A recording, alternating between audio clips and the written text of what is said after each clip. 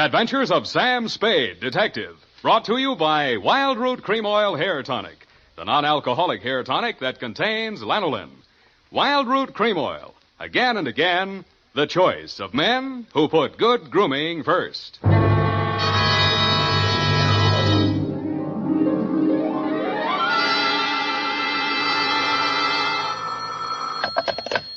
Sam Spade Detective Agency. Are you still there? I believe that interpolation is hardly rhetorical, Mr. Spade. To what have you been up, if you'll pardon the expression? And has that girl regained her facilities? I wouldn't know, but her faculties are as good as ever, if you'll pardon the expression. Mr. Spade, sometimes I think you're a regular philanthropist. Don't you mean philanderer? How much money did you make out of that case? Well, I broke even anyway. That's what I mean. You're a philanthropist. Well, you know best, Bernadine. By the way, was that man really murdered with a buzzsaw, or was that just publicity? He really was, Bernadine. Why? There just happened to be one lying around. Oh, I don't mean that. Why was he killed? For the wheel of life. Oh. You're not going to ask what that is? Some curio, no doubt. Listen, Bernadine, the wheel of life is, oh, well. I suppose I don't have to tell you to stay where you are. Just sit quietly with your book in your hand, and I'll be right down to dictate my report on the Wheel of Life caper.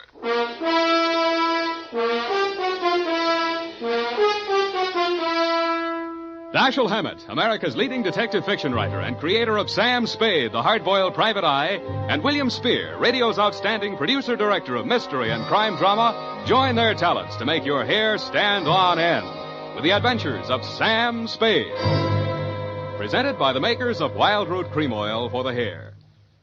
Come on, mister, give the gals a break. Treat 'em to a look-see at a really handsome head of hair. Neat, well-groomed hair, the way yours is going to look when you spruce up with Wild Root Cream Oil Hair Tonic. Famous Wild Root Cream Oil grooms your hair neatly and naturally, relieves annoying dryness, removes loose, ugly dandruff. So, how about it, men? Why hold off any longer when now's the time to get Wild Root Cream Oil Hair Tonic? Again and again, the choice of men who put good grooming first. And now, with Howard Duff starring as Spade, Wild Root brings to the air the greatest private detective of them all in the adventures of Sam Spade.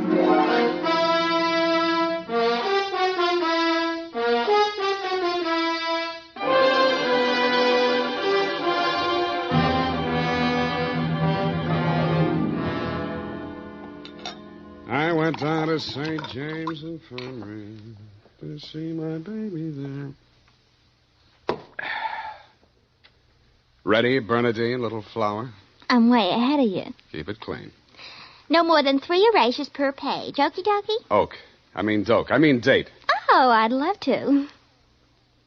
July 11, 1948. To Detective Lieutenant Dundee, Homicide Detail, San Francisco Police. Subject, the Wheel of Life caper. Now, don't go away, Bernadine. I don't know why these things always have to happen to me. Under private detectives in the San Francisco Classified Directory, they're listed somewhere in the neighborhood of 60 agencies, several with large display ads. But somehow she managed to find me. It's all so strange, Mr. Spade. I hardly know where to begin. Well, the beginning is always a pretty good place to start, Miss O'Farrell. Yes, the beginning. It was like waking out of a nightmare you can't remember. Everything seemed out of proportion. Even the buildings along the street seemed to be leaning at a crazy angle. And then I realized I was traveling down a hill. I looked wildly around for something to help me get my bearings, and there was a street sign, O'Farrell. It stuck in my mind, so I gave it to your secretary when she asked for my name. Uh-huh. What's your real name? I don't know. I don't know who I am, where I came from, or where I'm going. Mr. Spade, I'm so frightened. Now, wait a minute. A lot of people suffer from temporary loss of memory. Most of them recover. But amnesia is a sickness, and I am not a doctor. Oh. And you won't even try to help me? Well, I can give you the name of a good head doctor right here in the building. There's also missing persons. Oh, but I'm not a missing person. I'm right here. Yeah, I mean, where you aren't, somebody might be missing you, n'est-ce pas? But the police... Oh, I'd rather not. I might be wanted for some crime. How do I know? You sure you want to find out? Oh, yes, I do. It's terrible not knowing. But I want to find out for myself. Can't you understand that? What do you think I can do for you? You might save my life. From what? I'll try to tell you exactly how it happened. First, I looked at my watch. It was 3 minutes past 10. The cable car stopped at the corner and a man got on. I couldn't remember ever having seen him before, but then I couldn't remember anything. He sat down beside me and he caught hold of my arm. I tried to pull away. Well, you can see the marks where he... Yeah. Well, who was he? He acted as if I were... I think I know what you mean. Did you find out who he was? No, I was too frightened to speak. What did he say? He sort of growled it out of the side of his mouth, but it sounded as if he said, Lathrop wants to see you. Mm-hmm. You remember anybody named Lathrop? I can't remember anything before 3 minutes past 10 this morning. Well, let's go on with since then. The guy grabbed you, said somebody named Lathrop wanted to see you, and then what? Well, I went into a panic. I managed to jerk away from him, and I jumped off the moving car, and then I looked in the classified section, and I found you. Why me? I don't know. The name, I guess. A spade to dig up my past. Please, Miss O'Farrell. Do you think I'm very silly? No, I think you're very beautiful. I wish you could remember whether you're married or not. Oh, no. Well, at least I have no wedding ring. What have you got? I mean, besides what's visible. Well, I couldn't find much of anything. I went over my clothing. There don't seem to be any marks of any kind. Oh. Well, you got any money? Well, a little over $300. Let's have it. The purse, too. All right. Lipstick, aspirin, bobby pins, Kleenex. Nothing here that couldn't have been bought in any drugstore. Powder. Hey, what kind of powder is this? Then there was this in my coat pocket. A match folder. Sailor's Rest Bar, Hotel Calcutta, 1100 Embarcadero. Little number written inside. 120. What's that, a room number? I don't know. My purse, you have to destroy it. Here's $10 of your own money. Buy a new one. Wow. Did you find something? Coin, Chinese bit. Good luck piece, probably sewn in by whoever made it, maybe in China. That ring any bells? No. No, I'm afraid not. Shoe. What? Your right shoe. Let's see it. Take it off. You aren't going to tear it up the way you did the purse, are you? Dust. Plaster dust. Is that a clue? I don't know, is it? I'm not a detective. Well, you are in this case, baby. If it doesn't mean anything to you, it doesn't mean anything. Oh, it doesn't. That's everything. What am I going to do? Well, let me see. First, we better give you a name. O'Farrell's all right. You look like, Lana would do, but, well, that's in use. How about, Poppy for forgetfulness? Poppy O'Farrell.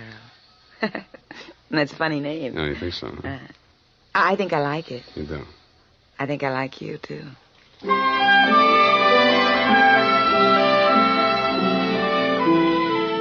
I liked her, too. There may have been blanks in her brain, but the rest of it figured. In the elevator, I started adding it up, and by the time we reached the street floor, it came to quite a tidy sum. Where are we going, Sam? Far, I hope. But first, we're going to find you a place to stay. Oh, yes, we must be practical. No use overdoing it, huh? Oh, no, Sam, I didn't mean... Wait. What's the matter? You remember something? That man, the one who followed me this morning, he's standing right out there waiting. The one in the straw hat leaning against the newsstand? Yes. Where are you going, Sam? You stay here. I just remembered something I hoped I could forget. Hello, Shuggy. What brings you back to town? Do I know you? That doesn't matter. I know you. The name you were using when you blew this town was Shuggy Bellows. You wouldn't take the risk of showing your face here again unless the caper was worth it. You got a big nose. Keep it clean. You've been tailing that girl all day. Why? Dame? What dame? Who's Lathrop? I don't remember. Okay, I'll give you a chance to think it over. Hey, officer! You dirty shamus yelling down. No, you don't. Come here. What's going on here? Break it up. Oh, Mr. Spade.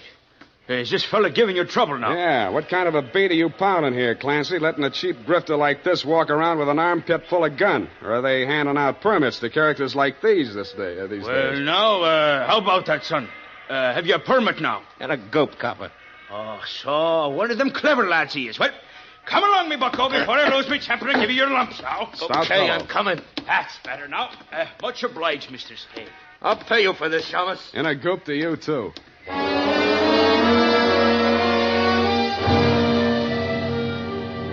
I was sure he would, but I was also sure that I wouldn't have to worry about him for the rest of the night. I checked Poppy O'Farrell in at the Belvedere, locked her in her room, and told Tiny Stover, the house dick, to keep an eye on her. When I left him, he was, and he seemed to be enjoying his work. Then I headed for the Embarcadero.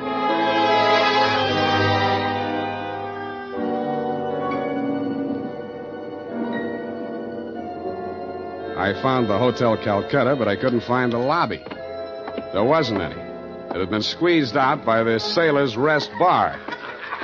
So I tried the bosun-type bartender. Howdy, mate. You got business aboard? Yeah, where do I find the purser? Hey, went ashore. All the officers went ashore except the janitor. He's passed out in his bunk. Oh? How about the passengers? You're in the thick of them right now. They spend most of their time and their money right here. Which one belongs to 120? You a dick? Yeah, but I got $10. Well, what I can tell you ain't worth it, but thanks anyway. He stayed in his cabin. I only saw him at once. That's when he went ashore. I says to the deck steward, that's room clerk to you. It was a general. He says, name of Korolenko. I noticed him because he was a real creep, see? 6'4", a solid brass. His head stuck up in the air, and he didn't move nothing from his stern to his shoulders. A real Frankenstein. Do I keep it then? Yeah. Do I get a look at his room? Yeah, sure. Go ahead. Who's stopping you?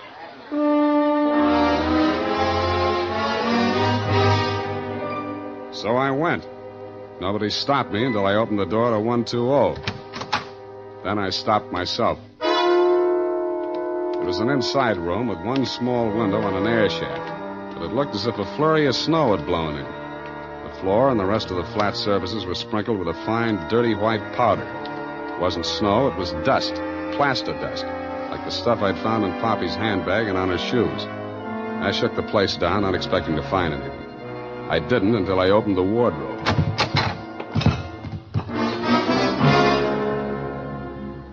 It was the body of a well-dressed ship surgeon, but his uniform was rumpled, torn, and bloodstained. From the look of him, his throat had been cut. I wondered if Poppy would be able to jog her memory that far back. When I found the murder weapon, I hoped she couldn't. I really did. It was not a knife. It was not even a razor. It was an electric buzzsaw. That tore it.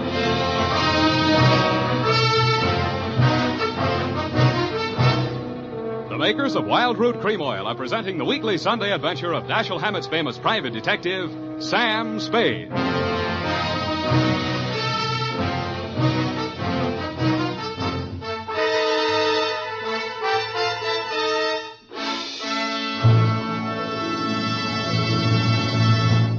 If you want the well-groomed look that helps you get ahead socially and on the job, listen.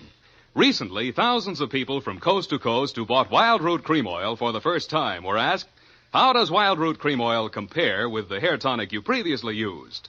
Better than 4 out of 5 who replied said they preferred Wild Root Cream Oil. And no wonder. Wild Root Cream Oil grooms the hair neatly and naturally, relieves annoying dryness, and removes loose dandruff. What's more, non-alcoholic Wild Root Cream Oil is the only leading hair tonic that contains soothing lanolin. So ask for Wild Root Cream Oil Hair Tonic. Again and again, the choice of men who put good grooming first. By the way, smart girls use Wild Root Cream Oil, too. And mothers say it's grand for training children's hair.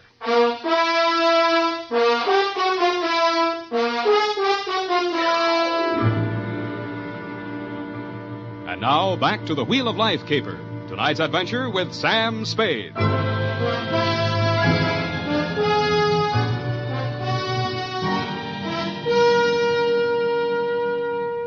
Times being what they are, I could use a little publicity. And so could you, Lieutenant Dundee, what with the elections coming up and you with no promotion all these years.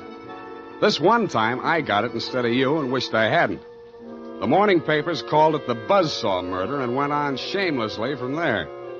Horror killing related by Private Eye. Stan Slade, ex-Pinkerton man, mum on mystery woman. Elderly sleuth, dodges photographers, denies hotel visit, was in bed with Apple and good book, says Peeper. There wasn't a word of truth in it, mainly because nobody could get at the facts. I wasted most of the day down at headquarters trying to find out what name Shuggy Bellows had been booked under. Then I dropped in at the Belvedere. Poppy had checked out. I decided to go back to my office and drink poison. I hardly got the desk drawer open when a sobering influence walked in. It was a Mr. 6'4" of solid brass, the Frankenstein who had been described to me by the bartender as the occupant of room 120. Excuse me. I am Korolenko. Please, I shall sit down. I am so heavy. Make yourself at home. Oh. Mr. Spade, Slade. Excuse me, I am so heavy. I am Korlenko. So you told me. I am really Spade myself. So, why are she hiding from me? Who? That girl, Miss Paget. Her I am paying 1 month in advance, $300 American. Me, she have dessert. I am not rich, only moderately wealthy. But you understand, it's not question from money alone. That ship's doctor, he was most kind to me. He cared to me even after I arrive. Now he are dead for his pains, his dirty trick. Yeah, I know how you feel. Now, if you'll take it a little easy, I think we'll get farther. You say this girl's name is Paget, and she traveled with you. From Macau, where she is the Florence Nightingale for Portuguese hospitals, forcing me to employ her, all others being Chinese nuns. That figures. You sick? No, only I am so heavy. They are breaking my back in traffic accident, rickshaw collusion. You're wearing a plastic cast? Yes, like a turtle, I am closed with my neck sticking out. Look, see? Now it is better as before. The ship's doctor trimmed the rough edges with buzzsaw. Buzz, buzz, buzz, I can walk. But it's like suit from armor, for which I alive. Look.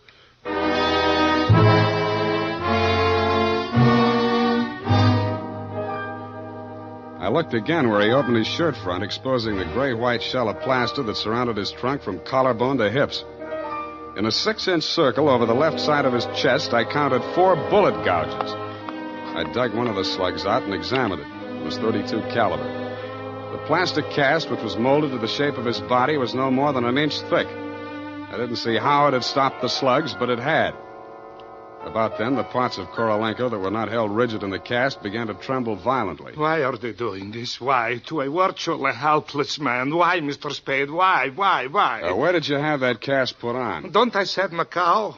The Portuguese hospital there? The same. They are hanging me up with the neck and plastering me. Comes great pain, they put me to sleep from anesthetic. I are waking up in ambulance arriving at shipboard. Why you wish I should tell you my operation? More important things we should be discussing. I think so, too. I think Miss Paget and her friends had something they wanted to smuggle out of Macau and into San Francisco, and you're it. Oh, excuse me. I am not comprehensible. Look, I mean, while you were out with the anesthetic, they planted the goods, whatever they are, in or under your cast. Oh, that is why I am so heavy. The wheel. The what? The wheel. Look, I'll show you. He hauled a manila envelope out of his overcoat pocket and waved it in my face. I took it over to my desk and fished out the contents. It was a set of X-ray films. 3 of his spine, showing the fractures, 4 of the skull, 3 I couldn't figure out, and 1 of his rib cage. Only something new had been added. In silhouette, it looked like the wheel off of a child's wagon. What is it, this wheel? What to do? 6 months I must remain in this straitjacket. If I remove it, I die. If I keep it on, they kill me to get their smuggle. Well, you look to me like the luckiest man alive. That wheel, or whatever it is, saved your life by stopping 4 slugs. But still I shall die. How shall I die? When shall I die? Your best advices, please. Korolenko, I think you better die right now. Excuse me? It's the only safe place for you. The morgue.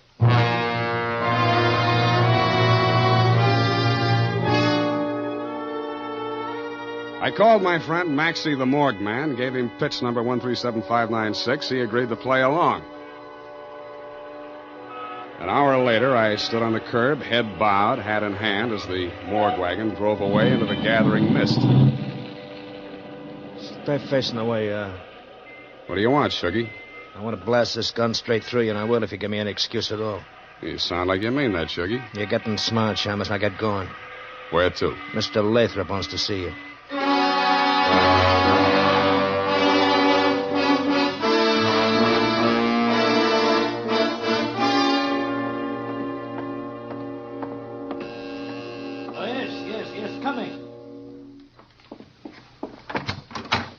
Shuggy, dear boy, you've not failed me this time. This will be the fabled Mr. Spade, eh? Come in. Ah, sit down, Mr. Spade. We'll talk. Tell your Gunzel to get that pistol out of my ribs. Oh, yes, indeed, Sugar. You mustn't overdo it. And get him out of here. I'm tired and nervous, and my price goes up $1,000 every minute he's in this room. When I get to 10,000, I kill him. Then the price jumps to 100 to take care of me on a murder rap. I should ought to plug you downstairs. Come, Sugar, don't be ungracious. You wait in the other room now. Okay, it's your party. I'll get mine later. Oh, dear. His bite's much worse than his bark, Mr. Spade. Don't start boring me so early in the evening. I came here to talk about the wheel. Oh, so you know about the wheel. I do better than that. I've got it. That may well be, but do you know what to do with it? I got two possibilities. I can turn it over to the cops and you with it, or I can sit on it until it hatches. A quaint conceit, sir. Round and round the little wheel goes, and where it shall stop, nobody knows. That's where you're wrong. It stops right here. So you better start placing your bets. Just what do you mean by that, sir? There's part of it. What is it? It's one of the slugs you Gunzel threw at Korolenko. I got 3 more just like it that I dug out of him before he was carried to the morgue. Well, an advantage, I'll admit, but hardly worth your while to take advantage of. Don't be too sure of that. Just how much do you know about the wheel? So far, it's been worth 2 human lives to you at the risk of your own. That tells me all I need to know. Oh, no, not quite. Men have been killed in hold-ups for a few paltry sovereigns, but the wheel is a horse of another color. Let's not change wheel horses in midstream, Mr. Lathrop. Yes. You must understand that the wheel has no absolute definitive value. Monetarily speaking, the British Museum might pay close on to £5,000, hot as it is, for the privilege of returning it. Occidentals aren't the puka sahibs that they once were in the Orient. The theft of the wheel, if countenanced by the Western powers, would have most grave consequences. Most grave. Are you attending, sir? Wake me up when you get to the point. Well, the point, sir, is this. That little wheel of gold, is the wheel of life, which the Buddha himself is said to have received into his hands from paradise. Now, given such a relic, a few old Buddhist monks can set up a shrine which, even in the most miserable surroundings, can attract enough pilgrims to outgross Radio City, Madison Square Garden, and Miami Beach in season. To say nothing of Hialeah. Yes, quite. In short, we propose to act as booking agents for the wheel on a royalty basis with a percentage of the house. Mm-hmm. Why did you bring it to San Francisco? But good gad, sir. Were we to bargain in the Orient, we should be hacked to pieces in our beds. I'll settle for a lump sum and let you do the bargaining. And your price, sir? We can talk money later. First, I got to give the cops somebody for the doctor's murder and for Korolenko. Well, that ought not to be too difficult. When may I expect delivery? I'll check on it. I went down to St. James Infirmary. City morgue. Maxie, Sam Spade. Yeah, Sammy. Deal's okay. Send it up. The address is... Sam, wait. Yeah? Sam, he ain't here no more. What happened? Somebody claimed him. A girl. Said she's his daughter. What did he do? Went on playing dead like you told him to. Maxie, where did she send him? Avalon Mortuary, corner of Lynch and Haight. Okay, by the way... Yeah, Sammy? Maxie, put some clean sheets in that morgue wagon, size 16. I may be your next passenger.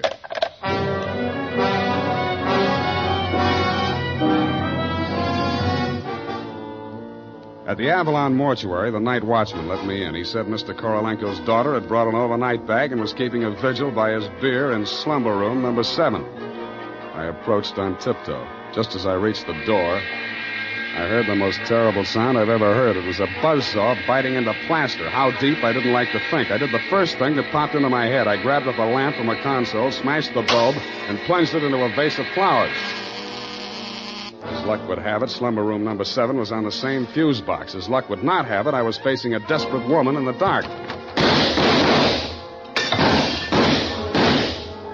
I hugged the carpet while she emptied her gun. I hoped she didn't have a spare. I forgot about the buzzsaw. The room lighted up momentarily from the lights inside my head, and I staggered back against the wall. I waited for her to get her bearings again. There was no hope of me getting mine. Then I heard a big, hollow thud. The whole room shook, and the lights went on. Poppy O'Farrell and/or Paget lay on the floor under the stony weight of Korolenko plus 60 pounds of plaster. Get up!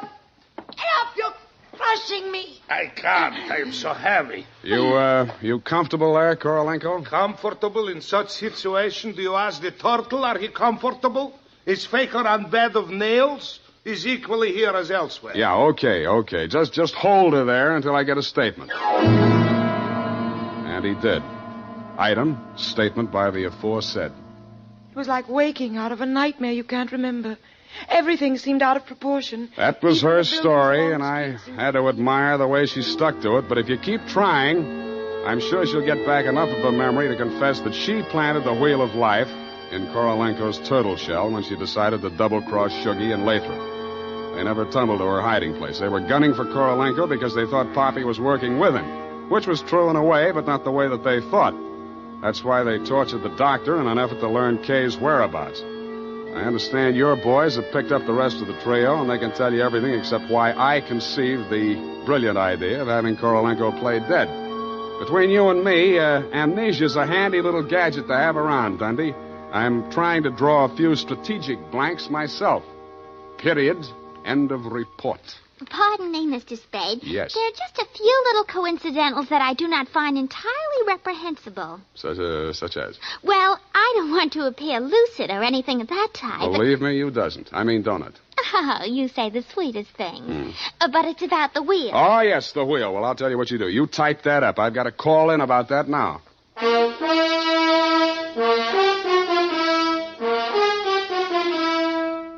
Tonight, when you're making out your must-do list for tomorrow, why not include a reminder to get Wild Root Cream Oil for the hair? Honestly, man, you'll be delighted with the neat, natural way Wild Root Cream Oil grooms your hair. The way it relieves that annoying dryness and removes loose, ugly dandruff. Just try it and see if I'm not giving you a good steer. Make a note right now to call at your drug or toilet goods counter for Wild Root Cream Oil. Get the big economy bottle and the handy new tube that's easy to pack when you travel. Also, ask your barber for a professional application of Wild Root Cream Oil Hair Tonic. Again and again, the choice of men who put good grooming first. Did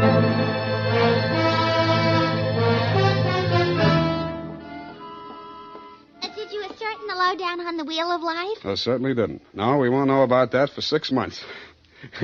Because definitely, that plastic cast has to stay on him. Doctor's orders, you know. Oh, but I won't be here 6 months from now. You can say that again. But I won't be here 6 months from now. Stop repeating yourself. But you just said you can say that again. Yeah. Just as distinctly as if I was sitting here. Uh-huh, that's what I like about you, Bernadine. A woman of distinction, that's what you are. Well, if you want to take me dancing, why don't you just say so? Bernadine. It's leap year, and I always say discrimination is the better part of value. You are absolutely corrupt. Well, I'm glad I'm right about something. Good night, Mr. Spade. Good night, and I'll say if it kills me, sweetheart.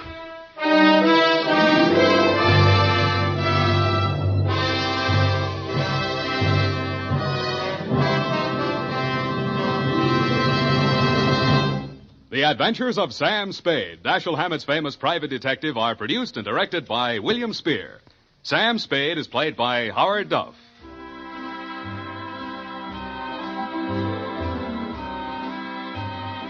The Adventures of Sam Spade are written for radio by Bob Tallman and Gil Dowd, with musical direction by Lud Gluskin. Gil Dowd directed tonight's broadcast in William Spear's absence. Join us again next Sunday for another adventure with Sam Spade, brought to you by Wild Root Cream Oil. Again and again, the choice of men who put good grooming first. This is Dick Joy reminding you to get Wild Root Cream Oil, Charlie. It keeps your hair in trim. You see, it's non-alcoholic, Charlie. It's made with soothing lanolin. You better get Wild Root Cream Oil, Charlie. Start using it today. You'll find that you will have a tough time, Charlie, keeping all the gals away. Hiya, Baldy. Get Wild Root right away. If you're thinking of volunteering for the U.S. Army or Air Force, here's a word of reassurance. As an Army and Air Force man, you'll become a skilled professional in a specialized field. The training you get will always be useful, not only in military, but in civilian life as well. This is CBS, the Columbia Broadcasting System.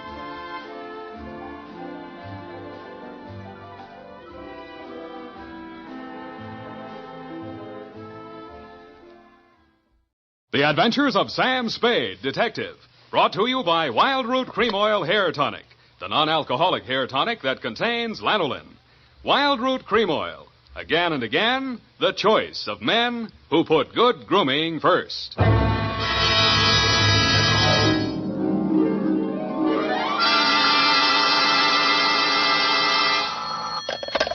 Spade Detective Agency. Bernadine, anything wrong? You sound almost human. It's not Bernadine, Sam. It's me, Effie. F! But I'll tell Bernadine about your compliment. How are things? Well, I've made out as best I could. I don't want you to think that I begrudged you a vacation. After all, you have worked hard. You did deserve it. Sam Spade, is that all you have to say to me? I'm not putting the blame on you. After all, it is a state law, so I can hardly accuse you of letting me down at a time when I needed you most. Well, you might at least ask me if I had a good time. I'm sorry if your conscience bothered you. Oh, well, it didn't. I had a divine time, and I met all sorts of interesting people.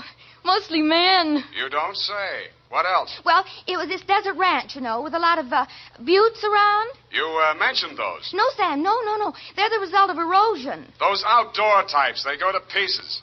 Sam, are you pulling my leg? Not over the phone, Effie, but stay where you are. I'll be right down to look at your snapshots. And when you have the time, I'll dictate my report on the missing news hawk caper.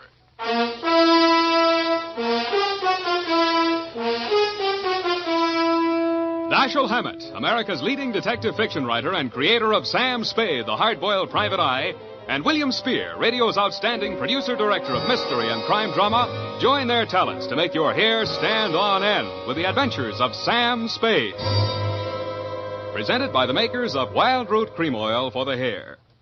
Wild Root Cream Oil. That's the famous name to remember, men, next time you buy hair tonic.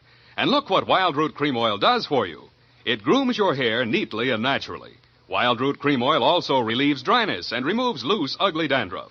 Yes, men, Wild Root Cream Oil is your shortcut to really handsome hair. So be smart. First chance you get Wild Root Cream Oil Hair Tonic. Again and again, the choice of men who put good grooming first. And now, with Howard Duff starring as Spade, Wild Root brings to the air the greatest private detective of them all in the adventures of Sam Spade.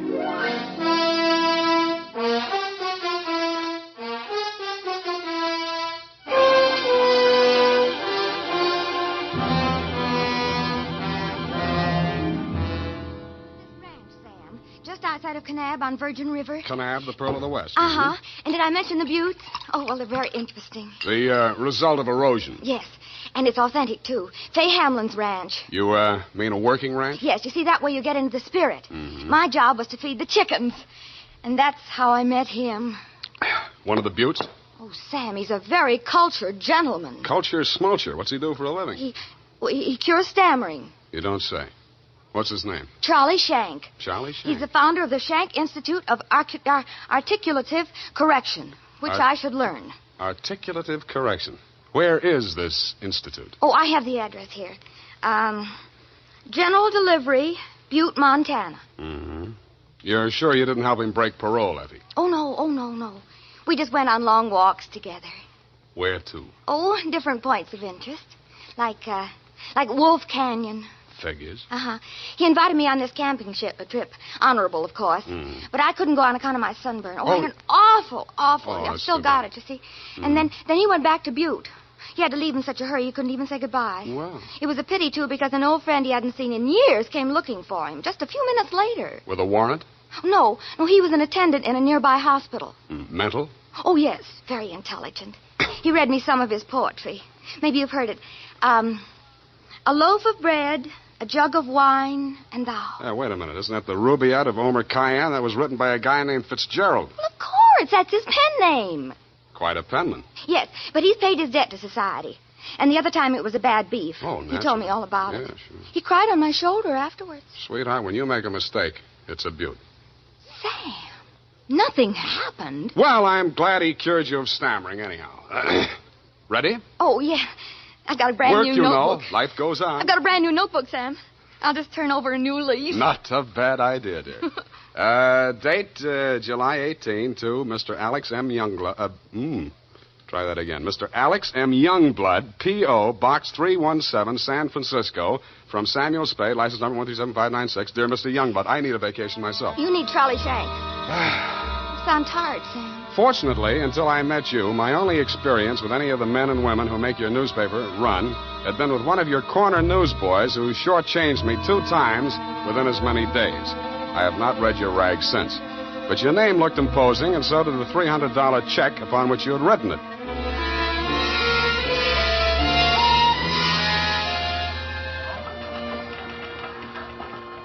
Per your instructions, promptly at 4 p.m. on the 15th inst., I munched through the litter of your city room toward a door marked A.M. Youngblood, publisher, managing editor, and city editor. I wondered if you were ambitious, frugal, or 3 men. I did not know that you had good taste until I saw the trim, 20-ish, and toothsome secretary in your outer office. Hello. You're new here, aren't you? Well, I'm not exactly here. I'm just here to see Mr. Youngblood. Oh. The name is Spade. Samuel Spade? Sam, except to my most intimate friends. Well, my advice to you, Sam, is to beat a hasty retreat. He's in a foul mood. Oh? Why? Is he blind or older than he feels? I refer, of course, to your spectacular charm, Miss, if I may call you Miss. Please, this is neither the time nor the place. My name is Phyllis Watson, and my phone number is in the directory, if you're really interested. I could be. Thank you. And if a man answers, tell him you're my French teacher. Oui. You better go in now. If you're late to an appointment with him, you're through. Do you have any more words of wisdom? No, but I hope you can do something to improve his state of mind. He's been awful lately. Good luck, Sam. Thank you, Phyllis Watson. Come in, come in. There. 1 minute past 4. You must be Mr. Spade. That's right. You're almost late. Sit down, Spade. Cigar? No, thanks. Well, don't expect me to offer a drink. You aren't a drinker, I hope. You don't listen to the radio, do you? Well, you'll not drink in this office. Nothing here but a cooler filled with water from a clean, gurgling, laughing mountain stream. You sound like a reformed drunk, Mr. Youngblood. What's that? Well, it was a good many years ago. If you don't mind, I'll just paste up the weather report for my morning edition before we talk. Oh, you do that too, huh? Yes, obviously. And with good reasons. I remind myself that I was once a copy boy, and I find it a splendid way to, at least once each day, to lower myself to the level of the working man. There we are. Very hot in Phoenix, I see. Mm-hmm. Just what do you want a detective for, Mr. Youngblood? I was coming to that, Mr. Spade. Sorry. Now, well, first let me warn you that your assignment is a highly confidential one. They all are. In this case, a man's life may be at stake. Mm-hmm. The situation... My newspaper, at my order and under my guidance, has launched a campaign against crime. Not aimed at the petty criminal, but at the easy-living leeches at the controls of the rackets, the hoods in bankers' clothing, the mansion-house parasites who direct the pickpockets, the second-story men, the housebreakers, who gamble away $500,000 a year and pay income tax don't go to pieces. Of that amount. Yes, I understand. You're after the boys on the safer side of the fences. Well, nicely put, Spade, yes. Thank you. Well, the long and short of it is this. The author of the expose series, Ray McCulley, my top crime reporter, has been missing for 2 days. I want you to find him. What makes you think he's still alive? Good heavens, Spade. Why must you suggest that he isn't? Because if I were a mansion-housed parasite in danger of being unhoused by a newshawk, I'd see said newshawk standing in a cement block on the bottom of the bay. I will accept that only when no stone has been left unturned. Every straw and every haystack has been searched. Every... nook and cranny? Yes. Sounds as though you need at least one police force, Mr. Youngblood. Now, why don't you just... No. Impossible. We've already had a brush with the police over the expose. I'll not be dictated to at this stage of the game. I started this investigation, and I'll finish it alone. Well, it's a pretty big order, Mr. Youngblood, but times are tough. I'll see what I can do. Good. I hereby turn over to you all the resources and power of this, my newspaper. When one of my reporters is in trouble or danger, sir, I will spend every penny of my fortune, if necessary, to deliver aid and succor to his side.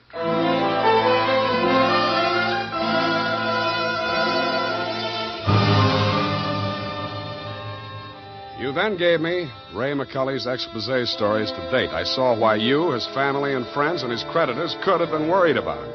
They were hot. One followed a stolen car from the time of the heist through the alteration of the body color, tire brands, license number, motor serial number to the time it was shoved onto a used car lot. They named names all the way through. And another did the same to the firm of Otter, Badger, and Mole, furriers, and alleged manufacturers of coats from clouted pelts. Ray McCully had dropped out of sight right after that story had been published. So I left your office hoping that I'd reach the address of Otter, Badger, and Mole before closing time. I did. The plushy showroom was occupied by a dozen attractive fur-bearing models, female, but wax. The live models, male, were wearing padded shoulders, pointed shoes, and coats tailored for underarm artillery. They would have looked more natural at Madame Tussaud's waxworks, Bertram the burglar section. Hey, oh, hey, what'll it be? Something for the little woman? Where do I find Mr. Otter? Are you the law? Leo sent me. He's in his office. Come on. Oh, wait a minute. Don't crowd me. You say you want to see the boss? On business. Stop nudging me with a rod. In there, hey, move. Okay. Hey, boss. Yes, Woody? Here's Joe here to see you. Leo sent him. I'll nudge him in, Woody. No nudging, Woody. Well. So Leo's sending a man to see me. I wonder why. If you'll comb this character here out of my hair, I'll try and tell you. Sit down, Woody. Thanks. You're new in town. Yeah, that's why Leo sent me. A local muckraker named Ray McCully interviewed you. He also interviewed Leo, but it didn't get printed yet. Leo wants to find him. So do I. How can I help? Well, he walked out of here, went to his hotel, wrote the story, and mailed it in. That's the last anybody's seen of him. Leo was just sort of hoping that you'd already taken care of him. Not yet. That's all I wanted to know. Thanks. Just a moment. Yeah? Leo's sending you out alone? Why not? That's a tough boy, that McCully. He's got plenty of protection. That's what you need. What kind of protection? Go along with him, Woody. Who, me? You're Woody, aren't you? Now, look, Mr. Otter, I don't want to look a gift horse in the mouth, but the way I see it, this is a lone wolf type caper. Hey, what's the matter, hey? You think I'm too good for you? Well, Woody, I wouldn't say that. Good. It's settled then. Take care of him, Woody, and don't mix it up with any of Leo's boys. If he's out to get that rat McCully, he's our friend.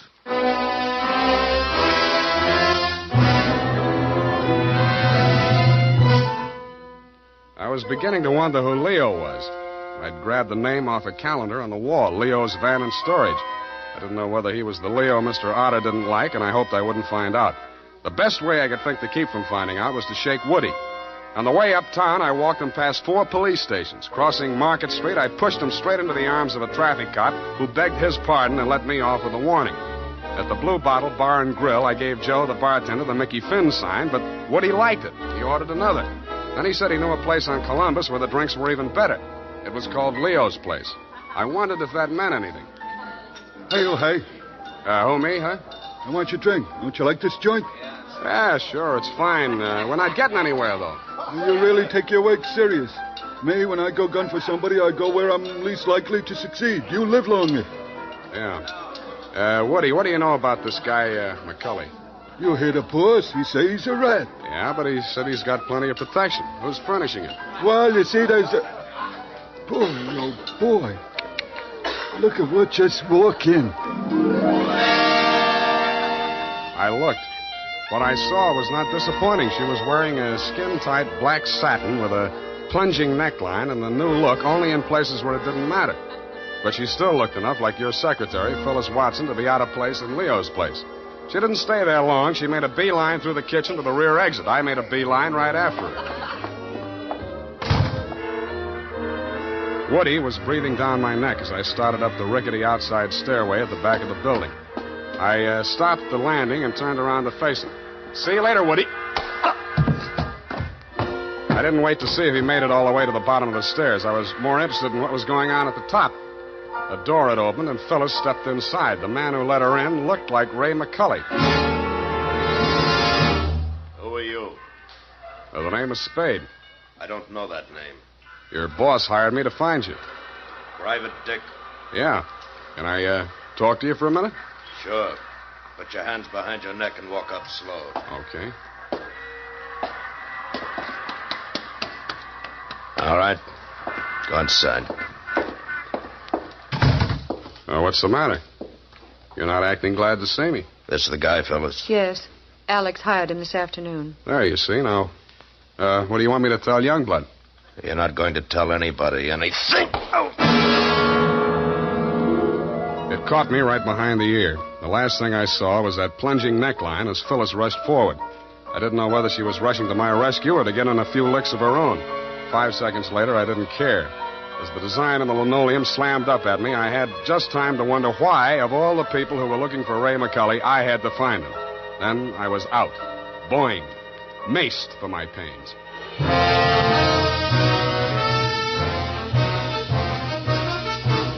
The makers of Wild Root Cream Oil are presenting the weekly Sunday adventure of Dashiell Hammett's famous private detective, Sam Spade.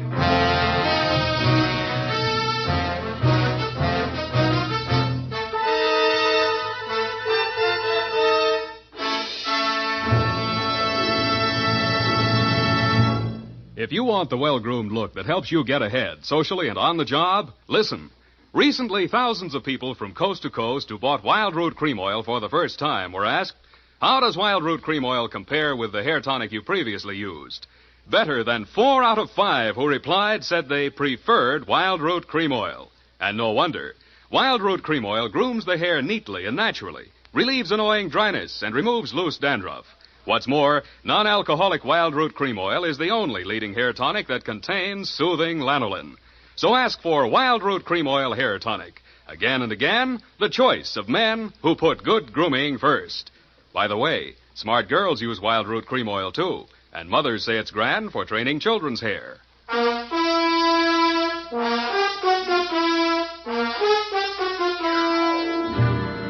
And now, back to the missing news hawk caper. Tonight's adventure with Sam Spade.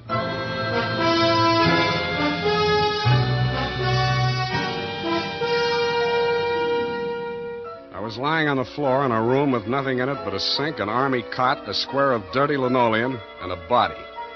I staggered to my feet, ran some cold water over my head, and took a closer look.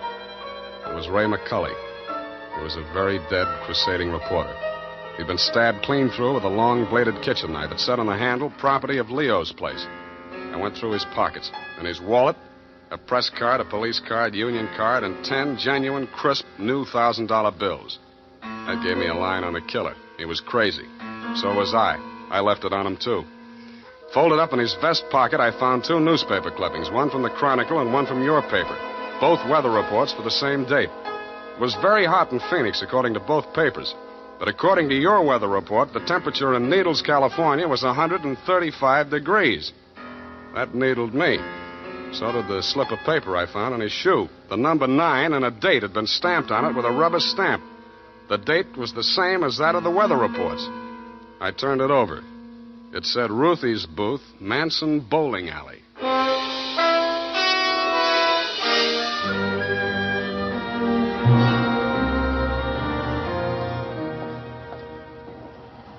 Don't tell me, let me guess. You're the cigar type. Coronas or Panatellas? Thanks, I'm just shopping. I got a nice line of notions. So have I. No, I mean the dolls, the Hollywood dolls. You know, for the bed. Only $1 plus tax. Very reasonable. Say, what's on your mind? Leo sent me. Oh. Are you going to collect the slips hereafter? Well, not tonight. You see, I'm sort of a troubleshooter. Leo's checking up on some of the numbers that didn't come out right. Listen, I'll tell him to his face I don't want any part of those wrong numbers. They're scary. Nuts. Who bought this one? Let me see. Oh, last Thursday. Oh, number 9. How can I forget? He put $500. And honest, if he's been around once, he's been around 100 times to see if it paid off. Did it? What's his name? Mr. Spinelli. He buys a slip every day. And if you ask me, he's learned a system. Because he's been winning, you know. Dimes and then $1 and then $5.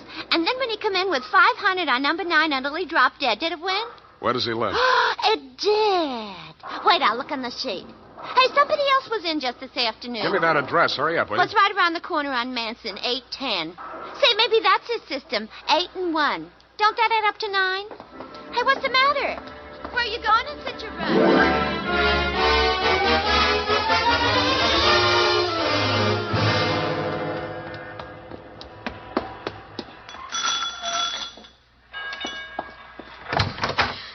Please, come back later. Tomorrow. Next week. Are you Mrs. Spinelli? Yes, please. I had so much trouble. Is your husband home? Oh, my poor man. They take him away. He's dead. Oh, I'm sorry. How did it happen? Who are you? I'm a detective. Maybe I can help you. May I come in? All right. Come on.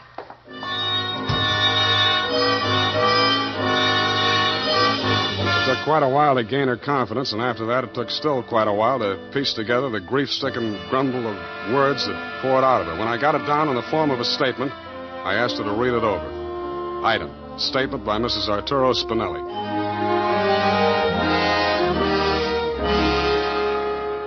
All the time he played those numbers, I told him they're just a bunch of gangsters. They don't let you win.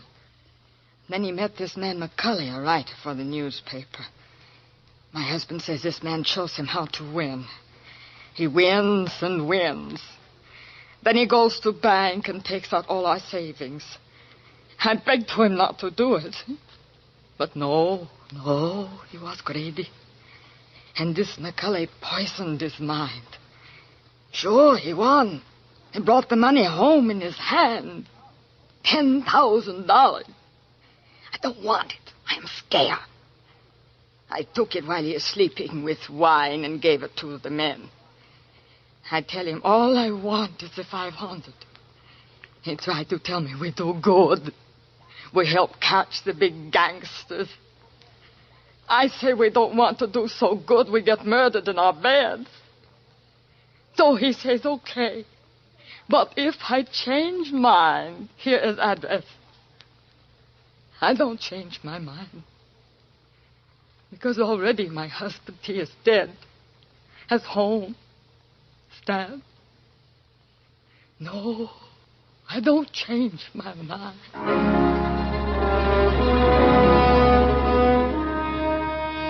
She signed it, and I left her alone with her grief. I wasn't working for you anymore, Mr. Youngblood. You hired me to find you a reporter, and I had. And I wished I hadn't. The rest of it I did for myself. You weren't in your office when I got there, but Phyllis was. I found her behind the city desk in the act of dropping tomorrow morning's weather report into the slot. I grabbed it out of her hand. What? Oh, it's you. Where's your boss? At home, I guess. We'll talk in his office. Come on. Sam, I can explain how I You're happened going to be... explain plenty before I'm finished with you. Sit down. Oh, you... Don't have to be so rough. What's the matter with you? Plenty. I'm stupid. I was stupid to take this job, and I was stupid to play it cagey with you. I should have beaten the story out of you before the trouble started. It's a little late in the day now, but not too late to send you up for McCulley's murder. Oh, you're insane. Ray McCulley was... I'm the only one who ever tried to help And you. I'm the only one who can place you in that room, not 10 minutes before the murder. I told you I can explain Stop why... trying to save your own skin. Spinelli was only one of a 500,000 poor dumb yucks that lose their nickels and dimes and dollars every day in the policy racket. Only he had the bad luck to win. There won't be any more lucky dead people like him if I have to make a patsy out of you to stop it. It won't stop it. Nothing will. Ray talked big and brave like you. Now he's dead. Yeah, with $10,000 dirty money in his wallet. I won't let you say things like that. Ray was an honest reporter, too honest. He thought Youngblood meant what he said about that cleanup campaign. Yeah, he did. He wanted to run this town by himself, clean up his competition. When Ray started collecting material on the numbers racket, he still thought Youngblood was on the level. But that was before he stumbled onto the thing about the weather reports. Yeah, that was a new one. The old Dutch Schultz mob used to add up the stock market quotations. If they cheated, they knew their customers weren't good enough at arithmetic to prove it. But who knows how hot it is in Phoenix unless they live there? I don't know what you're talking about. Listen, that's how the number game works, sweetheart. The suckers pick a number from 1 to 10, see? The operators tally up the slips, and the least popular for that day has to win. The weather report doesn't have to pass through the copy desk, and with Youngblood pasting it up with a few strategic corrections, it was easy to make their winners look as if they were on the level. Oh. But, of course, you had no way of knowing that. You only watched them do it day after day. You know, I couldn't understand why he did those things. It seemed silly falsifying a weather report, but it didn't seem as if it could do any harm. What did you meet McCulley for? To get your cut of the 10 grand Spinelli was killed for? How dare you? I went there to warn him about you. Who killed him? I don't know. You're lying. All right, I'm lying. But I can prove that Ray was on the level. I've got the proof right here. The whole story he wrote on the numbers racket, even naming Youngblood as the head of it, his own publisher. I went there to get it. I was going to take it to another newspaper. Why didn't you? I can't tell you that. You don't have to. Mrs. Spinelli was confused, grief-crazed. She had to put the blame on somebody, and when she did, she got her revenge the only way she thought she could. She may have been right about that, but she killed the wrong man. Why didn't you tell me you knew who killed Ray? I wanted to give you a chance to tell me yourself. I'm glad you didn't.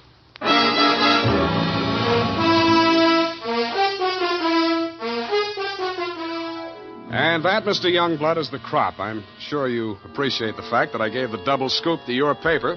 Like Mrs. Spinelli, I have my own ideas of vengeance. Besides, it may up your circulation a little, and you can certainly use a little extra money for your defense. By the way, who's Leo?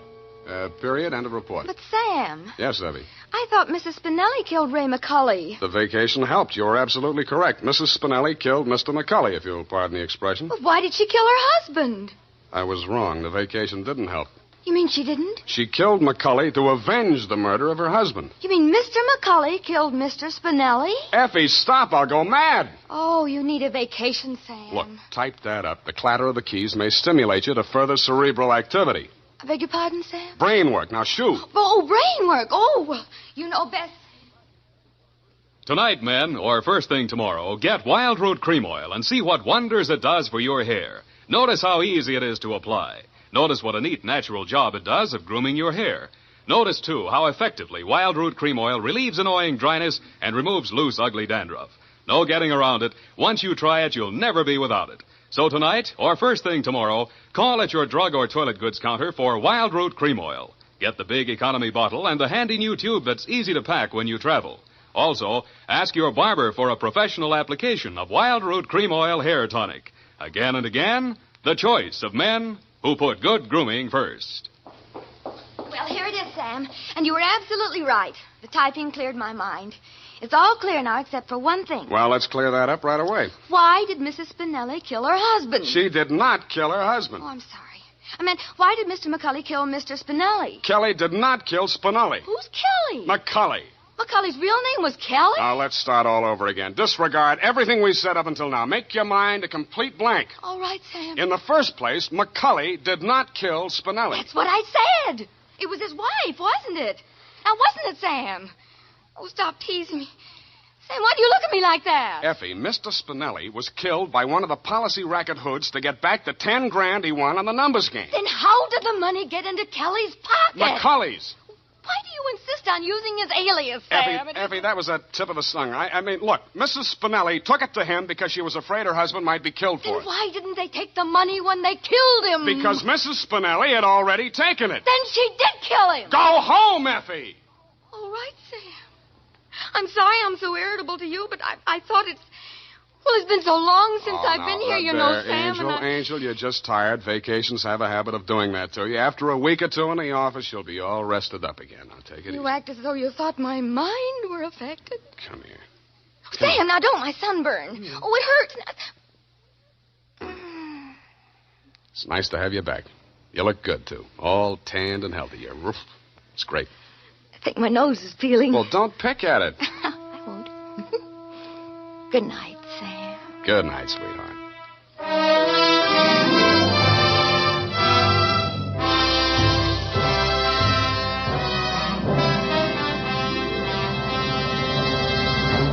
The Adventures of Sam Spade, Dashiell Hammett's famous private detective, are produced and directed by William Spear. Sam Spade is played by Howard Duff. Lorene Tuttle is Effie. The Adventures of Sam Spade are written for radio by Bob Tallman and Gil Dowd, with musical direction by Lud Gluskin. Gil Dowd directed tonight's broadcast in William Spear's absence. Join us again next Sunday for another adventure with Sam Spade, brought to you by Wild Root Cream Oil. Again and again, the choice of men who put good grooming first. This is Dick Joy reminding you to... Get Wild Root Cream Oil, Charlie. It keeps your hair in trim. You see, it's non-alcoholic, Charlie. It's made with soothing lanolin. You better get Wild Root Cream Oil, Charlie. Start using it today. You'll find that you will have a tough time, Charlie, keeping all the gals away. Hiya, Baldy. Get Wild Root right away. This is CBS, the Columbia Broadcasting System.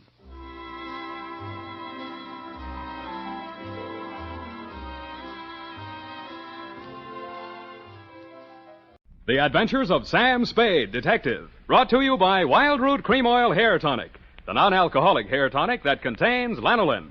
Wild Root Cream Oil, again and again, the choice of men who put good grooming first.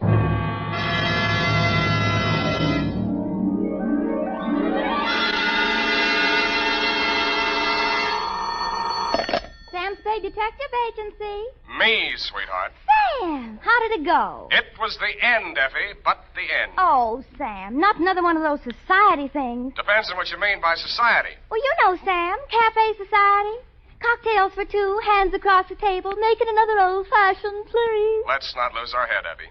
Nothing but double martinis, very dry, with 2 olives, sweetheart. 2 olives? Oh, Sam, isn't that overdoing it? It was all overdone, sweetheart. That's what cracked it. Now, stay right where you are. I'll be right down to mix up my report on the dry martini caper. Get it?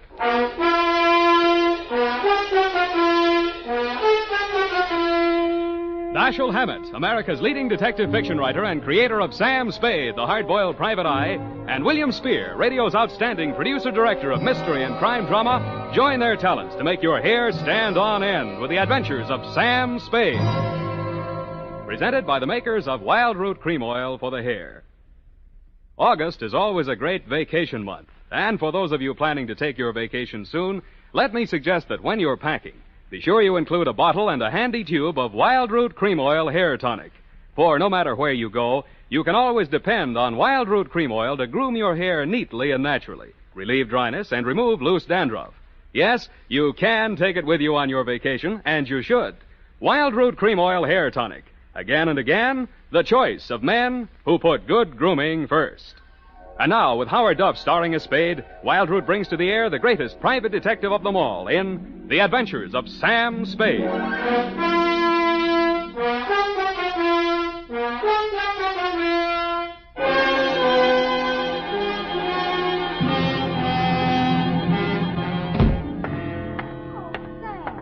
You look sober as an owl. Wise as an owl, sober as a judge, F. Oh. Well, the way you talked on the phone, I thought you'd drowned the shamrock, kissed the Black Betty, spliced the main brace, decorated the mahogany, made a Dutch bargain, or, in a word, gone to give a Chinaman a music lesson. Effie, I wish you'd spend more time with Harper's Bazaar while I'm gone and less with the thesaurus of slang. Didn't know I could say that. Are you sober? Well, I've been riding the choo-choo, drinking Adam's ale. And if you don't believe it, just ask me to walk a chalk. Okay, heelsy-toesy, arms akimbo, eyes glazed. Yes, Sam. Now then, tip of the forefinger to the tip of the nose. Oh, Sam, it makes me dizzy. Dizzy Gillespie? Dizzy go... Oh, Sam. Exactly. And you are not sewn up, shagged, shellacked, shickered, stuccoed, tap-shackled, stiffo, or real crazy. Well, you know best, Sam. Good. Now try this one. Yes, Prez. Sitting posture, limbs cruciform. What? Cheesecake style. Oh, Sam. That's it. Now place the notebook.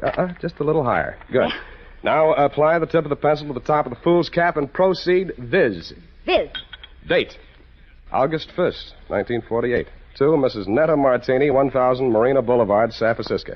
From Samuel Spade, license number 127596. Subject, Dear Netta. The first I knew of the caper was day before yesterday morning when I saw your husband's picture in the paper. It was one of those lovingly retouched executive-type photographs of a man in his late 40s or early 50s, graying at the temples and wearing an embalmed man of distinction look. The story was headlined, Corporation Head Waylaid by Mysterious Assailant. Chauffeur foils would-be kidnappers at offices of Martini Trading Company. The item under it wasn't as thrilling as the headline. Sounded as if he'd been knocked down for his wallet and the attempted kidnapping had been dreamed up by a bored city news reporter. I tossed it into the wastebasket along with my morning mail and went back to the Police Gazette. On page 3, the phone rang. Unique Garage, Harry speaking. Mr. Spade? One moment. Who's calling? Gordon Martini. Not Gordon Martini, the corporation head, waylaid by mysterious assailant. Chairman of the board, and there's nothing mysterious about it. Then what are you doing on this phone? I can't talk on the phone. Where are you? In a hospital? I left that pest house this morning. I'm at my residence, 1000 Marina Boulevard. Mm-hmm. It will take you exactly 20 minutes by cab. You will meet me in front of the building, and we'll have our conference in my car en route to the office. Where's your office? Downtown Post Street. Oh, why don't I meet you there? I'm a busy man. Have a full calendar. I'm already late due to all that hospital red tape. But I can fit you into my schedule if you'll hurry. Now, look alive, man. Well, it's a little early in the morning, but I'm trying hard. Good. What will you want for a retainer? I'll let you know if I decide to take the job. Fair enough. 20 minutes. I'll expect you. I should have looked more alive. It took me 2 minutes to get out of the street, 1 minute to flag down a cab, and 18 minutes to reach your address, Netta. A total of 21 minutes. As my taxi drew up to the curb in front of the canopied entrance to the corner apartment house at 1000 Marina, I saw your husband pacing indignantly up and down in front of the entrance, pausing only to glare at the outsized chronometer on his left wrist. His gray Homburg was perched atop an outsized turban of gauze bandage that decorated his head. You're Spade. You're exactly 1 minute and 22 seconds late. Hours are made of minutes, minutes are made of seconds. In killing this seemingly negligible interval of time, you have wounded an hour. Oh, I have? Well, I'm sorry. The traffic's pretty heavy out here this hour of the morning, you know. You should have started 1 minute and 22 seconds earlier. I'm sorry there was a bore on the telephone, kept talking about how valuable his time was. Yeah, well, don't apologize. Only waste more time. Now, here's your check, $100. My car's just around the corner. I paid that chauffeur a large salary. We mustn't keep him waiting. In the meantime, you may as well start earning your fee. I've been earning it for the past 22 minutes and 22 seconds. Wait. I suspected as much. Do you drive a car? Yeah, you mean one man drives all that? I see him, that rascally chauffeur of mine. Asleep in the back seat. All right, come out of there, you. Hey, watch it!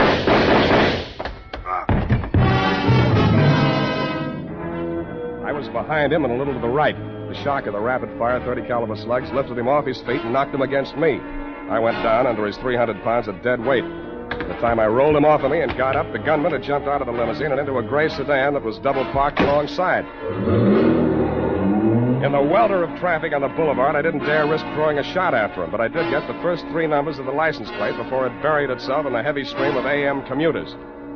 That's when the air changed from exhaust fumes to something out of a Persian garden. I turned and looked for the first time into your Nile green eyes, Netta, and saw you twisting a handkerchief in your pale hands I might have loved beside the Shalimar, but on Marina Boulevard they looked like hysterics dead ahead. Who did it? You saw him. Don't lie to me. Why don't they come? Where's the ambulance? Why are all those people standing around there staring at me? Make them go away. Calm down. Make them go away. I can't stand it. Now, stop it, will you? That's better. Now, come on over here. Who are you, his wife? Yes, and it was all my fault. This is the end. I called Ernie out the window and asked him to come upstairs. I wanted him to return some lingerie. They sent the wrong color, peach. Yeah. Who's Ernie? He's our chauffeur. I was looking for the exchange slip when we heard the shots. Is he dead this time? Yeah, they'll go to pieces. Poor Gordon, he had so many enemies. He didn't drink well, you know. People dropped us like flies. Well, they certainly dropped your husband. Are you a policeman? No, but I'll do until the real thing comes along, which is right now. If I were you, lady, I'd go back upstairs and relax. They'll get to you soon enough. Yes, I suppose you're right. Poor Gordon, he looks so natural stretched out on the pavement. Yeah. I keep thinking he'll get up and stagger on into the elevator. He didn't drink at all well. Go on, will you? All right, I'm going. Oh, Ernie, where did you go? Down at the garage. I heard a car driving. Poor Mr. Martini. It's all my fault. No, Ernie, it's mine if I only hadn't mislaid that exchange slip. What? You know, when I called you out the window to come and get that package. Oh, that. What do we got here? Who's the witness? Me. Oh, Spade. Lost another client, huh? Not quite. I hadn't cashed the check yet. Well, they got him anyway. All right, clear a space in there. Let him through with that stretcher. Step over here out of the crowd, Sam. I want to get this statement. Yeah. Okay, Gary, take it down. Got a pencil? Yeah, and I want it back. Let's have it. This guy is Gordon Martini. Mm-hmm. He headed up a local firm, the Martini Trading Company. Yeah. Last night he was working late at his office. Got boinged. All right. Phoned me this morning. Didn't know why. Thought maybe he wanted a bodyguard. Anyway, he needed one. Mm-hmm. Gunman was crouched in the back seat of the limousine, shoved the carbine out when Martini opened the door. Carbine, huh? Didn't get a good look at him. You could see why, the way it's closed in. No side windows. Foreign car, isn't it? Stop drooling. You can't afford one. You getting all this? What about the getaway? Martini fell on top of me. I saw the getaway car on the back of his head. Yeah. The car was a gray sedan. The back of his head was a standard make, too. Only got the first 3 digits of license plate, 5D9. 5D9. Anything else? Yeah, give me back my pencil. The homicide boys want some help. They know my fee. Mr. Spade. This is Martini. Why aren't you and Ernie upstairs getting your alibis shaped up? Oh, please, I can't face the questions just yet. Would it be legal if I just avoided them till I can collect myself? I don't know about legal, but it might be smart. Where can we talk? What do you suggest? Well, there's a little cocktail lounge up on Lombard where Ernie and I all... it's just around the corner. Very handy. Let's go.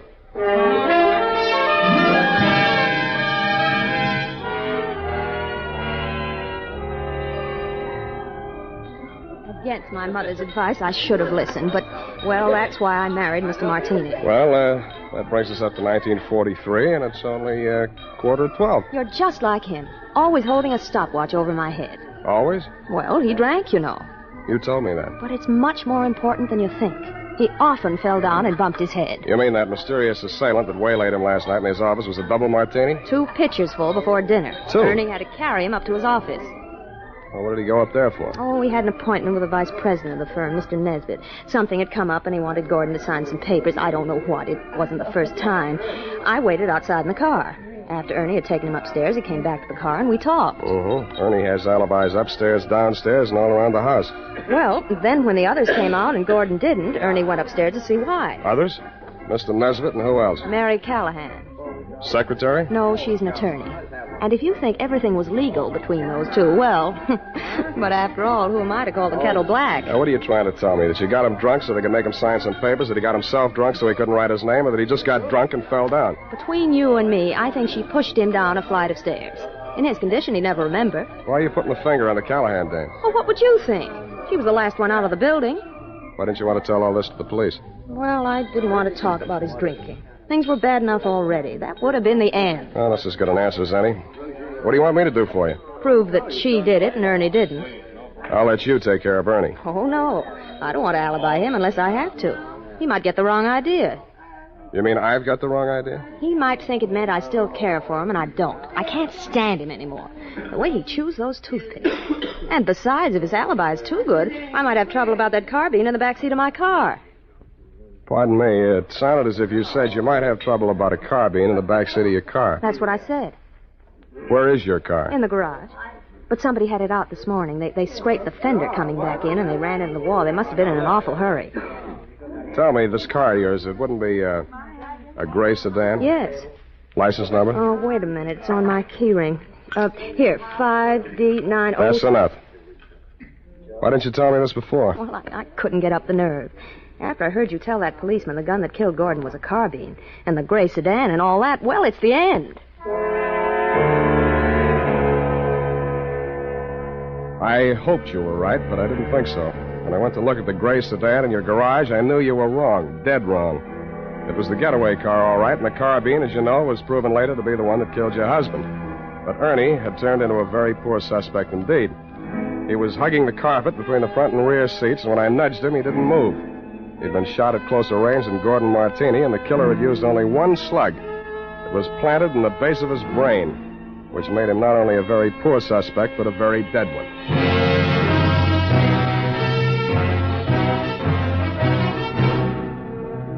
The makers of Wild Root Cream Oil are presenting the weekly Sunday adventure of Dashiell Hammett's famous private detective, Sam Spade.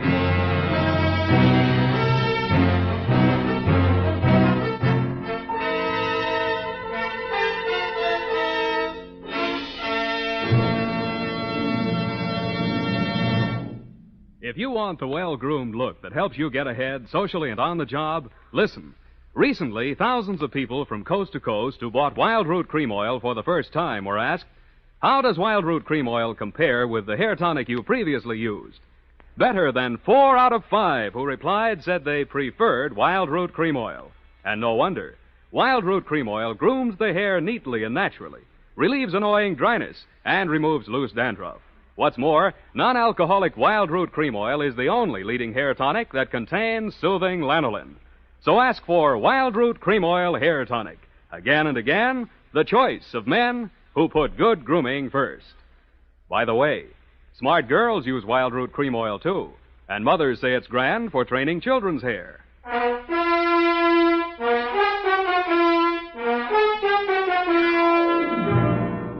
And now, back to the Dry Martini Caper. Tonight's adventure with Sam Spade.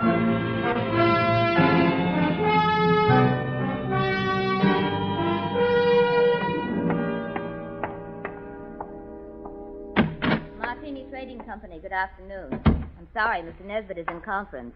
I'll see that he gets your message. Well, what can I do for you? I would like to see Miss Callahan. Miss Callahan is in conference with Mr. Nesbitt. Good. I would like to see them both. But I have orders not to disturb them. You do not have to. I will. Just a minute. You can't go breaking in like that. Yes, and I'll tell you something else. He won't ever get away with it. Why, everyone in this town knows about your underworld connection. Why, you doddering old fool, when I get through with you, if you don't go to the gas chamber for Gordon Martini's murder, you'll wish you had. If I go to the gas chamber, it'll be for killing you, not Gordon. Oh, you said it. Oh, why didn't I have witnesses here? Miss Callahan? Did you hear that? You weren't talking loud enough. I didn't hear a thing. Well, come on in here, and I'll tell you a thing or two. Close that door. Now, sit down. Thanks. I listen better on my feet. Oh, so you're the detective Netta Martini employed, eh? What's she paying you? That'll depend on how much I have to do for her. Well, I'll tell you how much you'll have to do for her. You'll have to make a case against me, and that's not going to be easy. Why do you think she's out to get you? Why, indeed. For years, this moth-eaten mouthpiece, this parboiled Portia, has been victimizing poor Gordon, taking advantage of his weakness for drink. Oh, Now that she's liquidated him, she appears with 55% of the common stock. Motive enough, eh? Why, you fraudulent old fool. I simply bought up his debts and threw an attachment on those stocks. Unethical, but perfectly legal. Look, Why, you're not even a proper thief. You're nothing but a bumbling old embezzler. Now, listen You had here. to tell because he was going to call in the auditors look over those books of yours. The Dean of Double Entry, Mr. Spade. Look, will you save this for the courtroom scene? Now, you've convinced me. You're both crooked. I'll see that you both go up for something. That's a promise. Oh, Mr. Spade, I gave you credit for better sense. Do you know that this Medusa of the magistrate's court, this harpy of the Hall of Justice, tricked him into changing the beneficiary of his insurance the very night she pushed him down the stairs? And you were all in favor of it when you thought you held the controlling interest in the company. Answer that. You see, Mr. Spade, he can't answer that. Good. I'm glad one of you is temporarily lost for words. Now, I only want to know one thing, and I want a straight answer, and if either one of you starts off on another speech, I'm going to push you into the nearest cloakroom and lock you in together. Why, you wouldn't dare. Try me, sweetheart. Well, what do you want to know about this Amazon ambulance chaser, this Trilby of the traffic court? Watch it. Well, what do you want to know? About Martini's insurance policy. Now, you say he changed the beneficiary. Please answer in 10 words or less. Who was the beneficiary, and who is the beneficiary now? I'll have to answer that question in two parts. The beneficiary was his wife. He changed it to the Martini Trading Company, a corporation of the state of California. Thank you, and goodbye, Mary Callahan.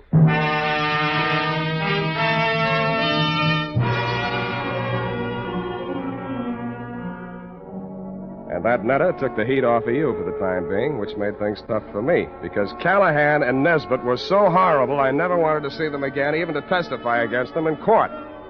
I was sure of one thing. None of you had pulled the trigger of that carbine. There'd been a hired killer behind it, and the way he operated, taking crazy chances in broad daylight in a crowded street, told me an important thing about him. That night, I made the rounds of the joints. At a plant called the Bing Room, I found a bouncer who'd tossed out a customer that'd run up a bill and tried to pay it with a $1,000 check. He sent me to the Atlas Hotel.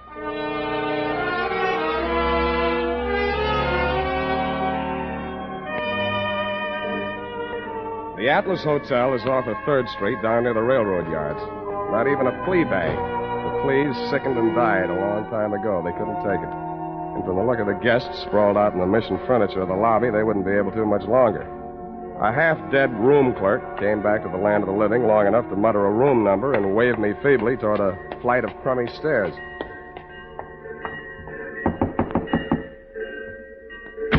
Yeah, what do you want? You, Hack Hartman? Hey, you got anything for me, huh? Yeah, I got news for you. Get back in the room. I'll tell you all about it.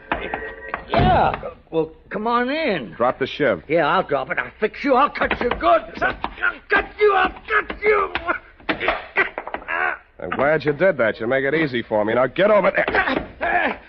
Leave me alone. Leave me alone. I'm not feeling so good. You can feel a lot worse. Who hired you to put the burn on Martini? You don't get nothing out of me. Who gave you that check? Oh, leave me alone. I got all night, Hack, and I feel better than you do.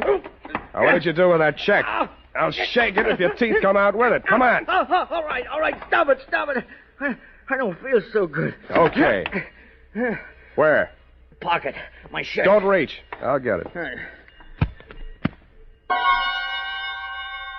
It was a company check, which is what I'd expected. It was for $1,000 drawn on the Golden Gate Trust and Loan. But I wasn't expecting to find the signature on the bottom line. It was signed in a bold, firm hand, Gordon Martini.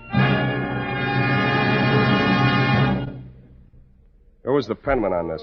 He wrote it himself. right in front of me. What was it supposed to be for? He wanted I should knock off his brother. You get mixed up?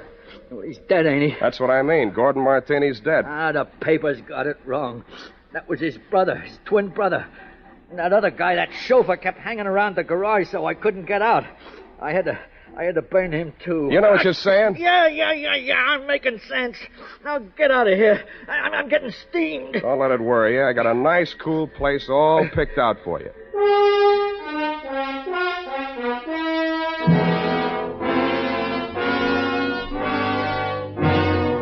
After I turned Hank over to the cops, I did what checking I could on my own at that time of night.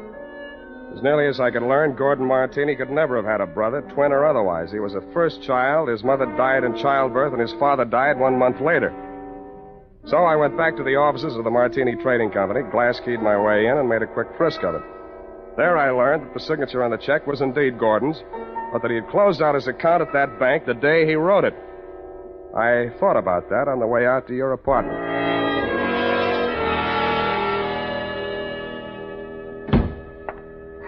Sam, I've been calling and calling, trying to reach you. I've been so worried. It's the end. This time you might be right.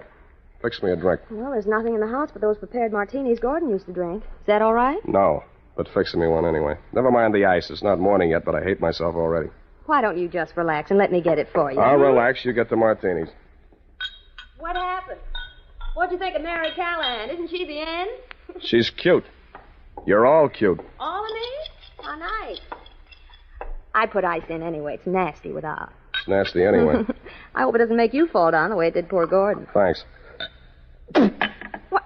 Well, what's the matter? Too dry? You open this bottle fresh? Why, yes. What's the matter? Where are they, the rest of the bottles? Oh, yeah. More of the same. Is this all your husband ever drank? Yes, gallons of it. It's a special brand. He even took it with him to bars and people's houses. He'd sit and drink them right out of the bottle like a little child. Then he'd be falling down drunk, of course. And that's how we lost so many friends. They dropped us like... Like flies. Yeah, it was the end. Who you phoning? City morgue. Maxie, Sam Spade. Sammy, what can I do on you? On Martini, Maxie. They got around to the autopsy yet? Yeah, they rushed him through. Got the report handy? Right in front of me. Funny thing, Sam. The doc said they should have saved themselves the trouble. He'd have been dead in a week or two without no help. What from? Brain tumor. Malignant, it says here. Any alcohol in him? None from drinking, Sammy. What about the head wounds? Accidental fall due to periodic fainting spells. Part of his condition. Thanks, Maxie. Well, what is it, Sam? Were the martinis poisoned? No, sweetheart. The martinis were colored water. Why, they couldn't. Well, what made him get so drunk? He didn't. He was sick. But, Sam, who killed him? He killed himself. But he couldn't have. He hired a gunman to do it. He planned his own murder. But that's... Well, why didn't he leave a note or something? He could have ruined us all. Come here, sweetheart. Put your little head on Uncle Sam's shoulder. Why, Sam... That's, just what he wanted you to do. He wanted to ruin you. He let Mary Callahan fleece him out of his interest in the company. He let Nesbitt juggle the books. He let you go your way with Ernie. He let all three of you fix yourselves up with as nice a set of motives for murder as a jury could ask for. Oh, it couldn't have... The real joker was the check he used to pay off the man he hired to kill him. It bounced. It also proved he'd planned his own murder. But he still has his revenge. Because the insurance that would have kept the corporation from going broke won't be paid off on account of a self-liquidating cause. Oh, Sam, darling, what's going to become of us all? Well, Callahan and Nesbitt will probably sue each other to death. You might have to go to work and earn a living. Well, I have $500. I might invest it in something. You already have. Here's my bill. But, Sam, you didn't help me. What? This is the end. No, it isn't, sweetheart. This is the beginning. Come here.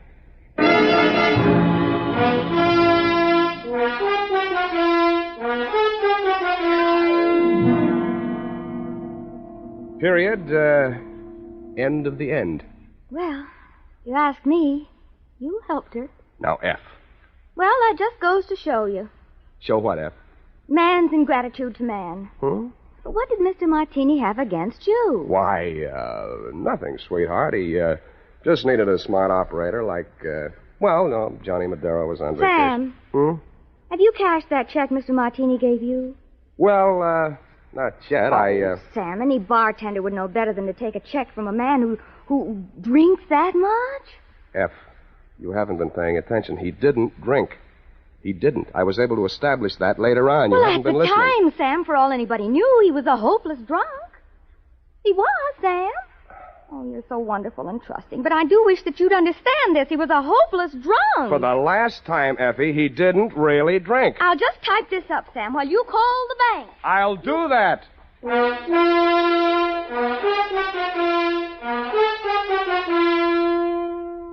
A final reminder, friends. Whether you're going on a long vacation trip or just a weekend to the beach, be sure you've got a bottle and tube of Wild Root Cream Oil tucked away in your suitcase.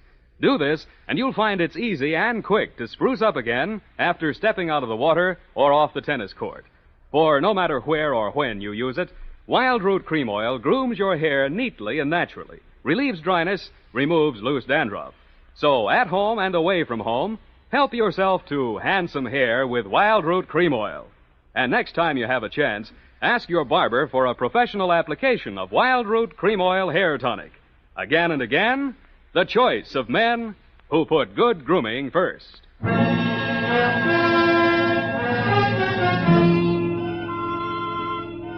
Well, here it is, Sam. I hope it was worth the price of the paper and carbons. You made carbon copies of that? An unimportant report like that? Oh, it bounced?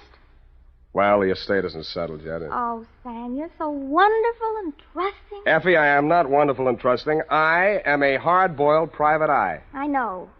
Just a pity there's no money in it. And I'm also two-fisted. Sam, Hmm? have you ever thought of ceramics? Of what? Ceramics.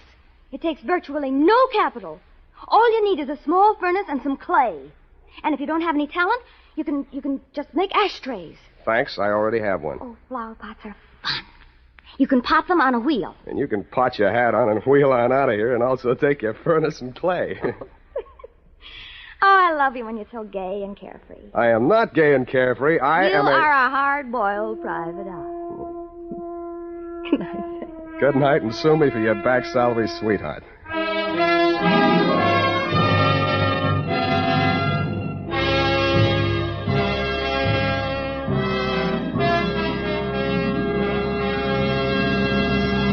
The Adventures of Sam Spade, Dashiell Hammett's famous private detective, are produced and directed by William Spear. Sam Spade is played by Howard Duff. Lorene Tuttle is Effie.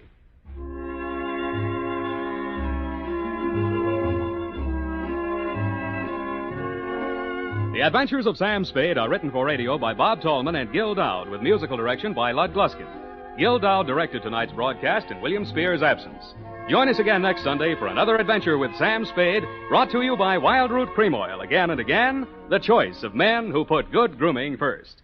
This is Dick Joy reminding you to Get Wild Root Cream Oil, Charlie. It keeps your hair in trim. You see, it's non-alcoholic, Charlie. It's made with soothing lanolin. You better get Wild Root Cream Oil, Charlie. Start using it today. You'll find that you will have a tough time, Charlie. Keeping all the gals away. Hiya, Baldy. Get Wild Root right away. This is CBS, the Columbia Broadcasting System.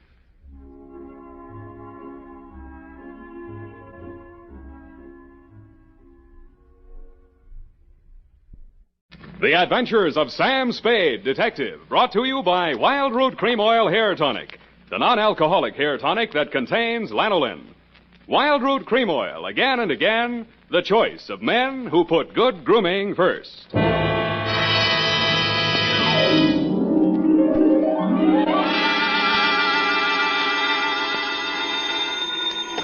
Sam Spade Detective Agency. Say moi, sweetheart. Oh, Sam, how did it go? Well, it wasn't exactly a 10-in-1 outfit. More of a mud show, dog and pony type, you know, rag front. Sam, what are you talking about? Hmm? And by the way, where were you last night? I missed the last bus in from the Cow Palace, so I had to do a star pitch. Connie talk, F. Oh, if you think I'm going to ask what a star pitch is, you're mistaken. What were you doing at the Cow Palace? Oh, just bulling around. Oh. Sam? Yes? Sam? Yes?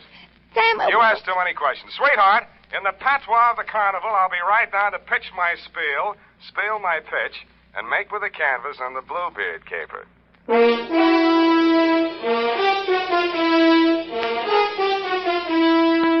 Dashiell Hammett, America's leading detective fiction writer and creator of Sam Spade, the hard-boiled private eye, and William Spear, radio's outstanding producer-director of mystery and crime drama, join their talents to make your hair stand on end with the adventures of Sam Spade.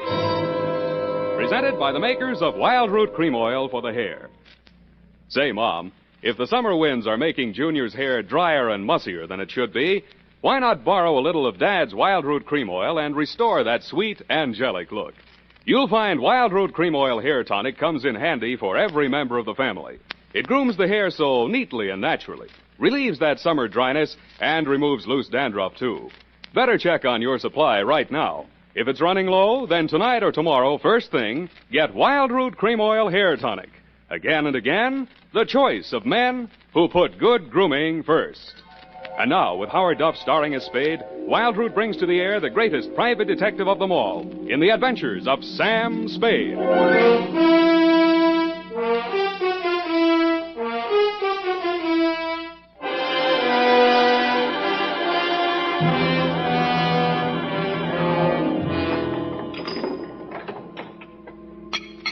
Ready, Effie? Yes, Sam.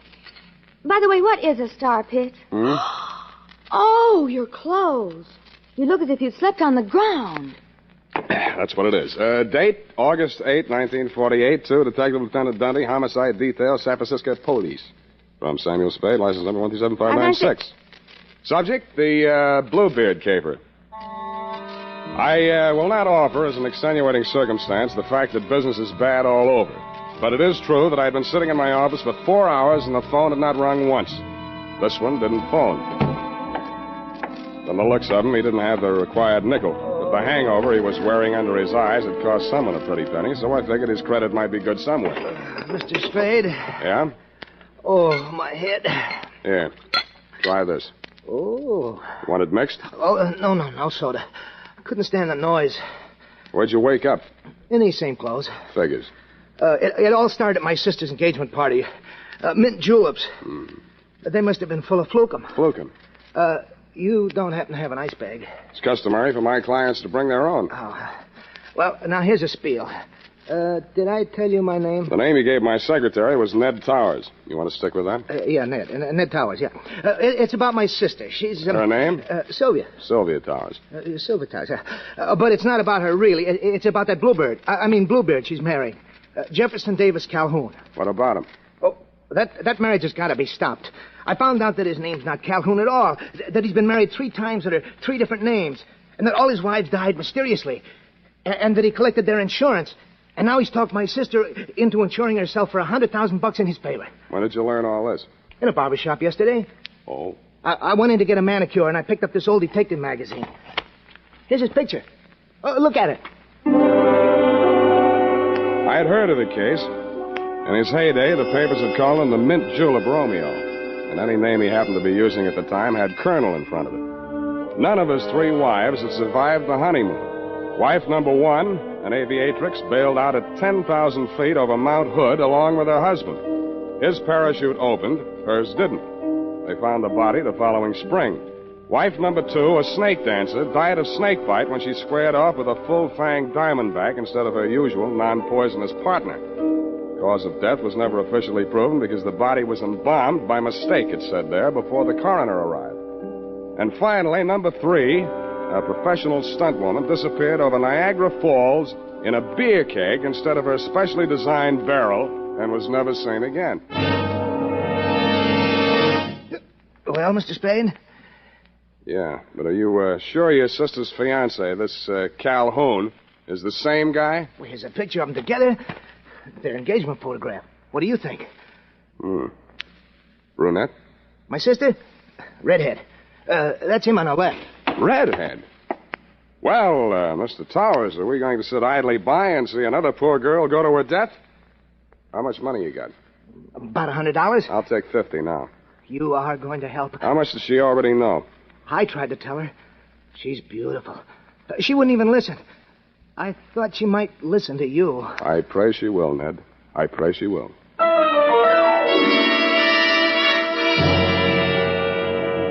There were two aspects of the case that I wanted to look over more closely. A, Sylvia's red hair, and B, the red splotches on my client's face.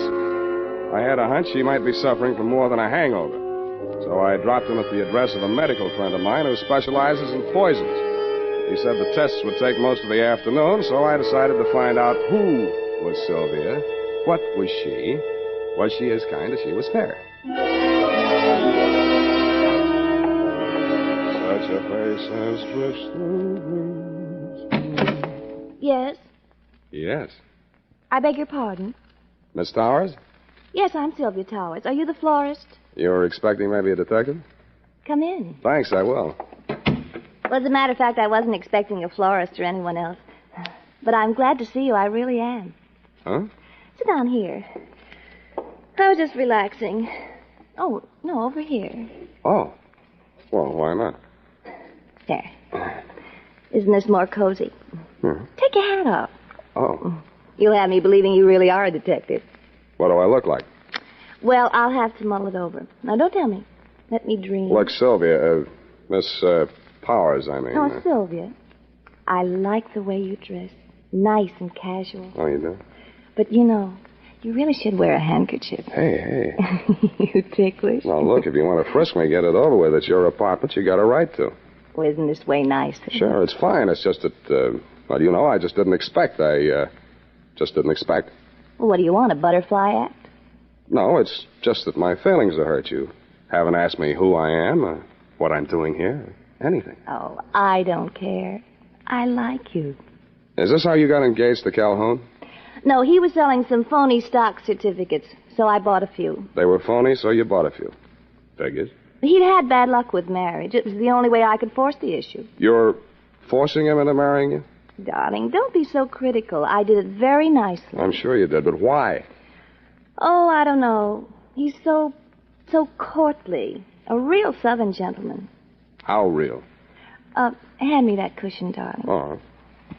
Oh, no, here, behind my head. Oh. Oh, that's better. Oh, don't go away. Why do you want to be number 4 on the Bluebeard parade? Oh, do you really think he did kill them? Oh, that's one of two theories. He either did or he didn't. Oh, I love your hair. So nice, bristly. Does this bother you? Yeah, but don't stop. Now, wait a minute. Look, I got my client to think about, and I'm trying to think about it. Darling. I didn't want to take this assignment, but he really seemed to be worried about you. Oh, now who on earth would be worried about me? I'm a little worried about you myself, and I'm not even distantly related to you. Well, don't say that yet. This marriage may not last long. Don't you say that. Oh, I know his marital life has been full of tragedy. But I'm not superstitious. I think I may change his luck. Okay, Sylvia, okay, it's your life. I told your brother I'd talk to you, and I have. My brother? Yeah, Ned. I think maybe your boyfriend tried to poison him last night. Oh, no. Oh, Jeff, you're just in time. Well, my dear, we will discuss this further in private. I have only this to say at the present time. In the South, it is not customary for a lady to receive a gentleman alone just prior to her marriage to another gentleman. But, Jeff... I know your motives were pure and innocent. Customs differ, that's all. I am Colonel Calhoun at your service, sir. I'll call you when I need you. I'm afraid I must ask you to remain. Sylvia? Oh, Jeff, I meant to tell you. It was just a flirtation. Yeah, that's I didn't all. think it... You mean she didn't think. He made certain proposals? Well, what could I do? What could she do? He said there were things in your past, Jeff. Yeah, that's what I said. Things that... Oh, well, there, my dear. It was blackmail. That's all it was. I did it for you, Jeff. Go to your did it for chambers, you. Sylvia. I will deal with this adventurer. If this were the South, there would be better ways, but never fear. Where there's a Calhoun, there, too, you will find Southern chivalry. Please. No, Jeff. Phone the police. Sylvia, I must insist that you do as I say. Very well, Jeff. You know best. Well, son, how about you and me putting our heads together over little old mint julep, huh? Thanks, I'm not thirsty. What's the pitch, Colonel? How come your girlfriend yelled, "Hey, Rube," just now? What is your asking price, sir? What's your bid? $5,000 now, $5,000 after she's buried, $20,000 after the insurance people pays off. No dice. Caper's worth $100,000. 50 for me, 50 for you. That is out of the question, sir. Okay, from here I go to the cops. Now, son, let's not be hasty about this. It will require a slight change of plan, but I reckon I can swing it. All right, 50-50. When are you going to knock her off? You want her to fly the coop? Is there another way out of here? Well, not that I know of, but she's crafty. She's crafty. Well, come on, let's get it over. Yes, you're right. Maybe now or never. That's right. Sylvia? Wait a minute. Huh? Come here. What is it? How are you going to do it? Well, hit her with this and then out the window. Let me see, then. Gee, that's got quite a heft to it. Where'd you get this sap? Souvenir of Niagara Falls. Know where you're going to get it? What are you, Yankee?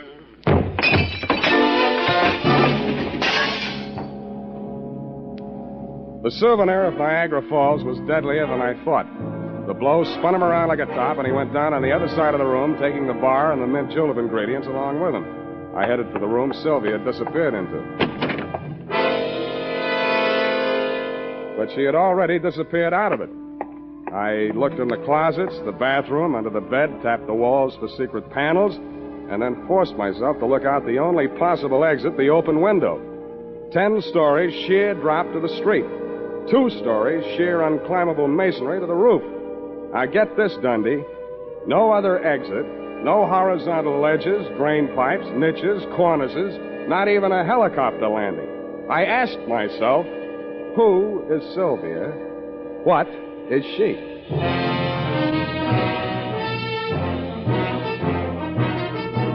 The makers of Wild Root Cream Oil are presenting the weekly Sunday adventure of Dashiell Hammett's famous private detective, Sam Spade.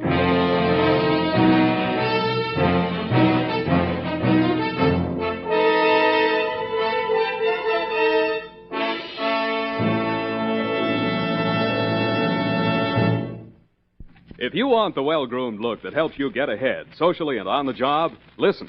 Recently, thousands of people from coast to coast who bought Wild Root Cream Oil for the first time were asked, how does Wild Root Cream Oil compare with the hair tonic you previously used?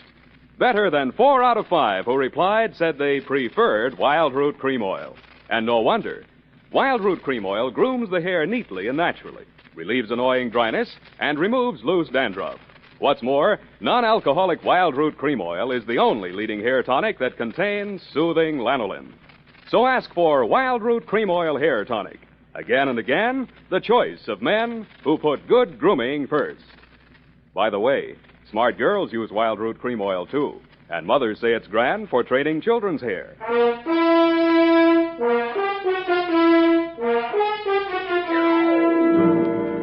And now, back to the Bluebeard Caper. Tonight's adventure with Sam Spade.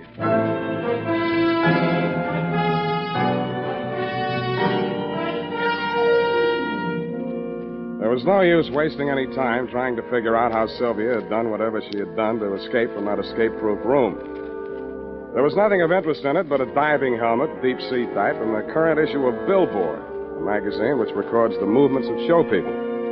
Under carnivals and tent shows, an item was circled. Colonel Carlisle's Colossal Carnival and Tent Show, which was currently playing San Francisco out by the Cow Palace. That reminded me of the Colonel in the next room.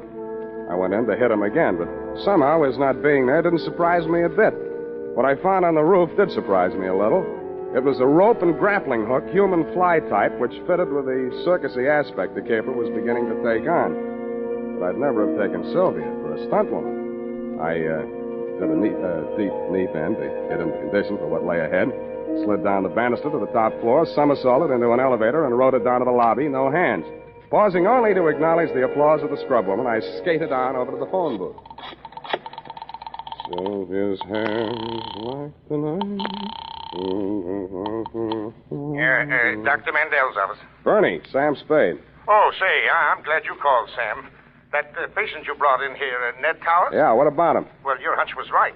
There was enough poison in him to kill him twice. Uh-huh. And that ain't all. He dead? No. Then what's all? Well, his stomach had enough foreign objects in it to keep all the newspapers in town in Monday morning feature stories for the rest of the year. What type foreign objects? Oh, glassware, spoons, hunting knives. Well, nothing valuable. Where'd you send him? Oh, he wasn't a hospital case, Sam. Enough poison to kill him twice, glassware, spoons, hunting knives, and not a hospital case, huh? The poison, he's developed an immunity. The other stuff, it's harmless. Harmless, huh? Do you want me to send you the complete report? No. Forget it, Bernie. You've given me enough. Thanks.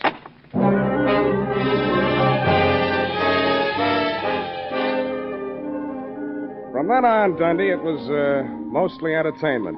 I headed for the carnival grounds outside the town, and Colonel Carlisle's Carlossal Carnival and tent show unfolded before my very eyes just west of the Cow Palace. And brought to you in the interests of artistic endeavor, Mademoiselle Mahala, the favorite dancing girl of the Sultan of Zanzibar, brought direct from the perfume gardens of the Mystic Orient. Every muscle of a gorgeous body shakes. And now, ladies and gentlemen, in the interest of science and the furtherance of national defense, one of the medical miracles of the 20th century. Ladies and gentlemen, a man with the iron stomach and the asbestos esophagus, Professor Dilator. Professor, if you please, give the folks a sample of your control over the fiery element. I will light the torch and hand it to the professor.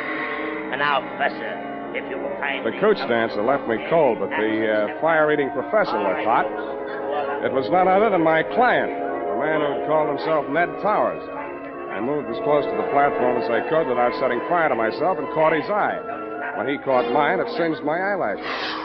Hey, Scramble, I got my act to do. I can't talk to nobody. Where's the colonel? There ain't any colonel, just for the banner tacking. Where's your sister?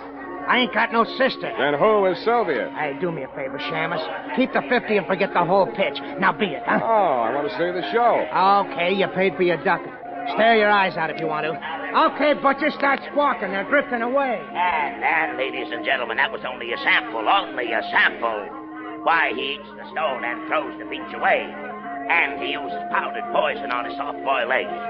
Now, tell me, if you will, is there a doctor in the crowd? I drifted on down the midway. There was Boona Boona, Nature Boy, Gilda and Hilda, the Siamese twins. There was Shorty, the fat man, and Fatty, the short man, a bearded lady, and several natural freaks of nature. At the very end, there was a big canvas enclosure. The act was called the Three Death-Defying Darlings. From the noise inside, I judged that to be an understatement.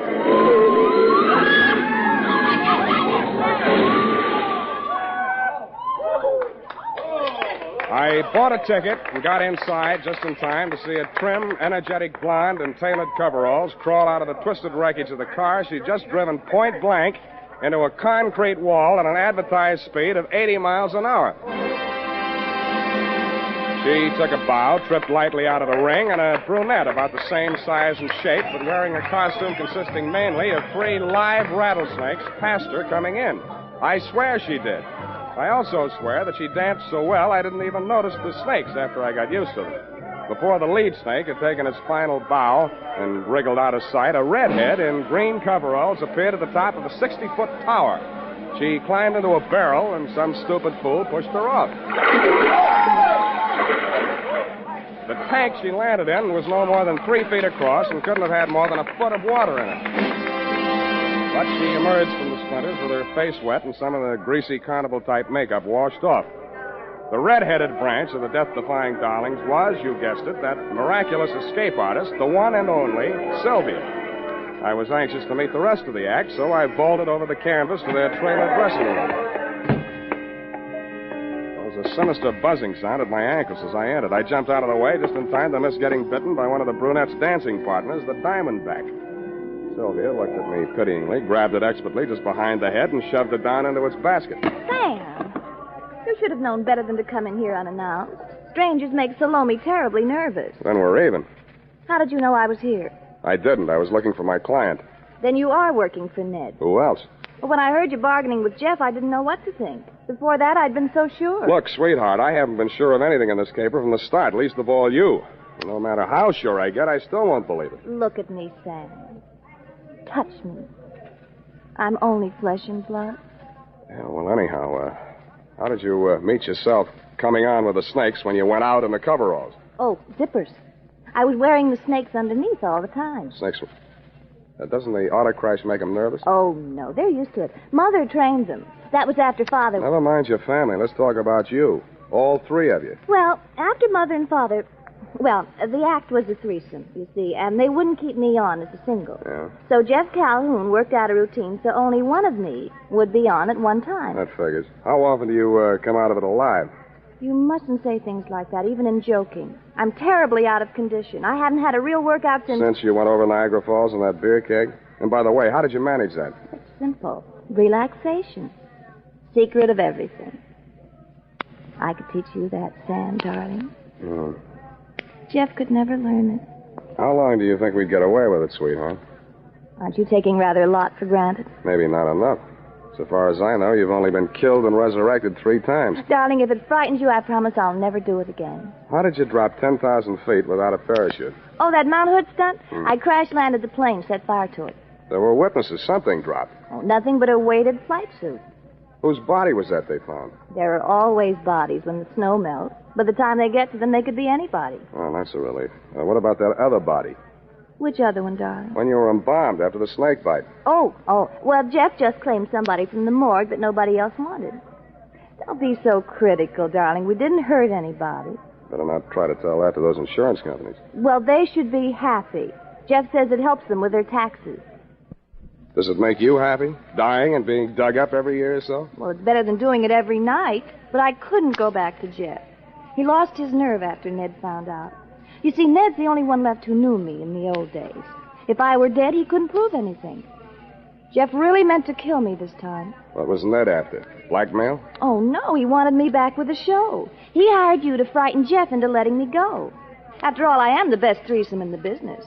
Well, anyway, in the stunt field. Did you see my review in Billboard? I saw for myself. You know something? I was thinking. With all you know about crime... Don't say it. But, darling, it's so easy, and we could have a honeymoon every time I came back and we got married again. Thanks for the offer, but if I get married, I want my wife to stay alive every night. But I wouldn't really be dead. Only legally, for the insurance. Only legally, Sam. Come here. Sam, darling. Look, sweetheart, let's not relax. You're not safe. Not as long as that insurance policy's floating around with Jeff's name on it as beneficiary. He'd never think of looking for me here. Well, the same. You better take that policy into town in the morning and make some changes. Where is it? Oh, it's in my safe. You got a safe here in this trailer? Oh, well, it's just a secret place. I only call it a safe. But it is safe. Dear, I thought I'd find you here.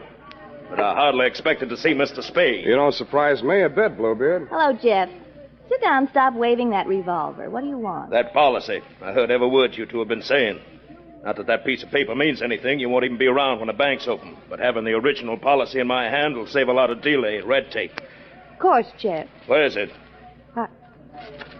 Oh, what's the use? It's in the basket, right by the side of your chair. Wait a minute. Don't move, Spade. If you do, I'll blast you. Listen to me. Don't raise so that this is lid. your safe. Still a child, aren't you, Sylvia? Don't do it, Calhoun. Don't do it.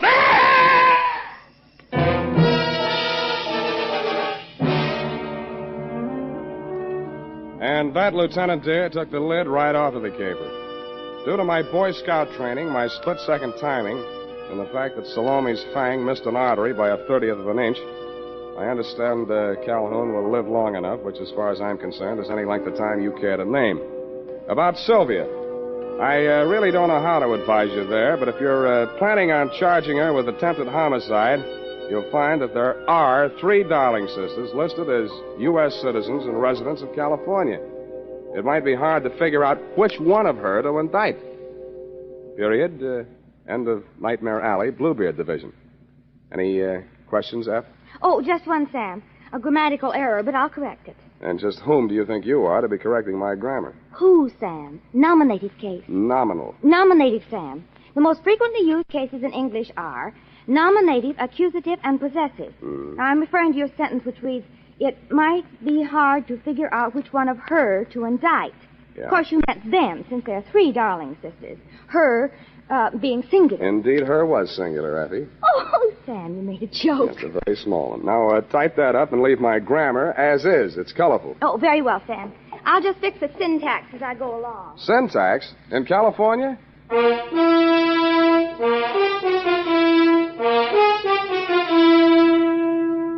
Say, are you looking for a hair tonic that will groom your hair neatly and naturally? Then you're looking for Wild Root Cream Oil. Want a hair tonic that relieves annoying dryness? Get Wild Root Cream Oil. Like a hair tonic that removes loose, ugly dandruff? The answer again is Wild Root Cream Oil, the famous hair tonic that gives you the big advantages men consider most important. Step up to your drug or toilet goods counter first chance you get and ask for Wild Root Cream Oil in the big economy bottle and the handy new tube that's easy to pack when you travel. Also, ask your barber for a professional application of Wild Root Cream Oil hair tonic. Again and again, the choice of men who put good grooming first.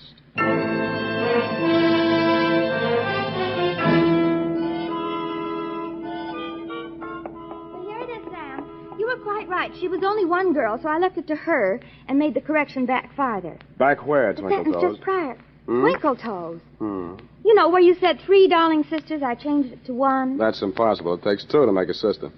That is not funny, Sam. Who's laughing? It's no laughing matter, Sam. After all, that Sylvia, or the darling sister, or whatever she's... And I don't care if she can go over Niagara Falls in a barrel. Let's get it right, a beer keg. In fact, the only funny thing is you being taken in. After all, snake charmers of that type are a dime a dozen. Oh, here's 20 cents. Phone up that place. What place? Where you get the red-headed snake charmers, 12 for 10 cents. Dime a dozen, Sam. It's a figment of speech. You can say that again, sweetheart. Pretending to be 3 people, all with different hair, and wearing snakes under a coverall. Oh, nothing. No normal girl would do that, Sam. I don't know. Women do all kinds of work. Oh, Sam. Why can't I be an adventuress like some girls are? I wouldn't trade you for 30 cents worth of snake charmers. Oh, Sam. That's the nicest thing you ever said. Well, next to the nicest. Good night, Sam. Good night, Salome. Twinkle Toes.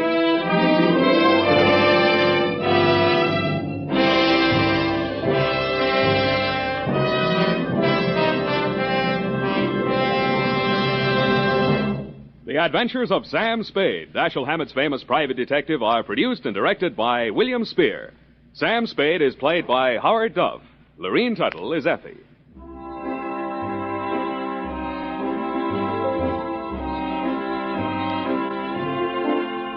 The Adventures of Sam Spade are written for radio by Bob Tallman and Gil Dowd, with musical direction by Lud Gluskin.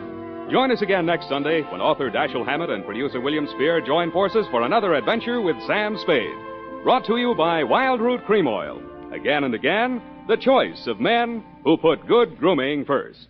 This is Dick Joy reminding you to... Get Wild Root Cream Oil, Charlie. It keeps your hair in trim.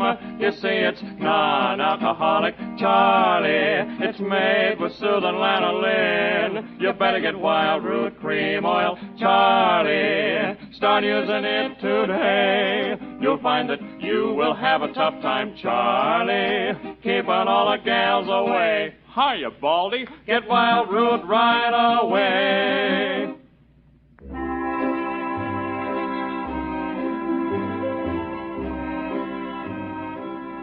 This is CBS, the Columbia Broadcasting System.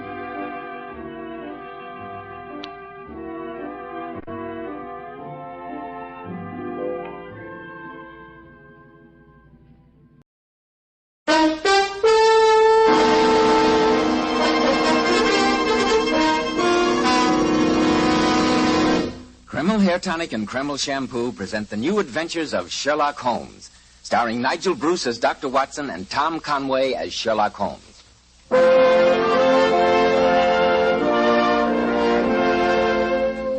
Well, here it is, Saturday night again, and time for our weekly visit with that excellent host and incomparable storyteller, Dr. Watson.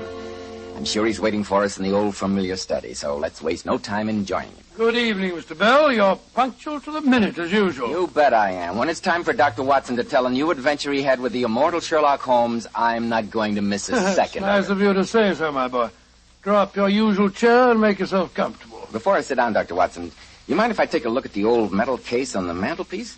It wasn't there last week. No, I placed it there because it played a prominent part in tonight's story. You see, it's a memento of yet another encounter that Sherlock Holmes and I had with the arch-villain of London crime, Professor Moriarty. But what is it, Dr. Watson? It looks like an old compass. That's exactly what it is, my boy. But there are no numerals on it. Just these strange figures around the dial. Oh, those apparent hieroglyphics helped us to solve one of the most diabolical murders that we ever encountered. I call it The Adventure of the Half-Eaten Apple, the Coptic Compass, and the Unclothed Corpse. I can hardly wait, Dr. Oh, I'm sure you'll wait long enough to have a word with our listeners now, won't you, Mr. Bell? Right. Men, aren't you sick and tired of hair preparations which leave your hair looking and feeling greasy? When you run your hand over your hair, does your hair feel sticky and dirty? Does grease come off on your hand? If so, then now's the time to change to Kreml Hair Tonic. The first thing you'll notice about Kreml is how clean it smells, how clean it looks and feels on your hair and scalp. When you use Kreml, you can run your hand over your hair. And honestly, men, it's a pleasure. Not a trace of that greasy, sticky feeling. Yet you can't beat Kreml to keep hair neatly groomed. You see, Kreml contains a special combination of hair grooming ingredients which is found in no other hair tonic. That's why it keeps hair in place longer, with such a natural, well-groomed appearance. So, men, let Kreml give your hair this handsome, clean-cut look which is bound to make a hit, both on the job and with the ladies. Kreml, Kreml Hair Tonic. Now, Dr. Watson, how's about the compass, the half-eaten apple, and the unclothed corpse? Well, Mr. Bell, the adventure began on a November morning shortly after the turn of the century. Holmes, seldom one to indulge in exercise for its own sake, had displayed a rare burst of activity and joined me in a stroll through Regent's Park. Just before noon, we retraced our steps, and as we turned the corner into Baker Street, I nearly collided with a tall, well-dressed man walking in the other direction.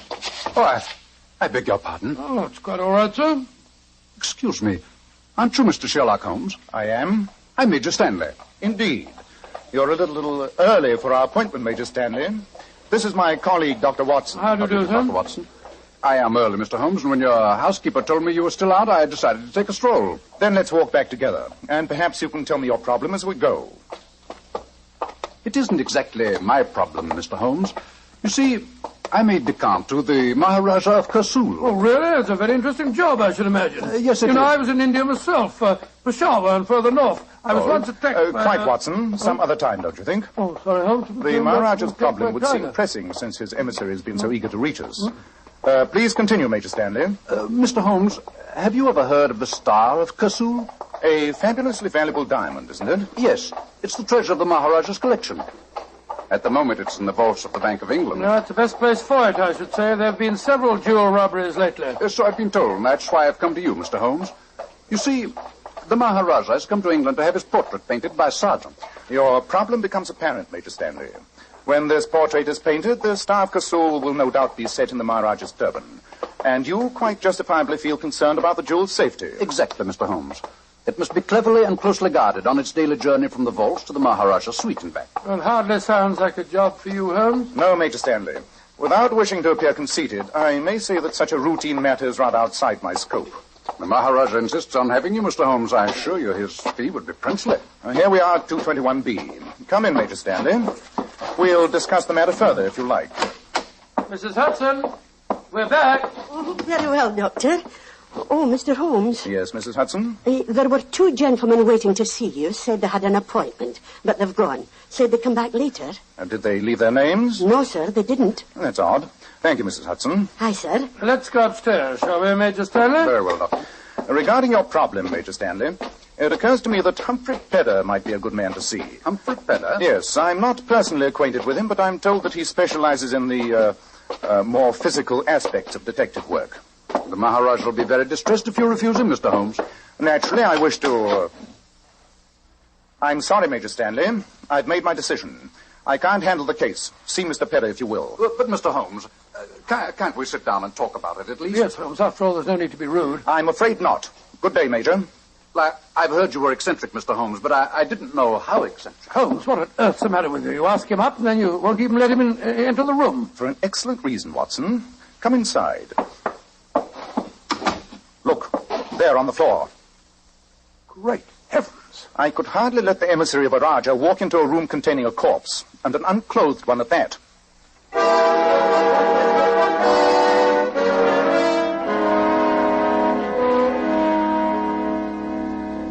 Lift the blanket off the face, Watson. Right you are, huh? There. Oh, Doctor, the poor man. Is that the face of one of the men that called here? Aye, sir, it is. Cover it again, Watson. I saw the other one leave, sir. He said his friend had already left. Oh, I never dreamed This that... one you saw leaving, was he carrying anything? A bundle, perhaps? No, sir, he wasn't. Could you describe him? Well, he was tall and thin, and he had a But high if he was forehead. carrying no bundle, where are the corpse's clothes? There's no sign of them in here. What a shocking thing, sir. A murder right in your living room. Oh, will I send for the police? Definitely not, Mrs. Hudson. And please keep this to yourself. Aye, sir. When a corpse is deposited on my own carpet, there's a certain point of honor in being able to present the police with a complete explanation when I do call them in. That'll be all, Mrs. Hudson. All right, sir. What a terrible thing. Holmes, this is incredible. Why leave a corpse here, and why unclothed? The obvious reason to remove clothing would be to make identification difficult. Then how did the murderer get the clothes out of here? Mrs. Hudson said that he wasn't carrying anything. We have many other questions to answer, old chap. The knife wound in the heart gives us no clue, I'm afraid. But observe the singular collection of objects that are lying beside the body. Well, let's have a look at them. A railway ticket, a funny-looking compass, and an apple that has been bitten into. The corpse has protruding teeth. I bet you that he didn't make the bite in this apple. Holmes, these must be the murderer's tooth marks. If you're correct, Watson, our murderer is an extraordinary man indeed. Well, why do you say that? Because if you look closely, you'll notice the interesting fact that this bite was made by 2 sets of upper teeth.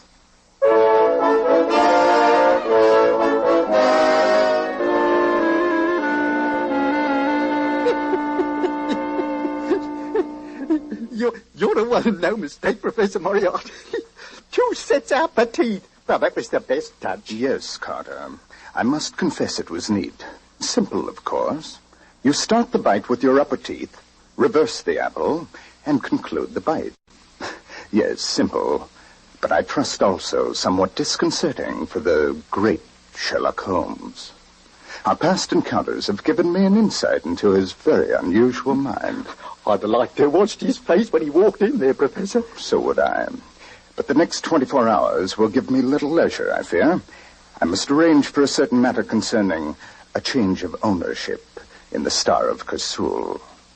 This should be a fascinating game. But the old compass, the railway ticket. Carter, with your somewhat limited cranial development, it must be hard for you to absorb the subtler points in such a plan, but surely its basic purpose is obvious.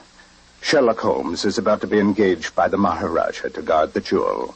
I had to divert his attention, so I perpetrated an intriguing murder on his own doorstep and surrounded the corpse with meaningless and completely unrelated objects which I knew would torment his curiosity and keep him off my trail.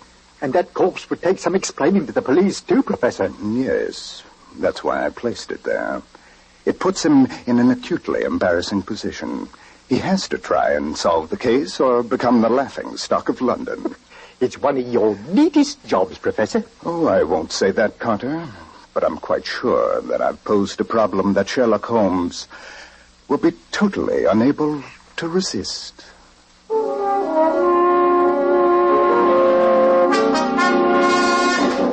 I can't resist this problem, Watson. No fee on earth could make me bother with the safety of a mere diamond when such a puzzle presents itself. On my soul, you talk rather as though you were settling down to a game of chess. You've got to solve this problem, Holmes, or else it's going to put you in a ridiculous position with Scotland Yard. And just think if it got into the papers. I shall reserve my imagination for the problem posed. The question of the apple is, of course, obvious. Well, I suppose all you have to do is to find a man with 2 sets of false upper teeth. Very simple. Quite. The only way such an imprint could be left is to take a half bite with the upper teeth, reverse the apple, and repeat the procedure. The only question here is, why indulge in such a bizarre performance? Well, whatever the reason, those are the murderer's tooth marks. Unquestionably. You notice the eaten portion of the apple has only just commenced to turn brown. The bite was undoubtedly taken in this room. But to identify teeth marks is a monumental problem and might prove insoluble. Let's turn our attention to the compass for a moment. Oh, I've never seen one like it. There are no numerals on it, no points of the compass indicated anywhere. Just a lot of funny little squiggles. Oh, no, Watson. Surely you recall the singular affair of the Coptic patriarchs? You overrate my memory, Holmes. In any case, I don't even know what a Copt is. My dear Watson, sometimes you astound me. Well, it seems to me it takes very little to astound you. I repeat, What is a Copt? The Copts are the principal Christian race descended from ancient Egyptian stock. What you refer to as squiggles on this compass, in reality, are letters of the Coptic alphabet. Oh, that makes it more confusing than ever. An apple bitten into by an eccentric, and now a compass with ancient Egyptian lettering on it. I just can't see any relation between the two of them. And yet we know there must be. That's what makes the problem so fascinating. Well, what does the compass tell you, Holmes? 2 things. The Coptic lettering on the dial is inscribed by hand. Obviously, it was constructed for a Copt who could speak no European language. Yes, the corpse was definitely not of Egyptian origin. I'll wager that he was born not too far away from the sound of Bow Bells. I agree, Watson. And so the problem becomes more confusing. Now, let us examine another piece of this fascinating puzzle. The railway ticket. Well, it's the unused return half of a first-class ticket from the village of Chipping Sodbury to London. Yes. And the date stamped on the back is November the 6th, is a tiny village. I imagine that the number of passengers that traveled from there to London this morning could be counted on one hand. You're going to Chipping Sodbury? Yes. It shouldn't be too hard to find out who purchased this ticket. And while I'm doing that, I want you to stand guard here. With the corpse? Yes, Watson. And I suggest that you keep your revolver handy. My revolver? You mean... I mean that after what has happened in one short morning in Baker Street, we should be prepared for any eventuality.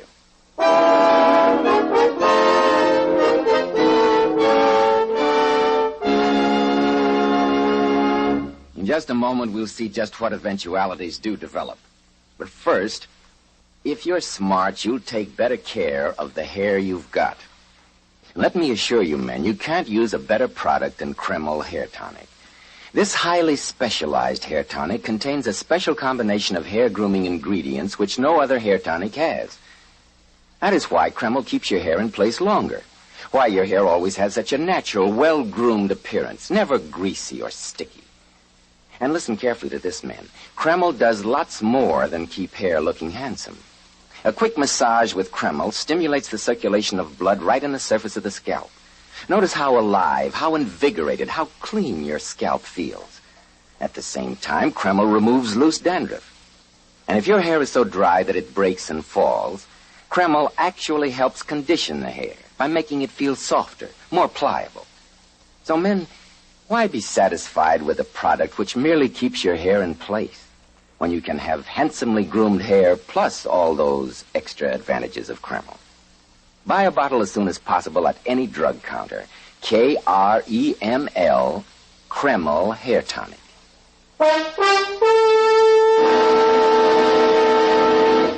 Well, Dr. Watson, it seems to me that Professor Moriarty did quite a job in sending you and Sherlock Holmes off on a false trail. He did, Mr. Bell, and for a while his nefarious plan succeeded. But to take up the story where I left off, while I stood guard in Baker Street over the mysterious corpse, Holmes caught the next train for the tiny village of Chipping Sodbury. He told me that after a talk with the village station master, he had no trouble in tracing the purchaser of the first-class railway ticket that we'd found beside the body. It had been bought by a dignified and elderly clergyman by the name of Russell, and Holmes lost no time in calling on him. The station master told me, sir, that you were the only person to purchase a return first-class ticket to London this morning. Yes, Mr. Holmes. I had occasion to make one of my rare excursions to London this morning. But though it was an unfortunate experience for me, I can't think my humble visit to the city could be a matter of any possible interest to you. I'm very interested in what happened to the return half of your railway ticket, sir. Very odd you should mention that. A regrettable business. Most regrettable. It was stolen from me by a pickpocket, together with my watch and chain. Didn't notice it until I had occasion to look at the time when I was lunching with the Bishop of St. Luke's. You've no idea when or where the theft took place, sir? I walked from the station. The crowds were quite dense, and I do recall being jostled rather heavily on one occasion. You reported your loss to the police, I suppose? Naturally, but I have little hope that they'll catch the criminal. Most regrettable business. Cost me a watch and the price of another ticket.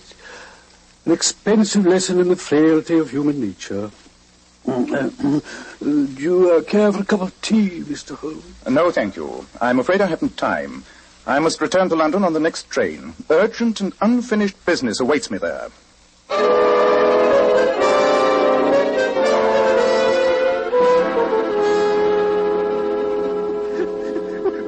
We followed Sherlock Holmes to Paddington Station, Professor Moriarty. Excellent. He caught the train for Chipping Sudbury, no doubt, Carter? Oh, yes, Professor. A fat lot of good that'll do him, even if he does find the old clergyman we pinched the stuff from. But it consumed valuable time. Time during which I can complete our plans regarding the Star of Kersul. Before midnight tonight, I think I can safely say that the jewel will be in our hands. How very fortunate that Sherlock Holmes has such a devouring curiosity.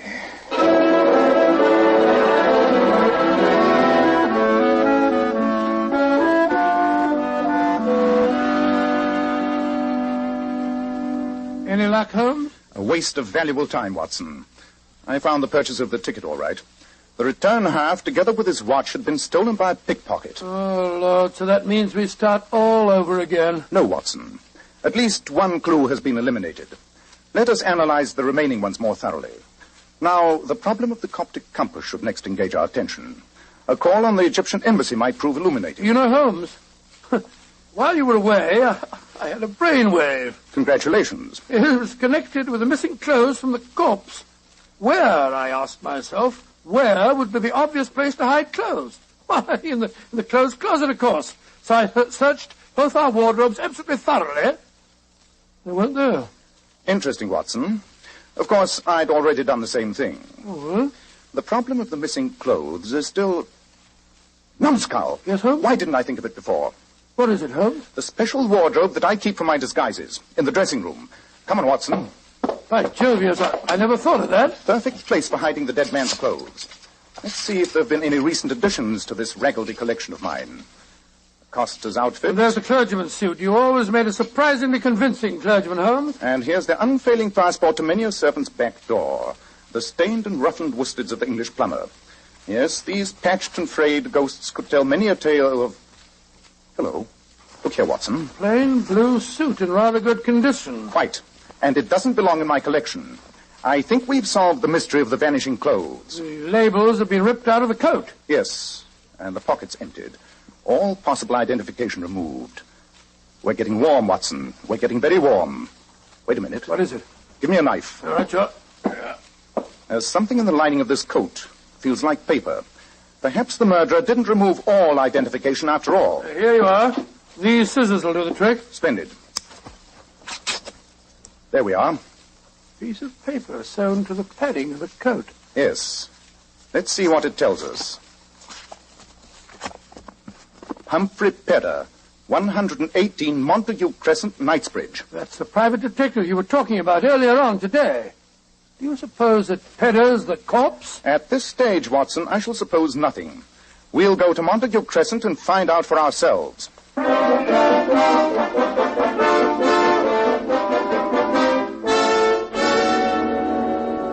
Mr. Pedder, I can't say how glad I am that we found you alive and well. From what you gentlemen have told me, Doctor, I feel glad myself to be here. Is it your custom to have an extra identification label sewn into all your clothes, Mr. Pedder? Yes, Mr. Holmes. A detective never knows what may happen to him. I've always felt such identification might be valuable. A very sound precaution. Thank you, sir. And you say that a suit of your clothes was stolen from your wardrobe last night? Yes, and I can't unearth a clue.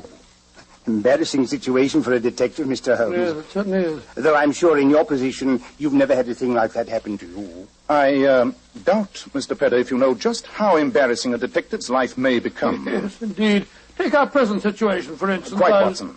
Mr. Pedder. I can't get a word in, Edgeworth. Did Major Stanley call on you today? I suggested that you would be eminently suited to the task of guarding the Maharaja's diamond. Yes, Mr. Holmes. I'm going over to the Savoy tonight to talk to the Maharaja. Much obliged to you for giving me the recommendation, particularly since I've never had the privilege of meeting you. I'd heard very flattering reports of your ability. I'm very glad, Mr. Holmes. Your recommendation means a lot to me. Well, Holmes, we've drawn another blank. Yes, Watson. I fear we must return to Baker Street and see if an ancient compass can point the way to the solution.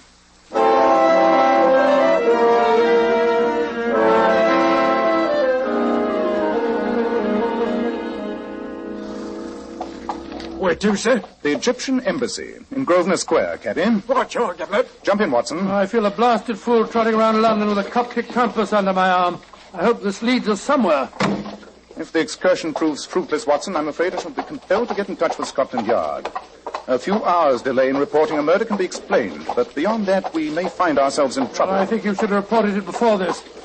By the way, Holmes, did you notice the brougham and pair that drove up to Pedder's house just as we left? I'm afraid for once I was sufficiently preoccupied to yield to you in observation, my dear Watson.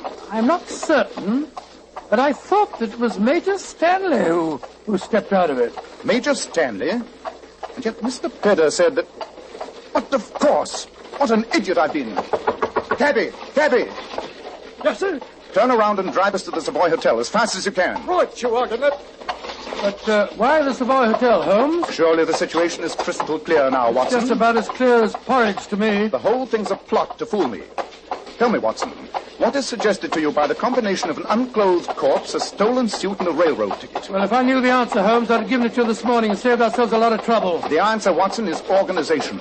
A group of well-organized criminals who are able to perform these unrelated tasks. And who is the only person in London who can arrange for running the criminal gamut from murder to plain pickpocketing? Moriarty. Professor Moriarty? Of course. Remember Mrs. Hudson's description of our visitor? Tall, thin, and with a high forehead. And if you add organization and Moriarty to Major Stanley, the Maharaja of Kasul, and the portrait painter, the sum total should be apparent. You mean that you've solved the problem of the unclothed corpse? I mean I know precisely how Professor Moriarty intends to steal the Star of Kasul. Faster, cabby. There's not a moment to lose.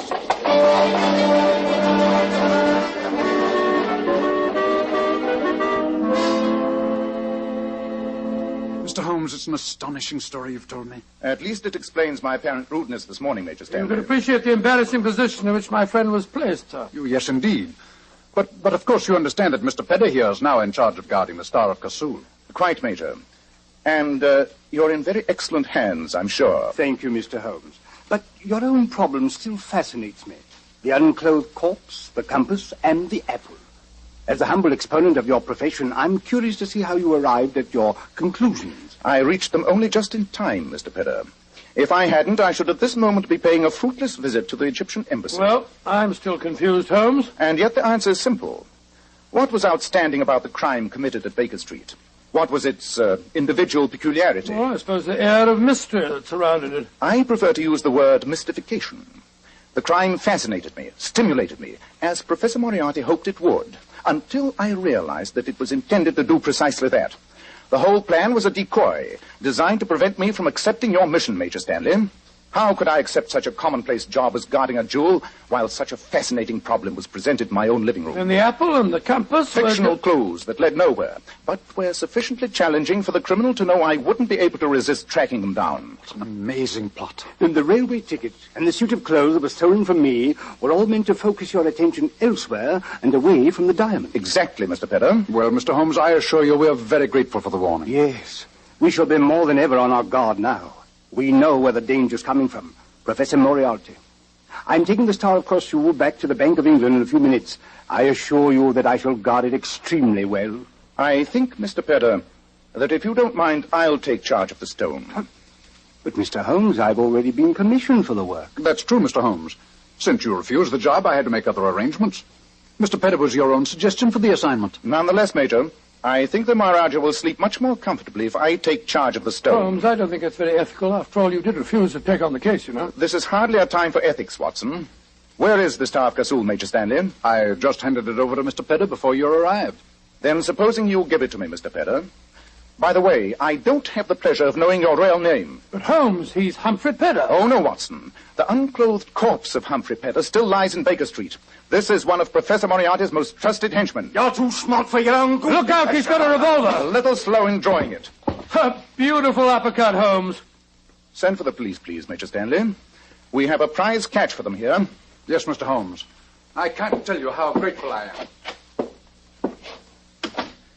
I'll take the liberty of removing the diamond from the pocket of our recumbent friend. There we are. Behold, Watson, the Star of Kasul. What a magnificent stone. Magnificent. And yet one man was murdered for it.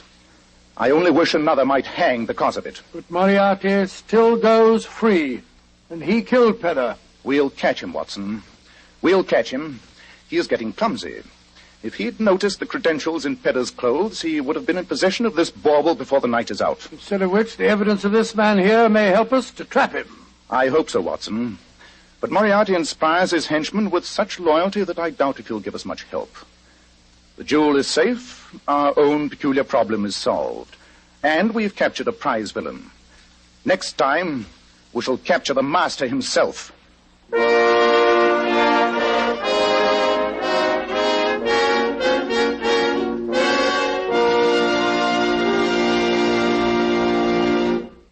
Did you, Dr. Watson? Did I what, Mr. Bell? Did you and Holmes finally capture Professor Moriarty, the master himself? No, Mr. Bell. Haven't you got a word for our listeners? Yes, I have. In just a moment, Dr. Watson will be back to tell us about next week's story. Girls, here's some advice from one of America's foremost beauty authorities, John Robert Powers. Mr. Powers tells his famous $1 Million Powers models to use only Kreml shampoo to wash their hair. And how right Mr. Powers is. Because Kreml shampoo has been especially developed to glamour bathe each tiny strand of hair to its own natural, glossy luster. It leaves the hair shining bright for days. Just a vision of beauty. You know, Kreml shampoo is great for washing children's hair, too. Yes. Its luxurious active foam thoroughly cleanses the hair and scalp and removes all loose dandruff as well as the dirt. Kreml shampoo never dries the hair. So, ladies, buy a bottle at any drug counter. See how easy it is to glamour bathe your hair to its natural shining glory. Kreml. Kreml shampoo. Now, Dr. Watson, what about next week? Well, now, next week I think I'll tell you a story about a dowager dip. A dowager dip? What on earth's that? That's a slang way of saying that our story concerns the Dowager Duchess of Penfield, who had the misfortune of being a kleptomaniac. And the story also concerns the strange, and I must admit, embarrassing adventure of the elusive emerald.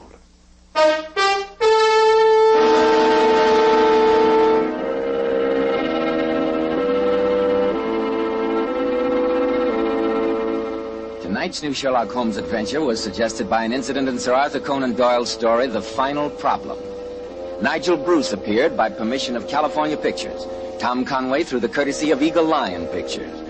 This is Joseph Bell speaking for Kreml Hair Tonic and Kreml Shampoo, and inviting you to be with us next week at this same time, when Dr. Watson will tell us about the adventure of the elusive emerald.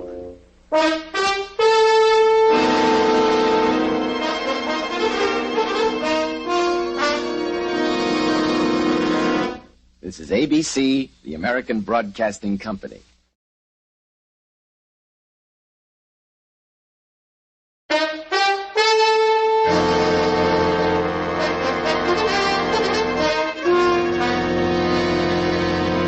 Kreml Hair Tonic and Kreml Shampoo present the new adventures of Sherlock Holmes, starring Nigel Bruce as Dr. Watson and Tom Conway as Sherlock Holmes.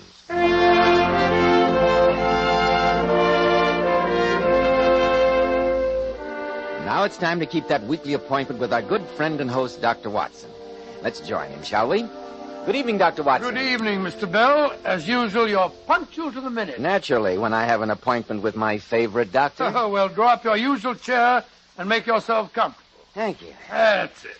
All ready with tonight's new Sherlock Holmes adventure, Dr. Watson? Yes, my boy. I was going over my notes on the case before you arrived. I came across this old theater program. I think it'll interest you. Garrick Theater, Sir Basil Wentworth in a revival of Martin Reeves' famous play, The Road is Narrow.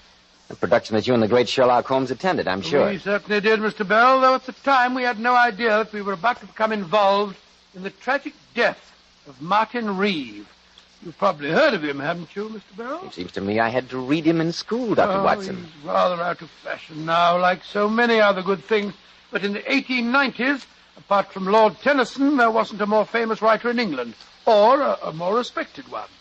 The story I'm going to tell you tonight, Mr. Bell, concerns the horrible circumstances surrounding his death. Sounds like a mighty intriguing Sherlock Holmes adventure. But before you begin, Dr. Watson, do you mind if I... You have your little talk? No, of course not, Mr. Bell.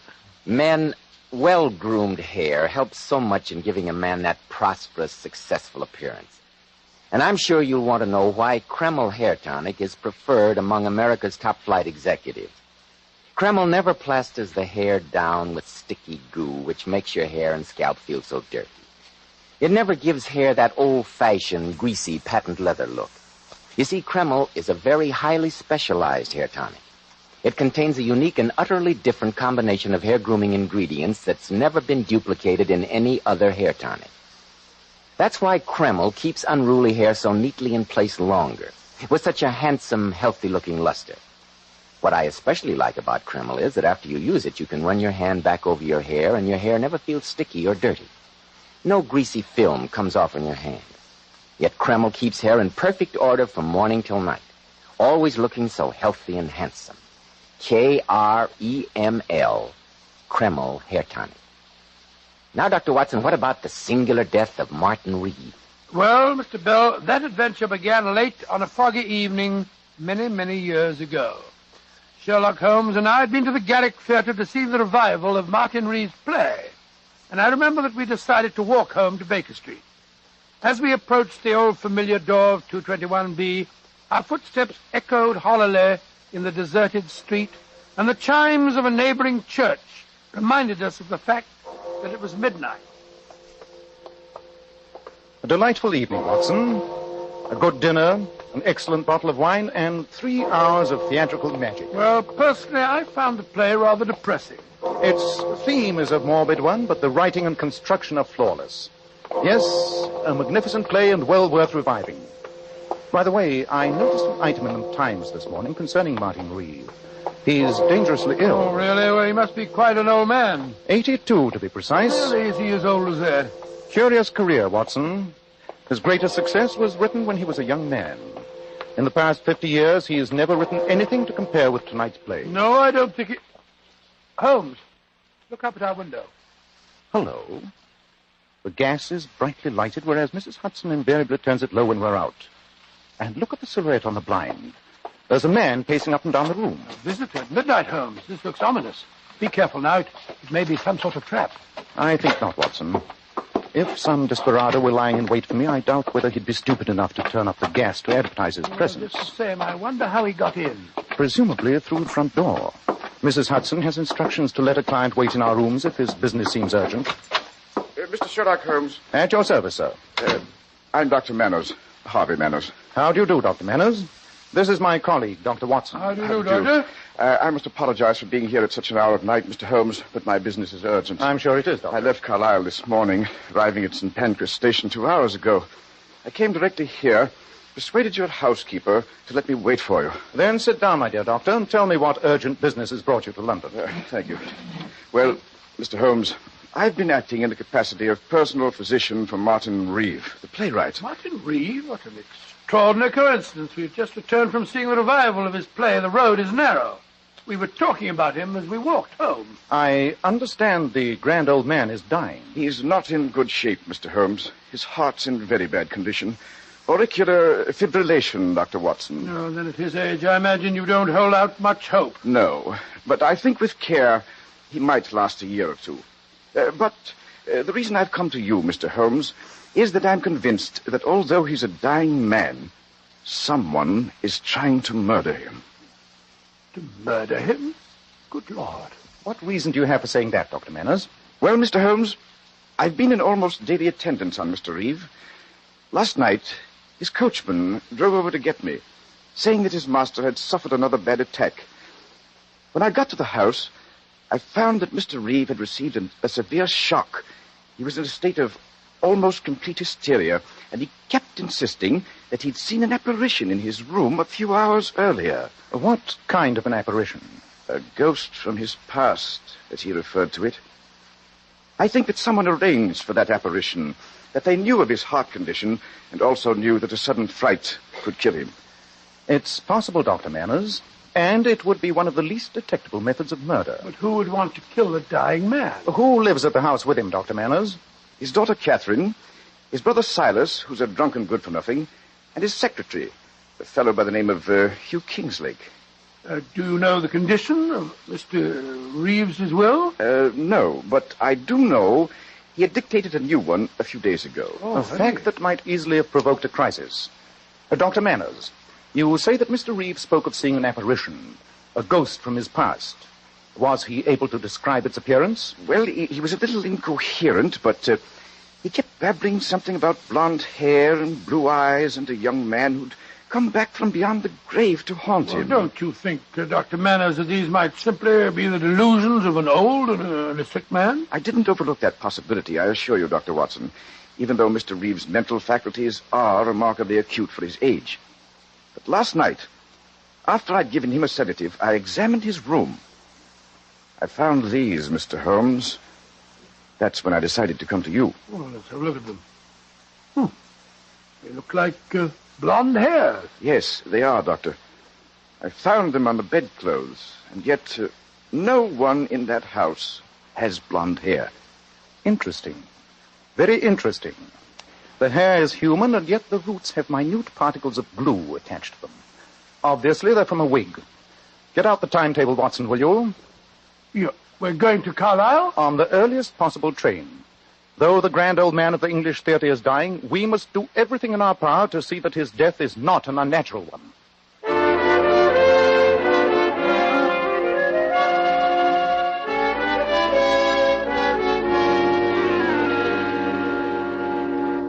Mr. Holmes, Dr. Watson, I'm Hugh Kingslake, Mr. Reeve's secretary. How do you do? How do you do, sir?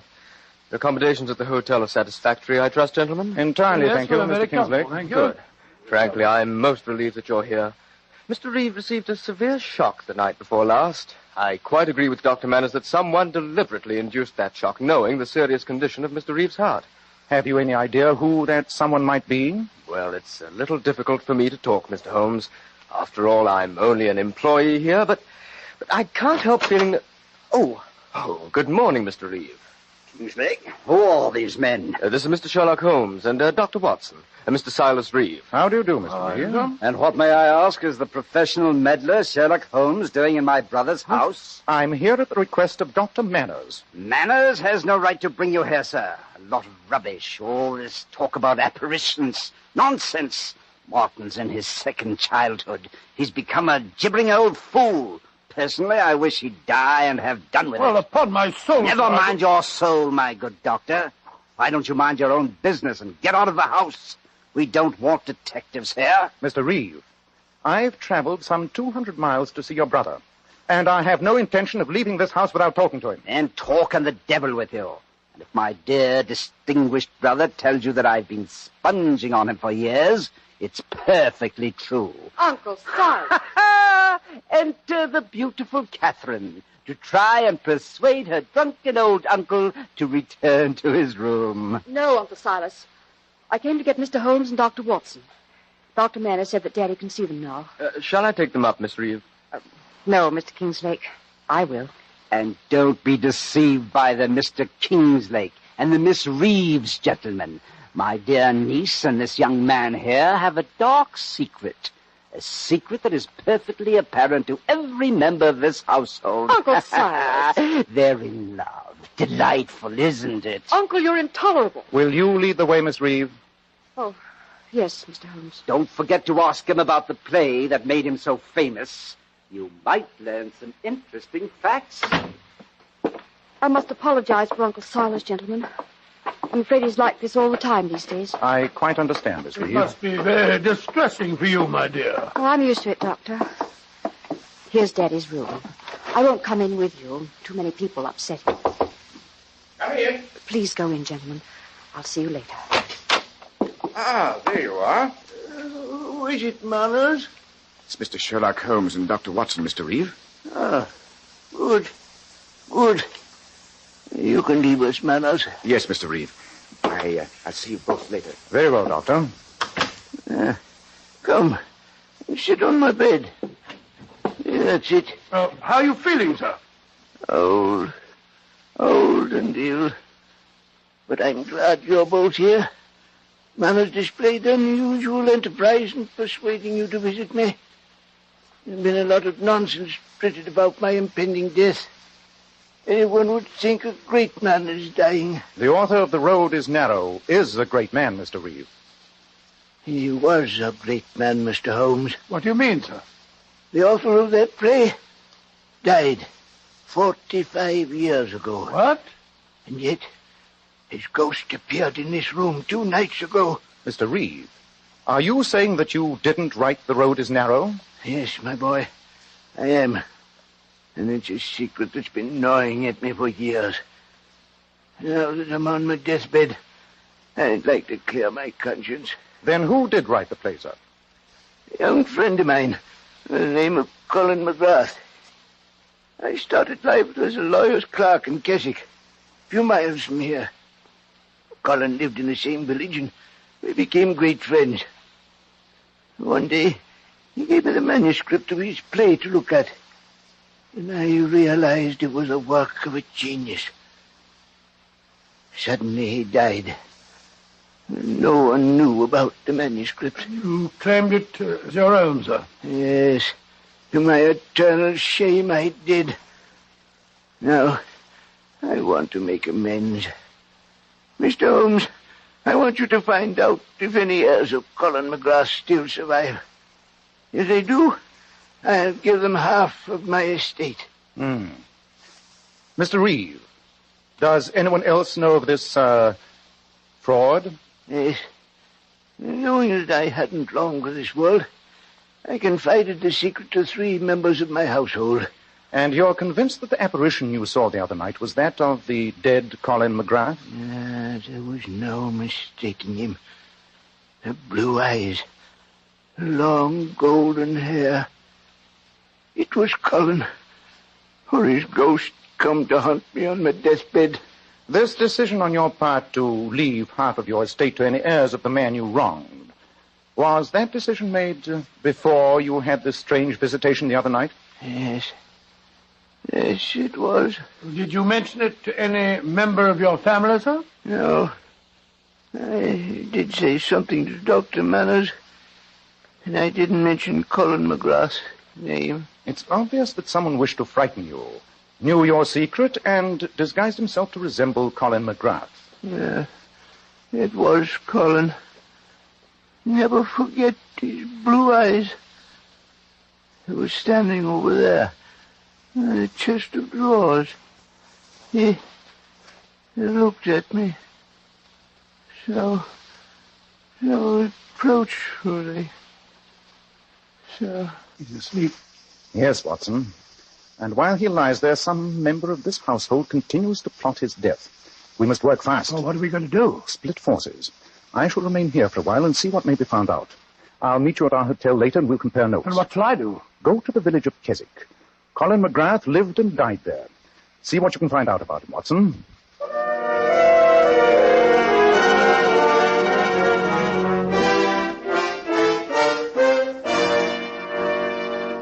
Of course I remember Colin McGrath. Well, I should be very grateful for any information about him, madam. As postmistress, I imagine that very little village gossip has escaped you. Of course it hasn't.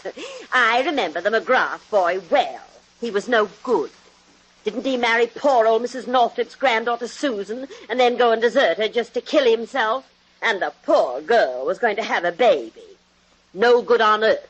That's what young McGrath was. And you can tell him I said so if you ever reach the place I'm sure he went to. Oh, I said, well, they had a child, you say. What happened to it, madam? How should I know? I'm only the postmistress. You'd better go and see the vicar, young man.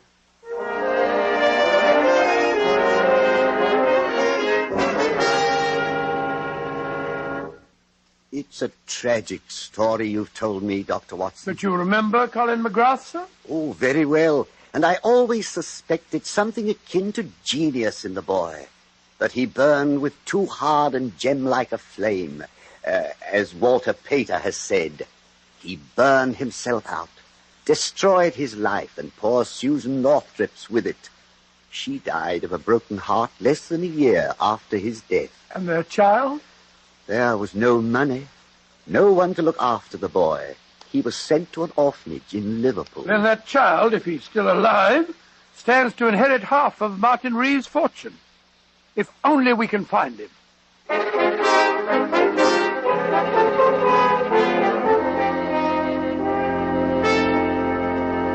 It's good to be back here at the hotel, Holmes. I've had an exhausting day. I trust you had better luck than I did. What did you find out? That Colin McGrath had a child, that his wife died shortly after the child's birth, and that the boy was sent to an orphanage in Liverpool. In Liverpool? Go on, Watson. Well, the vicar gave me this photograph of Mrs. McGrath. It was taken on their wedding day. Let me see it. But this is amazing, Watson. One of our problems is solved. Well, I'm blessed if I see how. Let me explain it to you.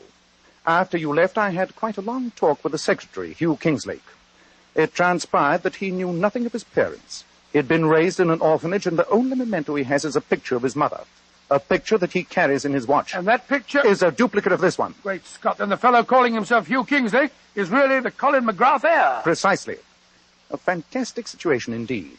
Come on, old chap. Grab your hat and coat. We must drive over to Mr. Reeves and break the good news that the missing heir is a member of his own household. But we're still no nearer finding out who's been trying to frighten old Mr. Reeves. Surely that's obvious now, Watson. Come in. Dr. Manners, what's wrong? Please come at once, both of you. It's Mr. Reeve. Hart? Yes, Dr. Watson. This evening, he had another visit from that apparition. I'm only afraid this time the devilish plan may work and that Martin Reeve won't live through the night.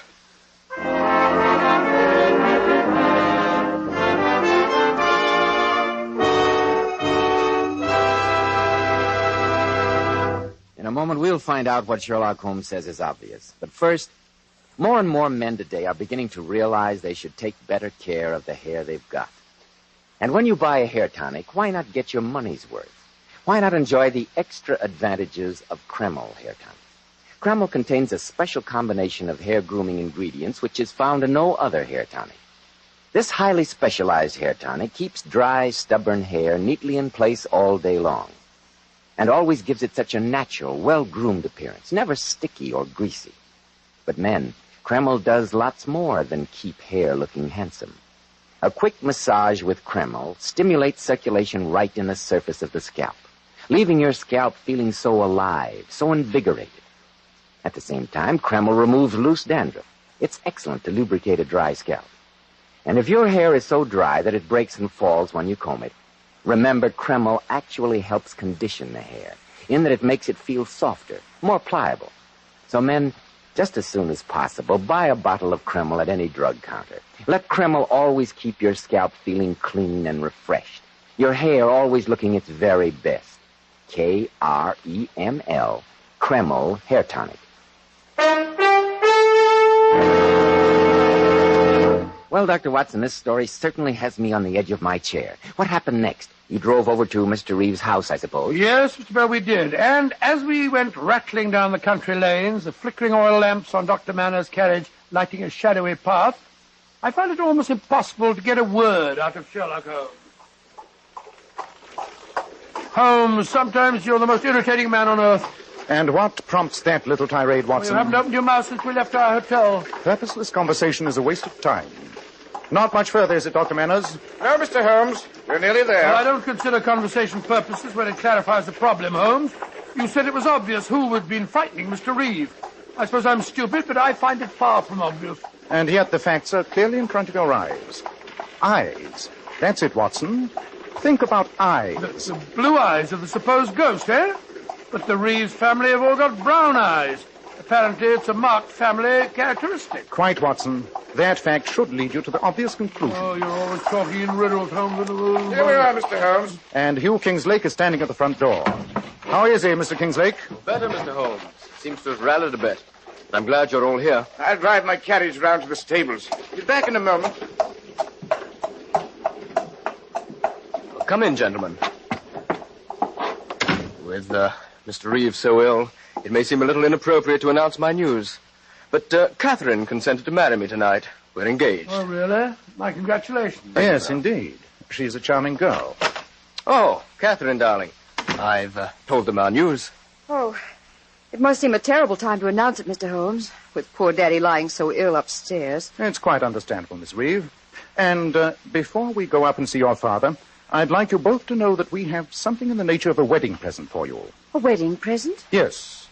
You're both familiar with the story of Colin McGrath, I understand? You mean that he was the true author of The Road is Narrow? Oh, yes, Mr. Holmes. Daddy told us all about it. And did you also know that Mr. Reeve is planning to leave half his estate to the heir of Mr. McGrath? I knew that, Dr. Watson. In my capacity as secretary, I had occasion to draw up a rough draft of the new will a few days ago. Then I'm sure, Mr. Kingslake, that you'll be very interested to know that today Dr. Watson and I discovered that you are the son of Colin McGrath. That I am? You is the heir? Well, that doesn't seem possible. The fact is proven beyond a doubt, Miss Reeve. Then if Mr. Reeve makes the new will, I stand to inherit half the fortune. Yes, my boy, you do. That's what Mr. Holmes meant when he was talking about wedding presents. Help! Come here, somebody! That's Uncle Silas. He's upstairs with Daddy. What's wrong, Mr. Reeve? Fire! I knocked over a lamp in Martin's room. And Daddy's up there. The room's ablaze. What? Come on, Watson. Well, the whole top landing's burning, Holmes. Can't go through this way. We just can't stand here. Mr. Reeve will roast alive. I'm going after him. Come back, Kingslake. Come back. Great Scott, he went right through the flames, Holmes. Send one of the servants for the fire brigade. And tell the rest to bring buckets of water. And to bring them fast.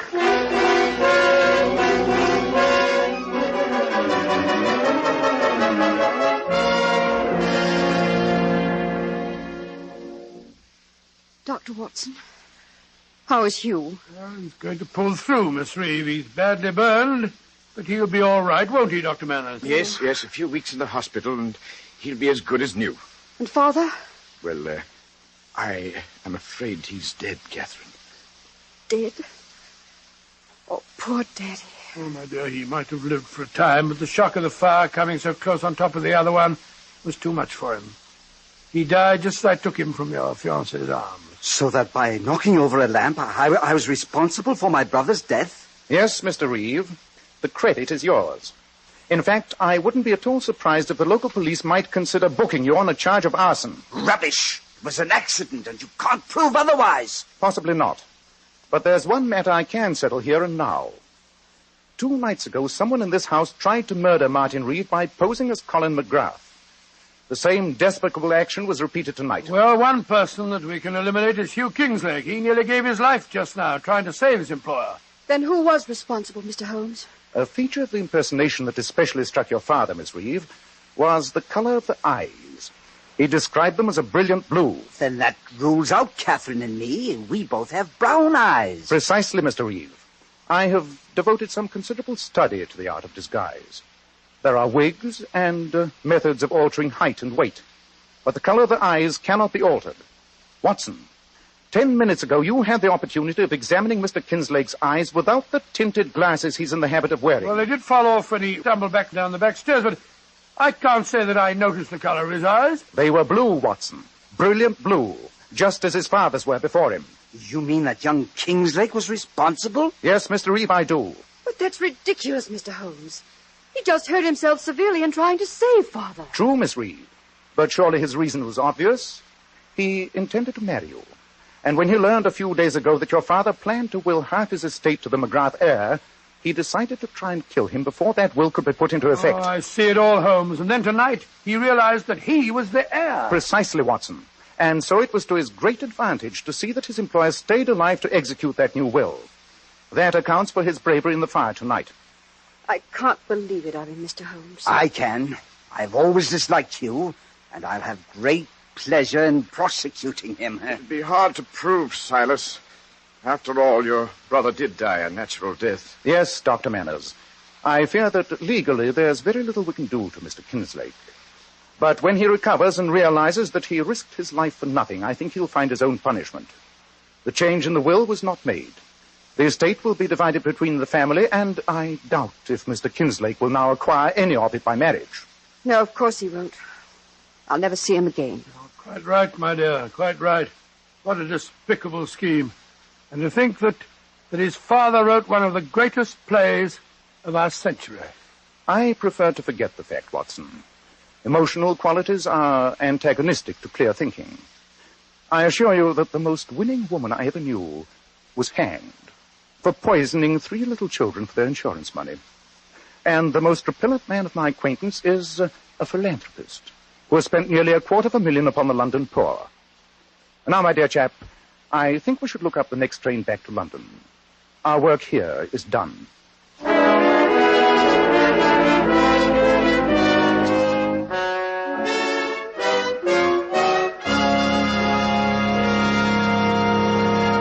moment, we'll hear about next week's story. But first, girls, here's a sensational beauty tip from some of the world's most divinely beautiful girls. Powers models. Girls who are famous for their enchantingly lovely silken sheen hair. We glamour bathe our hair with Kreml shampoo.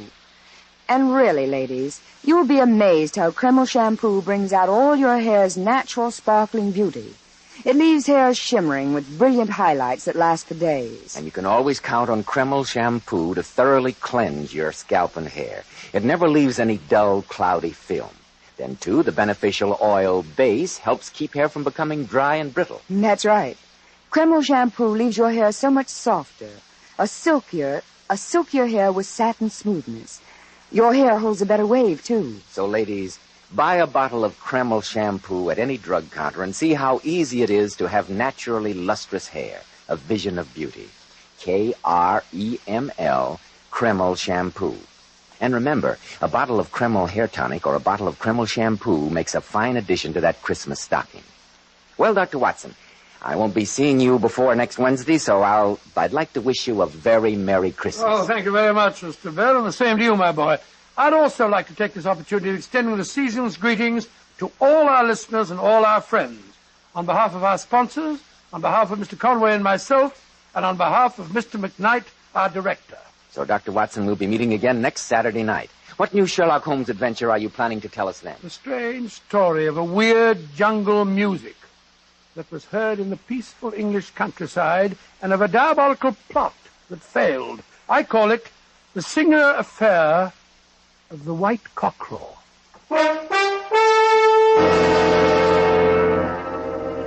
Tonight's new Sherlock Holmes adventure was suggested by an incident in Sir Arthur Conan Doyle's story, The Sign of Four.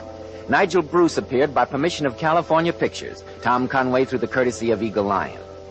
Help win the war against tuberculosis. Buy colorful Christmas seals and use them to dress up all your cards and packages. Buy the Christmas seals that help save lives today. This is Joseph Bell speaking for Kreml Hair Tonic and Kreml Shampoo, and inviting you to be with us next week at this same time when Dr. Watson will tell us about the singular affair of the White Cockerel.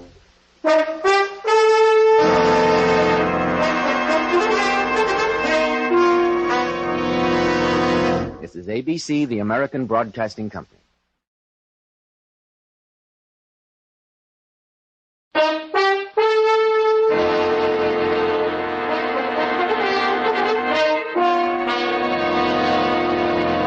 Kreml Hair Tonic and Kreml Shampoo present the new adventures of Sherlock Holmes, starring Nigel Bruce as Dr. Watson and Tom Conway as Sherlock Holmes.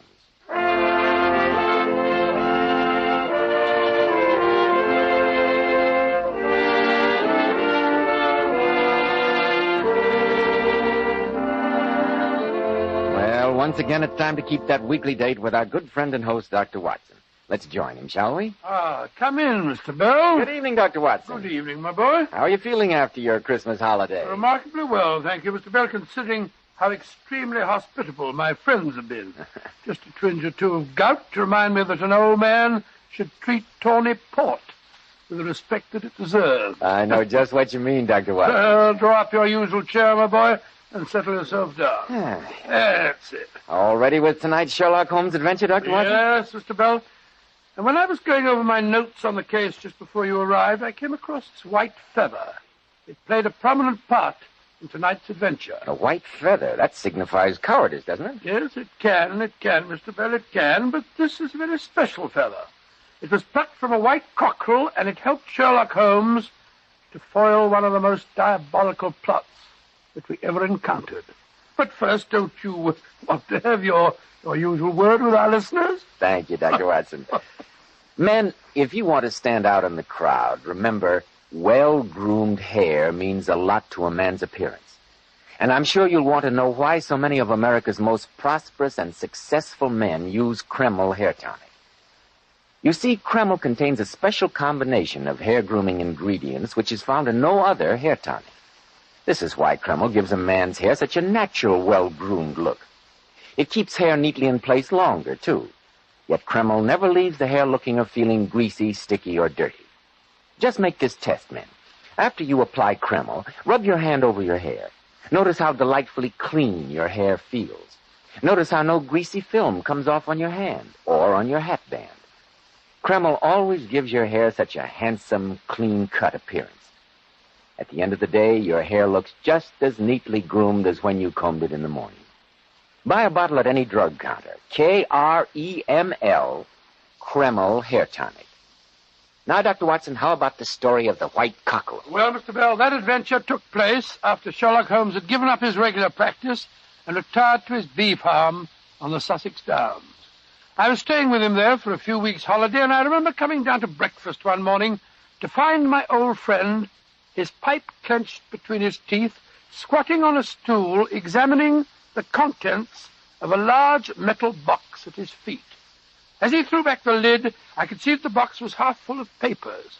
Papers tied up with red tape in separate packages. After sorting through them for a few moments, he turned to me and said, "A box of secrets, my dear Watson. A box of deep, dark secrets." Are they the records of your early cases, Holmes? Yes, my boy. These were all done before my biographer had come to glorify me. I've often wished that I had the notes on them. So that you might transmute my little adventures into those rather florid stories of yours? My stories aren't florid. They're factual accounts of what happened. Oh, don't be hurt, my dear fellow. It's It's much too early in the day. Well, Watson, perhaps someday the world will hear of these cases. They're not all successes, but there are some pretty little problems among them. I'm sure there are. For example, here's the record of the Tarleton murders. And here's the case of Banbury, the wine merchant. What happened to him? He died, Watson, under peculiarly horrible circumstances. Oh, really? That case was one of my failures, I'm afraid. Aha! This adventure was really a little recherche. It's a full account of Ricoletti of the clubfoot and his abominable wife. Yes, I vaguely remember her. Dreadful woman. Ghosts from the past, Watson. Ghosts to remind me that my heyday's long past. Rubbish.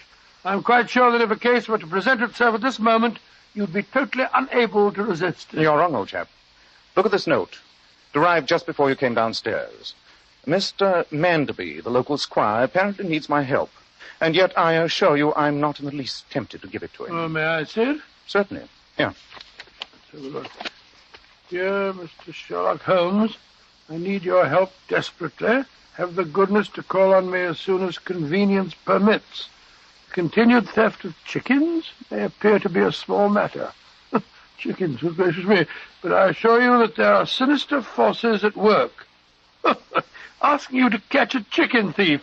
Well, really, Holmes? Yes, Watson. Chickens. Something of a come-down, isn't it? Well, do you know this, Mr. Manderby? No. But surely his handwriting gives you a clue to his character. Well, it's legible and regular. A man of business habits, I should say, and of some force of character. No, Watson. Oh, sorry. Look at his long letters. They hardly rise above the common herd. That D might be an A, and the L an E. Men of character always differentiate their long letters, however illegibly they may write. There's vacillation in his K's and self-esteem in his capitals. That's amazing, Holmes. It's elementary, my dear Watson, and our long association together should remind you of the fact. I'm afraid you're getting rusty. Well, perhaps you're getting rusty too, Holmes, and since the sun is shining and this letter comes from a neighbor of yours, it might be rather interesting to... Call on Mr. Manderby? Exactly. I'd like to see if your analysis of his character matches the gentleman himself. In any case, Holmes, he may really be in trouble, you know. Watson, you're like an old war horse hearing a nearly forgotten bugle. Yeah, I dare say, Holmes. But even for stolen chickens, it's good to be in harness with you again. When that wistful tone creeps into your voice, I can't refuse you, Watson. Very well. Let's stroll across the downs and investigate the mystery of Mr. Manderby's chickens.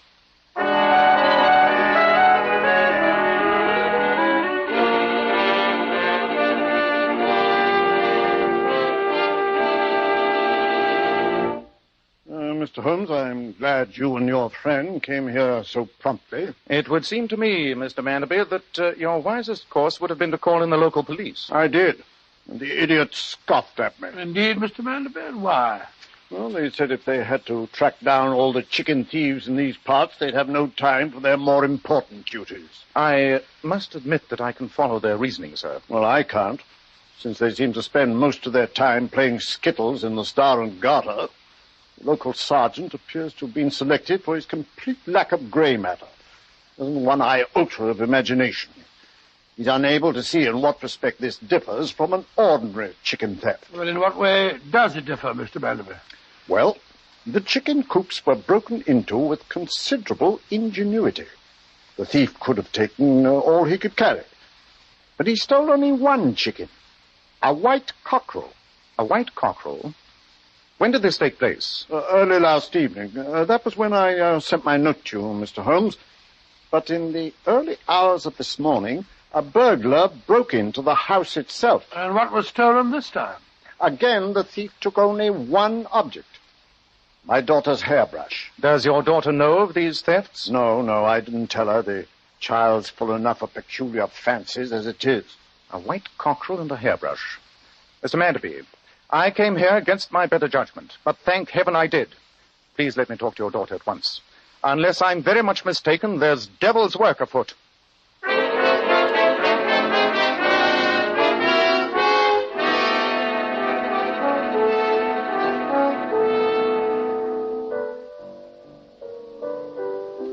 Alicia's playing in the drawing room. I'll take you in. I think, if you don't mind, Mr. Manderby, that we would prefer to see her alone. Rubbish.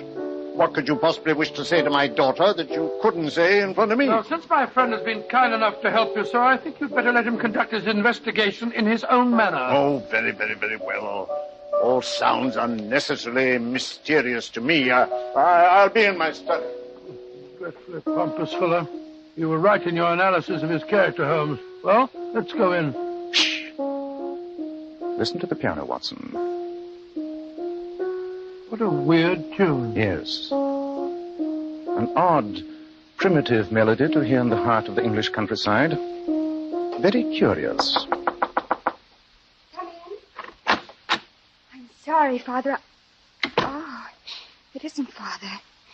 Who are you, gentlemen? Miss Manderby, permit me to introduce myself. My name is Sherlock Holmes, and this is my friend, Dr. Watson. How do you do, my dear? Mr. Sherlock Holmes, I knew you lived in the neighborhood. But why are you here? At your father's request. Well, nothing's wrong, is it, Mr. Holmes? I'm not sure, Miss Manderby. That's why we've come to talk to you. Oh, may we sit down, my dear? Oh, yes, of course. Please forgive me. Thank you, sir. You play the piano excellently, Miss Manderby. Have you ever thought of concert work? Concert work? Oh, no, sir. Papa'd never allow it. He needs me here all the time. You don't see many people here at the house. No, Dr. Watson. Papa doesn't like me to cultivate any friends. He wishes me to devote all my attention to him. Extremely selfish and medieval point of view, it would seem to me. Oh, please, Mr. Holmes, you mustn't say anything against Papa. If he knew that we were talking about him, he'd be furious. Then let me confine myself to you, Miss Manderby. Do you know of anyone in this neighborhood who might wish you serious harm? Oh, no, I don't. As I told you, I hardly know anyone. Then why, my dear young lady, are you so obviously terrified of your own shadow? Oh, please don't ask me that. I haven't even had the courage to tell Papa. Possibly not, my dear, but Mr. Holmes is here to help you and to protect you. That's why he insisted on our seeing you alone. Yes, Miss Manderby. And a trouble shared, you know? Very well, Mr. Holmes.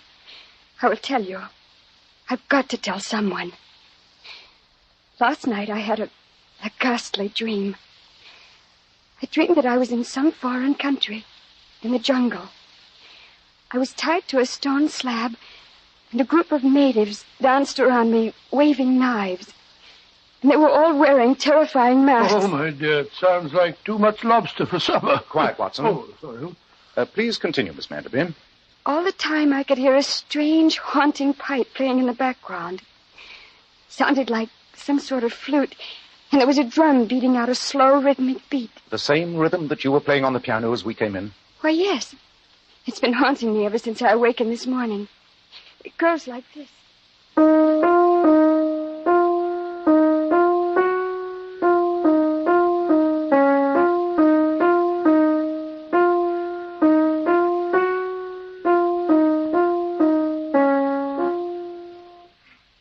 Suddenly, Mr. Holmes, I awakened from the nightmare, but I could still hear the melody continuing. I went to the window, and in the moonlight, I saw a tall man walking below. Could you recognize him? No, Mr. Holmes. He was disappearing through the shrubbery and his back was turned. But his hands were raised to his mouth. And I could hear the same melody being played on some kind of flute. It was awful, awful. You haven't told your father about it? No, Dr. Watson. He wouldn't have believed me. Papa's always accusing me of being fanciful.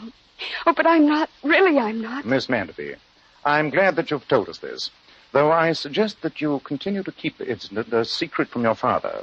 Very well, Mr. Holmes. Come on, Watson. All right, Holmes. Goodbye, my dear, and courage, Miss Manderby. You have friends now. Good day, gentlemen. And thank you. Holmes, what the devil's all this about? When I can answer that question, Watson, the case will be solved. As it is, there's work to be done. Ah, there you are, Holmes. Yes, Mr. Manderby, here we are. Yeah, I hope you found out what's wrong with the lassie. She hasn't been herself today. A change from her normal self, where you are concerned, might be a benefit, sir. Yes, indeed. The poor girl seems completely terrified of you, sir. The problem of my daughter's relationship with her father is no possible concern of yours. I asked you here on a simple matter of detection. Detection, yes, but far from simple. I warn you, you're in serious danger of the loss of a great deal more than a white cockerel and a hairbrush. Be on your guard, Mr. Manderby. Dr. Watson and I must conduct a little investigation in the village. You may expect a call from us later in the day.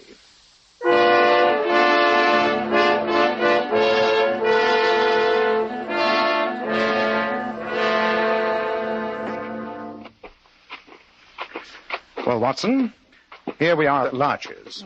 Charming house, but I still don't see quite why we're here. Because my inquiries uncovered the fact that this is the only house in the neighborhood with relatively new tenants. When something extraordinary happens in the peaceful countryside, look first for a newcomer. The owner's name is Mr. George Shapley.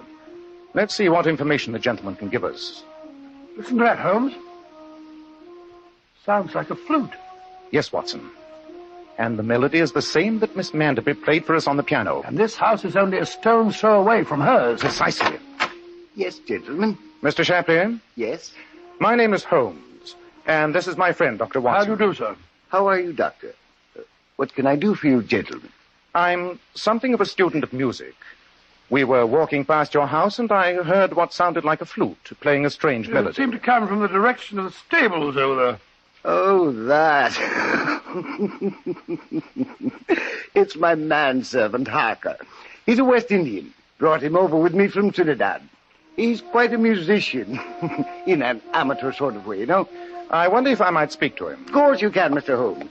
I'll walk you over there. Thank you. We were thinking of getting up a little entertainment in the village for the church ladies' bazaar. Perhaps your man would consider contributing his services. You can ask him. He spends 2 or 3 hours a day out here practicing. Harker! Yes? Come here a minute. Yes, Mr. Shapley. These gentlemen heard you playing and wondered if you'd like to do something for some village concert or other. Oh, that's flattering. We're organizing a musical soiree for the church ladies in a few weeks. Yes, sir, man, and we'd like you to play for us. I'm only an amateur, but I'll be very glad to help, gentlemen. That instrument you were playing, it had an odd quality. Was it a flute? Yes, sir, though I doubt if you've ever seen one like it. Look for yourself. Good Lord. Looks as if it's made of bone. It is, sir, from a human leg bone. Really? It's about 200 years old and originally came from Brazil. It's quite a collector's item. I'm sure it is. Tell me, Harker, since you're from the West Indies and obviously a lover of music, I presume you're familiar with some of the primitive melodies indigenous to that part of the world. Some of the tribal chants, for instance. Oh, yes, sir. I know many of them. Perhaps you'd play some at the concert. I'd rather not, sir. Primitive chants are dangerous medicine when their evil powers are not appreciated or understood. I quite agree with you, Harker. Well, I'm much obliged to you, and we shall count on you for the concert. Good day to you both. Come on, Watson. Good day. Good day, Mr. Holmes. Dr. Watson. That servant's our man, Holmes. He lives within 2 houses of Miss Manderby, and he plays the flute. Well, Watson, though I don't think the pattern is remotely as clear as you think, I'll agree that suspicion would seem to focus on the servant Harker. I could even produce another clue that points to him. You could? I picked this object from his coat as he turned to you during the conversation. None of you noticed it. What is it? Look for yourself, Watson. Here. Great heavens. It's a feather from a white cockerel.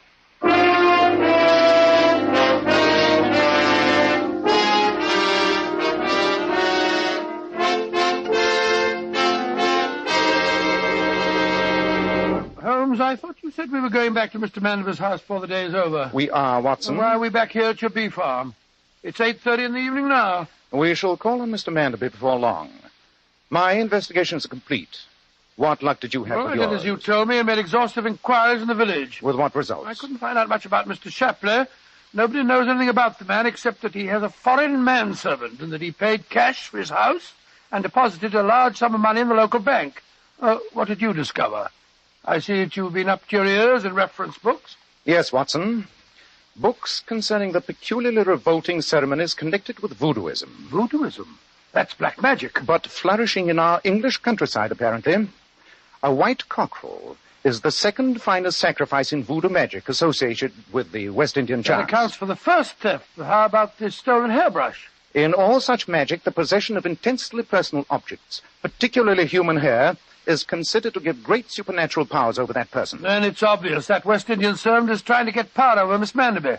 Holmes, you spoke of a white cockerel being the second finest sacrifice. What is the first? A human sacrifice.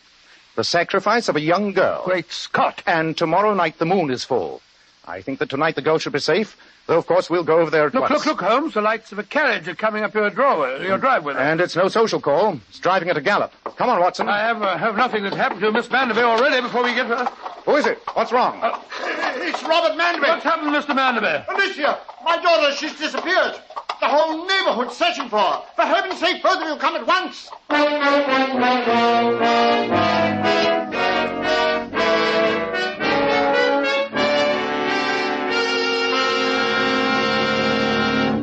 We'll find out in a moment what Sherlock Holmes decides to do now. But first, men, why not start today and take better care of the hair you've got? Remember, one of the first requisites of handsome, healthy-looking hair is a hygienic scalp. So why settle for just any hairdressing when you can enjoy the extra advantages of a highly specialized hair tonic like Kreml? Kreml contains a special combination of hair grooming ingredients which is found in no other hair tonic. This is why it keeps unruly hair neatly in place longer, with a rich, healthy-looking luster. Yet Kreml never gives hair that cheap, greasy, patent leather look. It never leaves hair feeling sticky, gummy, or dirty. Your hair and scalp always look and feel so clean with Kreml. And if your hair is so dry it breaks and falls when you comb it, start using Kreml at once. Let it make your hair feel softer, more pliable, and look as if it had some body to it. Kreml is also fine to lubricate a dry scalp. At the same time, it removes dandruff flakes. A quick massage with Kreml helps stimulate the cutaneous circulation of the scalp. Notice how alive, how invigorated your scalp feels. So for better groomed hair, a hygienic scalp, use Kreml daily. K-R-E-M-L. Kreml Hair Tonic.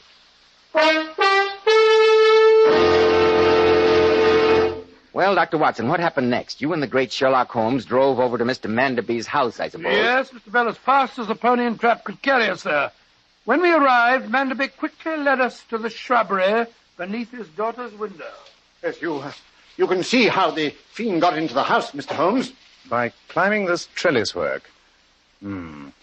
Footprints in the earth leading toward it, but none leaving. And the man, whoever he was, must have left the house by some other exit. An amazing deduction, Watson. There's no need to be sarcastic.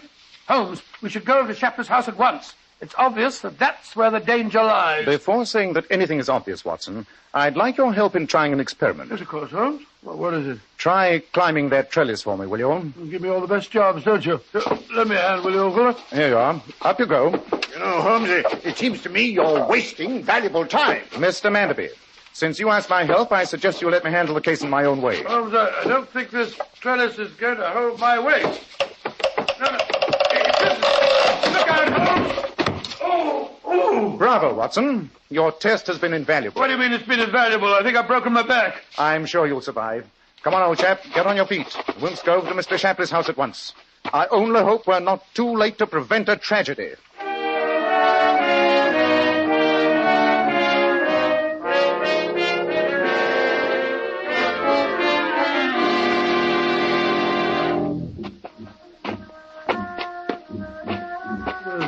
light coming from the stables, Holmes.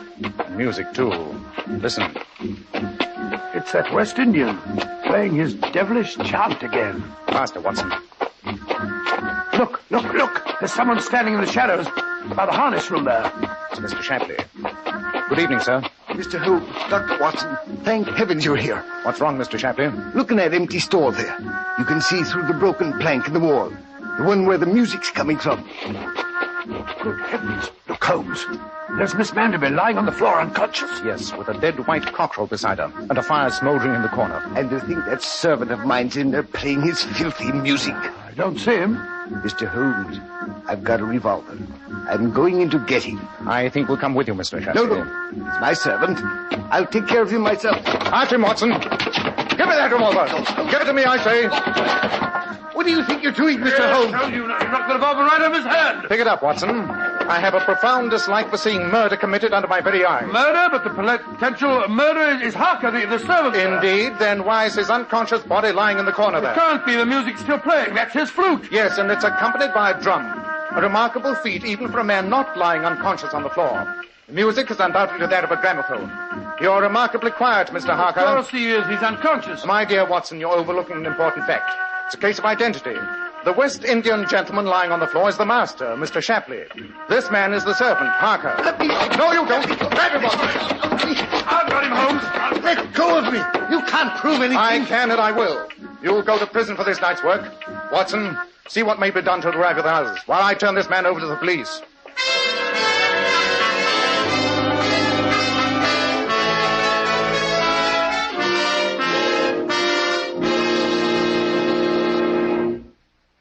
How is Miss Manderby, Watson?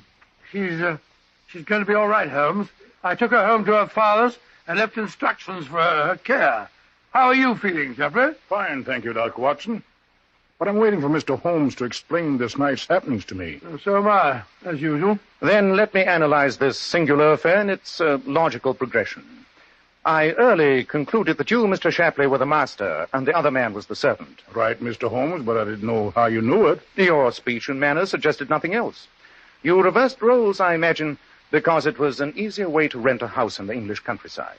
That was the reason, Mr. Holmes.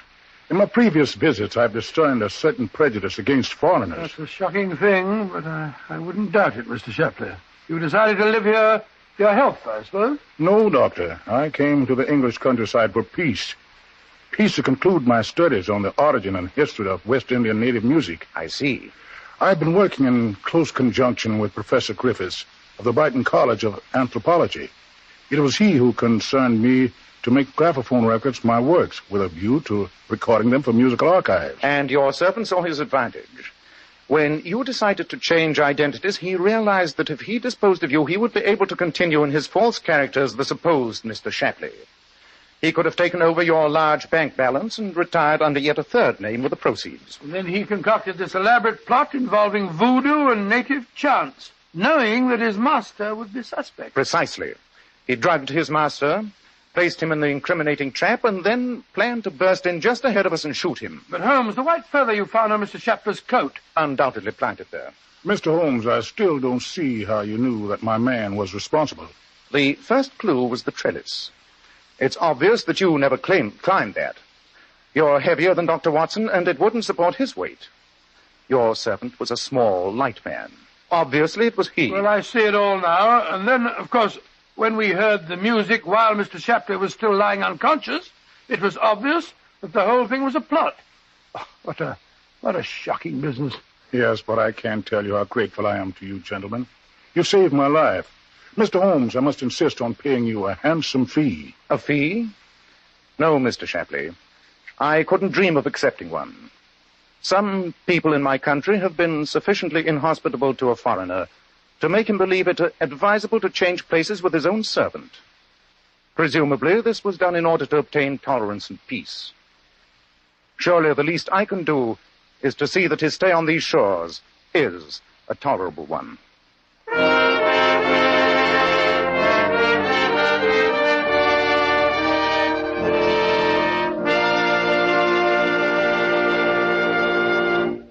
Girls, I imagine most of you are planning to go out to a party or a dance on New Year's Eve, or perhaps just spend a quiet evening with friends.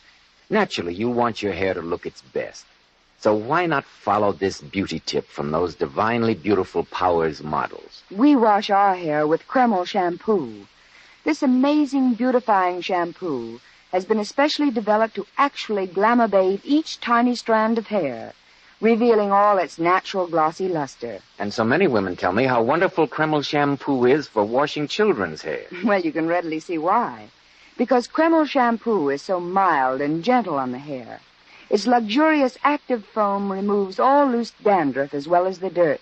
Girls, if only you could see how Powers Model's hair fairly radiates natural glossy highlights, I'm sure you'd want to try Kreml shampoo right away. You can buy a bottle at any drug counter. Kreml, Kreml shampoo. Now, Dr. Watson, what about next week? Well, Mr. Bell, next week I think I'll tell you a story I call the Darlington Substitution Case. It's a strange story of how Holmes saved a prominent British peer from scandal and disgrace by exercising the judgment of Solomon.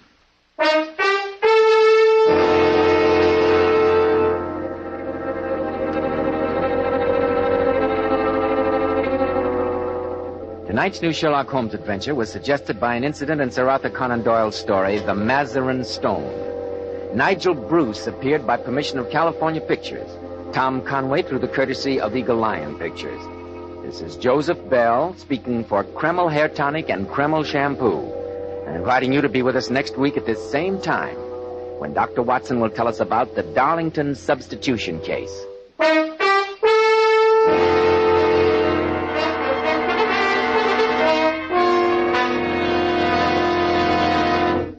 This is ABC, the American Broadcasting Company.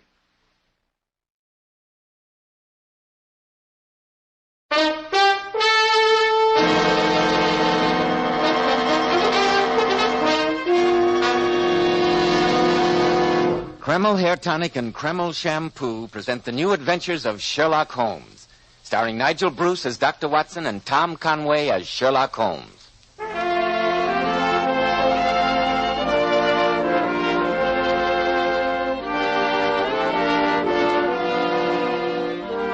Well, once again, it's time for that weekly visit with our good friend and host, Dr. Watson. Let's join him, shall we? Ah, there you are, Mr. Bell. Good evening, Dr. Watson. Well, have you quite recovered from your holiday festivities? I think so, my boy, and I was particularly flattered by the number of friends who were kind enough to remember a rather elderly and lonely doctor at this time of year. Well, as long as you keep telling those swell Sherlock Holmes stories, you'll never be lonely, Dr. Watson. Then I'd better get on with tonight's new adventure.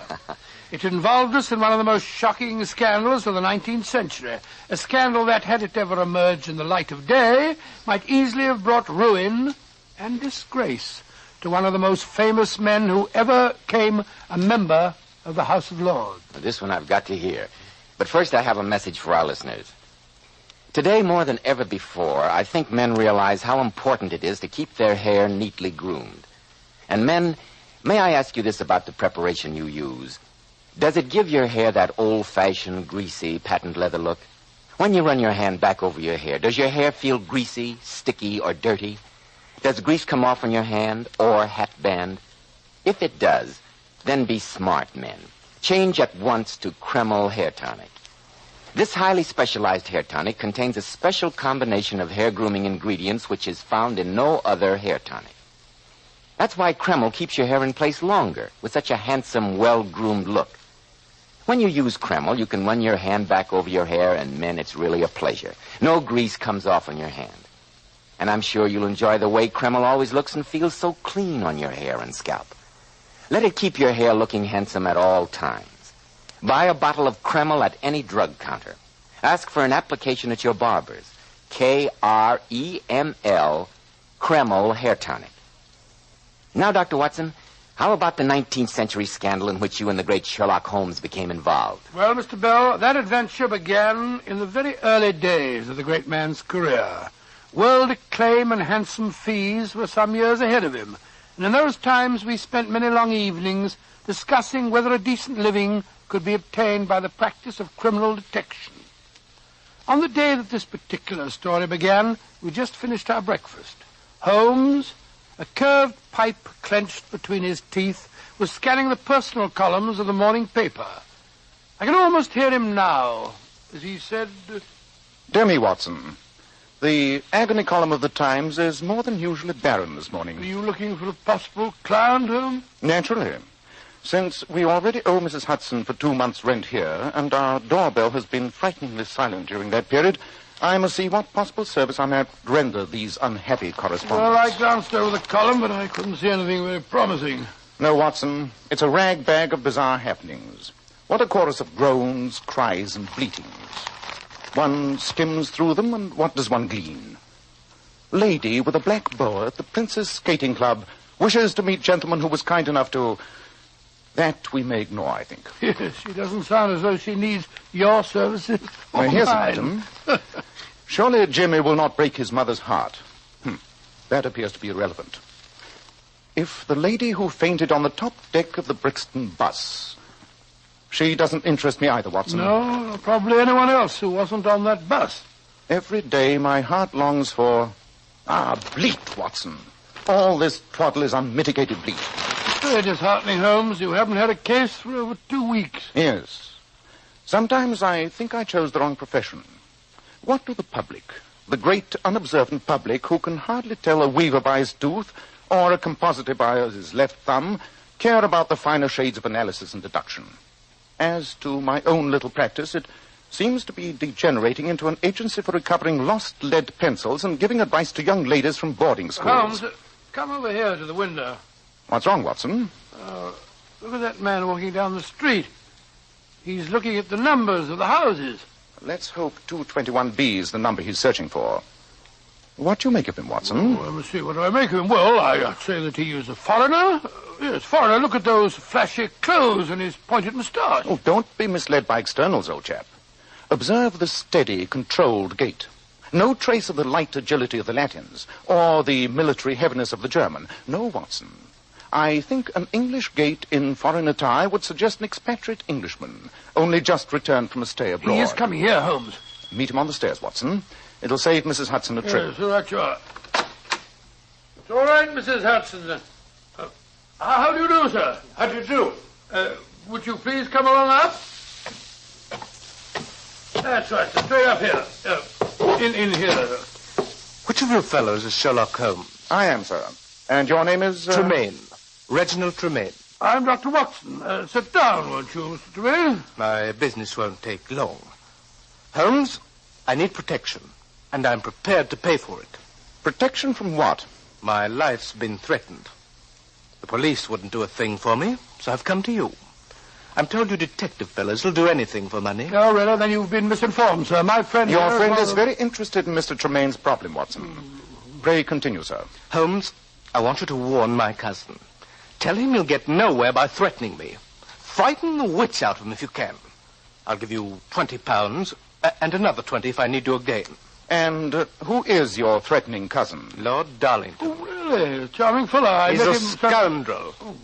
But his title impressed Scotland Yard. That's why they wouldn't help me. Well, even a title can be vulnerable. A public scandal would shake him. And that's what is going to happen if he threatens me any more. And you can tell him so from me, Holmes. I've always heard of Lord Darlington as the very model of an English aristocrat.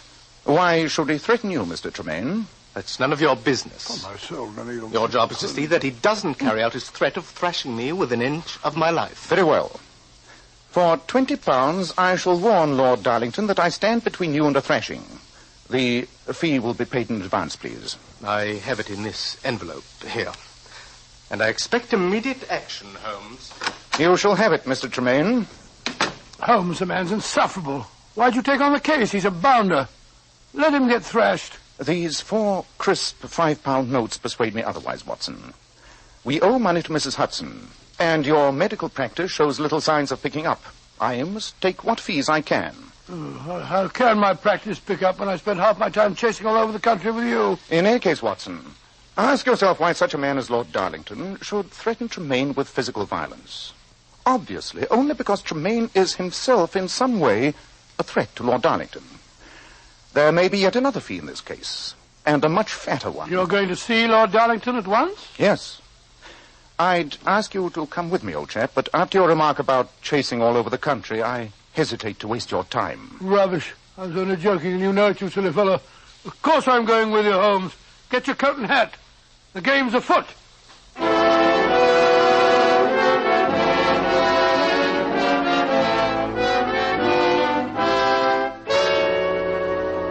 £10,000, my dear cousin, or the scandal will be spread all over London. It's preposterous, Reginald. And I warn you that if you continue in this vein, you'll get that thrashing I promised. Oh, no, I won't. I've engaged a detective fellow by the name of Sherlock Holmes. He's going to act as a bodyguard, so you'd better not try any tricks. He should be here any moment. How dare you bring a stranger into this mess? How dare you? That's right, my dear cousin. Bolster up your courage with the brandy bottle. Be quiet, Reginald. It'll cost you £10,000 to keep me quiet. I won't pay it. The scandal will make pretty readings in the newspapers. Before we go any further, Reginald, I insist on one thing. I shall bring Lady Darlington to here, and you must make this shocking accusation to her face. I shall be delighted to. Yes, Jenkins, what is it? Excuse me, Your Lordship, but there's a Mr. Sherlock Holmes and a Dr. Watson to see you. I told them that you were engaged, but they seem most insistent. Better have them come in, my dear cousin. We may need independent witnesses. Oh, very well. Show the gentleman in, Jenkins. Yes, Your Lordship. And then if you'll ask Lady Darlington to come here, I'll be very glad to make my accusation in public. It's blackmail, Reginald. That's what it is. You'll never get away with it. Won't I? I think you'll be surprised. Mr. Sherlock Holmes and Dr. Watson. Allow me to introduce my cousin, gentlemen, Lord Darlington. How do you do? Jenkins? Yes, Your Lordship. Ask Lady Darlington to step in here for a moment. Yes, Your Lordship. Lord Darlington, I greatly admired your speech in the House of Lords on tax reform. I only wish we had met under different circumstances. As it is my duty to... Oh, that's all right, Holmes. I've already told my dear cousin that I'd engaged your services. I want you both here as witnesses. Witnesses? To what? Reginald has made a shocking accusation. As soon as my wife comes here, I'm going to insist that he repeat the statement to her face. Ah, there you are, Clara. I just put Gordon to sleep, dear. Hello, Reginald. How are you, Clara? My dear, I want to introduce Mr. Sherlock Holmes and Dr. Watson. How do you do? Well, do sit down, won't you? Albert, what's wrong? You all look so dreadfully serious. Clara, my dear, Reginald has made a shocking accusation. It concerns you, and I insisted that he repeat it in your presence. An accusation against me? Yes, Clara, my dear. You see, I'm requesting a paltry sum for concealing my knowledge of the Darlington substitution scandal. Substitution?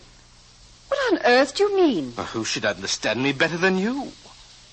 The baby asleep upstairs, the supposed heir to the Darlington title, is not your child. That's a lie. How dare you say that, Reginald? Lord Darlington, surely you were present at your son's birth? Well, as a matter of fact, I wasn't. I was abroad on government business at the time. My wife went to the country with a paid companion. My son was born there. Oh, no, my dear cousin. A son was born there, and then it was passed off as yours. That's a foul lie. Albert, make him leave this house. I'm afraid, Clara, my dear, that, well, he's threatened to go to the newspapers. We must hear him out. Lord Darlington, surely the matter is not hard to settle. You say your wife had a companion. Confront her with a story. She can establish the truth of the matter. Yes, of course she can, but where is she? I haven't seen Maud Harris since she left me a year ago. Then I have a surprise for you, Clara. She's waiting in my cab outside now. I'll tell Jenkins to send her in. Jenkins? Yes, sir? Ask Miss Harris to join us. She's waiting in my cab. Yes, sir. Albert, I don't know what devil's work Reginald's up to, but you don't believe him, do you? Well, of course not, Clara, darling. Mr. Tremaine, how did you get in touch with this Miss Harris? For an employee, you ask a lot of questions, Holmes. I met Maud Harris at Brighton last week. As soon as she knew I was the black sheep of the Darlington clan, she thought we might profitably put our heads together. And so you organized with the idea of blackmailing this poor lady. Such a valuable secret is surely worth a few £1,000s, Dr. Watson. Maud. Yes, Lady Darlington, it's me. You're just in time to settle a most important truth. I'll handle this, Reginald. Young lady, as I understand it, you claim to know that the boy lying upstairs is not my son. Who should know better, Your Lordship? He's mine. Maud, how can you tell such a lie? It's no lie, and you know it, Lady Darlington. Your child was born dead. Albert, make her stop saying such things. Clara, my dear, control yourself. Let's hear this shocking tale to the end. Well, go on, young woman. You were abroad, Lord Darlington. When her ladyship lost her child, she was terrified. She knew how much you longed for a son, and she made this plan. Oh. I was a widow, and I was going to have a child, too. We fooled the villagers, even the doctor, by giving each other's names. And so my son was born as the Darlington heir. Maud, that's the most shocking lie I've ever heard. I can't stay here and listen to any more of it. Mr. Holmes, I understand you're a man of discretion and ability in such matters. What am I to do? I would like to ask this young lady a few questions. Miss Harris, why have you chosen to reveal the supposed truth now? I thought that money could compensate me for the loss of my boy. But I was wrong. A mother's love can never be stifled. Indeed, then I suppose Mr. Tremaine's plans for blackmail are purely incidental. Oh, keep out of this, Watson. It's no affair of yours. Establishing truth and justice is anybody's business, my good man. Mr. Holmes, I'll pay you any fee you name to disprove this monstrous story. Oh, no, you don't, my dear cousin. Holmes is employed by me. Mr. Tremaine, I've undertaken to protect your physical safety. That pledge I will keep. Otherwise, I'm a free agent. Then you'll accept my commission? Yes, Lord Darlington, on one condition. And what's that? You have asked me to disprove this story. I would prefer that you ask me to establish the truth. Of course, Holmes, and spare no expense.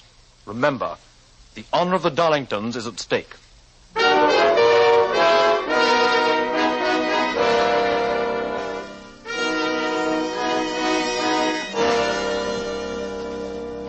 Well, Holmes, little did I think when Tremaine called on us this morning that we'd end up the day tramping a village lane in Surrey, looking for a Dr. Godfrey. And yet, that gentleman must surely be able to give us the final answer. Lady Darlington said that he attended Yes, her. but supposing the companion's story was true and they had changed names. Even so, the good doctor will certainly know whether the boy was born to a slight, blonde woman like Lady Darlington or a brunette Amazon like Maud Harris. Well, here's the doctor's house. They said in the village it was the one with the gabled roof. No lights visible. I hope the doctor's not out. Doesn't seem to be any answer. Confound it. I don't believe there's anyone at home. And you will observe, Watson, that this morning's delivery of milk still stands on the doorstep. Curious. Let's explore a little. Well, perhaps the doctor's gone away for a few days. If so, he's a very careless man. Look, that window's wide open. Do you think we might go in and look round? We not only might, we will go in. Too much is at stake to stand on ceremony. Strike a match, Watson. Right you are. I'll light that lamp. There you are. Holmes! Holmes, look! The figure slumped over the desk. Someone has reached the doctor before us. He's been shot through the chest. He's dead, Holmes. How long would you estimate he's been dead, Watson? About 24 hours, I say. So now we become involved in murder as well as blackmail. Well, the answer's perfectly obvious to me. Tremaine came here and shot him. He knew that he could never blackmail Lord Darlington while this doctor was still alive. Not necessarily, Watson. If the story of the substitution is true, you must realize that one other person would have an equal motive for murder. Great Scott, Holmes, who? Lord Darlington himself.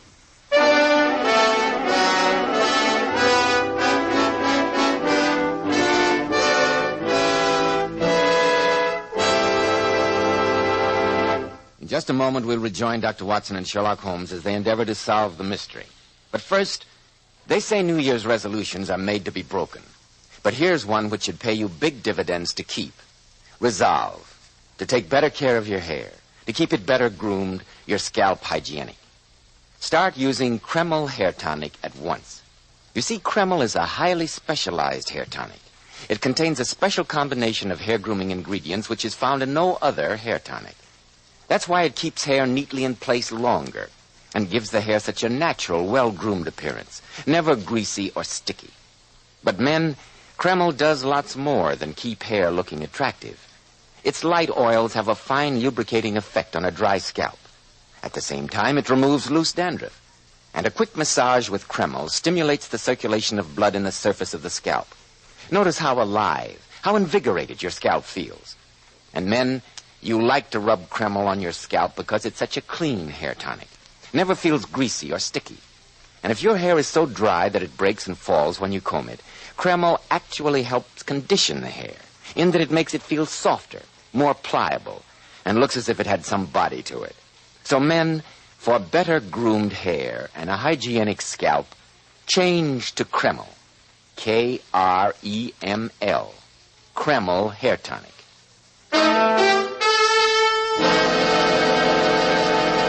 Well, Dr. Watson, so you went to interview that village doctor and arrived there to find him dead. Yes, Mr. Bell, but before we reported the tragedy to the police, Sherlock Holmes conducted an intensive search of the dead man's room. After a moment, he turned to me and said, Watson, we must see what the inanimate objects in this room can tell us. Aha. Here's the doctor's appointment pad. Let's see who his last visitor was. Look, there's the name of Darlington. Yes, but that tells us little. If the companion's story is true, the word Darlington could refer to either of the women or to Lord Darlington himself. But what are these letters scribbled before the word Darlington? Why must doctors have such illegible handwriting? Doctors don't have illegible handwriting. I disagree. In fact, I've often thought they train you to write badly in medical colleges. Yes. The letters are R-E, Ree. Ree Darlington. That means that someone was calling about the Darlington case. A fact we already knew. Yes, Let's see what else we can find. Hello. Look over here on the sideboard. Brandy decanter with a stopper left out. And one glass that has been drunk from. The killer must have had a drink after he shot the doctor. And in so doing, I think he gave us the clue to his identity. Oh, how? There's a speck on the rim of this glass. I think it's...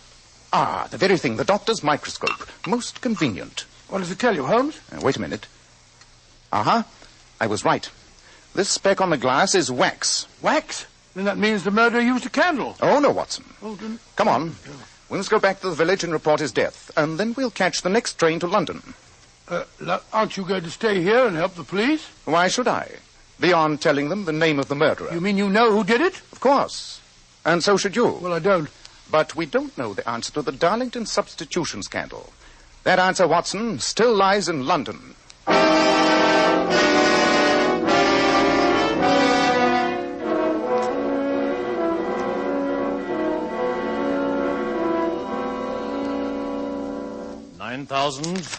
£9,500, £10,000.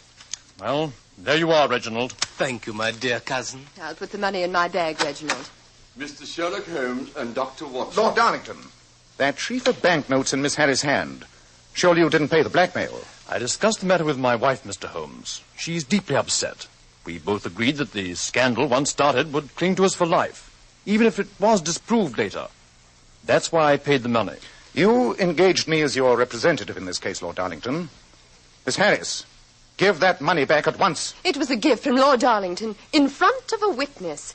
If you try to touch it, I shall send for a policeman. That won't be necessary. 2 of them are waiting in the anteroom now. Police? Oh, Holmes, you shouldn't have done it. I wanted no breath of this scandal to emerge from beyond these 4 walls. The fact that police are here has nothing to do with the problems of blackmail. I brought them here to apprehend a murderer. A murderer? What do you mean? Dr. Godfrey, your wife's physician, was shot dead during the past 24 hours. He was killed before he could tell us the true answer to the parentage of the child upstairs. Murdered? Oh, what a dreadful thing. Have you any idea who did it? Every idea, Lord Darlington. But before I expose the criminal, I'd be obliged if you'd bring Lady Darlington here. And also the child. Oh, very well, Holmes. This is going to be a terrible shock to her. You're suddenly very quiet, Mr. Tremaine. Am I? I was wondering who might have killed Dr. Godfrey. Fortunately, we don't have to wonder. The murderer left a clue. After he'd committed the crime, he made the mistake of taking a drink. Darlington's quite a drinking man, you know. And you have been known to take a drink on occasions, too, Mr. Tremaine. For instance, after you'd killed Dr. Godfrey. After I'd... What rubbish are you saying? You see, the murderer left a tiny blob of wax on the glass. Oh, what does that prove? Merely that someone had been carrying a candle. But this wasn't candle wax. It was cosmetic wax, such as you used to wax that pointed moustache of yours. Reginald. All right, all of you, I'm getting out of here.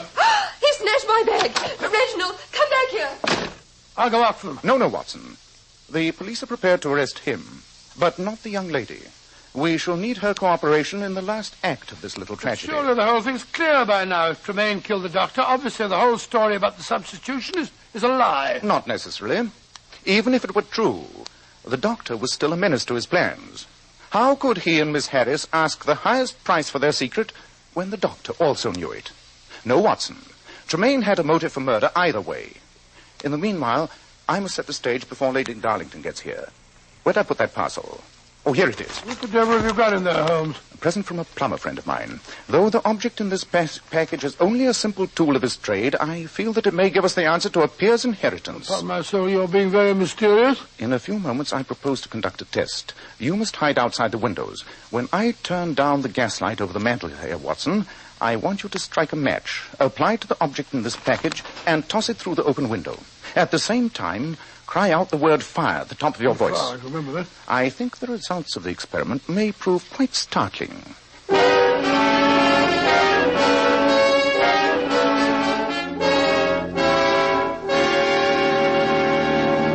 Lord Darlington, now that all the principals in this case are assembled, I shall conduct my experiment. Very well, Holmes. I don't see why I had to bring the boy down here. It's long past his bedtime. I assure you, Lady Darlington, that his presence is absolutely essential. Please place him in the bassinet on the sofa. All right. That's it. And you, Miss Harris, will you be good enough to place your handbag on the table? Very well, Mr. Holmes. But no funny business now. The police took it away from Reggie and gave it back to me. That money's mine. Each of you ladies claim to be the mother of that boy. Since scientific tests of parentage are notoriously unreliable, I shall conduct a simple experiment which I think may give us the truth in this matter. Now, I want both you ladies to come toward me with outstretched hands. That's it. I turn down the gaslight over the mantel, so. Fire! Fire! Oh, darling! It's all right. It's all right. If you look closely, you'll observe that this object is a perfectly harmless plumber's smoke rocket. Fire! Fire! You can drop the masquerade, Watson. The case is solved. Fire! Oh, is it home? Holmes, what on earth are you up to? You'll notice that on the cry of fire, Miss Harris ran for her handbag containing the 10,000 pounds. Lady Darlington instinctively rushed to her son. I think, Lord Darlington, that there can no longer be any question of the child's parentage.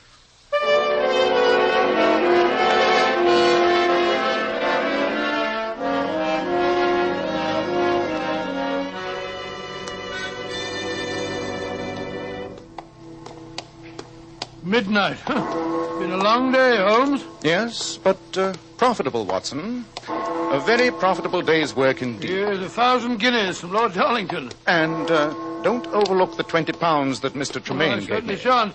He retained you for protection, and you end up by sending him to the gallows. A fate that he richly deserves. I only wish I could have persuaded Lord Darlington to prosecute Miss Harris. Blackmail is a devilish crime. Funny to think that a simple plumber's rocket smoked out the truth. Yes.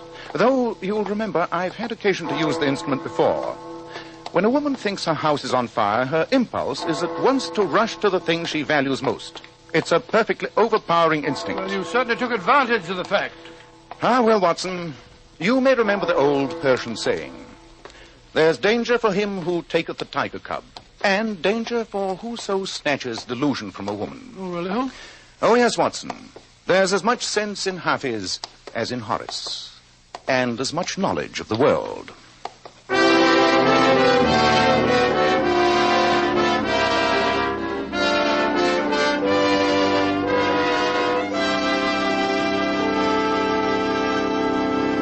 Well, Dr. Watson, that was a very exciting story. Thank you, Mr. Bell. Incidentally, don't you think you'd better tell our listeners about the change of day and time for our next meeting? Yes, of course. Ladies and gentlemen, our next broadcast will be on Monday, January 13th, over these same stations. And better consult your newspaper for the time. Girls, have you noticed how men can't help but admire the bright, shimmering highlights in a woman's hair? Then why not follow the advice of the famous $1 Million Powers models? Girls noted for their glossy, bright hair. Powers models wash their hair with Kreml shampoo. This amazingly beautifying Kreml shampoo actually glamour bathes each tiny strand of hair and uncovers all its natural radiant luster. Yes, and Kreml shampoo never dries the hair. In fact, it has a beneficial oil base which helps keep the hair from becoming dry or brittle. Its luxurious active foam thoroughly cleanses the hair and scalp and removes all loose dandruff as well as the dirt. So, ladies, buy a bottle of Kreml shampoo at any drug counter. See how easy it is to glamour bathe your hair to a vision of tantalizing loveliness. Kreml, Kreml shampoo. Now, Dr. Watson, how about next week? It's not next week, Mr. Bell. It's a week from next Monday. Yes, of course. Well, what story are you going to tell us a week from next Monday? I think I'll tell you about the Devil's Foot. The Devil's Foot? What was that? I won't tell you now, Mr. Bell, but I will say that Sherlock Holmes and I never encountered a more gruesome or a more horrible mystery.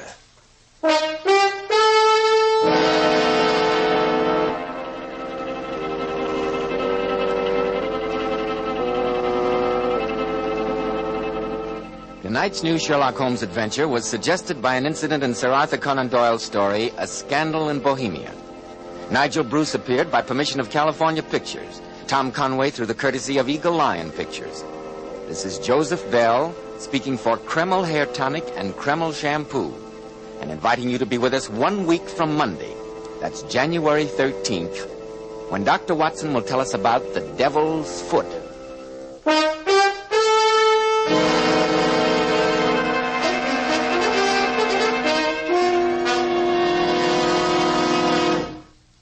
This is ABC, the American Broadcasting Company.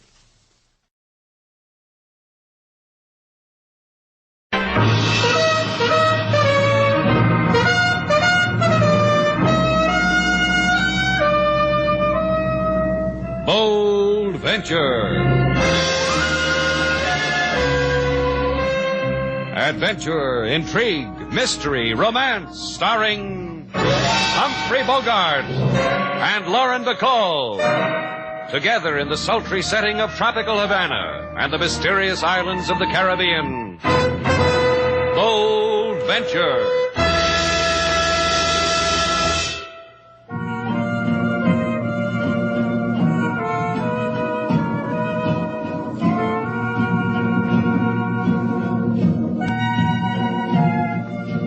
Once again, the magic names of Humphrey Bogart and Lauren Bacall bring you Bold Venture and a tale of mystery and intrigue.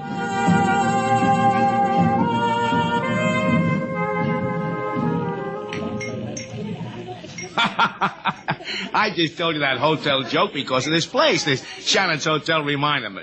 Oh, I got another one for you. Hey, you want to hear it? Sure you do. Now, look. You ask me, why do rumba dancers have such an easy time of it? Go on, ask me. All right. Why do rumba dancers have such an easy time of it? You want to know why rumba dancers have such an easy time of it, Miss Duval? Uh-huh. Well, get this, it'll kill you. Because all they have to do is stand around and twiddle their thumbs.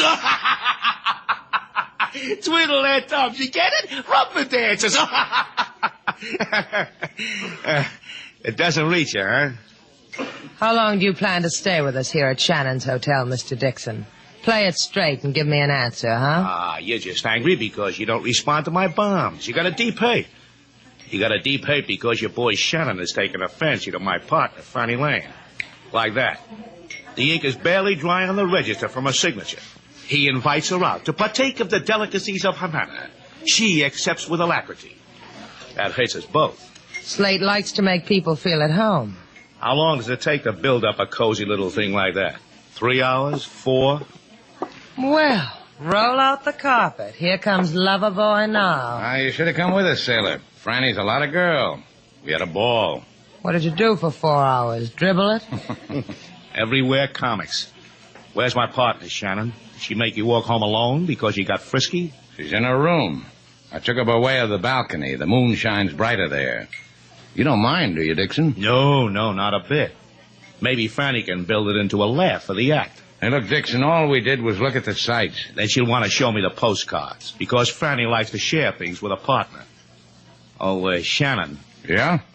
The next time you'll bring Fanny around the front way, huh? Because she plays better to an audience. You'll do that, huh?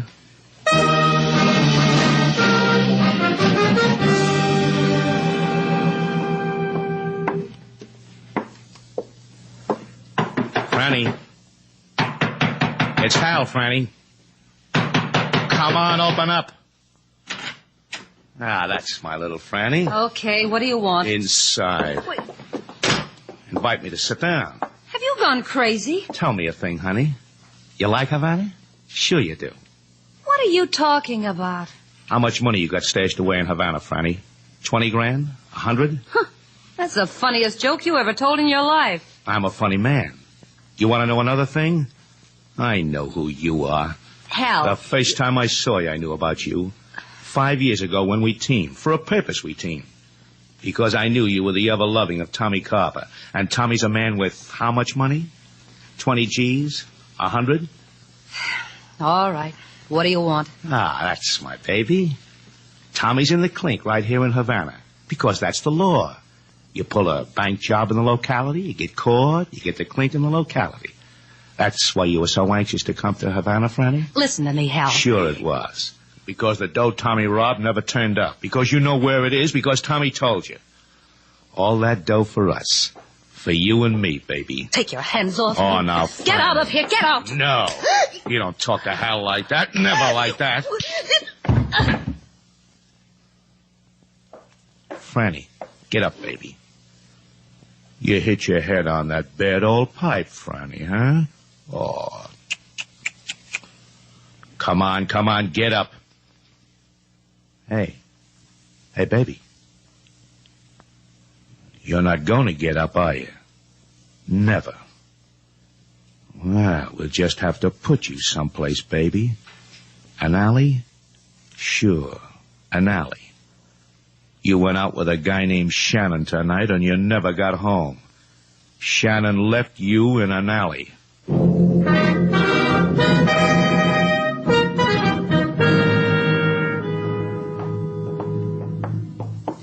Did you bring the passkey, Shannon, like I told you? Like you asked me. You did ask me, didn't you? Oh, sure. What's eating you, Shannon? You got ugly memories? Did I wake you up out of a bad dream? You should be grateful. It's just that I'm not used to comics on an empty stomach. What makes you so anxious to get into Franny's room? Well, it's like this. I've been knocking on the door, and she doesn't answer. Oh, you must have given her a snazzy time last night, Shannon.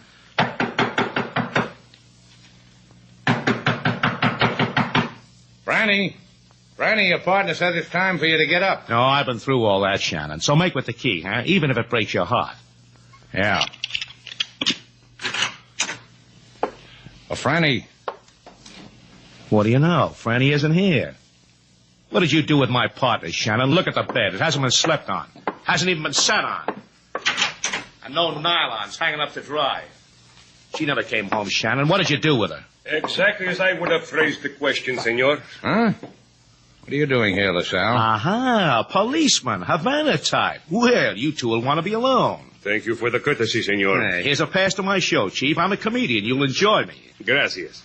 I asked you a question, LaSalle. What do you want here? Maybe what I want, Shannon. Maybe he wants you to bring back my Franny to me. Have fun, fellas. This was Senorita Franny Lane's room, eh? Yeah. What about it? She is murdered, beaten to death. We found her body in an alley with a room key to your hotel, Franny Lane. Oh. Not Franny. Exactly, Franny. You enjoyed Havana with her last night, Senor Shannon, eh? We know you did so. Many friends have told us. What else did your friends tell you? That I killed her? We have not yet had the rudeness to ask this question of them, but I will ask it of you. I brought her home. She said goodnight here at the hotel. Far from an alley, no? You know who the girl really was, senor? Franny Lane, part of an act, Dixon and Lane. She was more than that, senor. She was the wife of a convict whose name is Senor Tommy Carpa. Yesterday, Senor Carpa escaped from our escape-proof jail. It makes me sadness. I bleed for you. Thank you. The Senor Carpa, it is good for you he escaped. If he had not, I would arrest you for the murder of his senora. As it is, you will have no impulse to depart our Havana. No, Senor Shannon?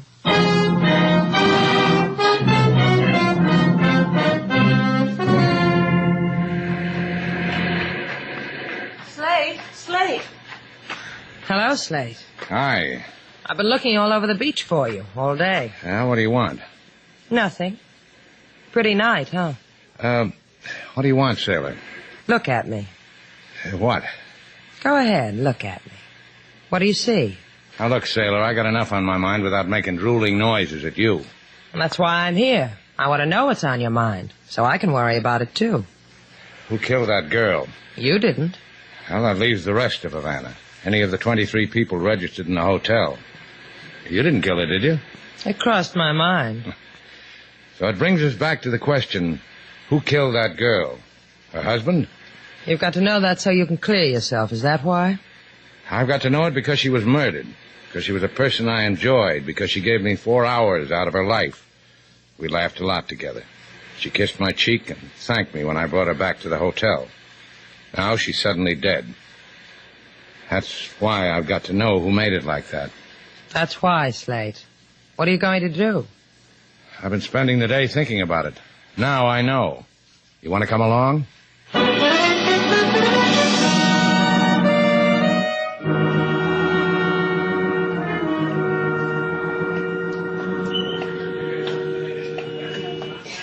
We going to walk around Havana for the rest of the night, Slate? You want to go home? Go. Not getting any place, are we? Well, it's not easy to get people to give you an answer when you ask them about an escaped convict. Mind if I ask a question? What? How do you know all these people? The kind of people you can ask about an escaped convict. No, we got mutual interests. Books, teas, the theater, friends in jail. In here, sailor. Hey, what is this? 10 centavos a dance. Stay here, sailor. Oh, Slade. Your friend is leaving, senorita? You dance with me, see? I am pretty. I dance the American Charleston. You're on your own, sailor. Thanks, boy. Hello, Maria. Oh, Slater Shannon, my beautiful Slater, my alma Slate. I have been waiting for you. Waiting? See, I knew you would come here to Maria, to her palace of Jolly, of which Maria is the foremost Jolly, eh? Also, people have been whispering in my fat ear that you have been saying, where is Tommy Carpa? So you've just been waiting for me to come to you, huh? Oh, could I come to you, mi hermosa, with my big measurements? How many times a day can I give from this chair, eh? See, I knew you would come. Where's Carper? He will be happy to see you. Where is he? Number 22 Paseo Batista on the corner, near the alley. The girl I came in with is named Sailor DeVal. Oh, I saw her. She is lovely. Muy lovely. Yeah, well, see that she gets home alone. See. Once I had a figure like she has. Oh, tell her to stay off of the tamales, senor.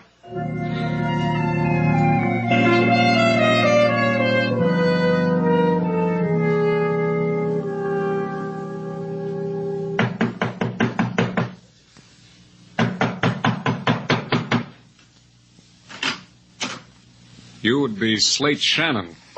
The word got to you, huh, Carper? Word moves fast in Havana. Doesn't it, though? Come on in. Make yourself cozy, Shannon. The sofa there. And a pillow for your head.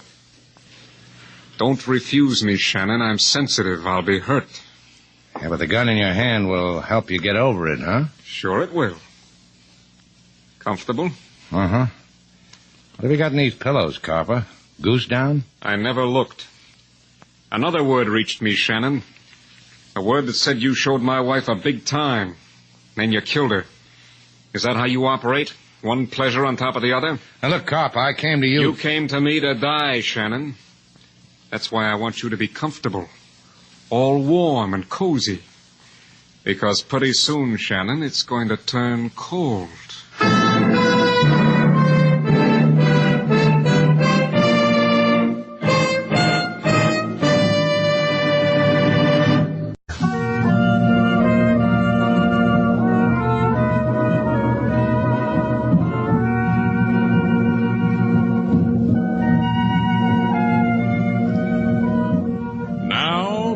To Bold Venture, our stars Humphrey Bogart and Lauren Bacall, and the second act of our story.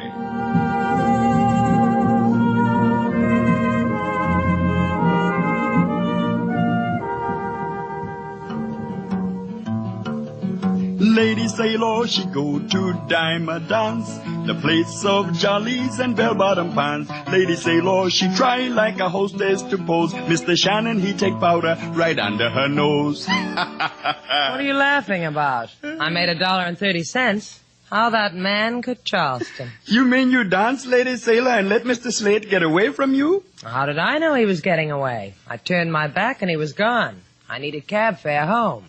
So I danced. You know where Mr. Shannon go? Sure, looking for something. And he'll find it. Why does he do it, King? Why doesn't he stay here? With you? With me. Have it your way. I think I'll take myself somewhere and dream about it. You go for a walk? With the moon dipping low in the tropic sky, I'm going to bid a fond farewell to colorful old Havana. I'm going to sleep. Hey, wait a minute. I wait, Lady Sailor. For what? The letter in the box for room 12. Franny Lane's room. While you were out, it came. I was going to mention it to Mr. Slate when he returned. A letter for Franny Lane. For a murdered girl. Registered. Postmarked Miami. And no return address. Let's see what's in it, King.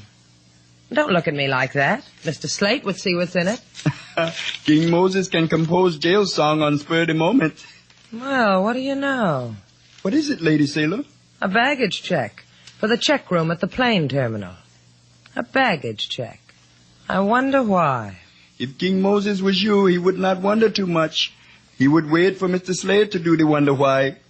Sing me a song, King Moses, about how I was going to sleep to dream of Slate Shannon, about how I decided to wait up for him to show him a baggage check. Go on, King.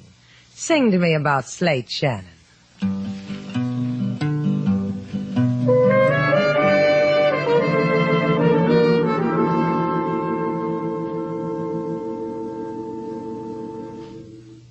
How does a man like you go out, Shannon? With a Betty Bye prayer you remember as a kid? I pause because it interests me what people tell themselves when they're going to die. If you kill me, Copper, you'll never know who murdered your wife. You. Nobody but you. The word is they found her in an alley. That's no place for my wife to die in. An alley. Cops say you got to her, Copper. You or me, they don't care. I found you. Why didn't I just turn you over to them without going through all this? Maria gave me your address. I could have given it to LaSalle. Why didn't I do that, Copper? It's stuffy in here. I go to open a window. I escaped from a jail because I want to breathe. What do I get? A wall. A stinking alley covered with yesterday's garbage. You believe me now? You believe I didn't kill her? Relax, kid. I'll tell you about Copper. Yeah, sure. Go ahead. Do that. 5 years ago, I did good in Havana. I split open a bank for 50 G's. They put me behind a door for that. But they never lay hands on the money.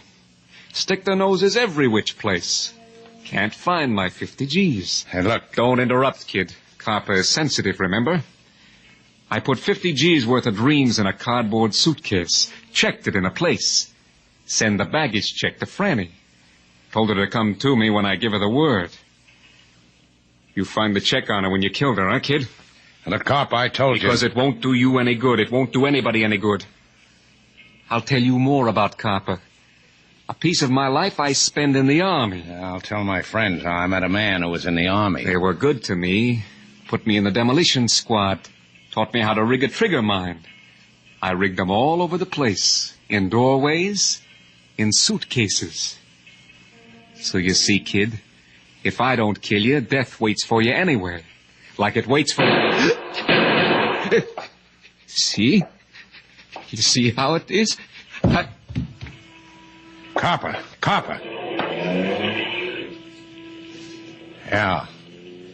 Yeah, someone just killed you. That's how it is.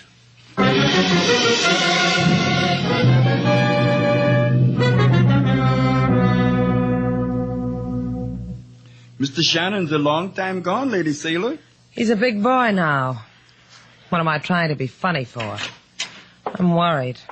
Maybe the funny man will make a ha-ha for you. What? Funny man. He just come in, Lady Sailor. The way he's standing there at the desk looking at you, he liked the inside of Shannon's hotel better than the outside of Havana.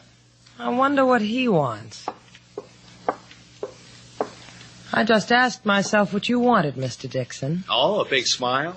See, I'll give it to you. What do you want? Let's play post office. All right. Go stick your head in a mailbox. I'll send you home to Mother.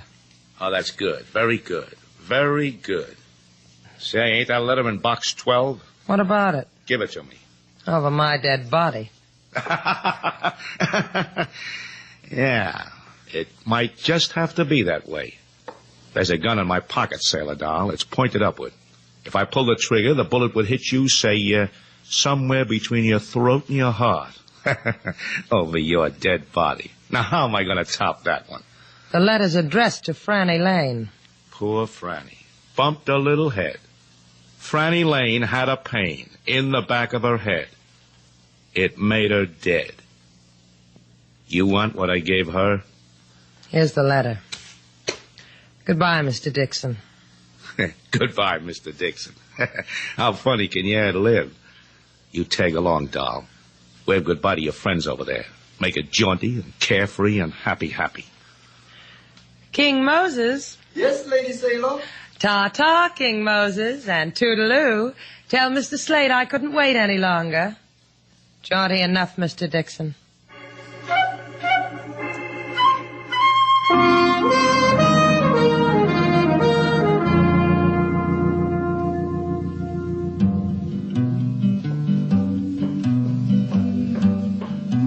Well, welcome to your home, Mr. Slade. Anyone been asking for me, King? Me, Lady Sailor. Anyone else, like police? So far, it has been a very beautiful night. Full moon with no shadow of police. However, I bring one if you want one. Well, suddenly everyone's a comic around here. Oh, I had no desire to be funny, Mr. Slade. I thought perhaps you would want a policeman. Now, look at me, King. What could make you think I'd want a thing like that? The letter, maybe. Huh? The registered letter that came from Miss Franny Lane. Oh, where is it? Here, in slot room 12. I knew you would want to peek into it before... It's gone. So it's gone. Who took it? Lady Sailor, maybe. Maybe she could not resist the curiosity of the baggage check she found in Miss Lane's letter when she opened it. Ah, that's what was in it. Only that. A baggage check from the plane terminal. I peeked also. Where's Sailor? In her room? Oh, no. On the arm of the man with the not-too-funny jokes. They went away together someplace. I know not what place. Yeah, but I bet I do, King. Funny man could kill a girl in a place like that. Because he killed before? Uh-huh. How'd you guess?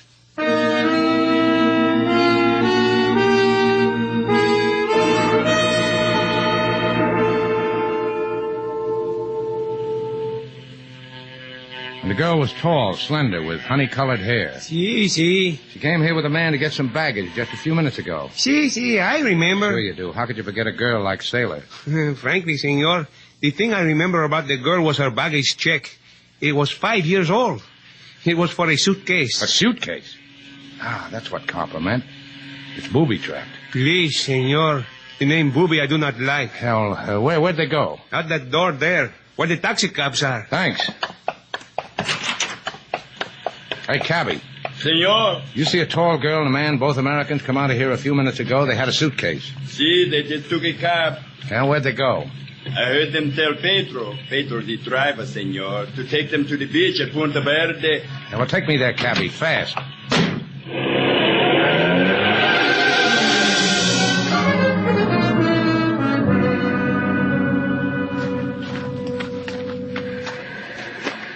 You tell me where to stop, doll. What have I got to do with it? You've got the gun. Pick a place that's pretty, 'cause it's your dying place. I want to do right by you.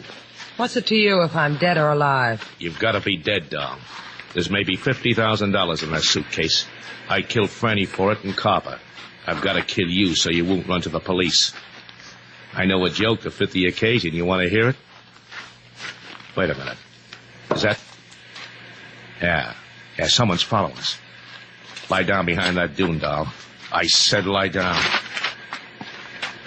You looking for us, Shannon? Yeah, I'm looking for you. You found us. Slade, are you all right? You missed, Dixon. We'll try again. Dixon, listen to me. That suitcase is booby-trapped. You'll get blown up. Your boy makes funnies too, huh, Doll? Copper booby-trapped that suitcase, he told me. You better listen to him, Dixon. You think so, huh, Doll? He's not going to lie to you at a time like this. This is just the time to lie to me. But I tell you what, we'll play it out. Hey, Shannon. I'm telling you it's booby-trapped, Dixon. Don't open it. Tell you what, I'm going to slide this suitcase down the other side of this dune. You open it, Shannon. You open it or I'll kill this girl of yours here. You got it, Shannon? I got it. Open it. Slate, run. Don't open it. Run. It's open. Strike a match so I can see it's open. All right. Look. Yeah. All that money, Shannon. 50 grand. Copper told me that, too. Say goodbye to your girl, Shannon. I'll give you that much. Sure. I'll go tell her things I never told her before. Don't roam away or I'll shoot you in the back. I can see that far. Yeah, thanks. Oh, you pretty money, you. You pretty's lying there so smug in this suitcase. Let me touch you. Oh, you feel nice. Let me lift you out. Let me rub you against my cheek. Let me...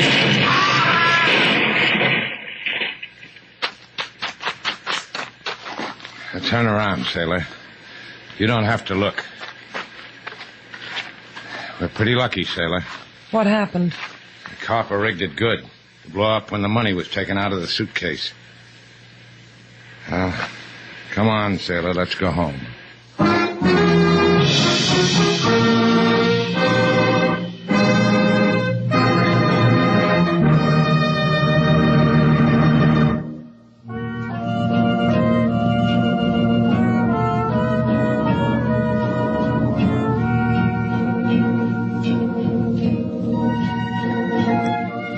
Look down there, Slate. Doesn't the beach look lovely? Who needs it? I know a deserted hunk of it where there's 4 clumps of palm trees. So? So you can gather yourself a lovely bunch of coconuts. Goodbye, Slate. Come back here. What for? Is that a way to treat a man who saved you from the jaws of death? The very jaws? Then come to the beach. For what? So I can pin a medal on you. Do it here. All right. Well? That's a medal? What do you think? Oh, I think it's a kiss. Maybe I'm wrong. Come here.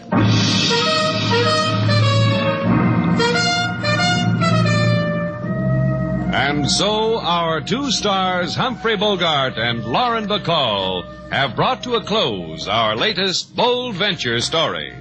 Special music was composed and conducted by David Rose. May we invite you to listen again next week at this time for another exciting adventure starring Humphrey Bogart and Lauren Bacall together in Bold Venture.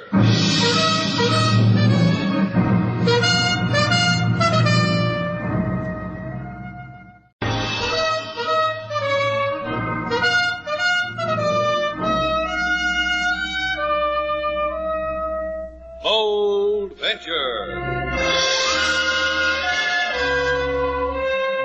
Adventure, intrigue, mystery, romance, starring Humphrey Bogart and Lauren Bacall. Together in the sultry setting of tropical Havana and the mysterious islands of the Caribbean. Bold Venture.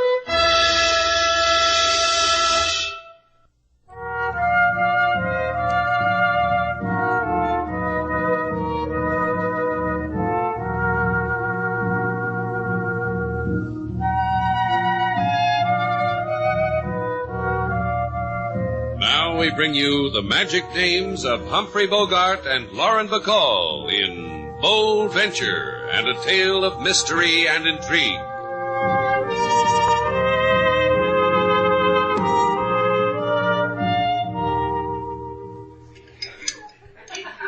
One thing I don't understand, Johnston. And please tell me. I'll try to explain. Why are we sitting here? It just seems to me, well, talking about this, well, Shannon's place is pretty public. Known as reverse cloak and dagger in the trade, Mr. Shannon. As far as any of your customers are concerned, we're just sitting here eating cheesecake. It's fine cheesecake, Mr. Bond. Thanks. Now, shall we go on? I don't think there's anything to go on about. It's just a matter of whether Sailor wants to help you or not. Sinclair is a clever man, like all foreign agents have to be. We can't have him know that intelligence is onto him, onto what his plans are, why he's in Havana. It embarrasses me to appeal to your patriotism, Miss Duval, but whatever I have to do to convince you... All I have to do is go to this party, show an ankle, and bare a shoulder to Mr. Sinclair. Is that it? And convince him to drive you to this address in San Tomas. I'll meet you there. Let me get this straight. A man suddenly disappears from the States. A man named... Faulkner. Faulkner. A guy loaded with secrets about nuclear physics. You think he's here in Havana and he's going to contact a foreign agent named Sinclair, right? Right. Of course, we'd just love to pick up Faulkner and take him back, but we don't know where he is. Sinclair we do. And Miss Duval is going to bring him to us. I've gotten her name on the party's guest list. Am I going, Slate? That's a question. She's got a chance to wear a strapless, and she says, am I going, Slate? More cheesecake, Mr. Johnstone?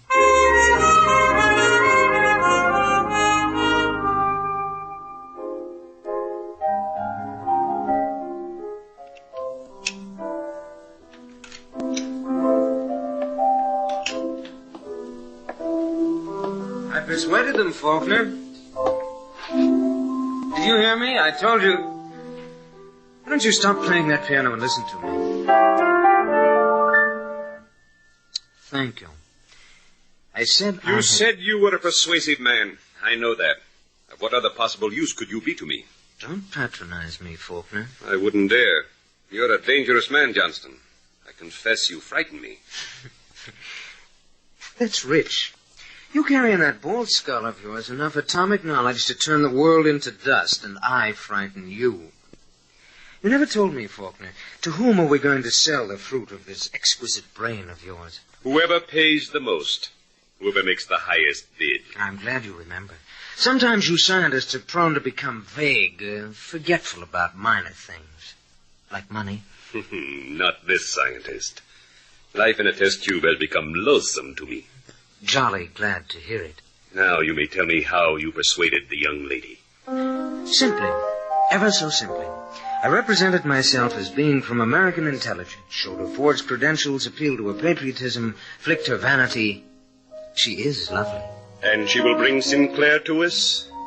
Miss Duval, on a proverbial platter. And what will you do with Mr. Sinclair? Kill him. I've never killed an intelligence man before. I wonder what it'll be like. Like the other men you've killed?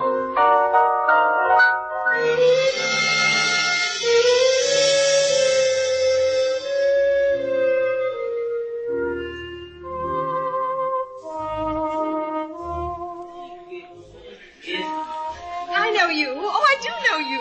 You do? Yes. Oh, yes, indeed. You're that girl with a fanciful name. You're Sailor Duval. I've seen you. Oh, I'm so glad you've come to my party. What would you like first, some food or a man? We have assorted quantities of both. Well, a man would be nice. Where's the guest of honor? Louis Sinclair? Oh, well, I do suppose it's only polite. Louis, come here, darling. I have someone here just frothing at the mouth to meet you. Well, I would be delighted. Louis, this is Sailor Duval. If you need any help, Louis, scream. Hello, Miss Duval. Hi. Well, now. Well. Well, what? Tell you the truth, ma'am, I don't know. I'm guest honor at this party, and folks come up and talk to me, and I've been saying, well, now, well. It's been getting me by. You don't like parties, huh? Well, now. Well. Look, Mr. Sinclair, you don't have to give me the routine. Relax. I'll tell you what. You can tell me about Texas. Oh, the pleasure's all mine, ma'am. On the balcony? With you, Sugarfoot? Oh, you're so pretty in that Havana moon. It can't touch a Texas moon. The balcony, Mr. Sinclair. Call me Louis. You're a real devil. Rootin' tootin'. Look at it. Havana. You ever been in Houston? No, but I've dreamed about it. Sweetest dream a fella can have. Where you from, Miss Duval? Tennessee. What you doing in Havana? There was a man in Tennessee. That's why I'm in Havana. Texas man wouldn't let you go. He didn't let me go. He followed me to Cuba. Bob's like that. The whole Faulkner family is like that. Who? Bob. Robert Faulkner. Tall man, grin at the temples, little scar on his cheek, one of them brainy guys. Worked in a government science project, didn't he? That's right. You know him? Oh, do I know Bob Faulkner? Bobby used to spend summertime on my ranch. What you know, Faulkner here in Cuba. Would you like to see him? Oh, the sooner the finer. Well, he's got a little place in San Tomas. It's about 20 miles down the coast. We can get there in 15 minutes, depending on the traffic. Bob Faulkner in Cuba.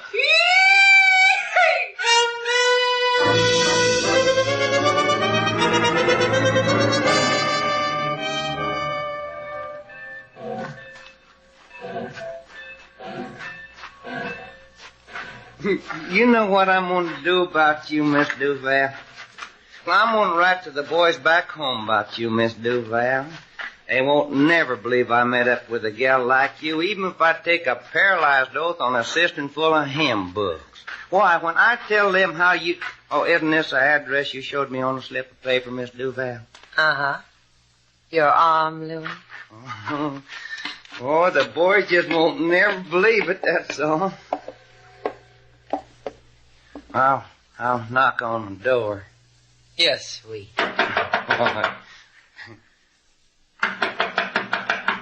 You're sure Faulkner lives here? If he doesn't, I'll let you beat me at Lotto. Oh, Miss Duval. I see you've accomplished your mission. You have brought us our quarry. The corn pone is all yours, Mr. Johnstone. Corn pone. That's rich, very rich. Come in, Mr. Duval. Mr. Sinclair. Where's Faulkner? You want him, don't you, Mr. Sinclair? You've been stepping on his shadow ever since he ran away from Tennessee, and now you think you found him. Your errand girl told me he'd be here. Get him. Hey, Louis, you're shedding your hayseed. You know, I like you better this way. You're a lovely woman, Miss Duval. That is, you would be lovely if all this weren't so sick-making. Hey, he can't talk to me like that, can he? Can he, Mr. Johnstone? No, of course not. No, you...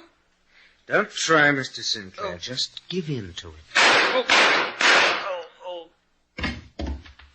Now, our Mr. Sinclair will never talk that way to another woman. You killed him. Cold blood. Mr. Sinclair was a tedious man. He wanted to arrest my Mr. Faulkner so desperately. Oh, yes, because Sinclair really was from intelligence. True blue. And I brought him to you. We have many rooms here, Mr. Val. Choose one suitable for weeping over him. He died a hero's death.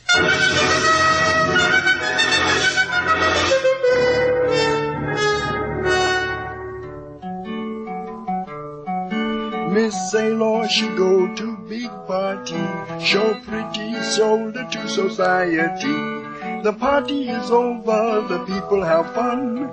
Where Miss Sailor is big question. She's in San Tomas, King. Morning's getting ready to start, Mr. Slate. She can be in San Tomas and back 4 times. 5 times, maybe. I figured it out, and it came to 6. I was going to say 6, but I didn't want to worry you. Oh, thanks. You worry about Miss Sailor all the time, don't you, Mr. Slate? Just when she's supposed to be home, and she's not. Maybe I ought to go get her. What time is it, King? 5, a few minutes before. The coast train leaves at 1:15. I think you ought to get Miss Sailor, Mr. Slate. Now, don't worry about it. I'll bring her back to you.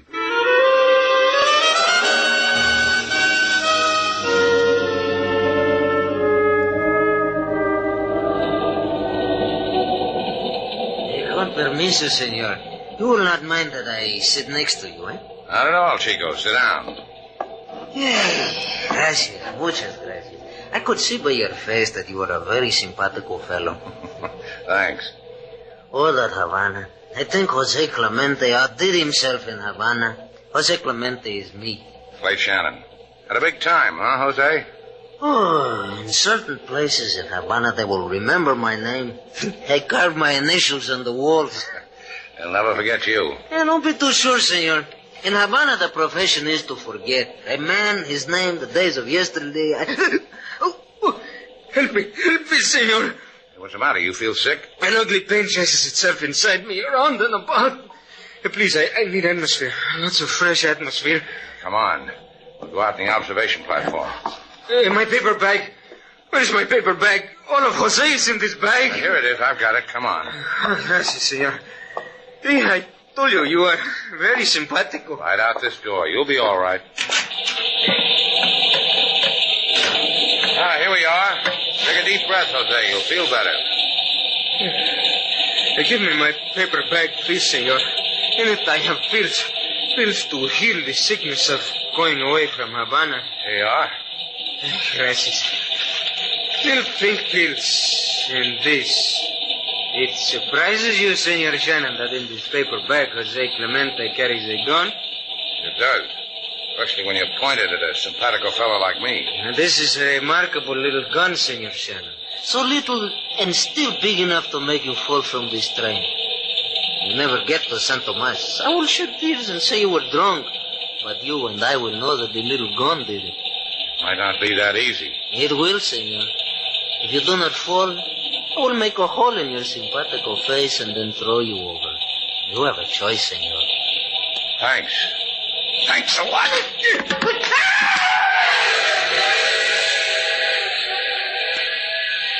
Now, why didn't you want me to get to San Tomas, Jose? But you can't tell me, can you?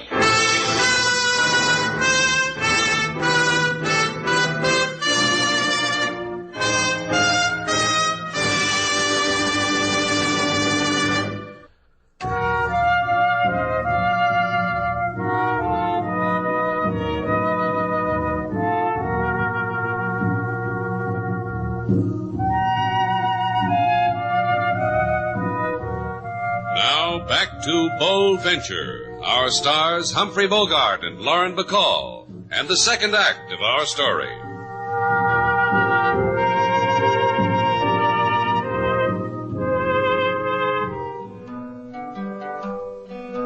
Mr. Slate, he go to San Tomas to look for Lady Sailor by train first class. On train he meet a little man with gun who try to keep him from his destination. Little man, he don't know, he don't succeed. Find his body by track in railroad weed. Little man... All right, King, I got the message. I thought to take your mind off your troubles, Mr. Slate. You're kidding. What troubles have I got? A little punk tries to throw me off a train. We get into a fight and he falls off. Cops ask me why I did a thing like that. I tell them why. For 3 hours I tell them why. They don't believe me. What troubles, huh? The big trouble of not finding Lady Sailor where you thought her to be. Yeah. You came up with one. These others, the police, the little man, they do not make so much hurt as the absence of Lady Sailor, do they, Mr. Slate?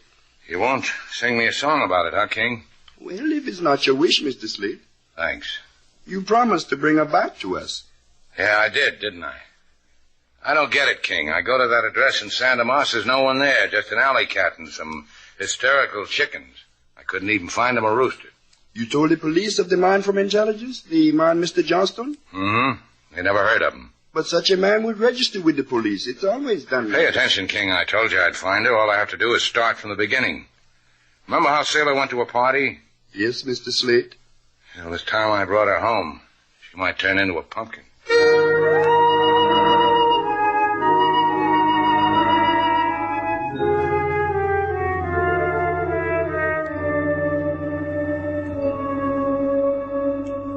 Comfortable, Mr. Vaughn? Why did you bring me back to Havana? Because the method of your disposal has not been contracted for. If I'm to kill you, the man has to tell me. In what manner, for how much. It's up to the man. How does my hair look? I want to make a good impression. A Faulkner doesn't impress. Oh, so there really is a Faulkner. Well, surely. This is his place. Of course, he rented it, furnished, but it's indicative of his tastes.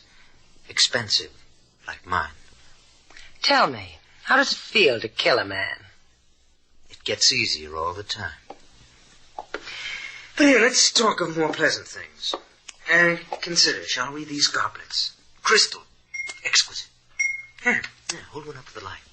No? Or, then this candlestick on the table. Hand-wrought silver. Don't you shiver when you see something so beautiful? Never did. Mr. Johnstone. Yes. How much did you say you got for killing Sinclair? 2,000. You want a shiver? Pardon? Wait a minute.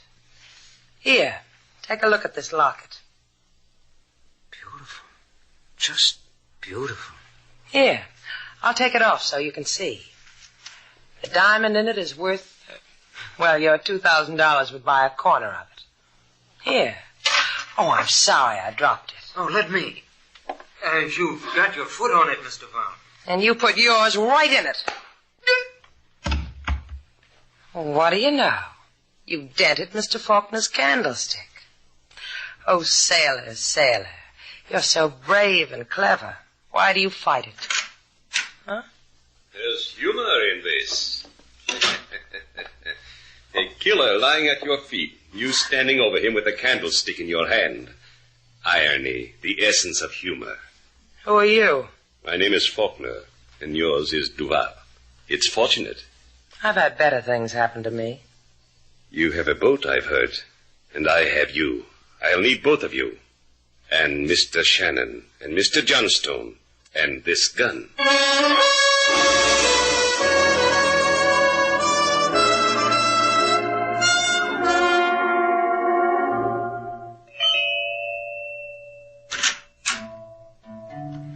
Whatever you're selling, go away. I'm Slate Shannon, Miss Grant. May I come in? Oh, the exciting, the notorious Mr. Shannon. That'd be delightful. Come in, Slade. Ricky, darling, this is Slade Shannon. Oh, don't be frightened, darling. I'm here. That's right. You just sit here at my feet and play your native songs and let me run my fingers through your curly, black hair. Hiya, Ricky. And likewise, I'm sure. What is it you want of me, Slade? My presence at your little dive to lend it chic? Your presence does that in the dive? Isn't he divine, Ricky? Now tell me, what is it you really want? A charity contribution? I'm looking for Miss Duval, Sailor Duval. Oh, then it is a charity contribution. Why do you come to me looking for another woman? You're gauche, Slade. That means crude. Uh-huh. Where is she? I haven't the slightest idea. The last I saw of her, she was on a balcony with Louis Sinclair. Louis yelled, "Yippee!" And they were off together into the somewhere. Into what somewhere? Wherever girls and boys have fun yelling yippee at each other. How would I know? But you know where Sinclair lives. Mm-hmm. You want to know, too? Yeah. Now. Mm-hmm. Tease me for it. So help me, Miss Grant. If you don't give me Sinclair's address, I may hit you over the head with guitar, curly boy and all. Ricky, are you going to sit there fingering that stupid guitar and let this wonderful man talk to me like that?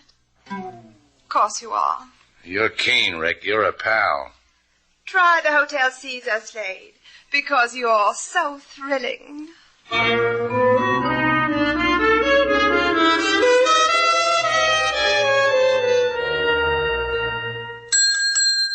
Hey, how about some service around here? Service! Si, senor. I am the service. ¿Qué can I do for you?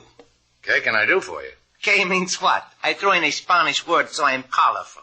This way the tourists don't mind no bath with the room. Do you have a Senor Sinclair with a room? Sinclair. Aha. Well, stop being so colorful. Just tell me where I can find Sinclair. Por favor. 1 second. I shall return. 1 little minute. Yeah, hurry back. Senor, senor. Someone came for Sinclair? See, very dangerous looking man. I see him. I say to myself, aha. Then when he asks for Sinclair, I say... Gracias. Oh, Senor Slade. Hey, what is this? I ask a man for Sinclair and I get a minion of the law. How come I get you, LaSalle? I ask you the same question likewise. And so? Look, Sailor went to a party. She was supposed to meet a man named Sinclair. She hasn't been home. If she married him, I want to shake her hand and wish her things. If she married him, she should be crying. What? For she would be a widow. Sinclair is dead? Murdered. Shot. He was found beneath the pier at San Tomas. Where's Sailor? I do not know, amigo. But one thing we do know. Senor Sinclair was not as he appeared. He was a member of the intelligence of your country. Sinclair was? I thought... Thought what? I don't have to think about it. Sailor's in trouble. I've got to find her. Senor Slate. Arrest me later, LaSalle. I've got to find Sailor. Good luck, amigo. There's a gun on your back, Shannon. Well, Johnston. I know. You want a dime for a cup of coffee. But you don't want to die in the gutter. Get into that car.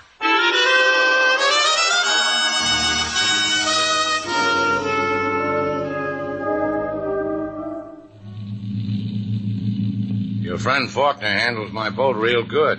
He's the genius type. Knows everything. Hey, Faulkner. Where are we going? Tell him, Johnston. We're going to meet a freighter in the middle of the Caribbean Sea. It's going to be a neat trick in this fog. Oh, the genius will find it. He's not so smart. He needs a freighter. We don't need a freighter, do we, Sailor? No, he's not smart. We're smart. Look at us. I've been looking at you, Mr. Val. It took a blow with a candlestick to make me do it. It's a pity you're not going on that freighter.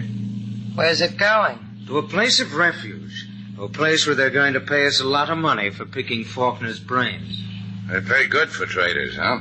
Well, you'd be surprised. Johnstone got $2,000 for killing Sinclair. Didn't you, Mr. Johnstone? Yes, I've got a quirk. I like money. You know what I think, Johnstone? What? I think for a man of your talents, that's a paltry sum. Real paltry, huh, Sailor? Awfully paltry. What would you consider a fair price for killing a man? It depends now. If it were a man like Faulkner... Slate, how could you? Mr. Faulkner and Mr. Johnstone admire each other. Oh, my mistake. You people have something on your mind? I've still got my locket.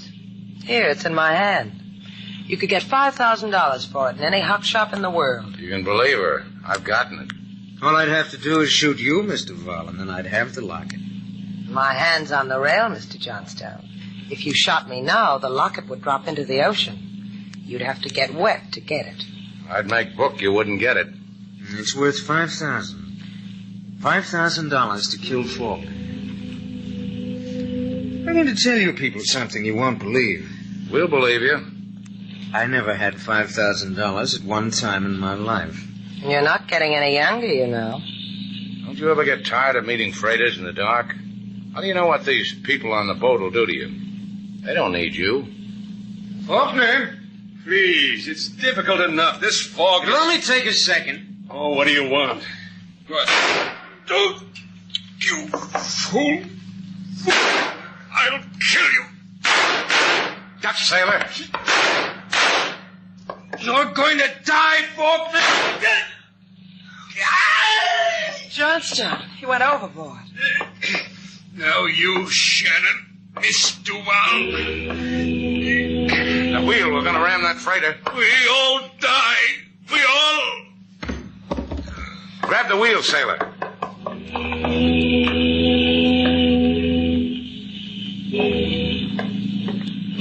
You did good, Sailor. Faulkner. He's dead. Take the wheel, Slate. Maybe I'll be a girl for 2 minutes. Maybe I'll faint.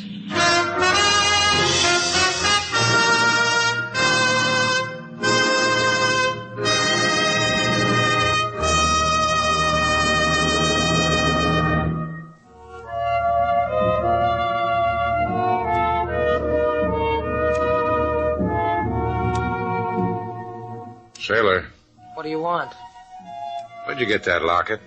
A man gave it to me. What man? A man. You love him? A lot. He was my father. Why'd you let me hock it last time? You were nice to me. Come here. What did you do that for? I want to hock it again. I might have known. It's the first of the month. Mm-hmm. Payment's due on the boat. I thought you owned the boat. I put a mortgage on it so I could get the hotel out of hock. Don't you own anything outright? Yeah, the moon. Come on outside and I'll give it to you.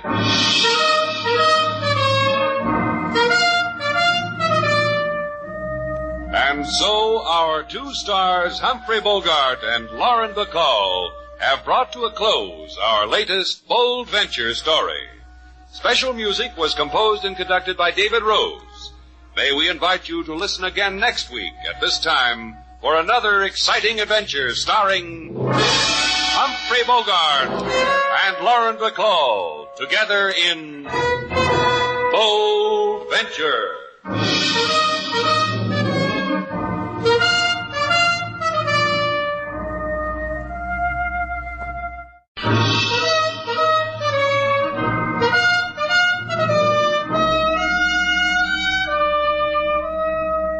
Bold Venture. Adventure, intrigue, mystery, romance, starring Humphrey Bogart and Lauren Bacall. Together in the sultry setting of tropical Havana and the mysterious islands of the Caribbean. Bold Venture.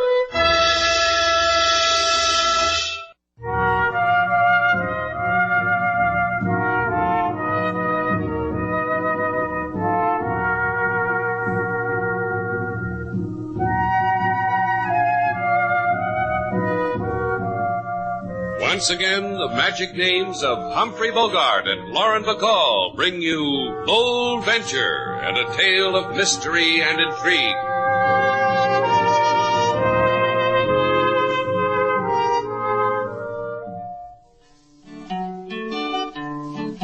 In Shannon's place do many dwell, the pretty, the ugly, the high-toned swell. They come to Havana to have some jolly sit around in the evening to discuss their follies.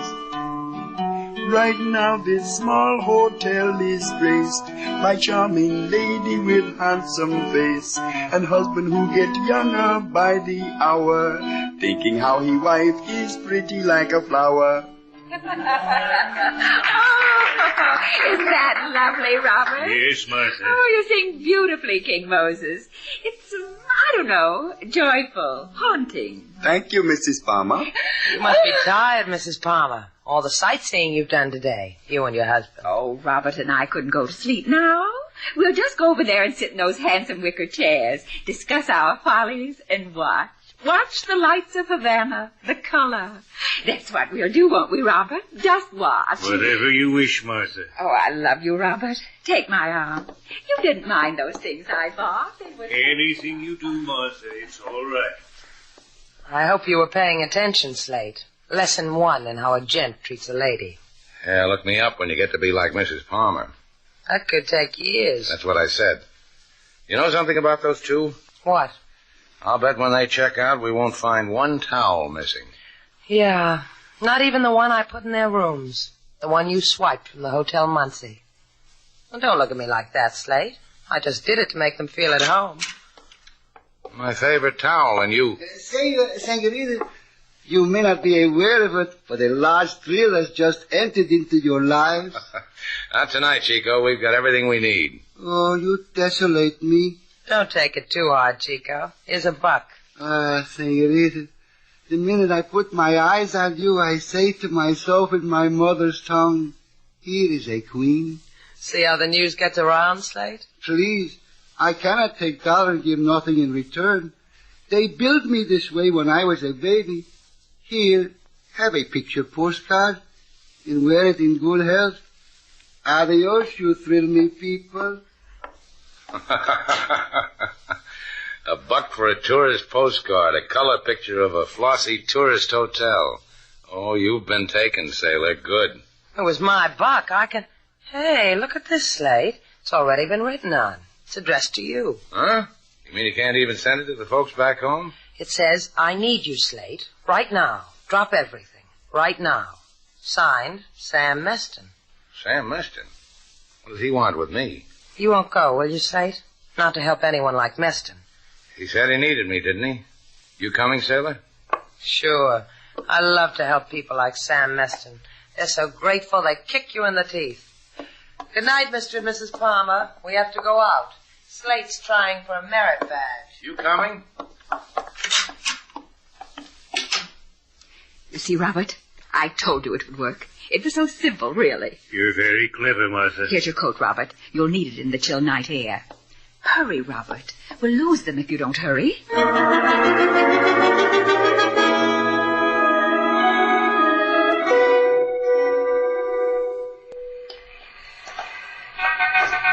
Be careful, dear. There's a puddle of water. I see it. Well, walk around it. There. Think of it. Mr. Shannon will lead us straight to Sam Meston. Martha. One more killing, Robert, that's all. Then there'll be nothing else to worry about. Yeah, I suppose so.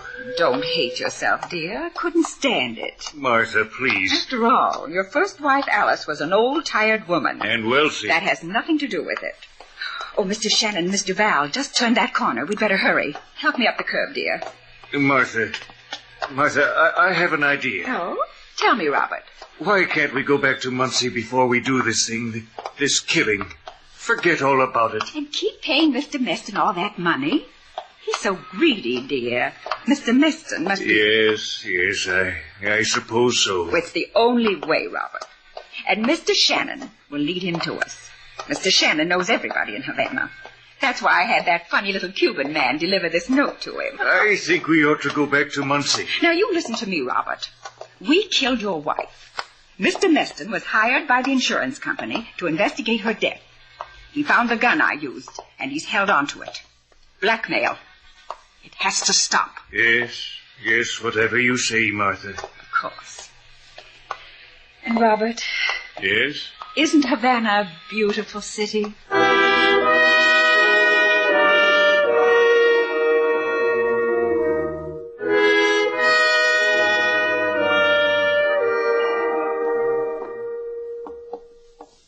Senor Sweet Amigo and Senorita Sailor, welcome. Alfredo Gomez bids you welcome to the Hotel Metropole Ritz. Alfredo Gomez says the place is yours, unequivocally, irrevocably, and without doubt. Hi. The last time he gave me the place, Sailor, he took it right away from me and threw me out. That's the story of your life, isn't it? I do not wish to interrupt, but por favor, why have I given you the hotel? Is Sam Meston still registered here? Sam who? Sam Meston. Who, Meston? S-A-M, Sam. M-E-S-T-O-N, Meston.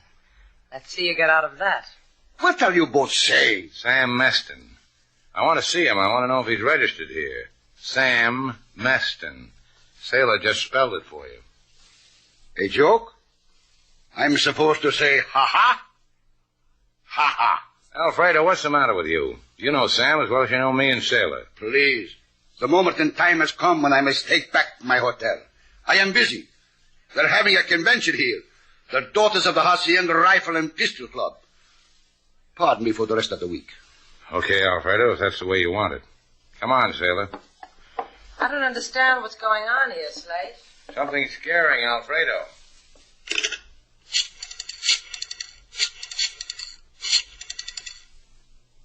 Sam Meston, this is Alfredo. They were looking for you, Sam. You better go far, far away.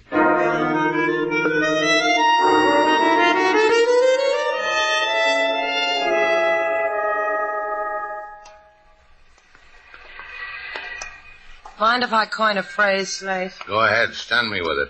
All right. Phrase. My feet are killing me. Why don't you go back to Shannon's place and wait for me? Uh-uh. I'm going to be brave. Just tell me how many more places are we going to have to look for Sam Meston? Consider it, Sailor. Here's a man who's known all over Havana. And all of a sudden people never heard of him, or they don't know who he is. Funny, isn't it? I'm tingling from the strangeness of it all. Slate, when we get back, will you rub my feet? I'm going in here. Pool room? It hits you like that, huh? The middle of the night and you get a big yen to play nickel-9 ball. The guy who runs the place is named Garson. He knows Meston. Whatever you say, Slate. Place is practically empty. That's Garson playing on the last table. You wait here. And do what? Your snooker's a little weak. Go practice. Garson. Huh? Oh, hello, Shannon. Didn't hear you come in. You seen Sam Meston? How would you play this shot? Here, here, and here. Uh-huh. You like it? Olay. Gee, wow. Hey, you like it? Watch this one. You're crowding, Slate. Sam Meston. This is a toughie. Beautiful, huh? What's everybody so cagey for, Garson? You want to shoot pool? Grab yourself a table. 60 cents an hour. Hey, look, Garson. You can't push the management around, Slate. Get out of here. Where's Meston? What happened to him? Okay, you're asking for help to get out, huh? Yeah, just that... You're asking for you. And you'll tell me. Tell me, Garson, and I'll make you fit into the rack. Tell me. Paseo Lima, number 14, ground floor. Huh. Now, there's one to try a man's mettle. You like that shot, Garson?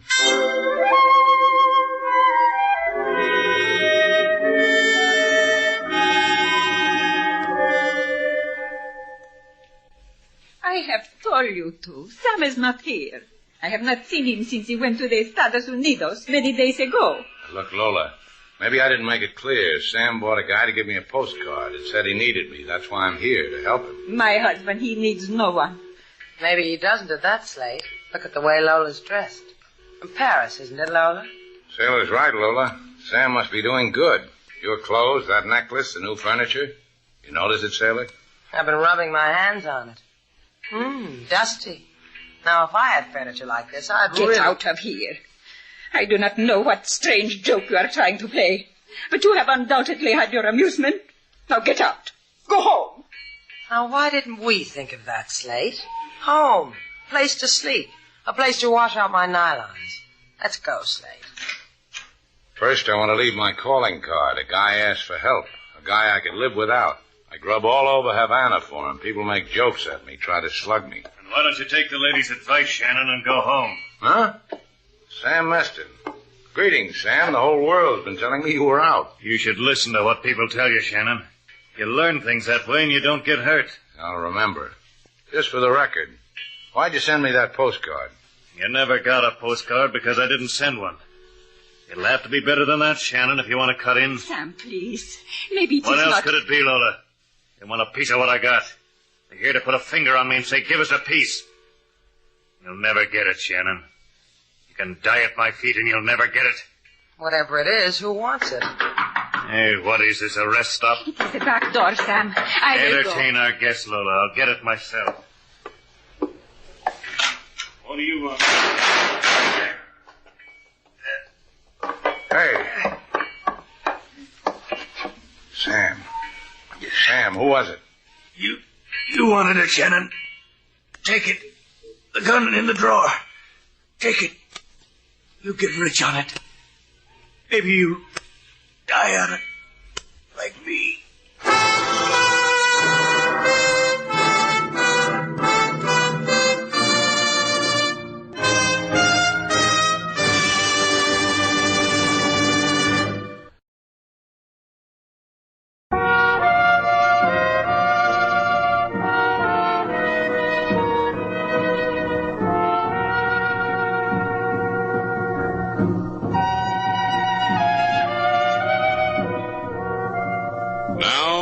To Bold Venture, our stars Humphrey Bogart and Lauren Bacall, and the second act of our story.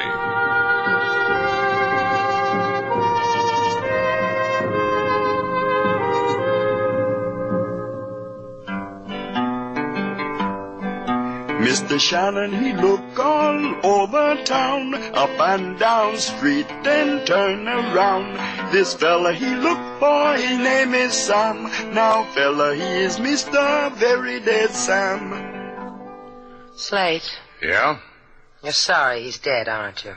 I never did anything to me. What are you going to do about it? I phoned LaSalle. He's going to meet me at police headquarters about noon. I'm going to turn over the gun and... A lady come in, she walk real slow. She wear black lace for a new widow. She has the look of... Yeah, I see her, King. Be careful, Slate. She lied to you once. Good morning, Senora. I want you to know how sorry we are. Send flowers. We're going to do that too, Senora. But right now, Slate's being a gentleman. Allow him the luxury. Bueno, console yourself that you have killed my husband. What are you talking about? The killers follow you all over Havana. You find Sam. the killers find Sam. I said I was sorry. Anything I can do. There is what to do. You took a gun from Sam. The gun he told you was in the drawer. Give it to me. I don't like the way she asks. Look, Senora. Sam told me to take it. He must have had a reason for it. I'm going to find out what it is. Give it to me. Give me the gun. Now, I don't like the way you ask. Keep it then. Be a fool and hug it to you. Sam said it, and I will say it. That gun will kill you.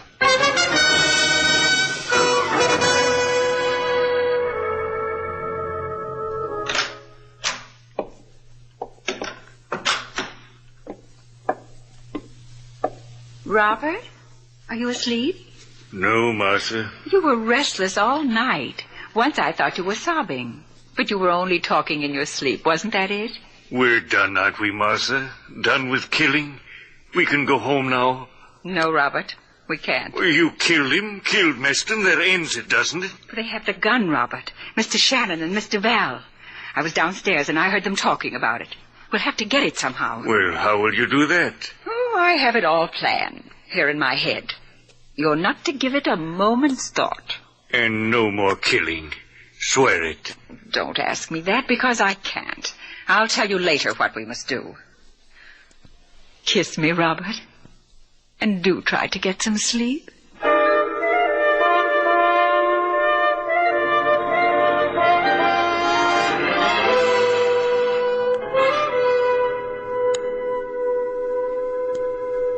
It's 11 o'clock, Slate. Don't you have to go to police headquarters and see LaSalle? I told you noon. You trying to get rid of me? I've got a reason. You don't want me to watch you bathe your feet in Epsom salts, huh? In bicarbonate. We're out of Epsom. Well, how come? You're supposed to take care of kitchen supplies. We're out of ketchup, too. Come in. Oh, if I'm disturbing you, just tell me to go. Not at all, Mrs. Palmer. I'm going to see the sights of Havana. Have fun and don't... Don't take any wooden nickels? I know. We've got that one in Muncie, too. The young men use it. Oh, we've got handsome young men in Muncie. Or eventually there would be no Muncie. Oh. Is there something we can do for you, Mrs. Palmer? Yes, there is. Mr. Val, would you go with me? Me? Well, there's so many places I've missed. You know Havana so well. You could show them to me. Mr. Val would be delighted. Slate, my feet. You two girls just run along. Have a wonderful time. And sailor... What do you want? Don't take any wooden nickels.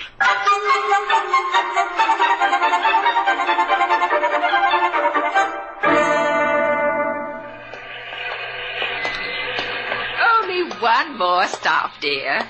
I promised these people I'd bring you by to meet them. See? Wasn't far, was it? Hey, this is Sam Meston's place. This is where he was... Exactly, my dear. Please knock on the door. I don't get it.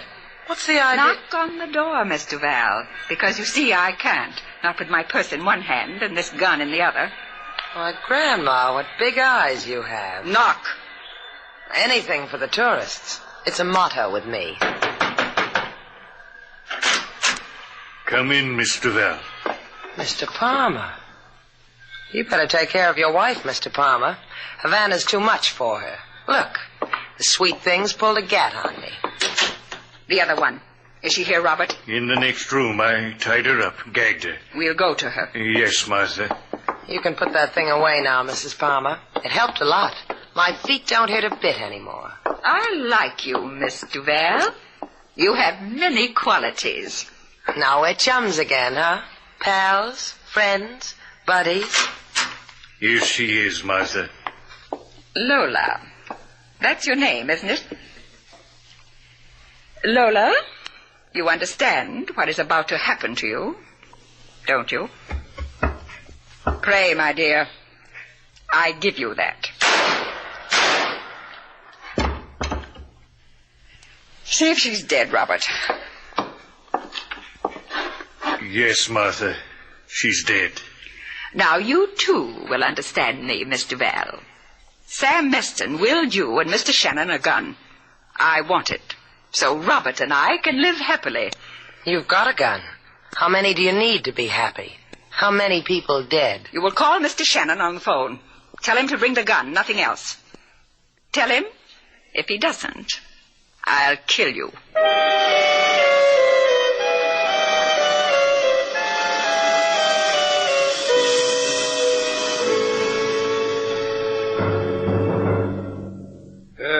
don't understand, Senor Shannon. Why do you want me to return to you this gun you took from Sam Meston? What good is the gun to you? I'll tell you what good it is. Word gets around fast in Havana. And the current word is that I've got the gun. Someone's going to try to take it away from me. And you want to be the cuckoo? The pigeon. It is a matter of opinion. Another thing, you told me you had a file on Sam Meston. Si.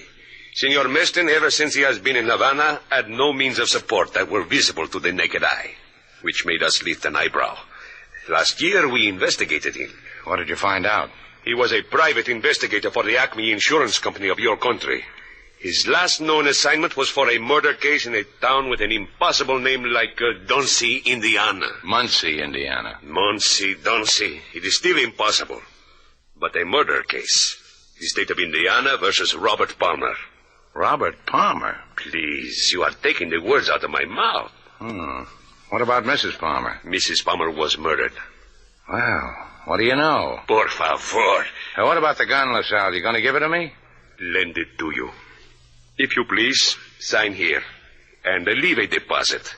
No, senor, not money. Your word.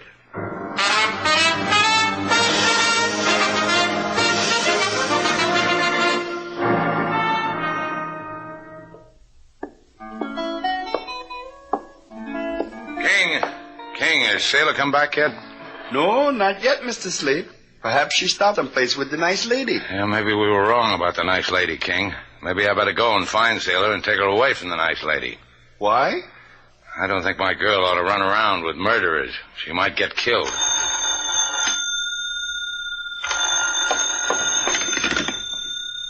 Shannon's place, Slate Shannon's... For once, don't talk back, Slate. That gun. Bring it to Sam Meston's. And no cops. Just you with a gun. Sailor. If you expect to find me alive, that is. That's what Mrs. Palmer says. And you know Mrs. Palmer. She's...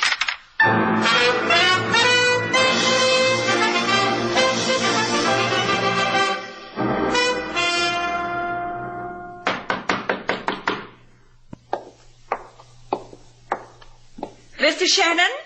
Yes, Mr. Shannon, open the door. I have a gun at Miss Duval's head, Mr. Shannon. So you'd better come in with your hands up. Are your hands up? They're up. Good. Open the door, Robert. Have they hurt you, Sailor? She killed Mrs. Meston right in front of me. That hurt. My dear, there was no other way. Was there, Robert? Let's do what we have to do, Martha. Take the gun away from him. You have the gun with you, Mr. Shannon? It's in my pocket. Robert, get it. I've got it. Is it loaded? It's empty, Martha. That's the gun you killed your first wife with, isn't it, Mr. Palmer? I didn't kill her.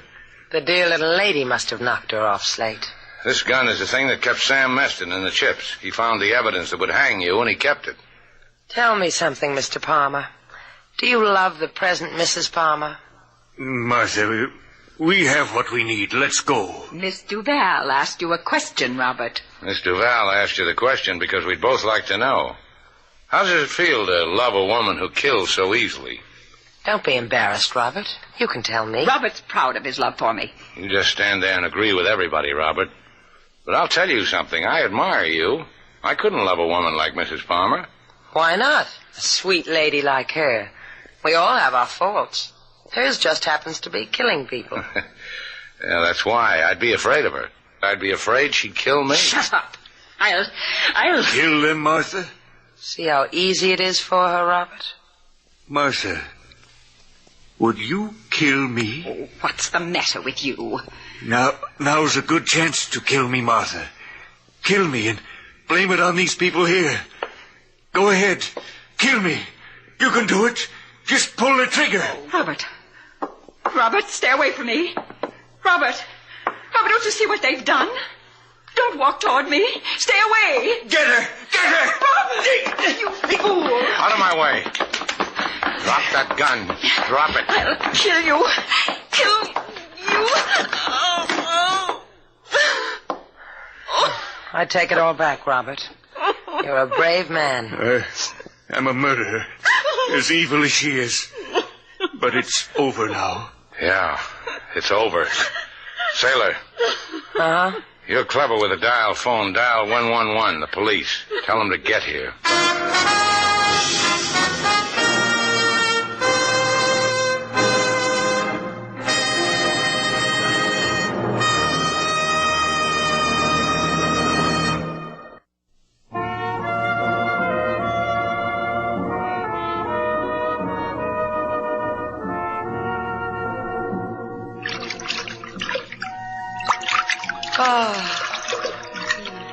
Finally made it, huh, sailor? No, there's nothing like a foot bath. If anyone asks me to take another step... I know what you mean. Yeah. Uh-huh. That's why I'm not going to ask you to do it. Do what? There's a dance tonight at the Plaza Royale. I got 2 passes. Well, I guess I'll have to stagger. Hey, wait. Oh, don't worry about it. I'll probably meet somebody. Slate, you're not going without me. I can dance. Look. 1, 2, 3, kick. 1, 2, 3, kick. 1, 2. You'll be a sensation. Let's go dancing, sailor.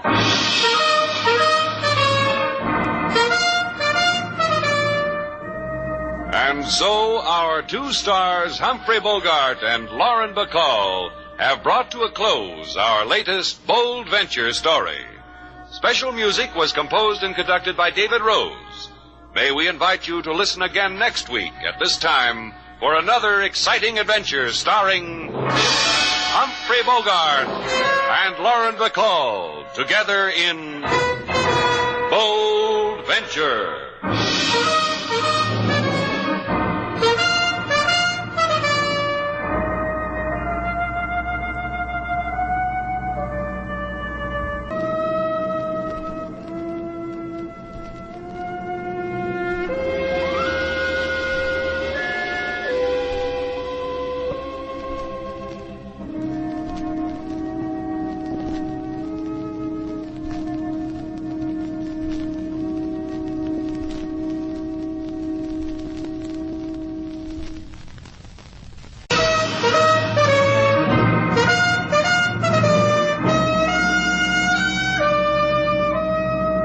Bold Venture. Adventure, intrigue, mystery, romance, starring Humphrey Bogart and Lauren Bacall. Together in the sultry setting of tropical Havana and the mysterious islands of the Caribbean. Bold Venture.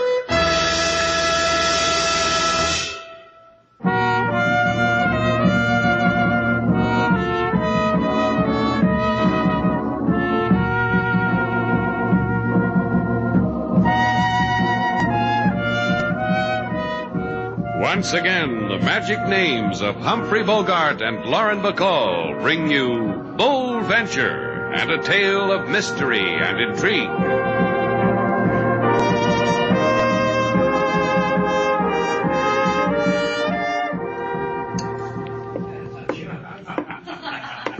Is your name Slate Shannon? That's right. And this is Miss Duval. I'm very happy. Then I'm happy, too. Hello. My name is Cameron. I have a plantation outside of San Tomas. Sugar. Sugar? For the time being, just call me Sailor. What can we do for you, Mr. Cameron? I've never come to a man and begged before in my life. Well, then you've come to the wrong man. You don't have to beg anything from me. It's about a girl. A young girl. Wild, impetuous, and spoiled. No thanks. Mr. Shannon already has one. Sailor, why don't you go and put a new point in our desk pen? Where am I going to get a new point? Post office is closed. Please. It's about my daughter. It's about Kathy. Kathy and the Blue Moon. Oh, yes. There's a gambling ship in the bay called the Blue Moon. Look, if you're a man in trouble, I'll listen to you. If all you want to do is hire someone to spank your daughter for gambling, get yourself somebody else. There's nobody else can do what I want you to do. You haven't told Slate yet what it is. Maybe he won't. Do you mind if I make my own decision, Sailor? Go ahead, Mr. Cameron. Kathy's involved with a man named Norton. Oh, yes, I've heard of him. He owns the Blue Moon. How did your daughter get mixed up with a guy like that? I don't know. All I know is that since she's met him, she's changed. She's a stranger to me. She's on that boat all the time. I have an easy solution. Why don't you just tell Mr. Norton to buy your daughter from the boat? I've tried that. He laughed in my face. He told me... Hold it a minute. Sailor, there's a guy over there at the cigar counter. Take care of him. Well, go ahead, Sailor. I'll remember every word Mr. Cameron says and tell you later. All right, Cameron? Well, Norton knows something about Kathy I don't. I know my daughter. It's more than just a lust for gambling. Please, will you help me, Shannon? Go there, talk to Kathy. Convince her that she need never go back to that ship again. Please, I'll give you anything. Put your wallet back. Your daughter's in trouble with Norton. I'll try to straighten her out. You don't understand, Shannon. I'm a rich man. When I bring Kathy back, you'll give me a box of lump sugar?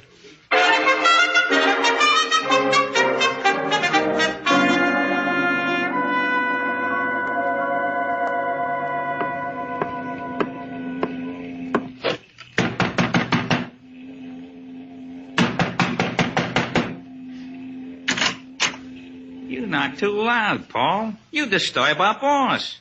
Tell Greg I want to see him. Our boss sleeps. His brain goes all the time. He needs rest. Wake him up, Mickey. I've got something for him. I don't wake up boss till he asks me. Wake me up, Mickey.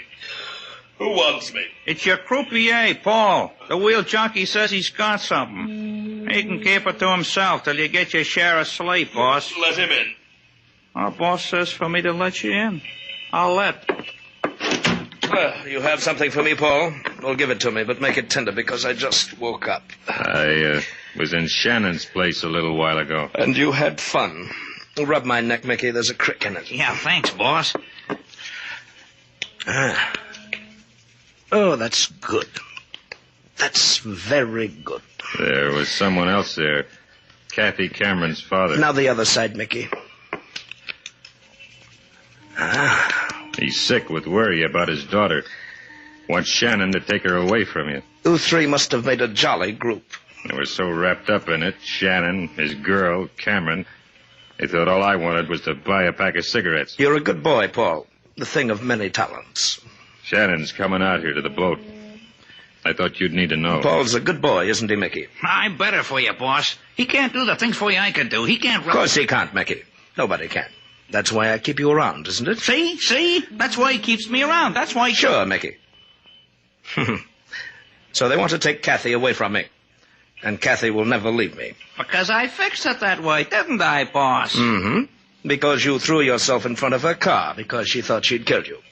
That's why you've got to keep out of her sight, because for as long as she thinks you don't exist, she belongs to me. Till I use her up. Her and her daddy's money. And so clean. She loses it to me at the roulette table. Clean and legitimate. Boss, this Shannon could... No one's going to spoil it, Mickey. Not a well-paying corpse like you. I give you my word. Look through the porthole, Greg. That's Shannon's boat coming alongside. Go hold his hand, Paul. Then bring him to me. I want to tell him how he can't part two sweethearts like Kathy and me.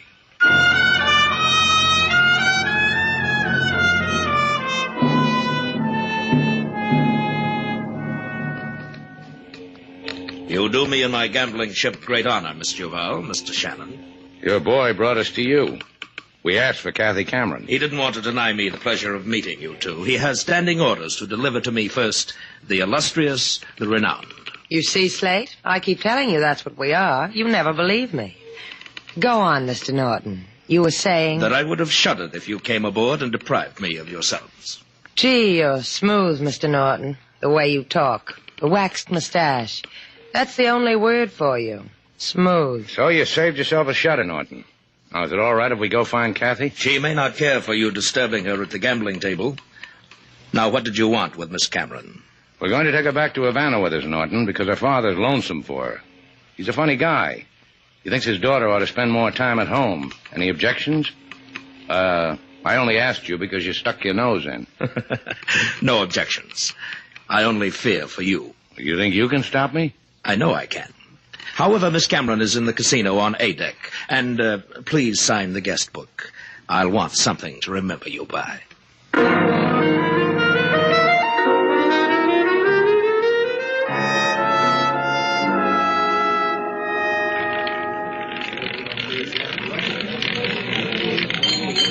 Number 12 on the black. Black pays, 12 pays. Miss Cameron? What? Mind if we talk to you? Place your bets, ladies and gentlemen. Place your bets. Mind if we talk to you? Go away. I can't do that, Miss Cameron. Why don't you two try the poop deck? It's a good place to jump from. Jump from? Oh, your preposition is dangling, Kathy. Your father must have picked the wrong finishing school for you. My father? Oh, you made me miss my bet. Sailor. I know. You want me to kibitz that hot game of old maid over there. Come on, Kathy. Let's get some air, you and I. You're hurting my arm. It's a device I use to make myself clear. Come on. I made a suggestion to you before concerning the poop deck. Or if that doesn't suit you, why don't you try it from this rail? You're just a kid, Kathy. You've got to grow up a little more before that kind of talk becomes you. Oh, you think I'm a kid? 19, 20. Kids that old and women over 40 use lipstick the way you do. Another suggestion. A girl 19 is better for you. Want to know why? I'll put my arms around you and show you. Hey, take it easy. And hold you. Okay, Norton. Yeah! Ah. Did you notice, Miss Cameron? I only had to do it once, right in back of the neck. Get him out of here. I think I'll give him back to Miss Duval. Don't you think I'm considerate?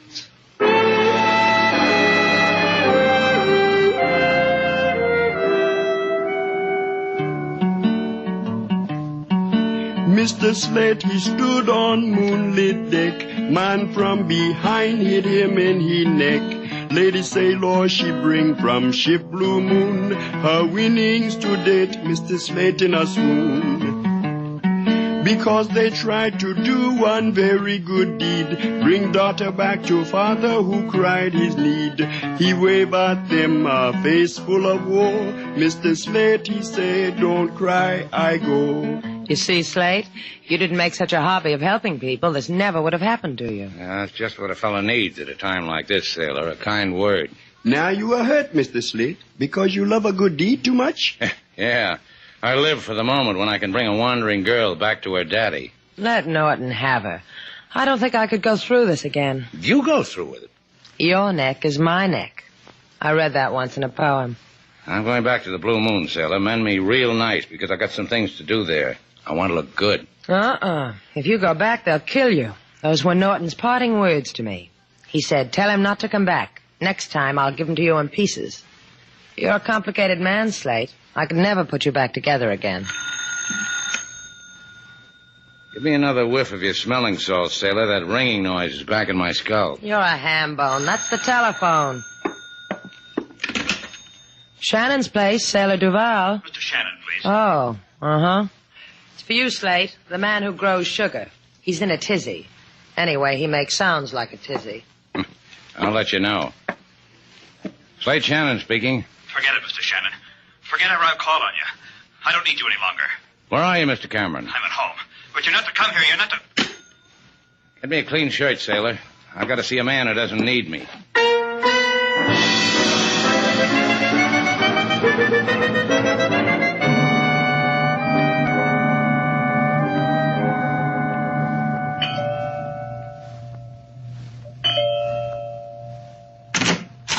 Shannon, I told you... What's this all about, Cameron? Did anyone follow you here? I didn't bother to look. Let's go inside. If they followed you... Inside.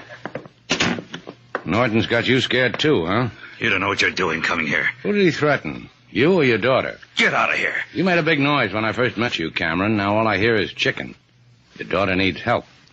What happened to all your worry about her? I'll kill you. I'll kill you. You're kidding. No! Let go of me.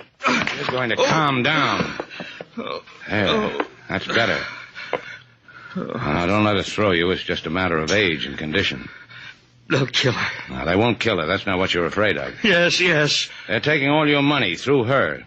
Killing you would be a safer investment. That way, they'd get the money a lot faster. I don't want to die. Well, neither do I. You started something with me. Now it's got to be finished.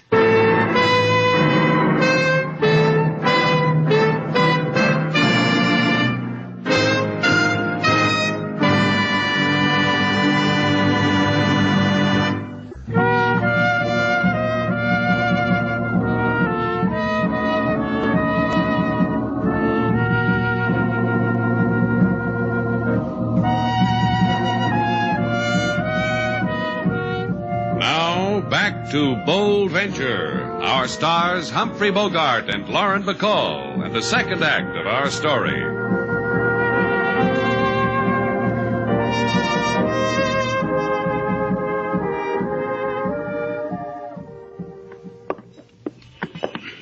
I give you 2 words, Slate. You're crazy. Yeah, I get psychotic when I'm beat over the head. Now, look, it's 3 o'clock in the morning. Go get some sleep. I've gotten better prizes than you in the bottom of a Cracker Jack box. Why don't you do what I tell you? Look, if you tried to handle the Bold Venture now, you'd drive her into the rocks. In your condition, Who's got a condition? The man said he'd kill you if you came out to the Blue Moon again. He said that... Aren't you going to help me aboard our boat? All right. Sometimes I wonder why I even bother. I had a spaniel once who had better manners than you. Talk to me, Slate. Out of the way.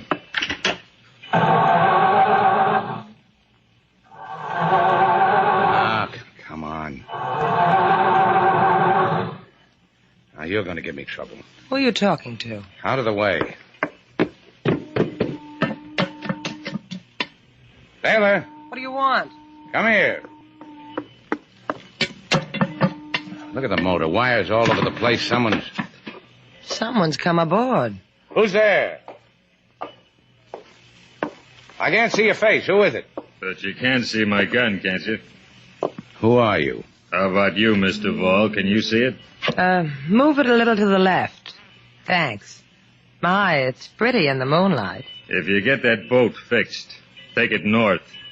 If you take it south, you might get too close to the blue moon. Then everything will blow up in your face. I've been pushed around long enough. I've got about... And next time, I'll put the bullet into your head, Shannon, instead of into the woodwork of your boat. Want to try? No? See? You can be sensible. Good night, mechanics.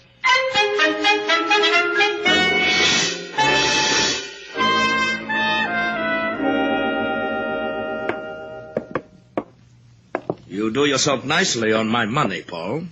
Your apartment, charming. The decor, excellent taste. And now that I've performed the amenities, you have something for me? It'll take Shannon a long time to fix his boat. And you convinced him not to annoy us anymore? It's hard to tell with a man like Shannon. Yes, you're ever so right. And it's up to you, my dear Kathy. If Shannon should discover you're a murderess, a hit-and-run killer, they'd take you away from me. And that would make you desolate, wouldn't it? You wanted me to do something? Just tell me. Don't claw at me like a fat cat. Emotions have their way with you, don't they, my dear? All right. Call Shannon's place. Ask for Miss Duval. Tell her to come here because you need her so desperately. In 10 minutes. You do need her, Kathy. So you won't waste your precious life away in prison.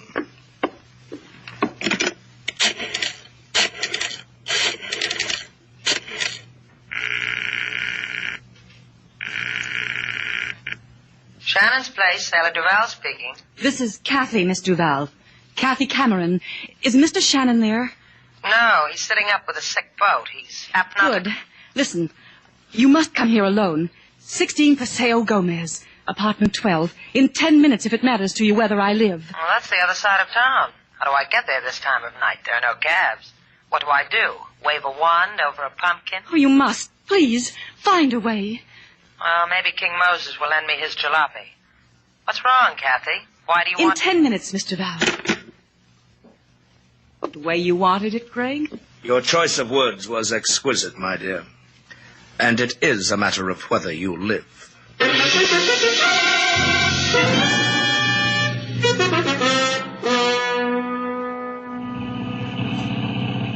Dum da dum dum da da. Hey, watch out! You crazy fool!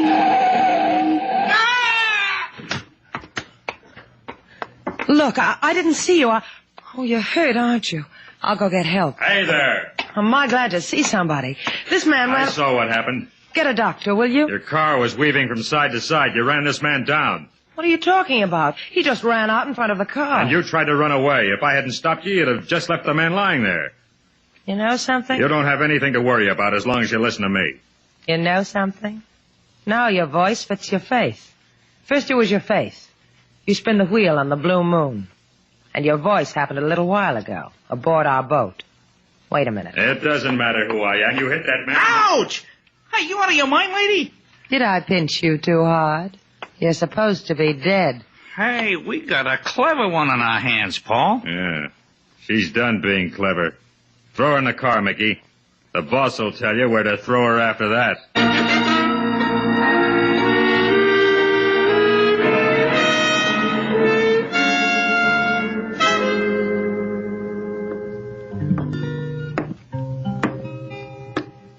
Welcome, Mr. Slate. I got coffee perking for you in the kitchen. Thanks, King. You didn't have to wait up for me. What I have and have not to do, Mr. Slate, is my own affair. I go bring your coffee. No, no coffee. Stay here, King. Sing to me. Right now, I need sleep. I do not think sleep will come to you, Mr. Slate. You just sit there and watch it. It will not come because Miss Sailor is not here. She wants to roam Havana this time, and I'd let her. I got other things on my mind. 2 hours ago, there came a phone call. Miss Sailor scribble address on pod, borrow my auto. Here is address. I think you better go look for her, Mr. Slate. Because you're afraid she'll abscond with that heap. Take $20 out of the register, King. That'll take care of it. Because the call came from Miss Kathy Cameron. Huh? I told you sleep would not come, Mr. Slate.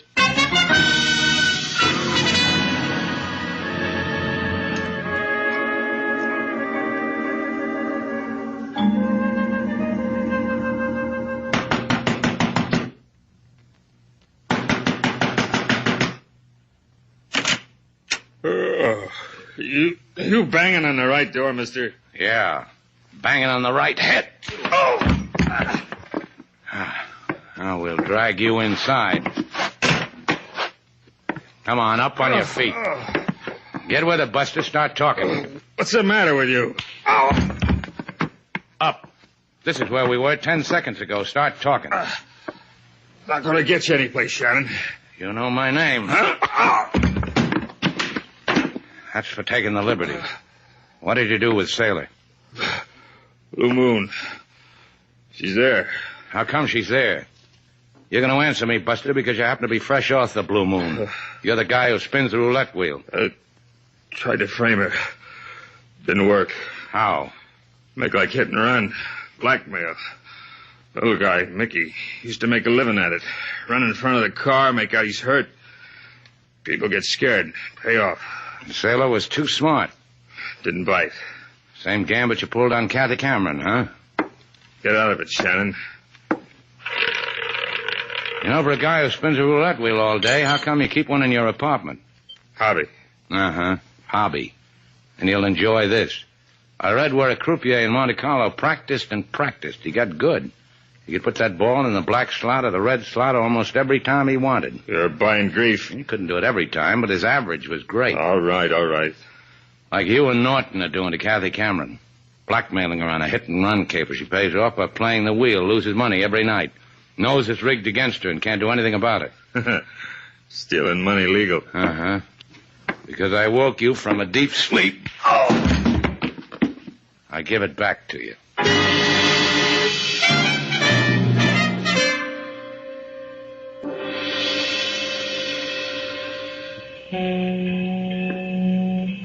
Hey, amigo. Your boat for hire? Let me hear a number, senor. $5. Not the right number.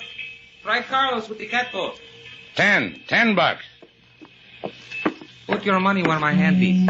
Here, $8 and change. The Blue Moon, skipper. She's anchored a few miles out. First, I count the change. Look, you. You want the Blue Moon, senor? Then let me count the change. 97, 98, 99. Oh, here is the other penny. You almost didn't make it, senor.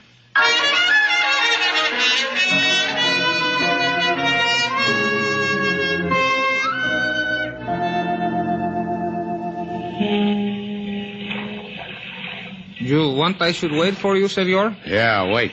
I give you a hand up the side. Now, there's rope hanging down from the side. Just hold the end of it. I'm going up hand over hand.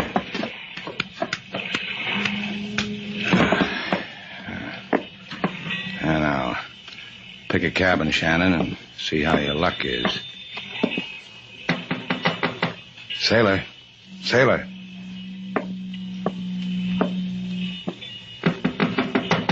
Sailor. Hey, it's the middle of the night.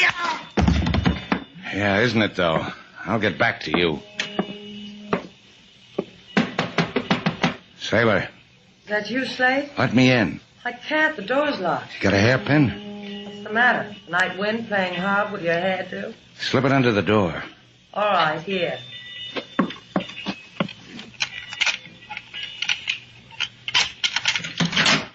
Where did you learn how to pick a lock? A friend of mine taught me. Gee, that reminds me, I owe her a letter. Oh, stay like this, Sailor. It's been too long since I felt your arm against my cheek. Just think.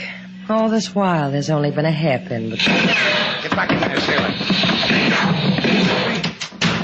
Put your hair up. I'll be back. Get away, Shannon. You made a mistake, Shannon. I'm going to find you in that boiler room and kill you.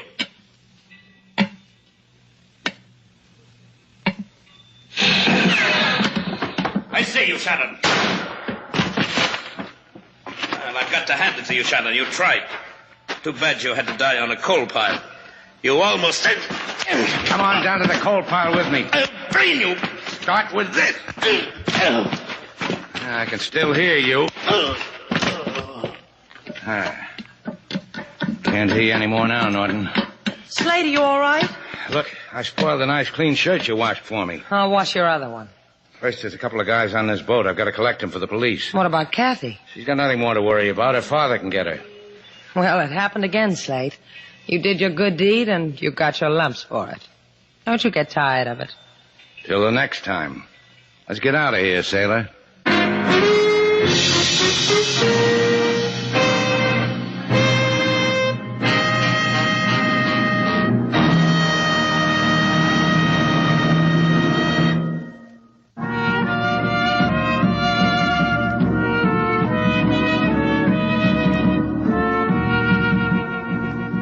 Yeah, she's all fixed, sailor. The last wire's in place. The Bold Venture's going to run like a dream. Fine. Where are we going? I didn't say we were going anyplace. I just said the Bold Venture'd run like a dream. You want to hear it? If it makes you happy. All right.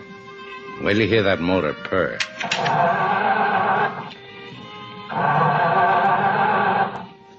What kind of a dream does that sound like? I had it running a minute ago. Let me try.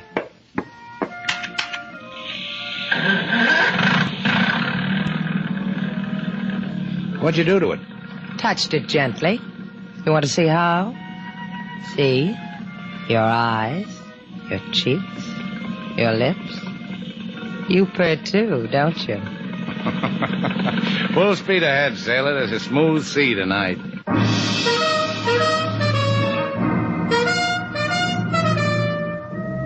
And so our two stars, Humphrey Bogart and Lauren Bacall, have brought to a close our latest Bold Venture story.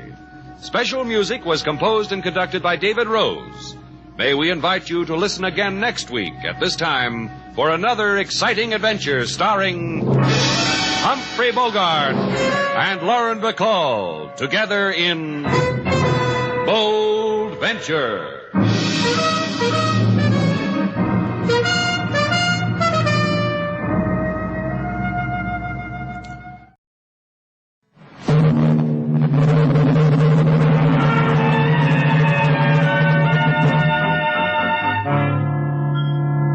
Dangerous Assignment, starring Brian Donlevy as Steve Mitchell.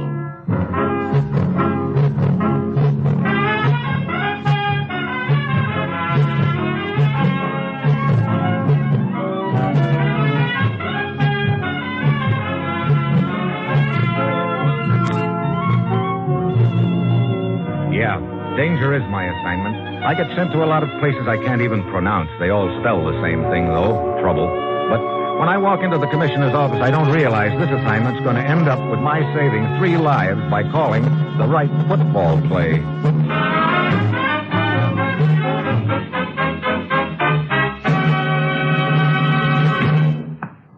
Morning, Commissioner. Ruth said you wanted to see me. I do, Steve. Your plane leaves for Indochina in 1 hour. Indochina? Look, can't you send me to some nice, peaceful place sometime? You'd probably die of boredom. Or shock. Well, okay. What's the deal? Think back 3 months ago today, Steve. 3 months ago? Yeah. She was the redhead. What about her? What a memory. For certain things. But that's not what I mean. Oh. I'm talking about Paul Savage. Remember him? Savage? Sure. One of our government clerks who was discharged 3 months ago on suspicion of being connected with a spy ring in this country. What about him? At the time, Savage claimed he was innocent. Don't they all? Last night, we found out Savage was right. What? Last night, one of those witnesses in the cases suddenly felt like talking to us. He arranged a secret meeting with one of our agents, but on the way to that meeting, he was shot. He lived just long enough to tell us that he and the other witnesses had been paid to say what they did. But the whole case against Savage was a frame. Brother, this is a great time to be finding that out. Who framed Savage and why? You'll remember, at the time, Savage claimed he had complete information on the spy organization in this country. He was framed to discredit him and shut his mouth. I still don't see where I... Hey, wait a minute. You said I was flying to Indochina. You mean that's where Savage is now? Here, take a look at this European newspaper picture, Steve. Prisoners of the guerrillas in Indochina. Hey, one of those prisoners looks like Savage. We think it is Savage, Steve. We know he went to Indochina. We also know he signed up with the French to fight the guerrillas. Looks like he got too close to them. And now he's in a guerrilla prison camp somewhere in Indochina. It's up to you to find him and get him out of there. Are you kidding? Aside from making proper restitution to him, he's got information that's vital to us, Steve. So I'm just supposed to walk up to the guerrilla prison camp, knock on the door, and say, I want Sarvich, huh? How you do it is up to you, Steve. If those guerrillas realize who Savage is, they'll probably get the word to kill him quick. You've got to get him before that happens, Steve. Now get over to Indochina. Talk to Major Correa of the French army in Saigon. Then go anywhere and do anything that's necessary to get Savage out of there alive. And, incidentally, try to stay alive yourself. Now, that's it. You've got your assignment. Good luck.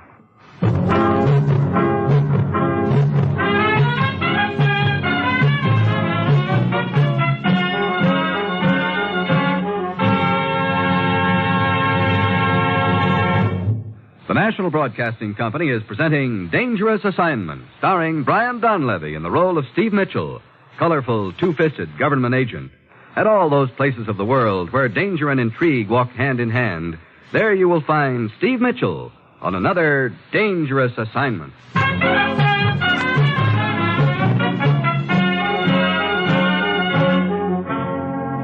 Sure, I've got my assignment. A real breeze.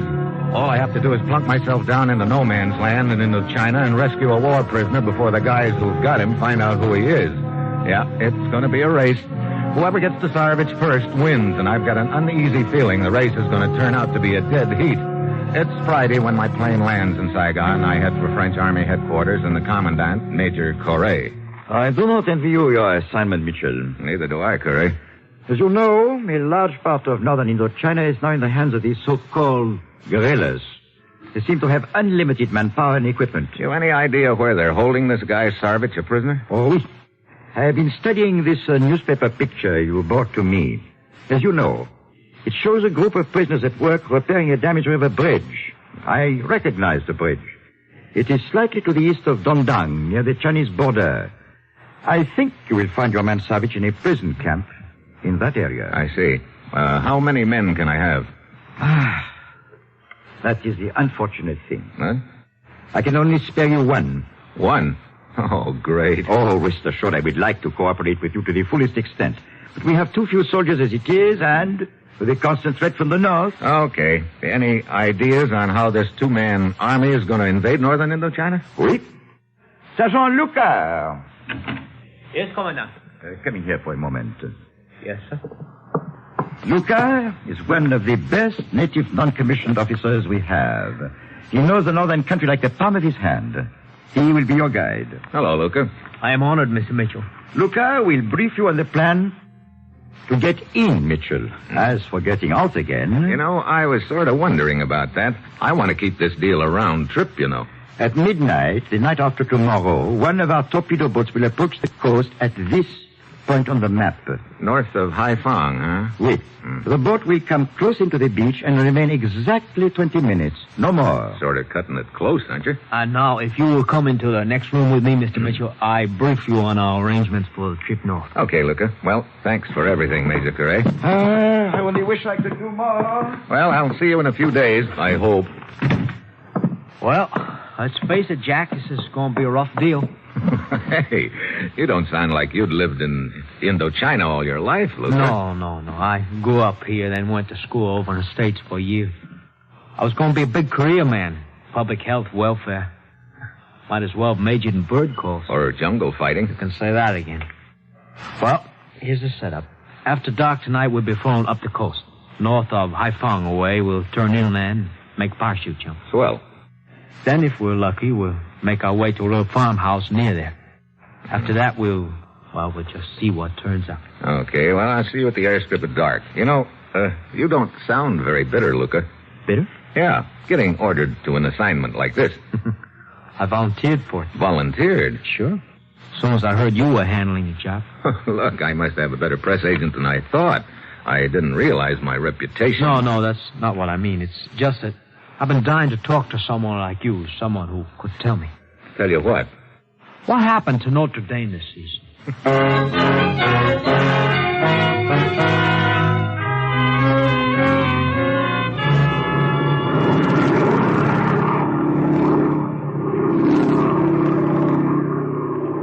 Well, we sure picked a nice dark night for this little leak. Darker the better. Hey, we're turning, Luca. Yeah. Heading inland. Just a few seconds more now. When that light over the door goes on, we get off. Be sure keep your hand on the ripcord. Don't you worry, you couldn't pry it off with a crowbar. When you get down a little way, you'll spot the clearing. Work the shrouds, try to land it. Okay. Hey, there's the light. Okay. I'll go first. Ready? Ready as I'll ever be, I guess. Well, sitting bull. You mean Geronimo. To each his own, Jack. Stay on the ground.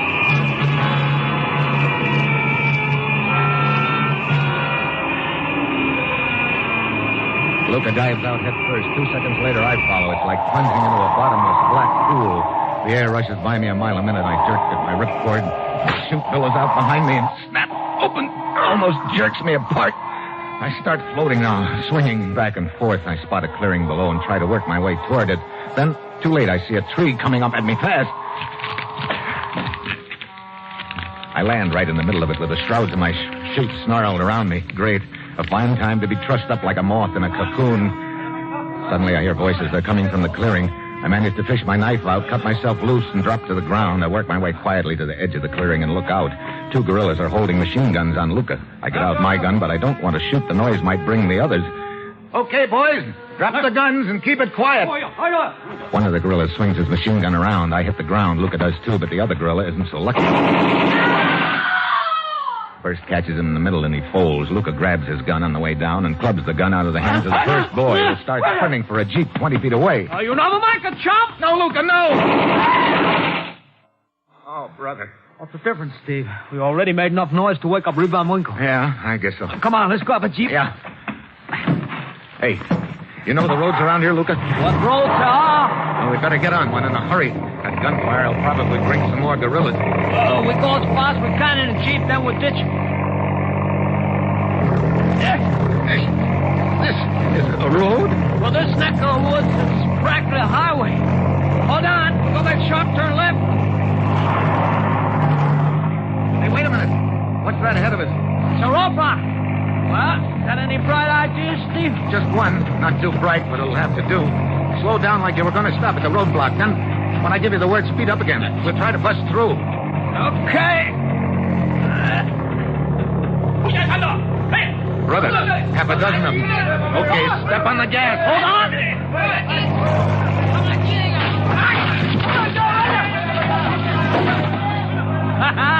We made it, Steve. So far, they're all on foot, too. That's good. Get down as low as you can, Luca. I can't get any lower than I am right now. Look, Ma, no hand. Hey. Didn't know I could drive with my feet, did you? Oh, boy, they hit a tire. Watch it, Steve. We're going into brush. Okay. You okay? Yeah. Let's get out of here. Okay. We've got about a quarter of my head start on them. We can lose them easy. I don't care how we do it. Just start losing them, Buster.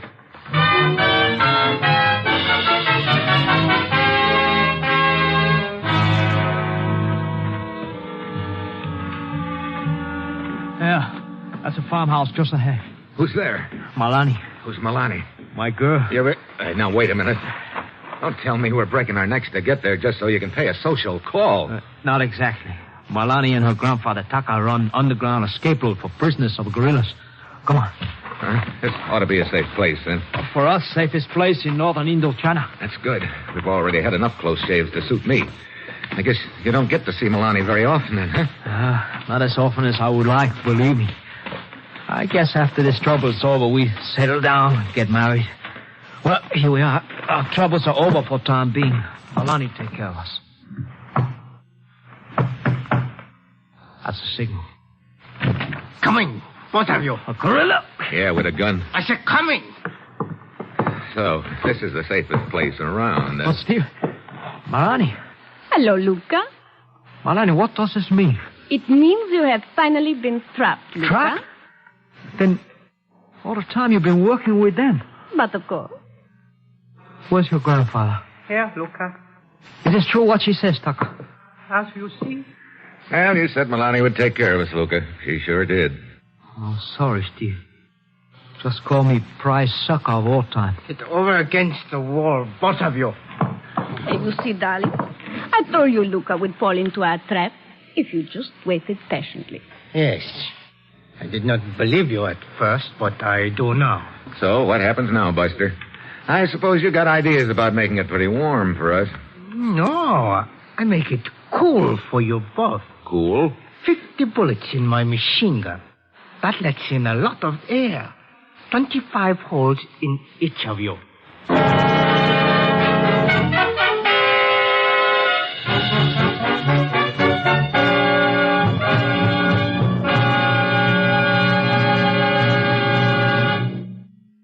Herbert Marshall stars as Ken Thurston, the man called X, in a short while over most of these NBC stations.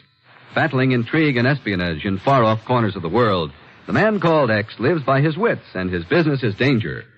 Tomorrow night, NBC brings you another broadcast of radio's greatest spectacle, The Big Show.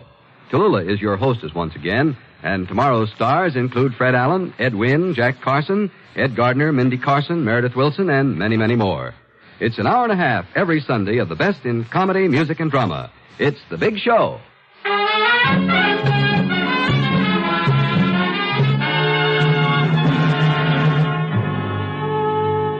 Now, back to Dangerous Assignment and Steve Mitchell.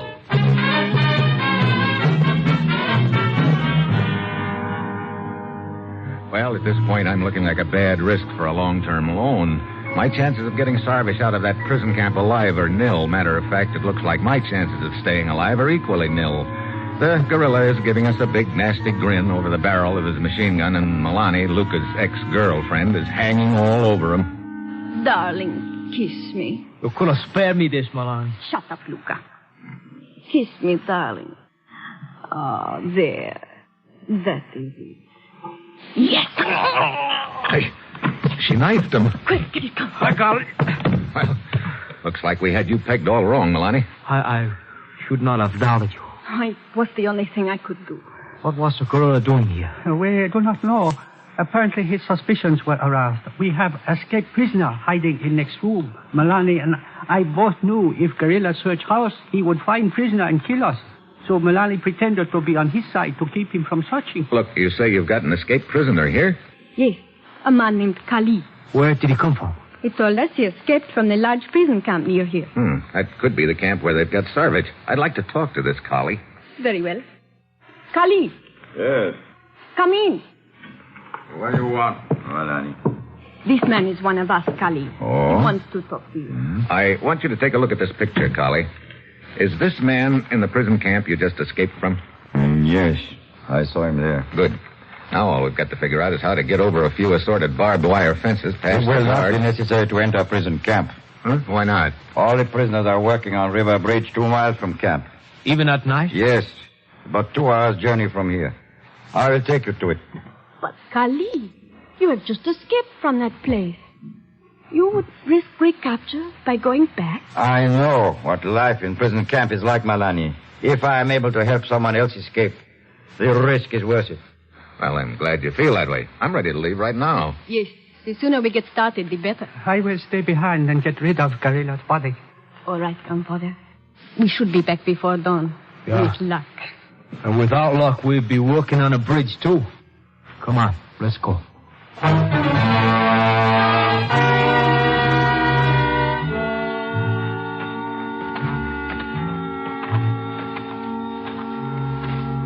See? There is a bridge ahead of us. They have floodlights all around. We better stop here. Okay. Brother, this isn't going to be any cinch with the joint all lit up and swarming with guards. Steve, maybe we... Wait a minute. Look, that prisoner over there with a pick.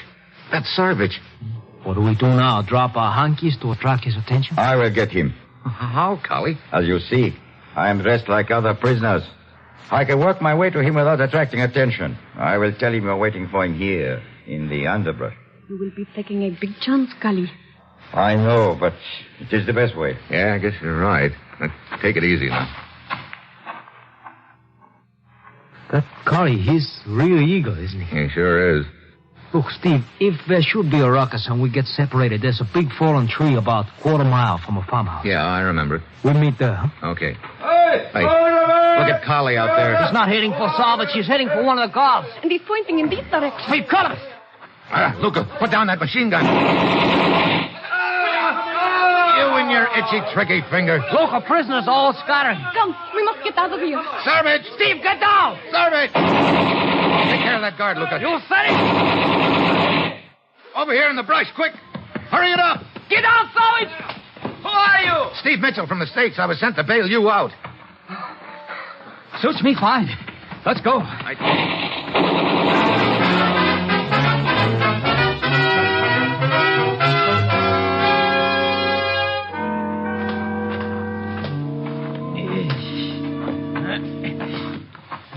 Hey, how much farther to the farmhouse, Luca? Just a couple 100 yards. Brother, you'd never know it in this jungle.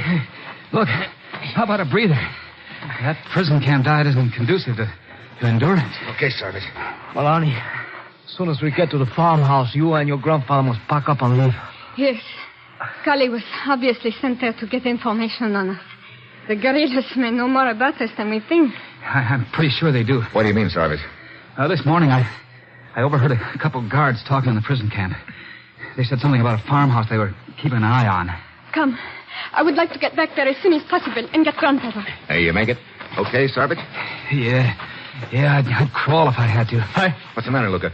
Look up in the sky ahead. Huh? It's all red all of a sudden. A fire. The farmhouse. Come. Hey, not so fast. But I must find out. Hold it, Milani.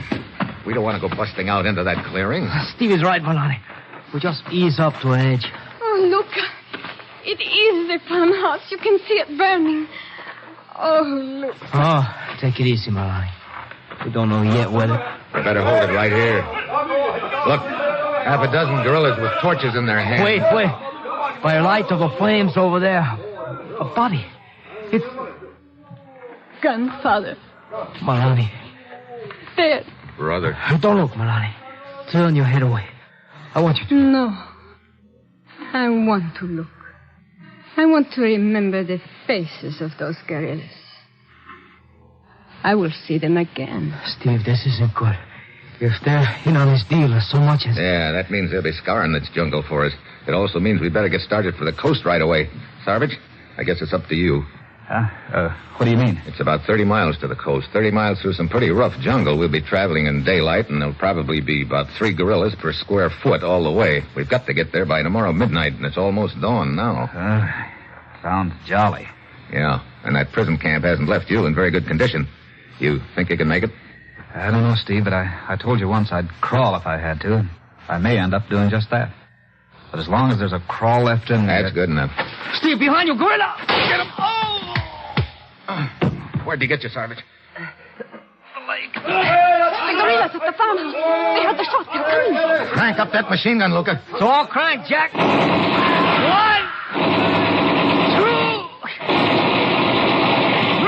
Wait, the other 3 are running away. Good. That'll give us a few minutes anyway. Come on, let's get started. But my leg, I can't walk on it. Okay, so we play piggyback. No, Steve, no. You can't carry me all that way. You'll all be caught and killed. Look, this is no time to hold a debate, Sarvage. I was sent over here to fish you out. You've got information we need back in the States, and you're going back there. Steve and I take turns carrying you, Salvage. We can make it. It's sure worth a try anyway. Now, come on, let's go.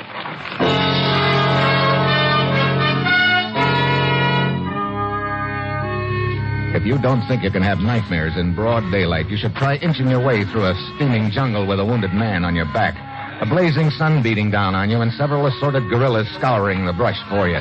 Twice we hug the ground while their patrols come so close I can count the slugs in their guns, but we keep going. Luke and I trade off carrying Sarvage. Milani just keeps plodding along, saying nothing. The hours drag by, but they're not dragging any more than I am at this point. Finally, it gets dark again, and we try to speed up. It's a race against time now. We've got to get to the coast by midnight. 9 o'clock comes. 10 o'clock. By this time, we're on the ragged edge. 11 o'clock. We keep stumbling along, and then after what seems like 3 years, we come out on a little bluff overlooking the ocean. Steve, this is it. We made it. Okay, Sarvage. Down you go easy now. Oh, I could not have gone another step. Steve. Yeah? Oh, thanks. Okay. I didn't think we were going to make it. You know something, Sarvage? Neither did I. What time is it, Luca? So, 2 minutes before midnight. Brother, that's really cutting the margin close. A torpedo boat should be along any minute. We have to wait out to it. Yeah, that'll be a pleasure, believe me. Wait. What's the matter? Down there on the beach below us, I saw a glint of metal. You sure, Steve? Yes. Look, some figures. It's a guerrilla patrol. They must have found out about our boat somehow. Oh, this is just great. We break our backs getting here and then find them between us and safety. Listen. Yeah? I hear the boat. Yeah, I can see it in the moonlight. It's coming in close. The guerrillas see it, too. They're waiting for it.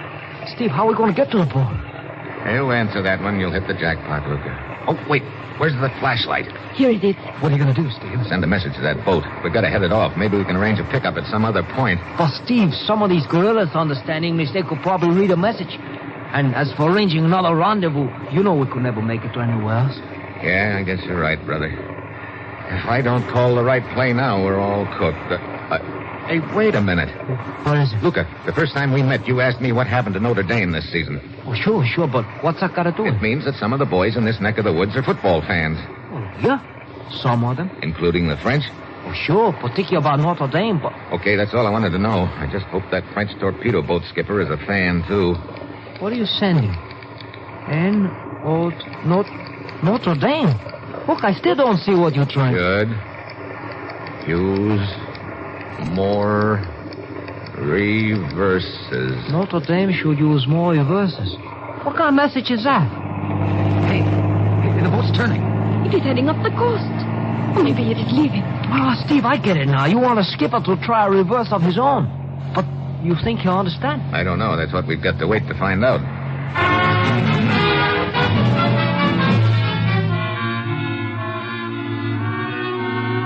The boat keeps going slowly up the coast, and the guerrillas on the beach start following it in the same direction. I still don't know whether the skipper understood my message, but it's our only chance. Then, when the boat gets about a mile up the coast, it suddenly turns around and heads back under full throttle.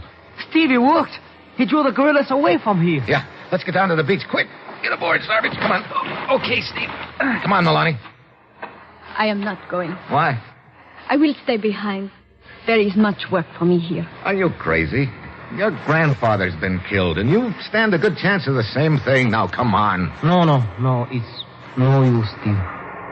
She and I have already talked about it. I want her to come, too. So much. But she said that she's staying. Go quickly, all of you, while there's still time. I will be all right.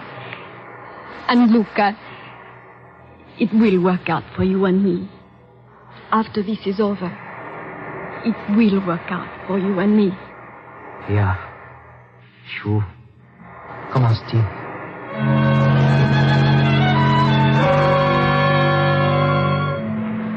So we head for the beach, leaving Milani standing there on the bluff.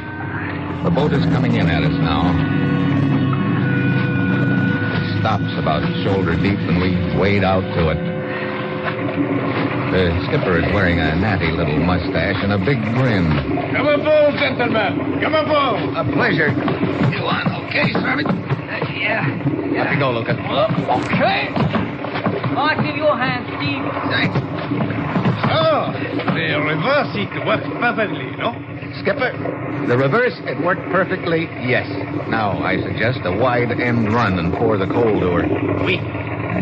Well, it's hard to believe. I guess we're finally in the clear. Hey, look. Back on the bluff, somebody's signaling with a flashlight. It must be Milani. G-O-O-D. Good. L-U-C. Hey, she quit signaling. Steve. Oh, well, maybe she had to duck in a hurry, Luca. Yeah. Or maybe they got her. Yeah, maybe they got her, Luca. You know, I learned a lot of wisecracks in the States, but I can't seem to think of any of them right now. There aren't any. What's going to work out for her and me? That's what she said, wasn't it, Steve? Yeah, that's what she said, Luca. So, now I'll maybe get a few extra ones for her. But it'll go on and on. Yeah. It'll go on and on. I guess we all know that, but there's something else we can know, too. What's that? As long as there are people like Milani, we've got a pretty good idea which side's going to come out on top.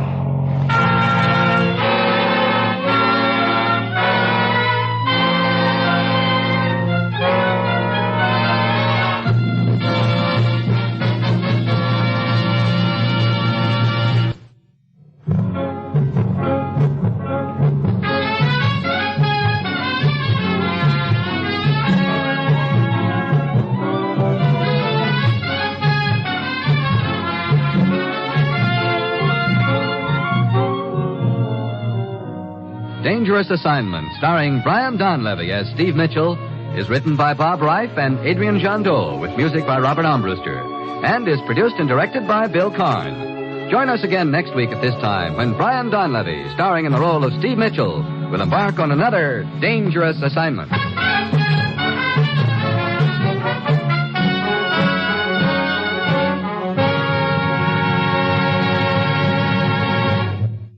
Three chimes mean good times on NBC. Tonight, Herbert Marshall stars as the man called X, a man without a name who travels the world over battling the forces of international intrigue and espionage. For mystery every Saturday night, it's the man called X. For music on Saturday night, it's your hit parade, bringing you the top tunes in the land, selected by you and presented by Raymond Scott's orchestra, Eileen Wilson, and Snooky Lanson. Now hear the man called X and the big show tomorrow on NBC.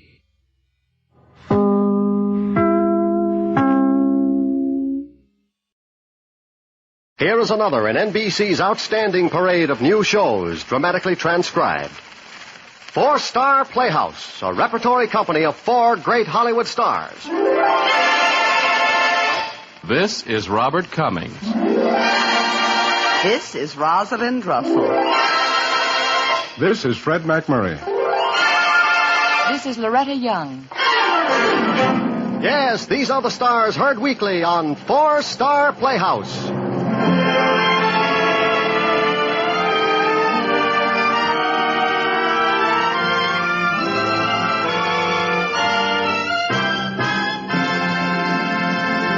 Ladies and gentlemen, one of our four-star players and star of tonight's play, Robert Cummings.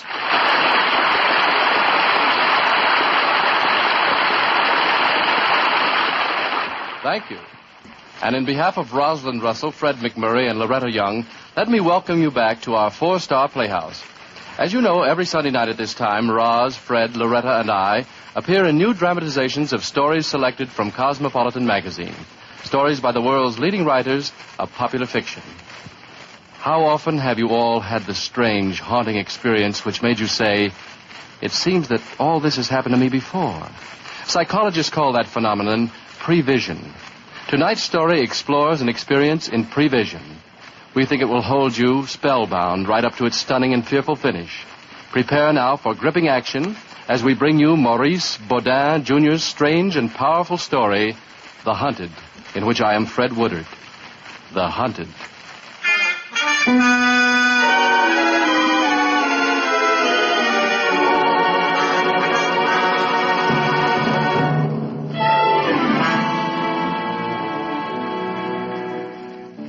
I was tired.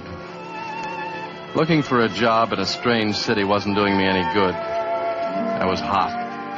I felt weak. My eyes throbbed, my head swam. I had to sit down. To escape from the heat, I went into the small, air-cooled theater. Feature picture goes on in 10 minutes, mister. Oh, thanks, Usher. Hot out, ain't it? Yeah, it's terrible. You look beat. Why don't you sit down and wait till the newsreel's over? Oh, thanks, I will.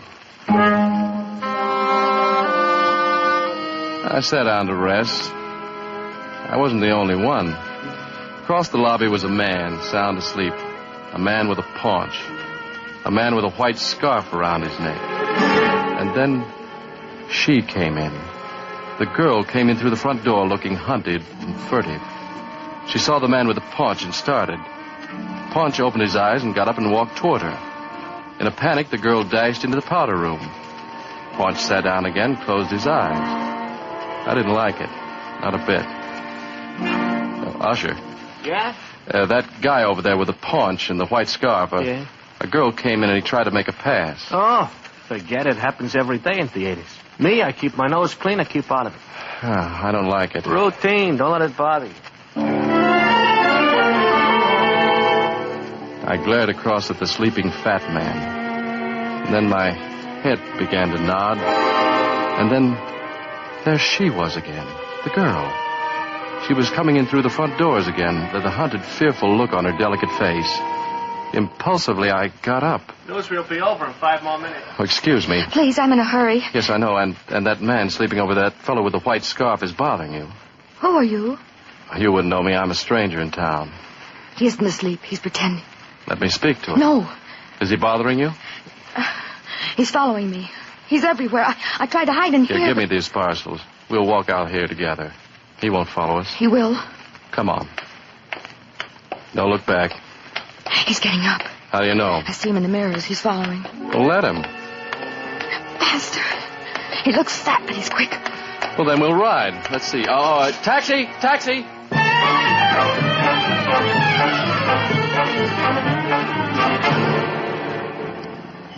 My name's Fred Woodard. I'm Ruth. Are you listed that way in the telephone book? Just Ruth, if you don't mind. Okay, Ruth. Oh, driver, this is all right. We'll get out here.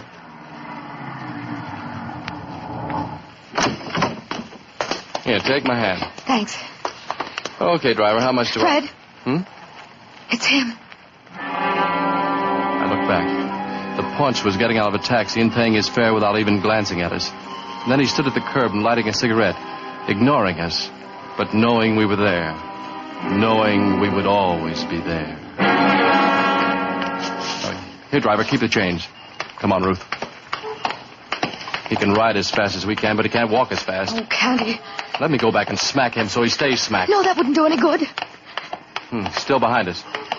No matter how fast we walk, he keeps the same distance. I'm going back and talk to White Scarf. Don't. Well, why? You said you wouldn't ask. All right, but... Hurry. I'm hurrying. Run.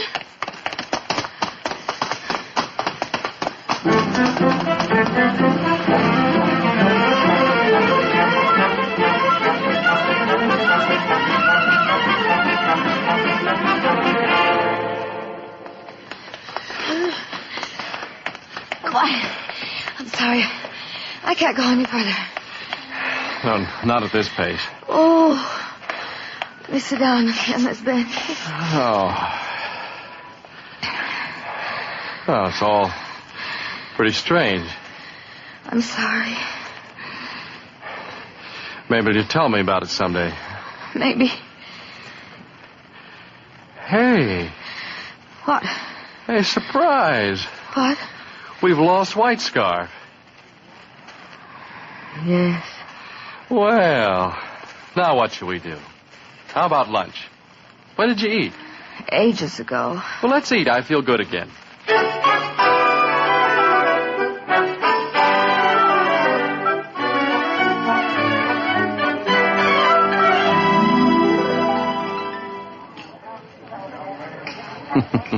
I don't remember ordering this iced coffee, did I? You did, and very plainly. That's funny. Obviously, you're too much for my presence of mind. I hope you won't regret our meeting. Oh, it's highly unlikely. Say, do you realize how rudely other men in this restaurant are staring at you and wishing they were me? Now, just glance about you modestly and... No. Don't. Is it? White Scarf. 5 tables behind you. No, don't turn around. Now, just smile and look animated, and I'll do the same. Now, here's what we're going to do. I'll tell you when to look up at the clock and exclaim about the time. Yes. And I'll stand up and say goodbye. All smiles, just like this, see? And we'll part like old friends, going to see each other again. And make up something as you leave. All right. What about you? I'll stay right here. He'll follow me. And I'll follow him. I don't think he'll like that. He'll know you're following him. I want him to know. Now, look up at the clock. Yes. Oh, dear, look at that time. I really must go now, Mr. Woodard. He's getting up to go, too. Of course. Well, I'll meet you afterward. Wheelock's department store, the information desk. What time? I'll be there in exactly an hour if I'm not followed. Meet you there in 1 hour. Okay. Give me a big goodbye now. Oh, it's been awfully nice, Mr. Woodard. Maybe we can do this again soon. Oh, yes, Friday. Good. Well, it's a date. Goodbye. See you Friday. Right. And here comes White Scarf, right on schedule. Got a match, friend? Did you speak to me? Match? No. Going someplace? Yes. Why are you following that girl? What girl? You know what girl. Point her out to me. Why, well, she's gone, isn't she? You think I've lost her, huh? Who? The girl. Well, what girl? Who knows? Well, we must do this again sometime. Not too often. Well, that's up to you, isn't it? Good afternoon, fool.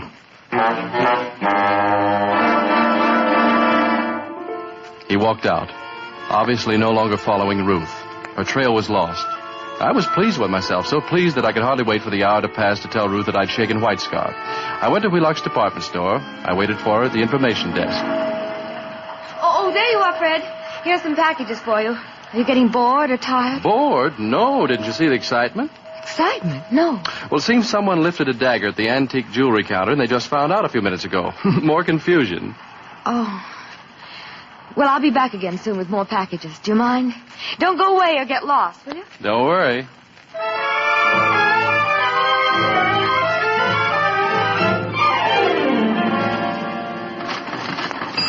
Cash, boy. Okay, sucker, come along. Who? Come on. White Scarf. Let's go. Well, you found us again.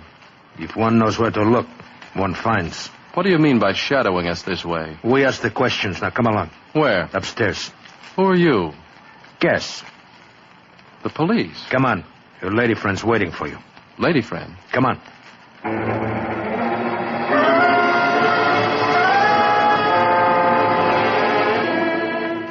I remembered vaguely reading something like this in the past. But what was it? I'd forgotten. White Scarf took me upstairs to a bare room with a single desk. I saw Ruth staring at the floor. She didn't look up. There was a pile of parcels on the desk. Behind the desk stood a tall, blond man about 35. He started speaking the moment White Scarf pushed me into the room. Oh! The first thing you better do is empty out your pockets. You're not talking to me. He's talking to you. You better do it. What are you raving about? You'll find some things in your pockets that don't belong to you. They belong to Wheelock's department store. Well, good Lord. Put the watch on the desk, Woodard. I don't know how it got there. What else is there? What? Oh, this gold cigarette lighter. On the desk. Why, I never saw these things before. See here. Don't deny you're Ruth's accomplice. Accomplice? Why, Oh, Ruth. She's a shoplifter. Shut up. Just remarking, Murray. Remark when you're asked to remark. Well, listen, wait, this is crazy. You're saying that Ruth is a thief and I helped her steal? There's some excuse for Ruth, but there's none for you. Oh, please, Ruth. Don't, darling. I don't know why I do it. I can't help it, Murray. I can't help it. I don't realize I do it. All these things are stolen? Things on you were. But I knew nothing about it. Ruth, tell them. Miss Fleming cannot answer for anything she does. You can. Who are you? Miss Fleming is not an ordinary thief. If she were, this would be for the police. As matters stand, the stores permit me to make an adjustment on the merchandise she appropriates. She is in the clear. You'll get it, though. Well, this is crazy. I didn't realize what she was up to. You'll serve her sentence, too. Shut up! Take her to the next room. Come on.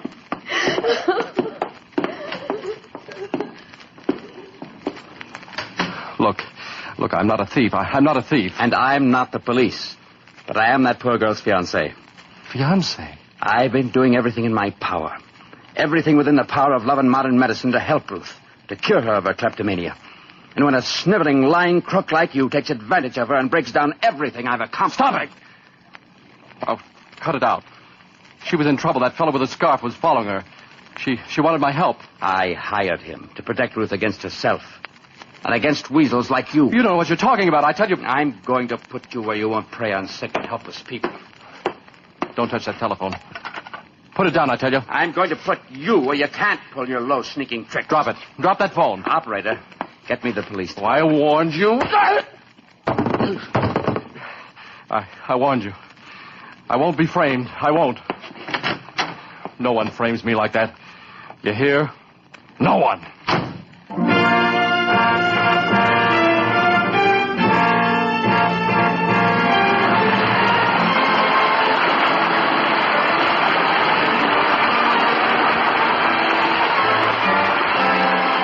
Listening to the four-star Playhouse dramatization of Maurice Baudin Jr.'s cosmopolitan short story, The Hunted, starring Robert Cummings and featuring Lorene Tuttle and William Conrad.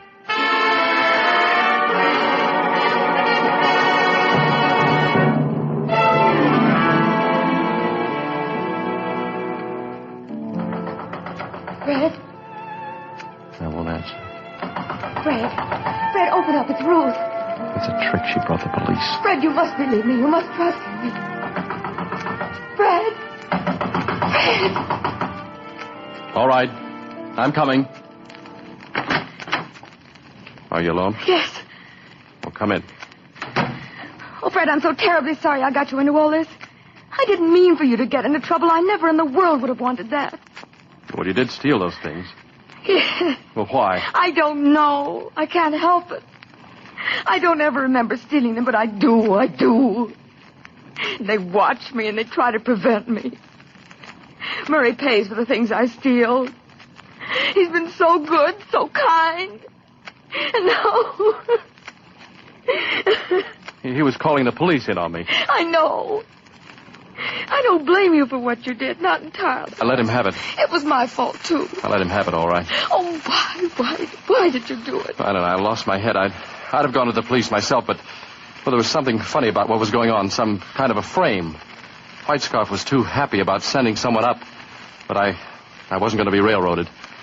I'm new in this town. I'm green. I can't take chances where I've got nobody to fight for me. I know. I'd rot here in jail. I know. But you didn't have to kill him. Kill him? Kill who? Don't deny it. White Scarf went into the room when he heard you and Murray fight. Murray was on the floor. The dagger. I didn't kill him, no. Don't deny it. You stabbed him with that dagger I gave you, the dagger I stole at Wheelock's. You stole that dagger. I must have stolen it. I stole it and I gave it to you. No, you didn't. I must have. You stabbed Murray with it. No, there must be some horrible, I couldn't have, some mistakes, some... Oh, stop lying, stop pretending. I'm not blaming you. I gave you the dagger, I stole it and gave it to you. But you should have given it up with the other thing. I've got to get out of this. I had to come here before they find out where you stay. Before they find out where... How did you know where I'm staying? I didn't tell you. I'm so ashamed. I asked you something. I know. I asked you how you knew I was at this hotel. There was a paid hotel bill in your wallet. My wallet? Well, how did... Oh. I must have stolen it from... perhaps in the store. Oh. Here, take it. Everything's there. You didn't tell them? No. I wanted you to have some chance. I wanted to do something for you. What? Bring Murray to life? I don't know. Oh, wait. Let me think. I've got to try to think. Whatever I can do, anything at all, tell me.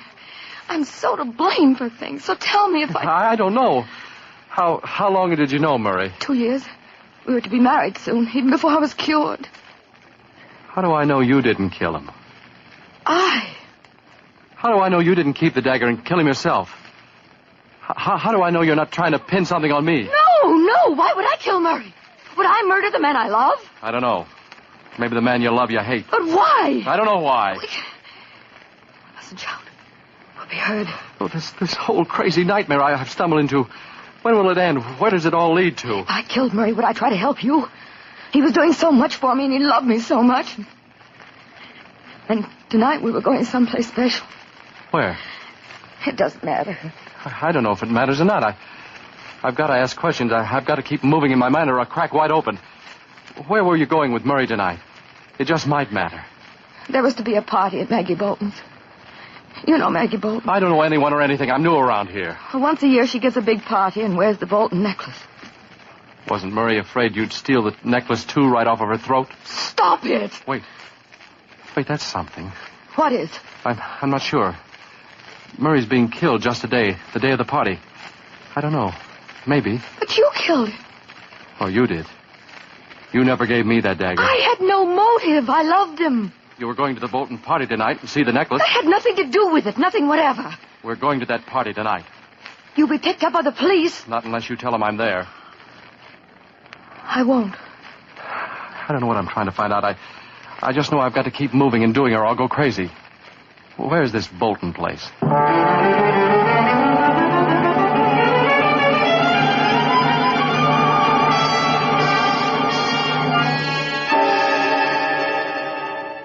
We arrived too late for the party. Too late to see the famous Bolton diamond necklace on the famous Bolton throat. There was some excitement about the house when we drove up in the hired car. I left Ruth in the car and walked up the driveway, curving around into the darkness, and stopped short. Police cars all around the house. I turned and began to walk down the driveway again. Hey, you! I began running. Hey, In a panic, I plunged off the drive into the thick tangle of cypress that covers the huge ground. Hey, you! I lost the cop. In the dark, dense jungle of cypress, I even lost myself. And then something stepped out of the darkness. Something in a white scarf with flat, dead eyes and a toneless smile and that faintly foreign voice. White scarf. Don't move. I want to talk to you. Talk what? I want to talk to you. Well, there's nothing to talk about. Theft is nothing? Why, I didn't steal. Murder is nothing? I don't know what you're talking about. Murray Lister. What? I don't know anything about Murray Lister. You also deny that you strangled Maggie Bolton in the solarium an hour ago. No, I tell you, I didn't have anything to do with it.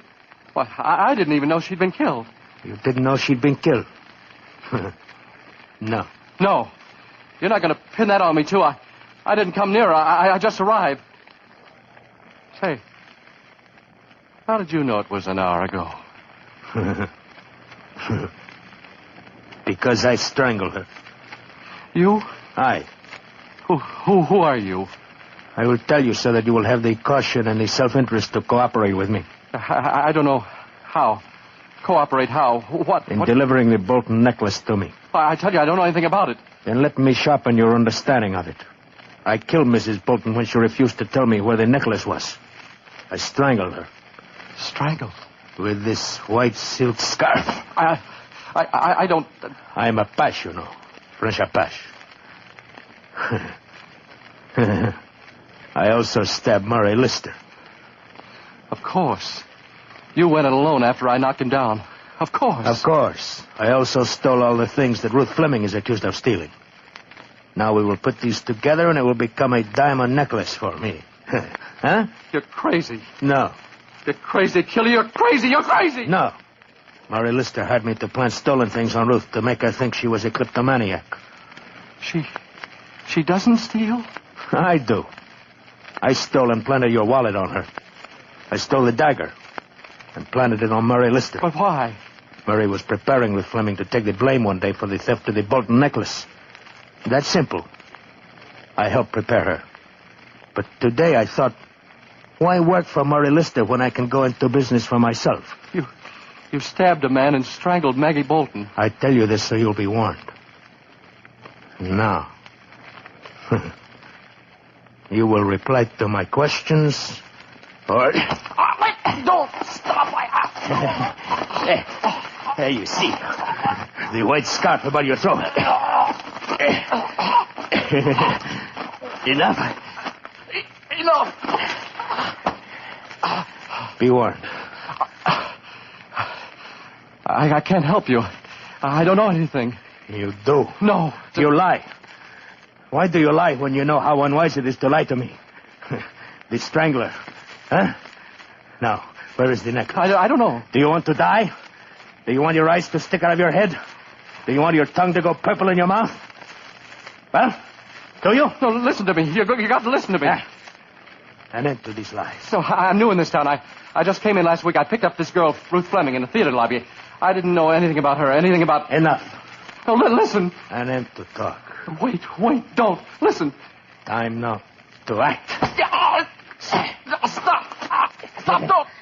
There you see. Don't. He strangles. Let go. The Apache way. The way of the Paris Apache. Vous savez? No.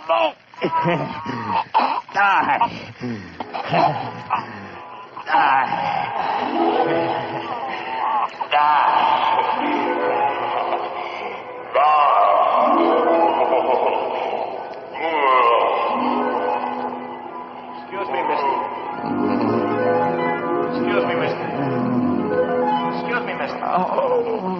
Excuse me, mister. What? What's the matter? Wake up. You dreaming? Newsreel's over. Feature picture's gonna start. Huh? Wake up. You fell asleep in the lobby. You bought a ticket. Don't you want to see the show?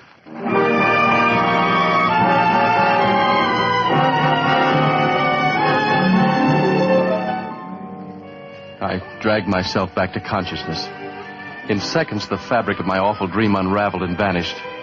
I was drenched in cold sweat, but overwhelmed with relief. And across the lobby, Sleeping harmlessly was the paunchy man with the white scarf who had helped inspire my dream, or whatever it was.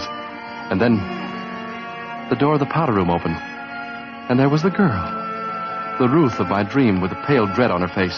I got up quickly and eagerly to make the acquaintance of the real-life Ruth, or whatever her real name was. Stick it in the box, lady. Oh, excuse me. What? But, I know you'll think that this is the usual approach by a stranger, but didn't all this happen before? What do you mean? Well, it just seems that we met before, just this way. I don't think so. Well, the feature picture's about to start. Might I join you? Oh, I couldn't. I mean, well... I'm sure this all happened before. Even the scared look you just gave that paunchy man sleeping there. Well, if you like, we could go in together, yes. Oh, thank you. Yeah, the honest feeling, really. I've had that feeling, too, sometimes. Everybody has. We went up the steps, talking and laughing. I held open the door leading into the cool dark of the balcony and stared. Below in the lobby, I saw the paunchy man slowly open his eyes and look up at us. He got up and with surprising agility began following us with rapid, ruthless steps. A man with a paunch, an olive skin, and a dead smile, and a white silk scarf draped loosely about his neck, following us.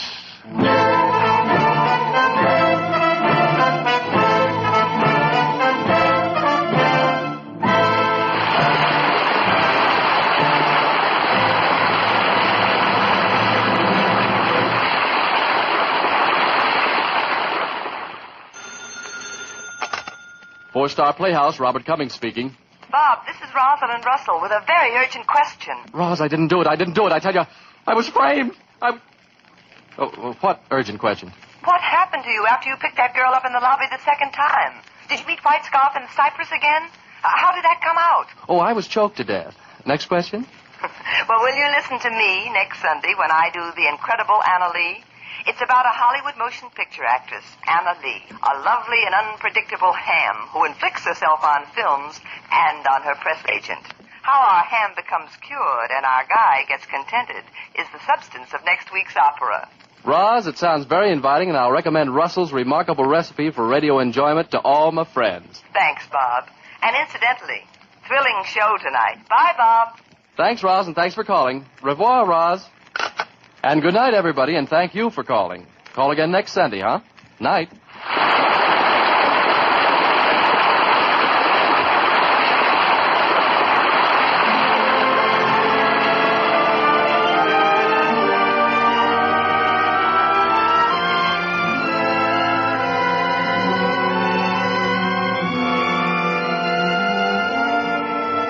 You have been listening to Four-Star Playhouse, tonight starring Robert Cummings in The Hunted, written by Maurice Baudin, Jr., and adapted for radio by Milton Geiger. Lorene Tuttle was featured as Ruth, with William Conrad as White Scarf, Wilms Herbert played Murray, and Larry Dobkin the usher. Four-Star Playhouse is directed by Warren Lewis. Music composed and conducted by Albert Harris. Portions were transcribed. Robert Cummings may currently be seen in Walter Wanger's production, Reign of Terror.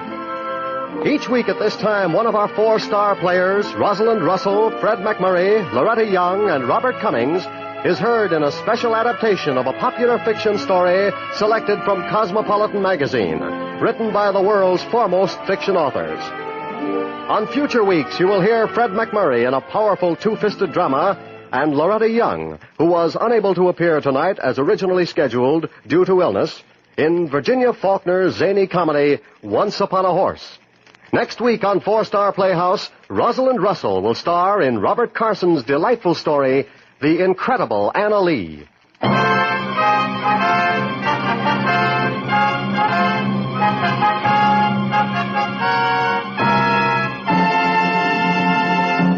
Americans, in the present unstable condition of the world, the United States needs unity among its citizens more than ever before. We simply cannot afford to be divided by racial and religious differences. Such division among us is advertised in certain countries as a sign that America is weak and that democracy is a failure. don't help such propaganda. The very differences that exist among our mixed peoples have given us the variety of contributions that have made our country great and free. Keep it great and free. Fight prejudice.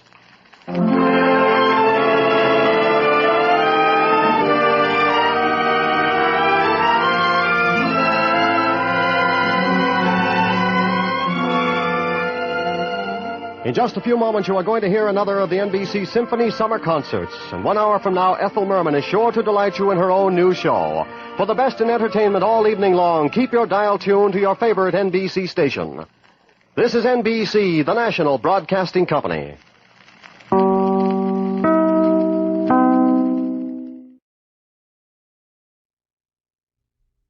Lux presents Hollywood.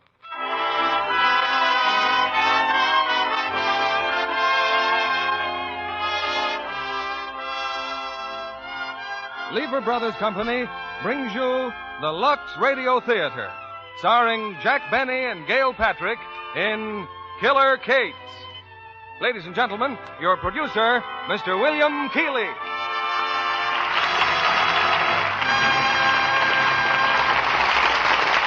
Greetings from Hollywood, ladies and gentlemen. Very few institutions on the air outdate the Lux Radio Theater. But one of the exceptions is our star tonight, Waukegan's favorite son, Jack Benny. It was 15 years ago that Jack started trying for laughs on the air, and he's still trying. As a matter of fact, we'll have to allow Jack's one of America's top comedians. But tonight he branches out into a different field, in a thrilling piece of action drama entitled Killer Kates. Based on a Warner Brothers screenplay, it was adapted especially for Jack's newly discovered dramatic ability, and co-stars lovely and talented Gail Patrick.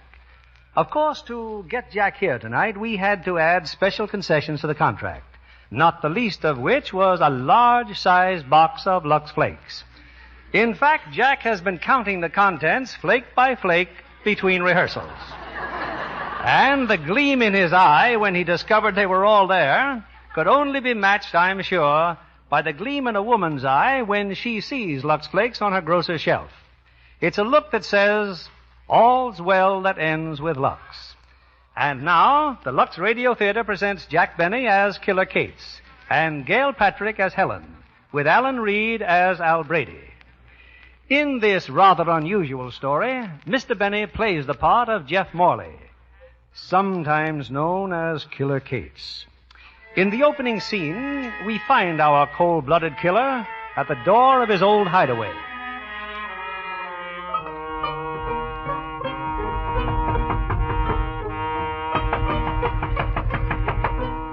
Hey, you, Spangler. Wait till I get this door open. Spangler, where have you... Killer Kates. It's you. Yeah. Yeah, Blinky, it's me. Gee, Killer, I didn't know it was you. I was just waiting for Spangler to come back. Spangler ain't coming back. Not coming back? Well, it serves him right. He had it coming. I was going to knock him off myself. I was, Killer. He's the guy that ratted on you. Yeah? Yeah, Killer, yeah. Gee, it's good to see you back again. When'd you get out? Last night, Blinky. I busted out just to see you and Spangler. I just seen Spangler. You busted out? Then you're hot. But don't worry, Killer. I'll hide you. You can use my place. So you can put the finger on me like you did last time, eh, Blinky? It wasn't me, Killer. I swear it wasn't me. It was Spangler, I tell you. It was Spangler. He was the guy that... Shut up, you lying rat. Honest, Killer. You gotta believe me. I had nothing to do with it. Get down on your knees, Blinky, and start praying. But, Killer, please. You can't do this. I'm your pal. Your friend. We grew up together. We was like brothers, Killer. Please give me a break. You didn't give me a break, did you? When you sent me up to the big house to rot in a lousy cell? You weren't satisfied to take over my racket. You even had to steal my dame. I tell you, I didn't do it, Killer. Everything is just the way you left it. And Millie, I didn't steal her. She's still your girl, Killer. She's waiting for you. Where do you want it, Blinky? In the belly or the back?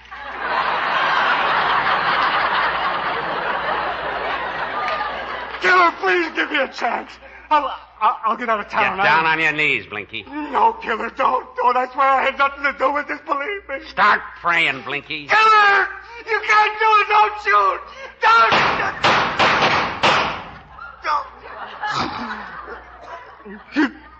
Killer. So long, Blinky.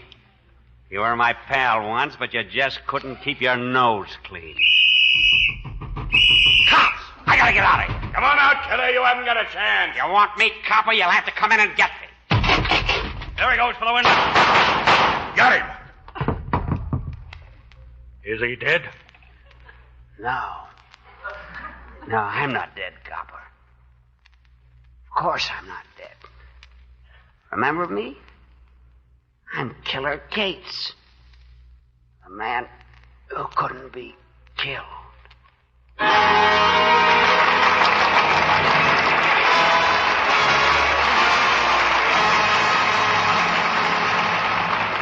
Just keep bringing the curtain up and down, Eddie. He's good for a dozen bows. Whoever thought this corny show would be a hit? You gotta hand it to that Jeff Morley, corny or not. He plays that Killer Case like a real gangster. Get down on your knees and start praying, Blinky. Where do you want it? In the belly or the back? Hey, quiet. Here he comes.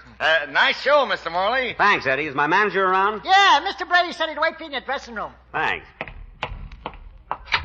Hiya, Jeff. Hello, Brady. I want to talk to you. Fine, and say congratulations, killer. For what? For the 1,000th performance of The Man Who Couldn't Be Killed. Seems like a million. And stop calling me killer, will you? It's bad enough I have to play that part without being reminded of it all the time. Well, you've been doing all right for 3 years now.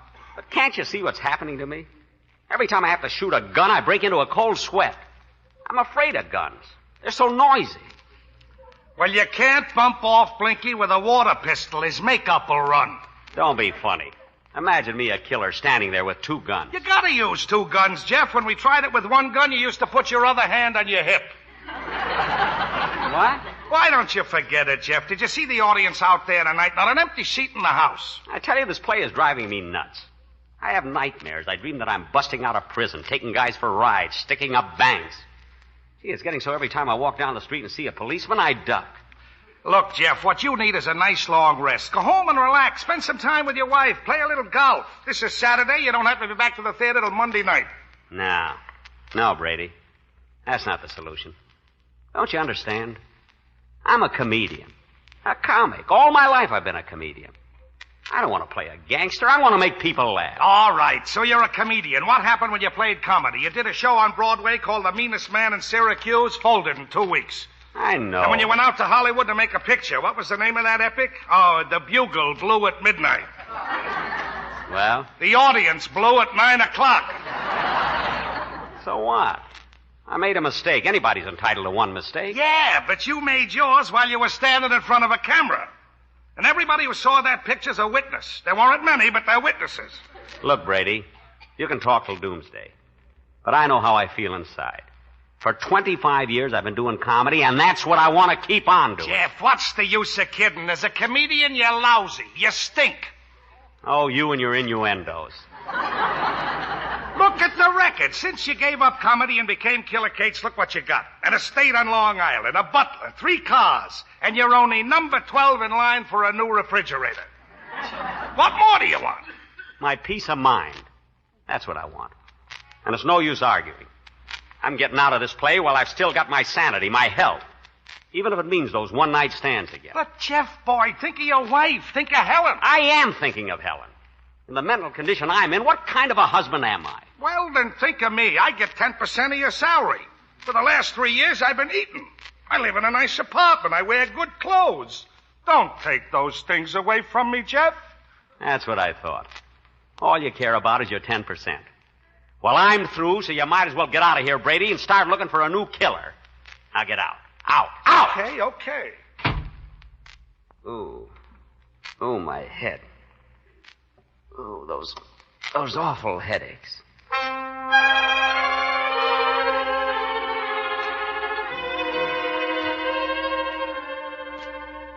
Pardon me, Mrs. Morley. What is it, Walters? Mr. Brady telephoned. I told him Mr. Morley was asleep, and he said he'd drop in later on. Oh, thank you, Walters. What time is it? 12:15, madam. That late? I think you'd better wake Mr. Morley now. Yes, madam. Mr. Morley. Mr. Morley. Mr. Morley. Wake up, sir. It's 12:15. Listen, Scalise. From now on, you're taking orders from me, Killer Kate, see? Mr. Morley. If you don't like it, you get the same thing that happened to Spangler. You'll wind up at the bottom of the river with your feet in a barrel of cement. Mr. Morley, Take your dirty mitts off of me before I... What? Where am I? Oh, it's you, Walters. I'm sorry. I must have been dreaming. Yes, sir. What was I saying? Something about a Mr. Scalisi, sir. You intimated that in the future he was to receive his instructions from you. A darn show again. Can't get it off my mind. Other men dream about Lana Turner. I dream about Dillinger. He's not even wearing a sweater. Walters, tell Mrs. Morley I'll be right down. Yes. Would you like another cup of coffee, dear? No, thanks. I don't feel like eating. I tell you, Helen, if I don't get out of this show, I'm going to have a nervous breakdown. Jeff, I've never stood in your way. In the old days when you were playing vaudeville, things were pretty tough. I went along hoping you'd get a break. But you must admit that your act always flopped. Well, I was doing all right until my seal died. That seal didn't die. You were out of work so long we had to eat it. Well? And what we didn't eat, I had to wear. Well, all I know is I was happier then. Gee, and I had a swell act, too. Smart comedy, high class. Gosh, remember how I used to come out in white flannel pants, double-breasted blue coat with brass buttons, straw hat and cane, and I'd say, a funny thing happened to me on the way to the theater. A panhandler walked up to me and said, "Hey, mister, I haven't had a bite all week." So I bit him. Oh, boy, they used to scream at that. Yes, sir. That act is as good today as it ever was. Only maybe I'd have to bring it up to date, take out those General Pershing jokes, And then finish with, you remember I used to finish with that imitation of Ted Lewis? Yes, sir, is everybody happy? I don't know. That stuff is surefire. I like it better when you say, "Where do you want it, Blinky, in the belly or the back?" I know, but look remember just before Brady got me in the play, you'll have to admit I was a sensation in that nightclub in Atlantic City. But you had to work as a lifeguard in the daytime. I didn't have to. I insisted on it. It kept me in condition. Atlantic City, I was terrific there. I got 1,000,000 laughs. Who wouldn't in that bathing suit? All right. But all right, Jeff, if it means your health and it'll make you any happier, then I'm for it. We'll start all over again. Right from the very, very, very bottom. Gee, Helen, you're wonderful. After all, look, we've got what we want. This big house, the butler, 3 cars. Yes, but when are we going to get the new refrigerator? We're number 12. Oh, Helen, if you only knew how happy I am. I'm the old Jeff Morley again. Oh, kitten, when my baby smiles at me, ha, ha, ha, ha, there's someone at the door. Walters, that's probably Mr. Brady. Show him right in. Yes, madam. Brady? How do you like that? He won't even let me alone on Sundays. Well, I'm glad he's here. I'm going to straighten him out once and for all. Hiya, Killer. Hello, Helen. Hello, I brought Alan. a couple of fellas I want you should meet. Shake hands with Bob Stanley and Freddie McCall. How do you do? How are you? Glad to know you, Killer. Yeah, you too, Mrs. Cates. The name is Morley. I'm sorry, but I've seen you on the stage so many times. To me, you'll always be Killer Cates. Oh, no, I won't. Brady, I got news for you. I've talked the whole thing over with Helen, and I'm quitting the show. It ain't as easy as that, Jeff. You got a run-of-the-play contract, and they won't let you out of it. You can't quit. Then I'll walk out. But, Jeff, can you do that? If he does, he'll never work in the theater again as long as he lives. So that's the way it is. Well, I guess I can't do anything about it. Now you're being smart, Jeff. That play will run another 3 years. You'll be a millionaire. So what good is money? I'll end up with a gold-plated straitjacket. Look, Jeff, when the show closes, you'll have plenty of time to enjoy life. In the meantime, let's cash in. There's a lot of extra gravy around. Gravy? What do you mean? I finally got you set for a radio deal. Radio? Yeah. Well, that sounds all right. Why, sure. It's a 15-minute program, 5 times a week. Stanley and McCall have written a terrific script. Well, you hear it. It's dynamite. But won't that interfere with the play? Not at all. He'll be off the air by 8:15. The curtain don't go up till 8:30. He can eat his dinner in a taxi. Wait a minute, Brady. Is this that comedy program you were talking about? No, I couldn't get a sponsor interested in that. This one is a natural. We got the radio rights to the man who couldn't be killed. You're going on the air as Killer Cates. What? Killer Cates on the air? Nothing doing. Now, I know this is awful sudden, Jeff, but the money is sensational. In a couple of years, you'll be able to quit and do comedy for the rest of your life in empty theaters. But look at Wait till you hear this script. Brady, Go I'm ahead, fellas. Explain it Look, to him. I'm not going Well, to... well, the program opens with you in a tough spot. You shoot your way through Scalise's mob. You kill about 8 of them, but the town gets too hot for you, so you take it on the land. Just until the heat is off. You're in a town in Jersey laying low, see, for a few days. Then you start to crave action, you go out and you get it. No, I'm not Then you going walk to. into the Maramba, the biggest nightclub in town. And you tell the boss he's through, but there's a mile there who tries to put the finger on But you. you stage a one-man gang war and you take over. Stop, fellas, please. I tell you, I'm not going And to you go have into to go out and kill a couple of cops. You're running things your way. Scalise is out to get There's you. a pitch battle. You're the man who couldn't be killed. You're Killer Kate. Killer Kate. Killer Kate. Look, fellas, you're wasting your time. I'm not going to go through Scalise's it. mob. The heat is on. You walk into the Maramba. The Maramba. The Maramba. But the mob puts the finger on Run you. things your way. You kill 2 cops. 3 cops. 4 cops. 10 cops. You're Killer Kate. Stop, I tell you! You're driving me nuts! I'm not going... Oh, my head. Jeff! Jeff! Darling, what's the matter? Oh. Walters! Walters, call the doctor! Mr. Morley has fainted!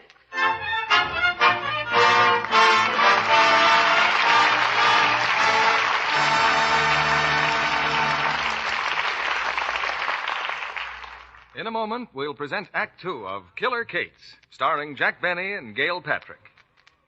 Well, Libby, are you all set for the big charity event on Wednesday? Am I? I wouldn't miss it. It's the first world premiere held here in 5 years. The yearling will make its much-heralded debut that night. That's Metro-Goldwyn-Mayer's latest bid for the Academy Award. I hear the picture is as great as the book. Well, the author, Marjorie Kinnan Rawlings, is delighted. The studio showed me a wire from her saying how thrilled she was with the picture. She thought Gregory Peck and Jane Wyman were perfect casting as the Baxters.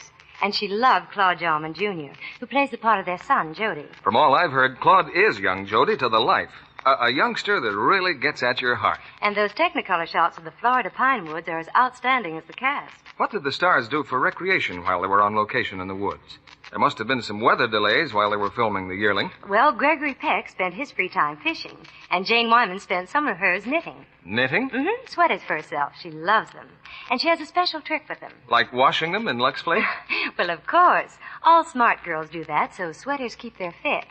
One of Jane's tricks is tacking in little shoulder pads, so her sweaters look trim as a blouse. Do you think, Libby, that all the ladies in our audience know how much Lux Care does for a sweater? Considering some of the shrunken ones I've seen, I guess not. Well, why don't you tell them how easy luxing is? Well, all the equipment you need is some rust-proof pins and a piece of clean wrapping paper. Take your sweater and draw an outline around it on the paper. Then squeeze the sweater in rich, lukewarm Lux suds, ever so quickly so as not to felt the wool. Now, rinse it well, and this is important. Have the rinse water the same lukewarm temperature as the suds. Next, squeeze out the drippings by rolling the sweater in a bath towel. Then lay it on the outline, pat and push it into shape, and hold it there with pins. When it's dry, it fits. As Libby said, rich suds are important for getting good results with wool. And Lux Flakes go a long way. Lux Care is really thrifty. Here's your producer, William Keeley. We continue with the second act of Killer Kates, starring Jack Benny as Jeff Morley, alias Killer Kates, and Gail Patrick as his wife, Helen.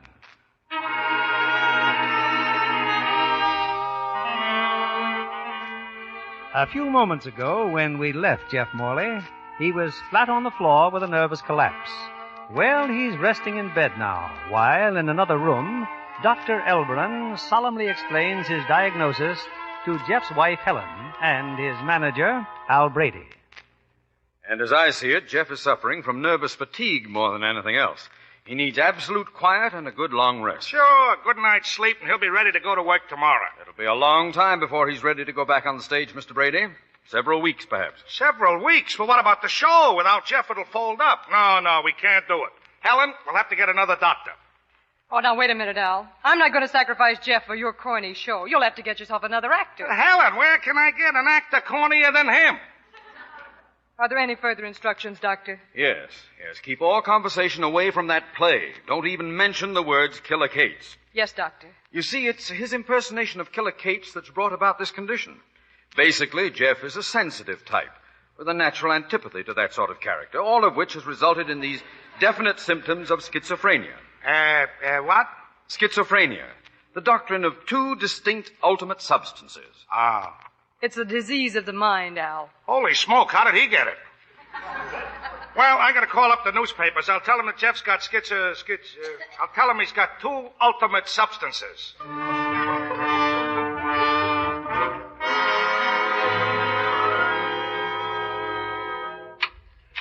Who's that? Just me, Jeff. I hope I didn't wake you. Where you going? Just open the window. My, this room's stuffy. What's that? Why, nothing, dear. Just a car backfiring. What are you giving me? Those are gunshots. That must be Scalise's mob. Scalise's mob? Oh, darling, you're having another nightmare. Now get right back in bed. The doctor said... Come here, you. Oh, please. Please, you're twisting my wrist. Who sent you here? Oh, darling, you're hysterical. I'll call the doctor. Don't touch that phone. Oh, please let me go. I will when I get good and ready. Say, you're not a bad-looking dish.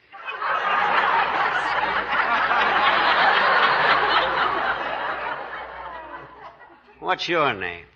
Darling, it's me, Helen. Don't you even recognize me? I never saw you before in my life. But I'm going to make up for lost time. Come here, baby. Give me a kiss.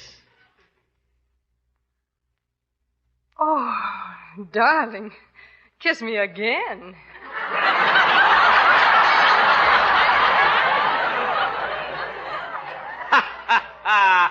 Happens every time.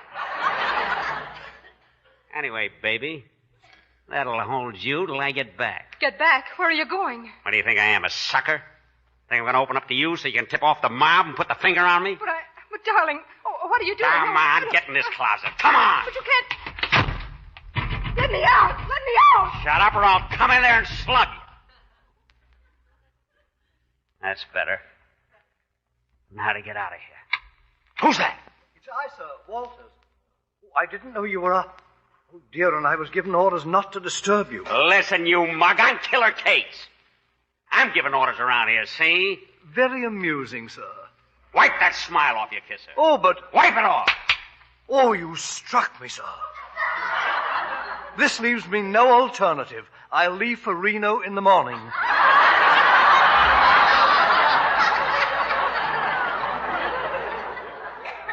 What? I live there, you know. Shut up. Now listen, you. Where do they keep the scratch around here? The what, sir? The scratch, the moolah, the money. The money, sir? Why, it's in the safe. Well, lead me to it. But, sir, you know where the... Now leave me to that safe and don't give me no more of your lip. Yes, sir. This way, sir. There it is, sir, behind the picture. Hey, wait a minute. Who's that mug in the picture? But, sir... Never mind, I can read the nameplate. Jeff Morley, star of stage and screen. What a conceited punk. Yes, sir. Now watch the front door. Let me know if he comes in. Now, come on, what's the combination of this safe? I don't know, sir. And get out of the way. Out of the way. I can open this tin can with boxing gloves on. There. It's coming. A cinch. Ah, look at those bills. 50s, 100s. What a haul. But, sir, don't you understand? Shut up. It's for the new refrigerator, sir. I don't care what it's for. Now turn around. Face the wall. Yes, sir. Sir, what are you going to do with that vase? I'm going to... Oh. I guess I should have told him first. Well, that takes care of him. Look out, Scalise. Here comes Killer Cates. And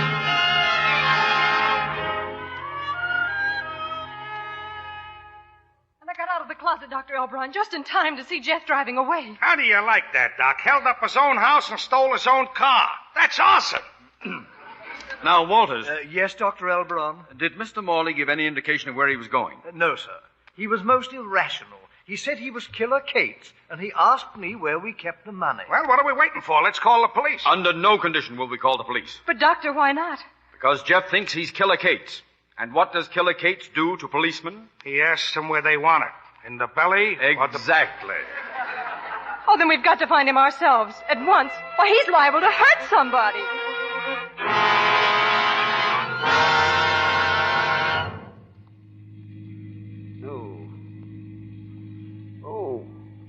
head. I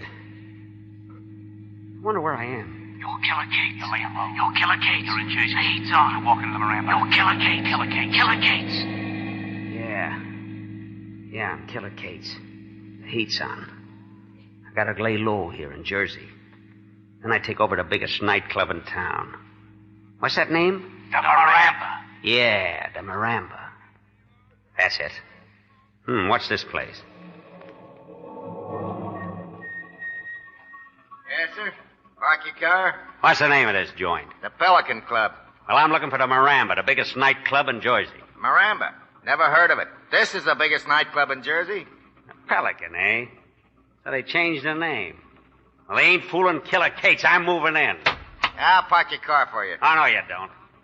Leave that car where it is. And keep the motor running slow. I'm almost out of gas. Yes.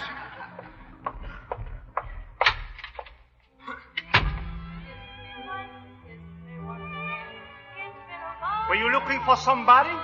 Who are you? I'm Mario, the head waiter. Well, I'm Killer Cates, your new boss, see? From now on, you're taking orders from me. I don't understand. Mr. Norton didn't mention anything about selling the place. Norton? Who's Norton? He's the boss. Hey, cut that out! I told you I'm the boss. Now get out of my way. Hey, waiter! Waiter, come here. Yes, sir? Who's the tomato out there singing? Peaches Mason, sir. She's the star of the show. Easy on the eyes, ain't she? Waiter, get me a double bourbon. I'll sit down here. But, sir, this table... Shut up and do like I told you. Yes, sir.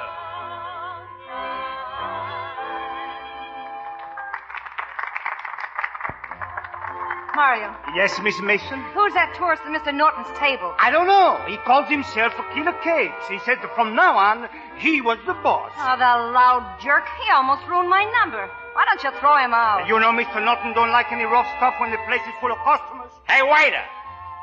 Bring a double bourbon before I tear this joint apart. Hey, you. What's the big idea? Peaches Mason, eh? I like that name. Sit down, baby.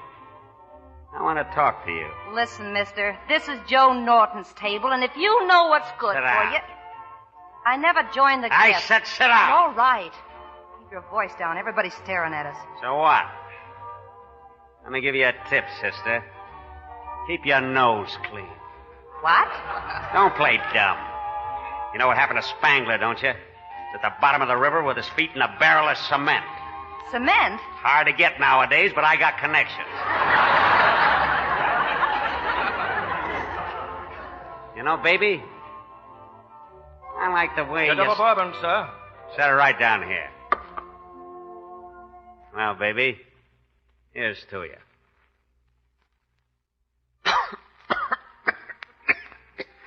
Boy, that's good. Well, ain't you going to drink the rest of it? Nah. I always save a little to fill my lighter. Now listen, baby. I like your looks. See? I like the way you stack up. You're wasting your time, big boy, because I'm Joe Norton's girl. Norton is through, washed up. I'm going to wrap up this town, put it in my back pocket. Baby, you just stick with me. You'll have a butler, 3 cars, and a sealskin coat. Now, all you got to do is... Excuse me, Mr. Mason, but Mr. Norton would like to see this gentleman in his office. Ah, so Norton knows I mean business, eh? Lead the way, punk. Punk! You heard me. You heard me. Get going. So Norton's worried, eh? Well, they all worry when a killer moves in. A Pelican Club. I think I'll change that name. I don't like it. I don't like a lot of things around here. I don't even like... This is it. Come in.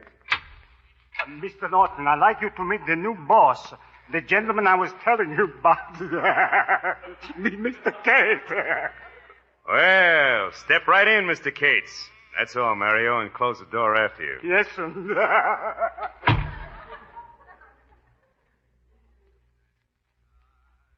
You're Norton, eh? Who are these 2 mugs? Oh, excuse me. Allow me to introduce my 2 assistants, Lefty Ryan and Steve Kapouris. Charmed, I'm sure. This is entitled their privilege.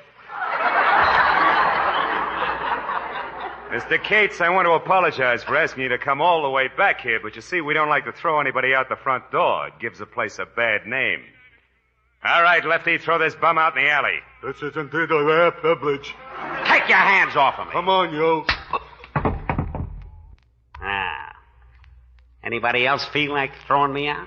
Oh, what tough guy, huh? Wait a Well, minute, I'll Steve. All right, Cates, the back door's right behind you. Now get out. That gun don't scare me, Norton.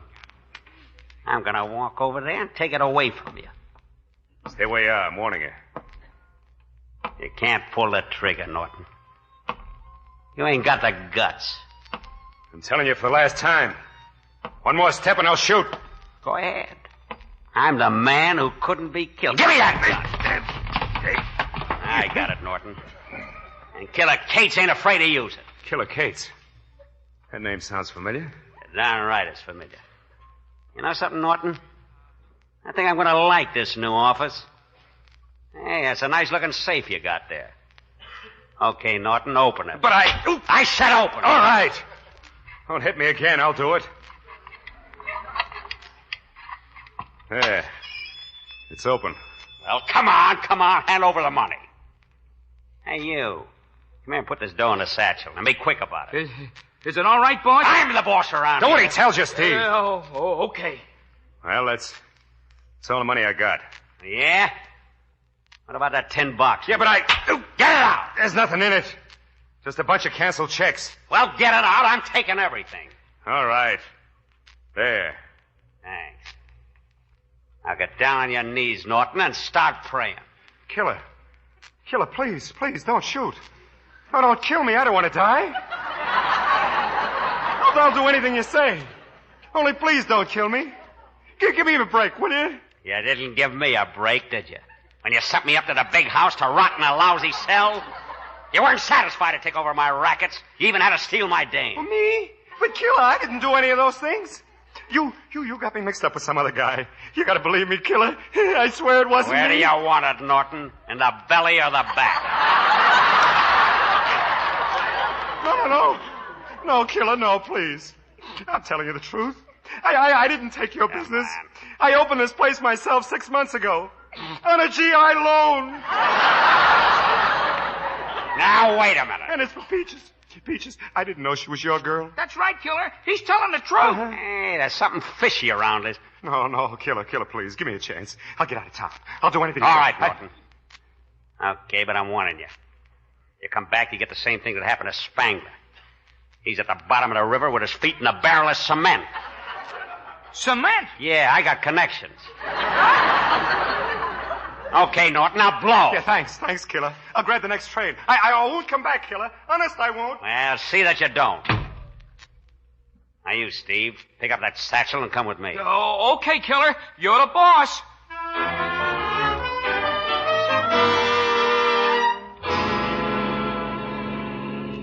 Hey, Killer, slow down, will you? You're doing 80 miles an hour. Don't worry, Steve. Open a grab bag. Count the dough we took from Norton. Okay, boss. It's all in $1,000 packages. There's 10 of them here. Okay, take 5 for yourself. 5 G's for me? Sure. Killer Cates always splits 50-50 with the guys that work for him. Yeah, but I wasn't working for you then. You are now, ain't you? Hey, I'll say I am. 5 G's. Oh, boy, am I happy. Where's me harmonica? Put that away. I don't want no trouble with Petrillo. Put it away. Gosh, 5 G's. Wait till I tell the boys about this. The boys? The rest of Norton's mob. They'll all want to wait for you now. Okay, well, get them together. Have them bring their artillery. I'm going to take over this town, and I'm going to start tonight.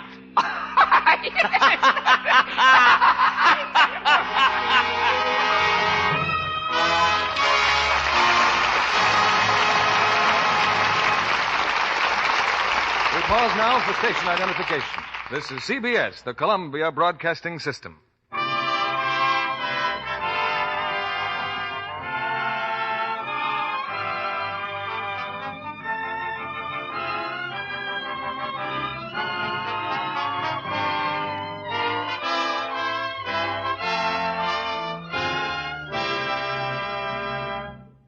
Before our stars, Jack Benny and Gail Patrick, return in Act 3 of Killer Kate's, I'd like to present our guest of the evening, an English girl from Australia, lovely blonde Joan Winfield. Presentations hold no terror for Joan because she's already made a bow before one of the most famous audiences in the world, the court of the King and Queen of England. I'm afraid that was a little different, Mr. Keeley. I didn't have to do any talking. I see. What have you been doing since Warner Brothers induced you to come to Hollywood? Well, I've made 7 pictures, and when I'm not before the cameras, I'm visiting other sets. Did you see the filming of Warner Brothers' new thriller, the picture Sidney Greenstreet and Peter Lorre have just finished? The verdict? Uh-huh. Oh, yes, and it was so exciting. But what impressed me especially on the Warner lot was the lavish sets for their new musical, The Time, the Place, and the Girl. The colors were so right. That's important in Technicolor. I was so interested, too, in the treadmill used for rehearsing the dance numbers. Well, interesting isn't the word Jack Carson and Dennis Morgan would have used. They covered 20 miles a day on that treadmill. Well, I was amazed that Janice Page and Martha Vickers wore stockings for all that rehearsing. In Australia during the war, we saved stockings for special occasions. Well, of course, Joan, the girls' stockings were luxed. That's why they lasted so long. Girls often get as much wear from one pair of stockings that are luxed as they do from 2 pairs washed the wrong way. Well, I do know Lux stockings last longer, Mr. Kennedy. Twice as long. A famous laboratory proved by strain tests.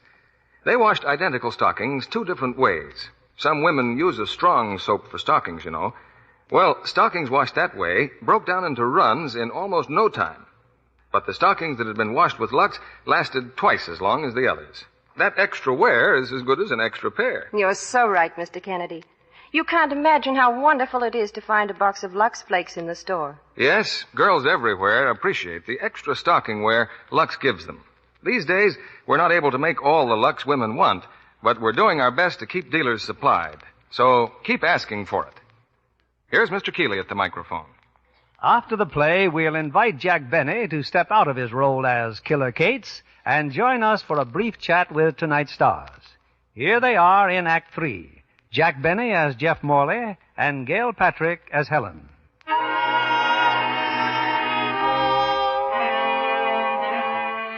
For hours now, Helen and Dr. Elbron have searched in vain for Jeff. Back at home, they find Al Brady waiting for them, wildly flourishing a newspaper.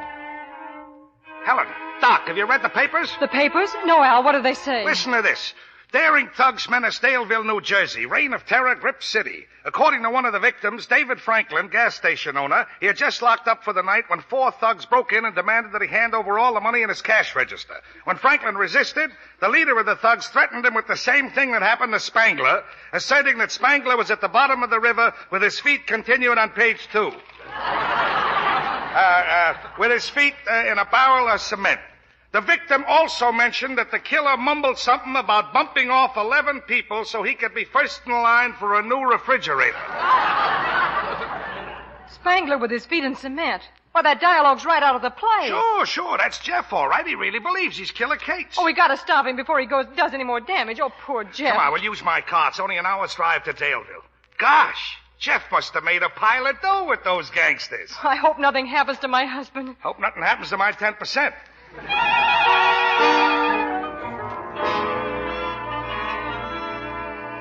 Killer, how do you like the house? Not bad, Steve. Think we'll spend a little lettuce and fix it up. Put bulletproof glass in the windows, get some steel shutters and doors, and we'll have the classiest joint on the south side. Wouldn't Norton be burned up if he knew we was using his summer house for a hideaway? Well, I sure gotta hand it to you, Killer. You certainly get action in a hurry. First you take over Norton's club, then his gang, and now you've even got his house. Yeah.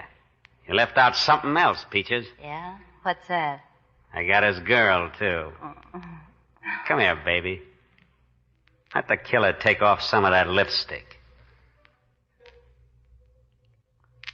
Oh. Killer, you're terrific.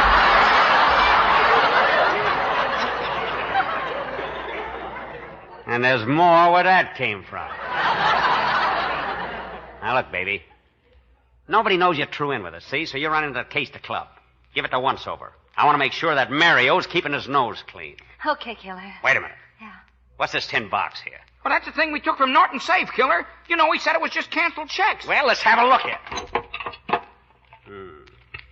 That checks, all right.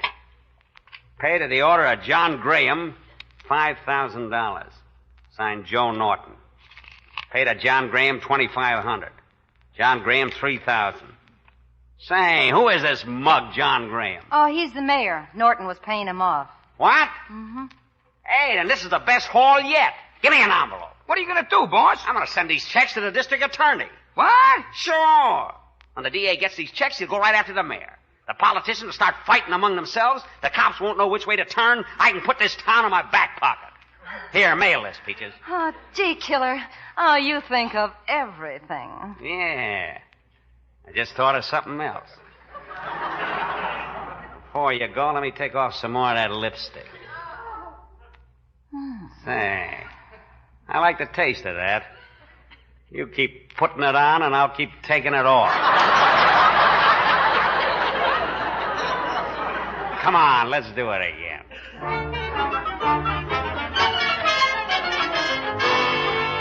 I'm telling you, Graham, I'm on a spot. You gotta get me off. You can do it. You're the mayor. I'm sorry, Norton. Election's only 2 weeks away. I have my own troubles, not to mention the gambling ship. You're gonna have a lot more trouble if this killer Kate stays on the loose. I'm supposed to be out of town right now. I'm liable to be bumped off any minute. We all have to take a bath sometime, Joe. Maybe it's your turn to be washed up. Oh, yeah? Well, if I go to the cleaners, you're going with me. What do you mean? Wouldn't the DA be surprised to find our honest mayor gets 15% of all the take in this town? And how's he going to find out? There's a little matter of a few canceled checks that I made out to you. They're going to look very pretty in court. You wouldn't dare turn in those checks. You're in it as deep as I am. Killer Cates isn't, and he's got the checks. What? You heard me. He stole them out of my safe. This DA's been gunning for me for 5 years, and if he ever gets his hands on those checks... Can't let the police get hold of them either. I don't trust the commissioner. I think he's honest. There's only one way to do it, but it's going to cost a few grand. I'll have to put a new mob together and get Killer Cates. How much will it take? Oh, about 10 G's. Very well. Just don't spend any more than you have to. Remember, it's the taxpayers' money.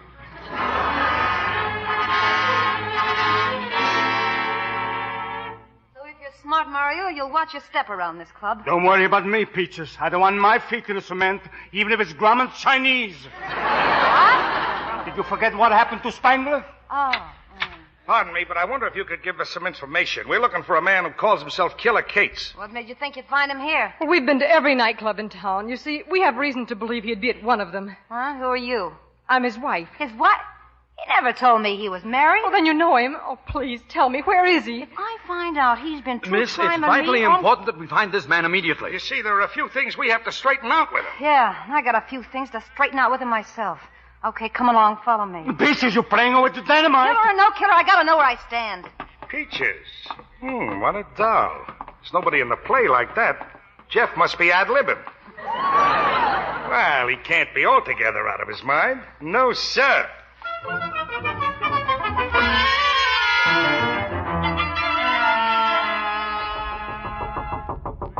Who is it? It's me, Peaches. It's about time you got back. Yeah. Come on in, Mrs. Cates. Mrs. Cates? Hey, wait a minute. Who's the company? Yeah.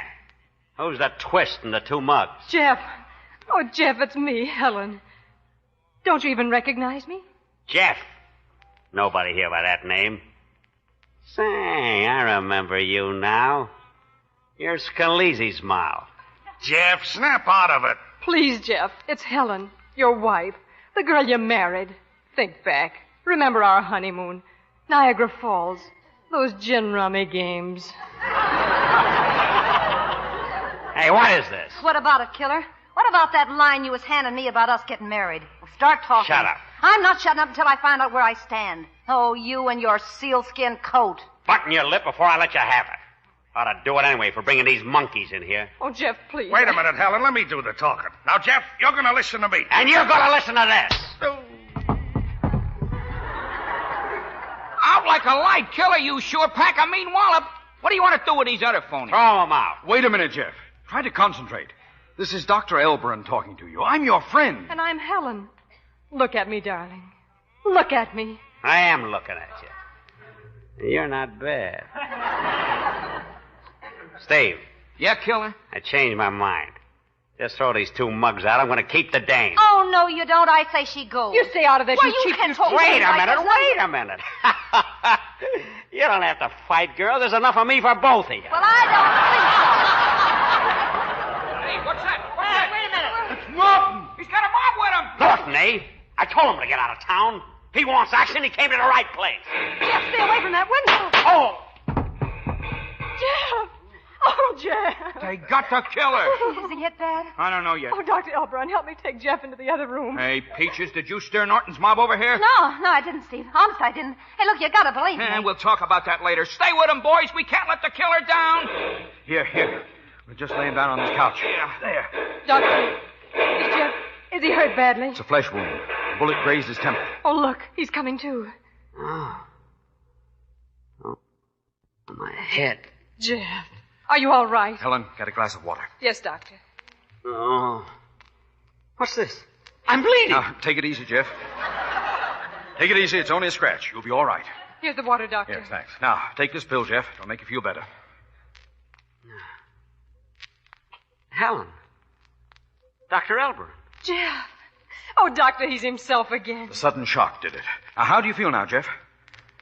Gee, I had the most terrible nightmare. I dreamt that I was Killer Cates, and I went to New Jersey. Met a man named Norton. Got mixed up in a gang war. He was awful. Jeff, it wasn't a dream. What? No dream? No, Jeff. You actually did all those things. You were out of your mind. What's the noise? Another shot! It's Norton's men. They're shooting at us. Your gang's outside in the other room. Well, what are we going to do? We'll all be killed. Where's Brady? Get Brady. He always knows what to do. I'm afraid Brady! he can't help us now. He can't help us. Killer Kate sure knocked him out. There's only one thing to do, Jeff. I know, but... You've got to go out there and pretend you're Killer Kate. Me? It's our only chance to get out of this mess. But I can't do it. Look, I'm liable to get killed. Doctor, we can't send Jeff out there. But don't you see, if those men find out that Jeff isn't Killer Cates, their fearless leader who got them into this predicament, they'll turn on him in a second. He's right, Jeff. You have to go through with it. But what can I do? I'm a coward. I'm not even a brave coward. I mean, I'm afraid. Get out there and try to call off this gang war. Make peace with Norton. Give him back his gang, his nightclub. And his girl. Promise him anything that will get us out of here alive. Can you do it, Jeff? Well, sure I can. I'm an actor. I'll give them the best performance they've ever seen. Give me that gun. Now, I'm Killer Kate, see? The man who couldn't be killed. From now on, I'm giving orders around here, see? How'd you like that? Oh, that's fine, Jeff. But you better use 2 guns. Your hand was on your hip again. Oh. Now, go on out there, Jeff. And, darling, please be careful. Hey, fellas, look, the killer is back! We thought he was done for. Now we'll show Norton who's boss. Yeah, give it to him. Give it to him. We'll wipe out every one of those rats. Rush in the house. Stop him, boy, stop him. Don't let him in. For my sake, boy, you gotta protect the old killer. Save me. Hey, there's something wrong with the killer, isn't there? Yeah, not once in the last half hour has he mentioned what happened to Spangler. Don't stand there gossiping. Shoot back. All right, nobody move. We got you covered. Oh, okay. You win, Norton. Drop your guns. Well, you're not so tough now, are you, killer? Look, Mr. Norton. There's been a great mistake. I'm not really a killer at all. I'm an actor. What are you trying to pull? That's right, Mr. Norton. I can prove it. I'm his wife. And I'm his doctor. I can certify this man was suffering from schizophrenia and not accountable for his actions. Yeah, that's it. My name is really schizophrenia. I mean Jeff Skitsy. I mean Skitsy Morley. I mean, look, how could I be a killer? It's only a joke. Look, please believe me. You can't talk your way out of this. Hey, what's this? Hiding behind a couch, huh? Come on out, Peaches. Joe, you gotta listen to me. I was for you all the Shut time. up, you little double-crosser. I'll take care of you later. Please, Mr. Norton. I'll do anything you want. I'll give you anything if you'll only let me out of here. Believe me, I'm not Killer Kate. Shut up. Yes, sir.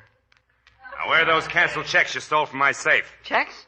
I don't remember any checks, sir. He's lying, Joe. I know where they are. The killer mailed them to the DA this afternoon. Then they've been already picked up. They must be in the post office by now. What do we do now, Joe? We gotta get those checks before they reach the DA. We're gonna crack the post office. The post office? But, Joe, that's federal stuff. We don't want to fool around with that federal stuff. Don't worry, we're not gonna do it. Hey, you. Oh, me? Yeah, you. You're gonna crack the post office. No. Helen, doctor, don't let him take me. Ouch! I'm doing the slapping now. Lefty, take these people downstairs. Lock them in the cellar. Come on, everybody. Get moving. Hey, what about me, Joe? You're gonna take me with you, ain't you? No, Peaches. You and me, we're through. Now, come on, killer. You're gonna crack the post office and get those canceled checks. I won't do it. I won't, I tell you. Now, put down that gun. What's the matter, killer? Are you yellow? No, I'm not yellow. Then why are you shivering? It's that darn cold strike. Isn't it that awful? You know, personally, I think... Shut up. Yes, sir. Come on, boys, let's go. Goodbye, Peaches. So he thinks he's through with me, huh? We'll see about that. I'm going to kill 2 birds with 1 phone call. Hello? Operator, get me the police department. Push me around, will they? Hello. Look, I'm giving you a tip.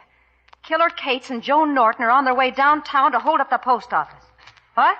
Oh, never mind who this is. Just a very dear friend of theirs. How long has he been in the post office, Steve? 15 minutes. Long enough to get those canceled checks. Come on, boys. We're going in and get him.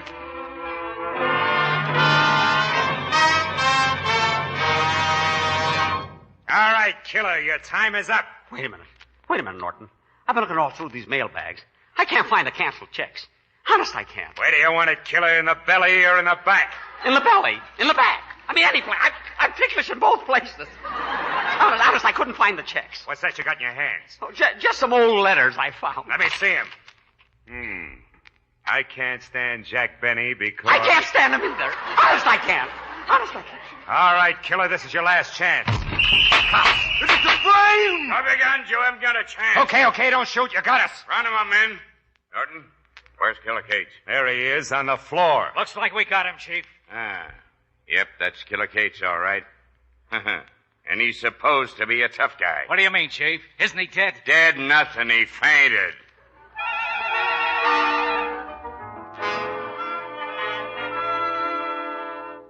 Anyway, Helen, as soon as the shooting started, I pretended I was hit and dropped to the floor.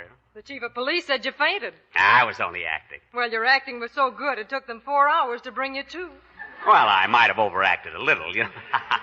Jeff, are you sure you're well enough to do the show tonight? Never felt better in my life, Doctor. You know, somehow I'm looking forward to playing Killer Cates again. I guess it's because I feel that now I've actually lived the part. Jeff, I'll never forget the way you kissed me when you thought you were Killer Cates. Then let's refresh your memory, Helen. You mean like that? Well, no. But I'd rather have you this way. Jeff, I'm so glad nothing happened to you because... Oh, because... What, Helen? Well... Doctor, you tell me. Doctor? Doctor, what is it? While you were gone, they delivered the new refrigerator. Oh, goody! Come on, let's make some ice cream.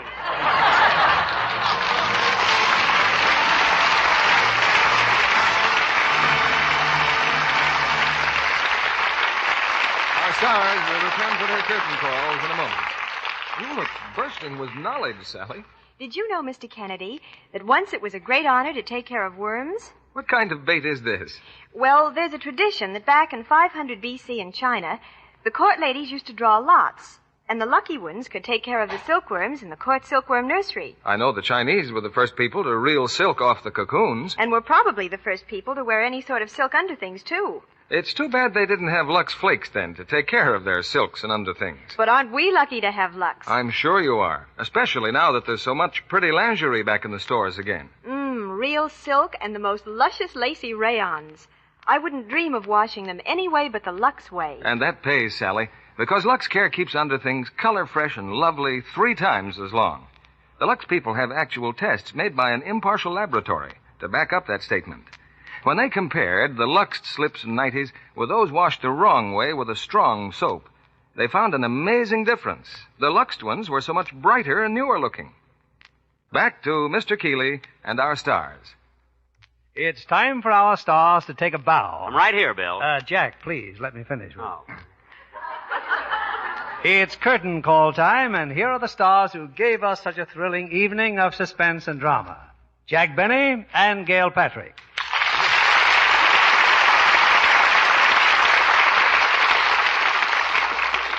You know, Jack, now that it's over, I can honestly say you gave us a superb example of dramatic acting. Really brilliant. Well, thanks, Bill. I guess there's no room for argument there.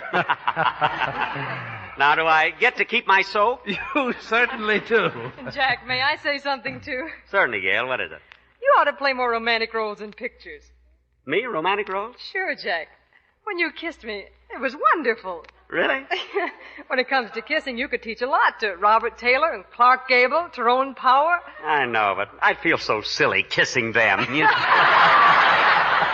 Oh, say, Bill, as long as you like my work so much, I've got another great script, a magnificent dramatic piece for next week.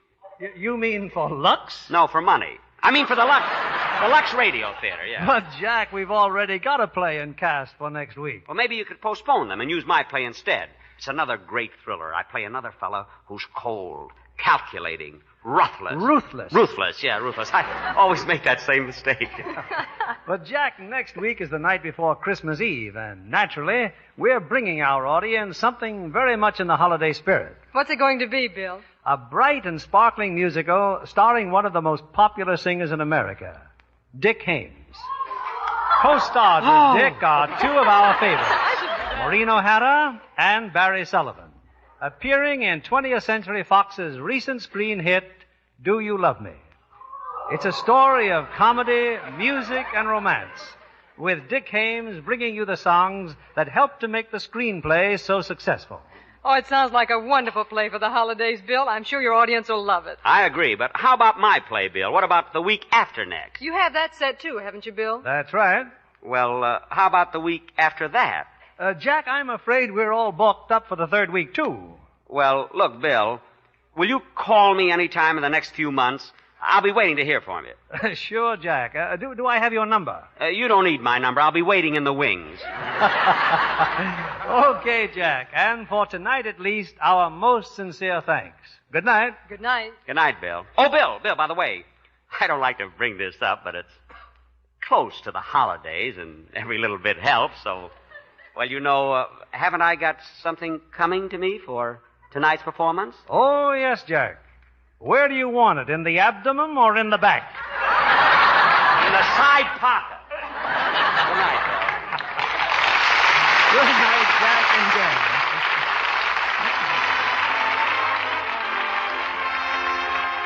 Jen. Lever Brothers Company, the makers of Lux Flakes, join me in inviting you to be with us again next Monday evening, when the Lux Radio Theater presents Maureen O'Hara, Dick Haymes, and Barry Sullivan in Do You Love Me? This is William Keeley saying good night to you from Hollywood.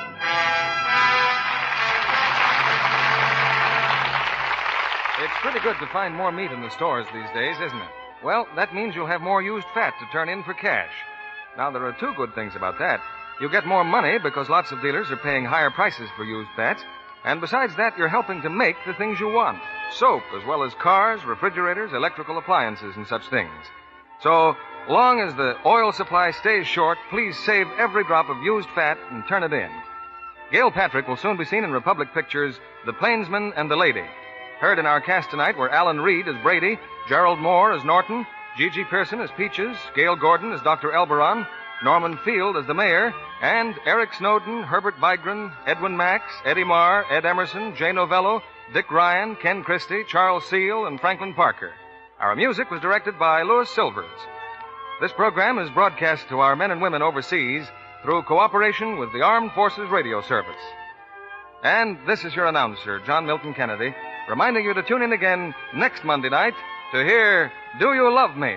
With Dick Haymes, Maureen O'Hara, and Barry Sullivan. Rely on Spry, S-P-R-Y. Yes, it's Spry for the most delicious Christmas eggnog pie you ever tasted. See the Spry ad in December women's magazines for the amazing can't-fail way to make flaky, tender pastry every time. You'll hear him say, Wonderful. The reason why, S-P-R-Y. For all you bake and fry, rely on Spry. Be sure to listen in next Monday night to the Lux Radio Theater presentation of Do You Love Me with Dick Haymes, Maureen O'Hara, and Barry Sullivan. And why not tune in a half hour earlier to hear Joan Davis? This is CBS, the Columbia Broadcasting System.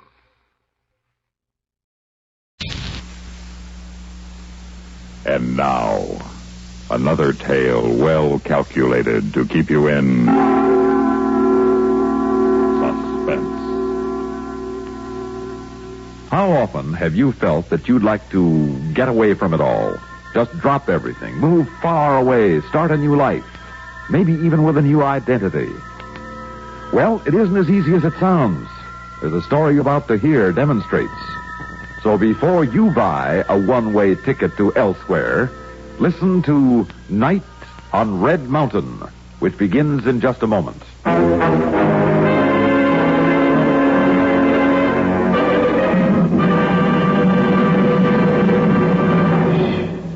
When news makes news, that's news. As several trade publications in the broadcasting field have recently announced, a week from tomorrow, CBS News on the Hour goes to twice its current length each weekday. Beginning Monday the 28th, you'll hear a first in network broadcasting history, the initiation of dramatically expanded coverage by award-winning CBS News. Full 10-minute coverage every hour on the hour. That's the date, November 28th, when CBS News goes double for you at this address on your dial.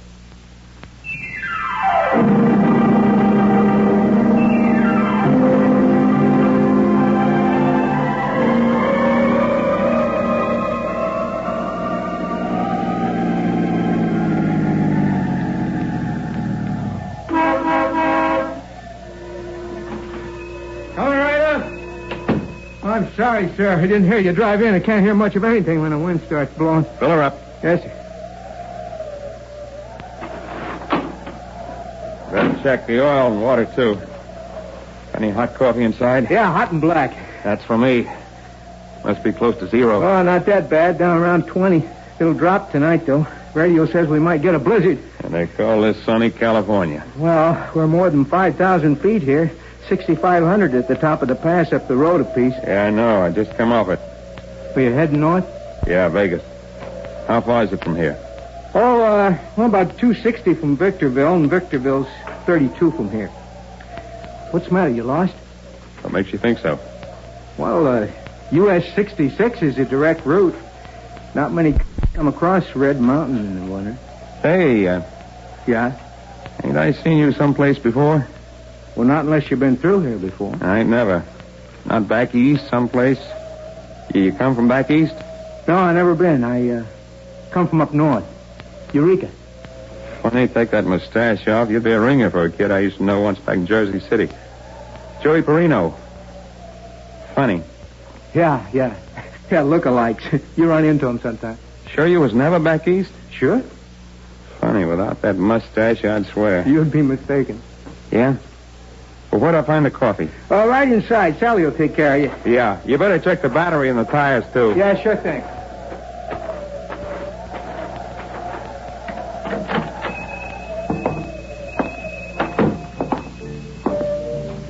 Good evening. Give me a cup of black coffee. Yes, sir. The State Highway Patrol has asked us to make this announcement. Chains will be required on all cars in the mountain regions. Tonight's storm is expected to bring at least 6 inches of snow down to the 3,000-foot level. Sounds like you might be snowed in. Oh, won't be the first time. It might be dangerous, considering your condition. Oh, no. I'm not expecting until April. We never get any snow that late. Not even when the weather's unusual, like they say out here? Well, it's never that unusual. You better get Walt to put on your chains. Ain't got any. Oh? Well, then watch your step going down that hill. Particularly Mule Shoe Curve. It's bad in snow like this. I'll remember that. Is he your husband? Who? Fella gassing me up to this Walt. Oh, yeah. You two all alone up here? No, there's my dad. And he'd better get a move on or he won't get back up that mountain tonight. Where is he? Oh, he went down to Victorville this afternoon for supplies. Oh? You born around here? No, up north. Eureka? Well, yeah, how'd you guess? Your husband said that's where he come from. He did? Yeah. Doesn't he? Well, he said he did, didn't he? Yeah. Yeah. Did you ever hear of a guy named Joey Perino? No. Why, should I? Your husband looks like him. Well, what if he does? Oh, nothing. You ever been back east? Never been outside the state. Gee, you ask more questions than a cop. Oh, don't worry. I ain't no cop. She's all set to roll. How much I owe you? 12 gallons. That'll be $3.95. Plus the coffee. Compliments of the management. Huh? It's a policy of the establishment. free coffee during blizzard. Isn't it, Sally? Yeah, sure. Hey, $4. Get your change. Don't bother. $3.95 for the gas, 5 cents for the coffee. I got a policy, too. I don't take handouts. Oh, look now. What I don't want to was be that? owing anybody anything, sister. Particularly rats. Be seeing you, Joey. Joey? What do you mean, Walt? Calling you Joey?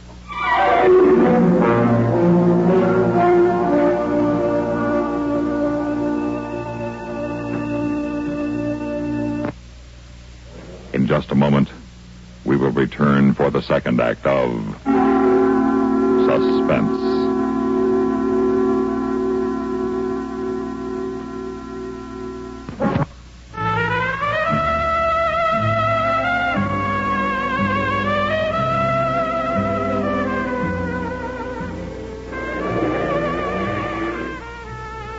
Walt?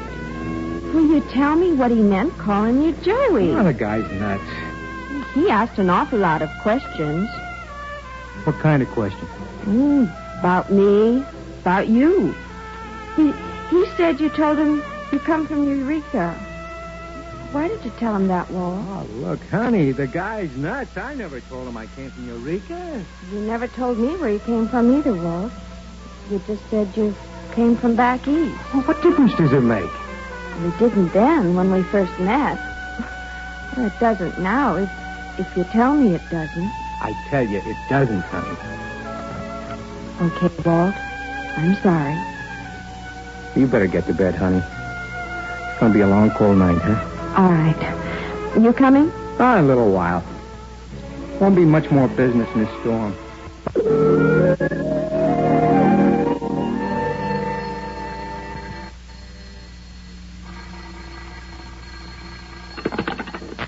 Yeah. Mr. Pirelli? Yeah? I have a long-distance call for you from Victorville, California. Who's calling? Mr. Battaglia.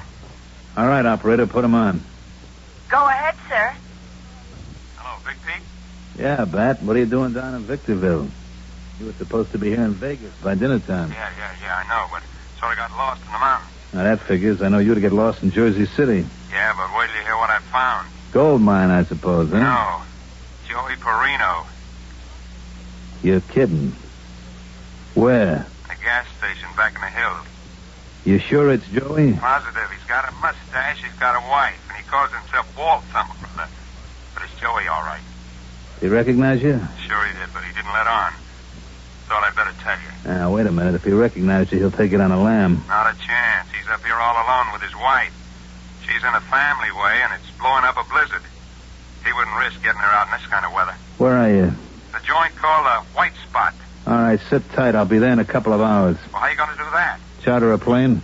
But, boss, I'll be glad to handle him for you. I'm sure you would, Bat, but this one I want to take care of myself in my own way. If you get what I mean. Oh, yeah, I get what you mean. I'll wait for you here. What's the name of this place he's at? Walt Summit Service. Why? Thought I might give him a ring before I leave. Tip him off? No. Offer him another chance. Are you kidding? What do you think?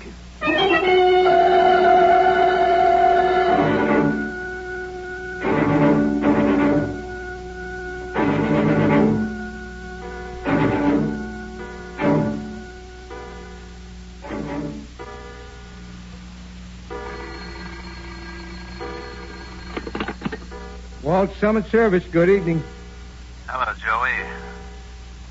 You must have the wrong number.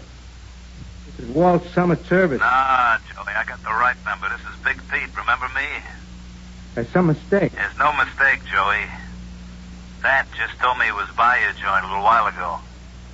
Look, I don't know what you're talking about. This is Walt Summit Service. All right, Joey, if you want it that way, it's Walt Summit Service and you're Walt. But back in Jersey City, it's the Joe Perino boys and Joey the boys. All of them. Me in particular. I miss you so much, Joey, I feel I just got to talk to you. I'm sorry. You have the wrong number. Walt? Yeah, honey. Who was that? You're supposed to be asleep.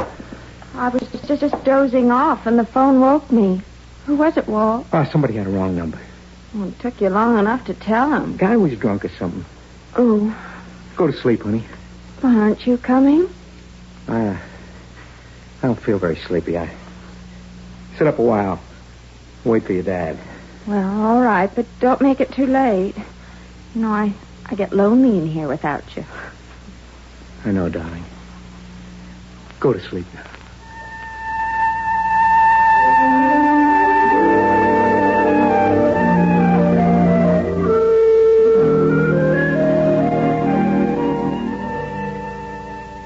Small craft warnings are flying from Point Concepcion to Point Dumas.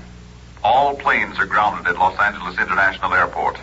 The Weather Bureau predicts that close upon the heels of the present storm is another developing off the coast of northern California. This is an undisguised blessing for the farmer in the San Joaquin Valley and the growers in Orange County. Walt Summit Service.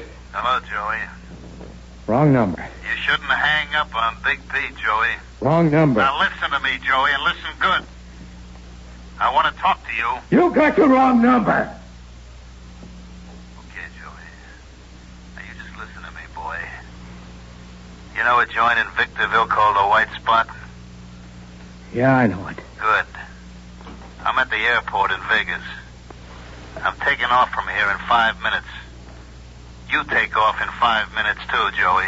Now, look here. Don't hang up on me, Joey. Just listen. It'll take you about the same time to get down off that mountain as it'll take me to fly to Victorville. Meet me in the White Spot. That's an order.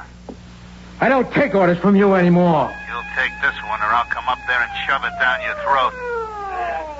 Oh, come on. Come on. A highway patrol car just pulled up outside. Who are you kidding, Joey? You think you can scare me off with them two-bit cops? Look, I'm not trying to kid you, Pete. Well, that's my boy, Joey. You finally recognize your old boss.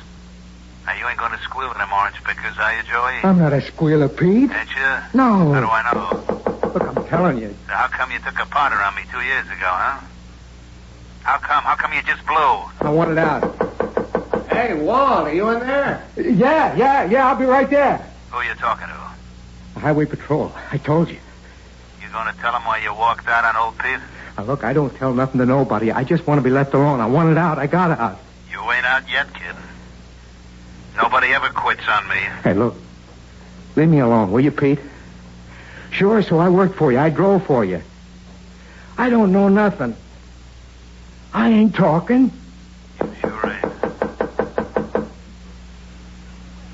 I gotta go now. Just let me alone, Pete. For the love of heaven, let me alone. Walt, there's someone at the door. I know it. Who you talking to now? It's my wife. Look, get rid of the cops, Joey. Tell your wife to go to bed. You got the wrong number. Meet me in 2 hours at the White Spot in Victorville. You got it? Yeah, I got the number you're calling, but this now, you isn't better it. be there, Joey. Or I'm coming up the hill for you.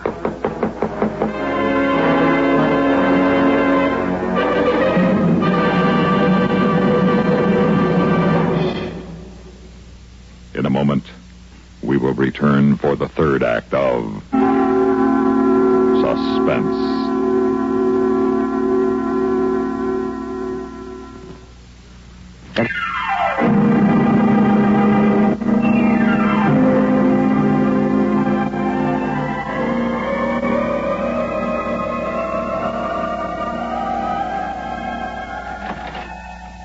Good evening, Mrs. Parsons. I'm sorry I disturbed you, ma'am. Oh, that's all right, Sergeant Toohey. Come in. Come on. Thank you. Walt was on the phone. Yeah, Sergeant, some crackpot got a wrong number and can't get it out of his drunken head, you know. Well, I just stopped by to see if you folks were all right. Oh, yeah, sure.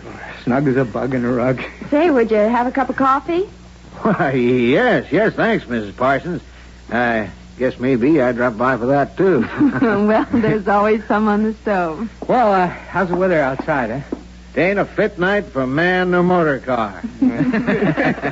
Pass is closed, and we won't be able to get plows through from the other side of the mountain until, tomorrow forenoon. Well, that's what you can expect in February. Oh, there you are, Sergeant. Sugar, cream, and hot, I hope. Well, that's wonderful, Mrs. Parsons. Thank you. Say, Sally, Yes, darling. Like the sergeant says, it ain't a fit night out for a man or motor car. Yeah? Well, I thought we might put him up for the night. Huh? Why, of course. Oh, no. I wouldn't want to inconvenience you. Oh, but it wouldn't be any inconvenience. No, not at all. No inconvenience at all. We'd sure like to have you stay. That's right nice of you, believe me, but I've got to get on down the road. Oh, but it's after 10 now, and you're off duty. No. In a storm like this, nobody's off duty. Well, thanks for the coffee, Mrs. Parsons. You're welcome. Say, I got something to thank you for, Walt. Oh, what's that? The only laugh I had this evening. I'd like to hear it. What's the laugh, Sarge? Well, that car out front. Huh? What car? A couple of hours ago, when I was going up to the pass, that two-tone job standing out front with the big tail fins. What about it? Gold and white, covered with mud and the snow piling up on it. It sort of reminded me like a bathing beauty on a ski slope. Cars like that weren't designed for this kind of country. No, I guess they weren't. Yeah. Well, good night, folks, and thanks again for the coffee. Oh, you're welcome. Good night, Sergeant. Oh, I'll get it, dear. No, I will. Walt, summit service. You ain't left yet, Joey? Get going. You got the wrong number. Again? Yeah, again. Darling, what is it? This screwball. Oh, what's he wrong? Oh, who knows? He's drunk. Let's go to bed, huh? Oh, I'm not very sleepy. I know what. Let's sit up and wait for Dad. Oh, he won't make it now. Well, he might. Well, let's go to bed, I said. All right, honey. Well, go to bed. Well, go then. I gotta lock up, huh? All right. Walt. What? Well, what's the matter? Nothing's the matter. I gotta look up, that's all. Get to bed. Stop asking a lot of stupid questions, will you?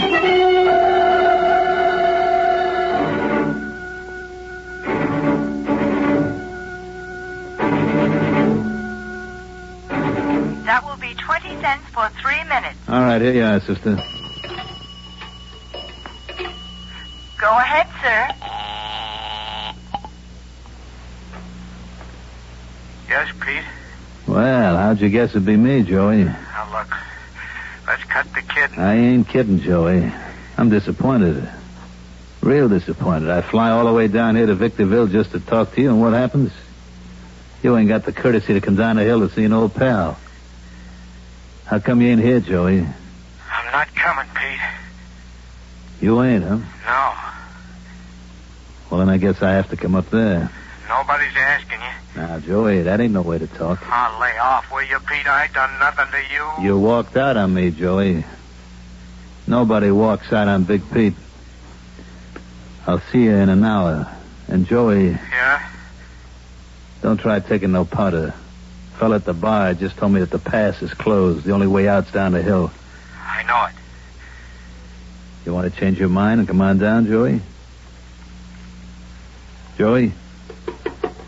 Joey? Were you flashing, sir? Yeah, I was cut off. Well, just a moment. I'll try to connect you. I'm sorry, sir. There seems to be trouble on that line. Probably the storm. Okay, sister, thanks.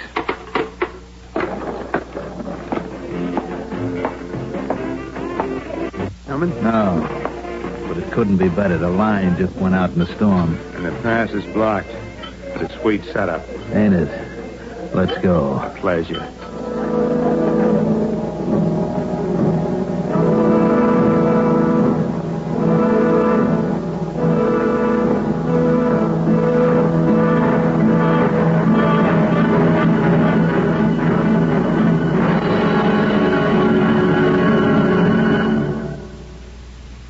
In a moment, we'll return for the concluding act of Suspense. Okay.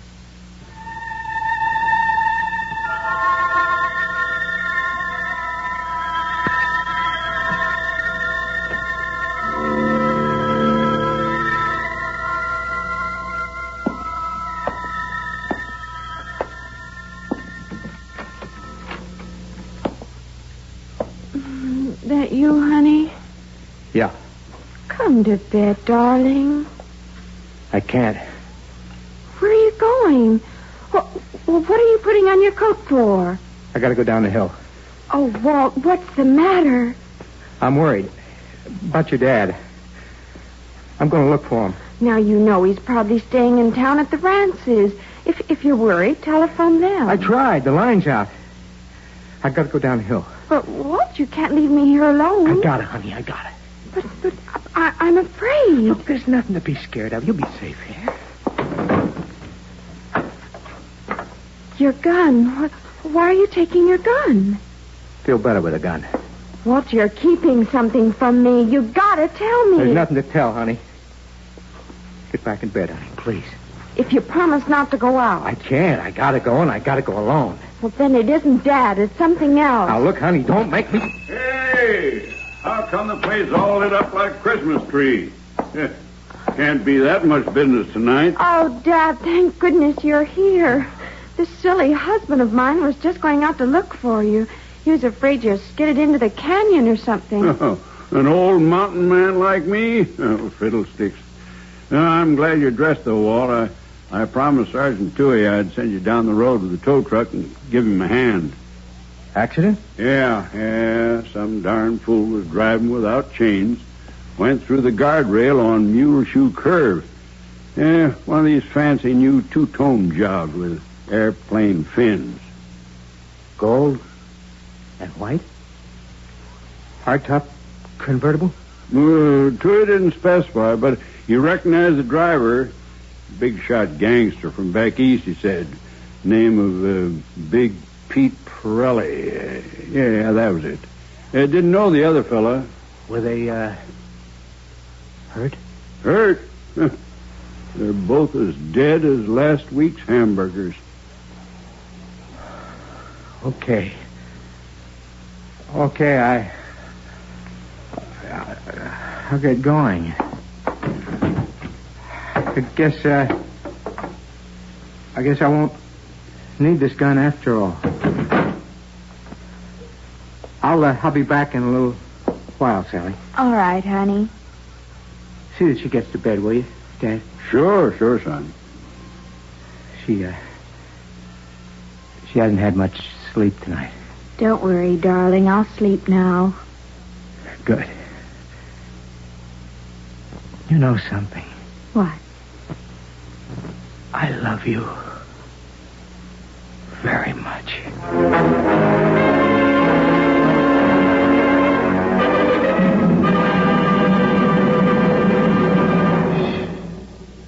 Suspense. You've been listening to Night on Red Mountain. In a moment, the names of our players and a word about next week's story of Suspense.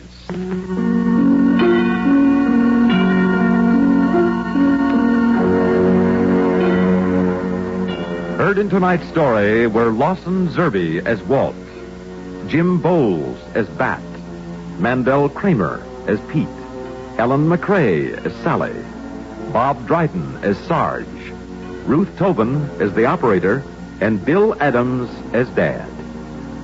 Listen again next week when we return with Home is Where You Find It, written for suspense by Edna Ray.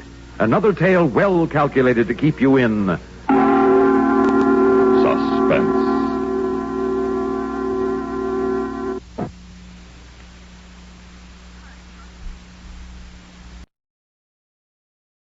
Now for the radio program that has rated tops in popularity for a longer period of time than any other West Coast program. The mystery program that is unique among all mystery programs. And I'll tell you why. It's because you know who's guilty. You see his every move. You know his complete plans, even his innermost thoughts. Yet the final curtain always brings a startling surprise. In the Signal Oil program, The Whistler.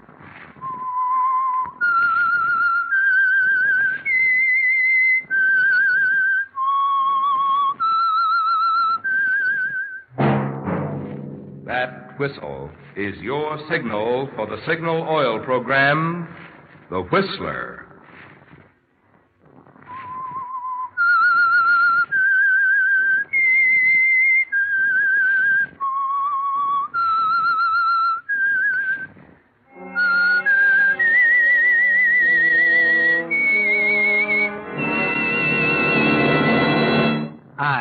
am the Whistler, and I know many things, for I walk by night.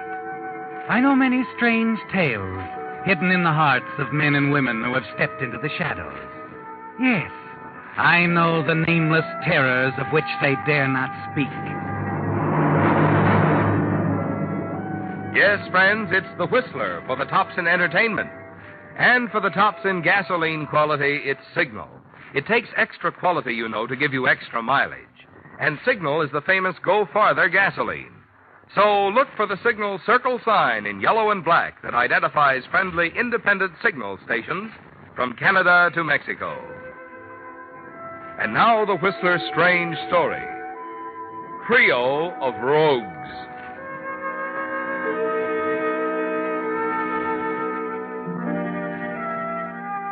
For 10 years, she had been Mark Hartwick's private secretary.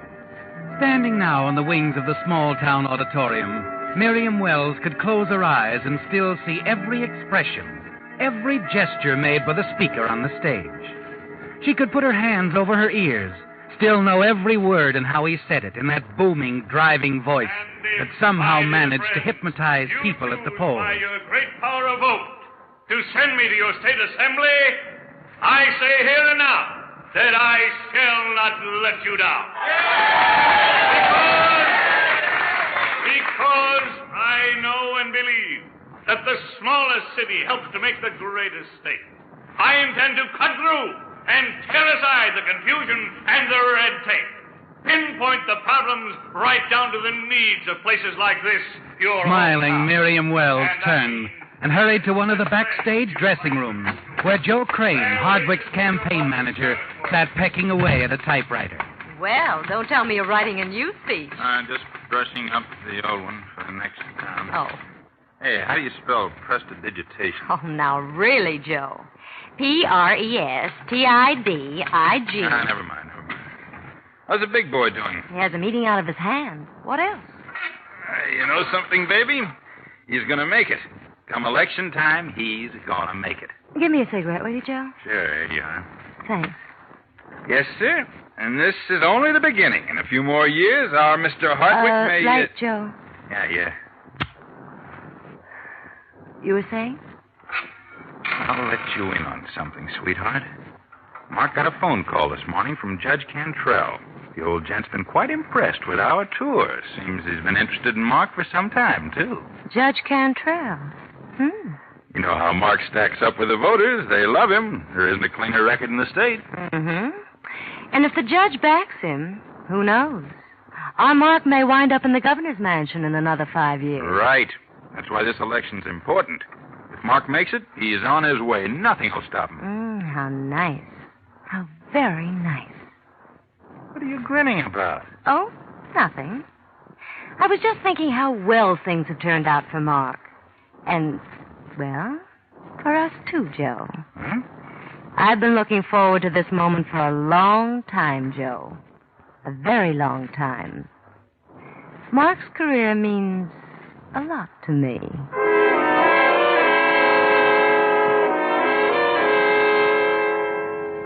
Joe doesn't really understand, does he, Miriam? But he will before long. Yes, you do want Mark to succeed, don't you? Because you know that when he does, you'll be able to turn his power to your advantage. That's why you've waited patiently. Waited for the right moment to start your plan into action. Now that moment is close at hand.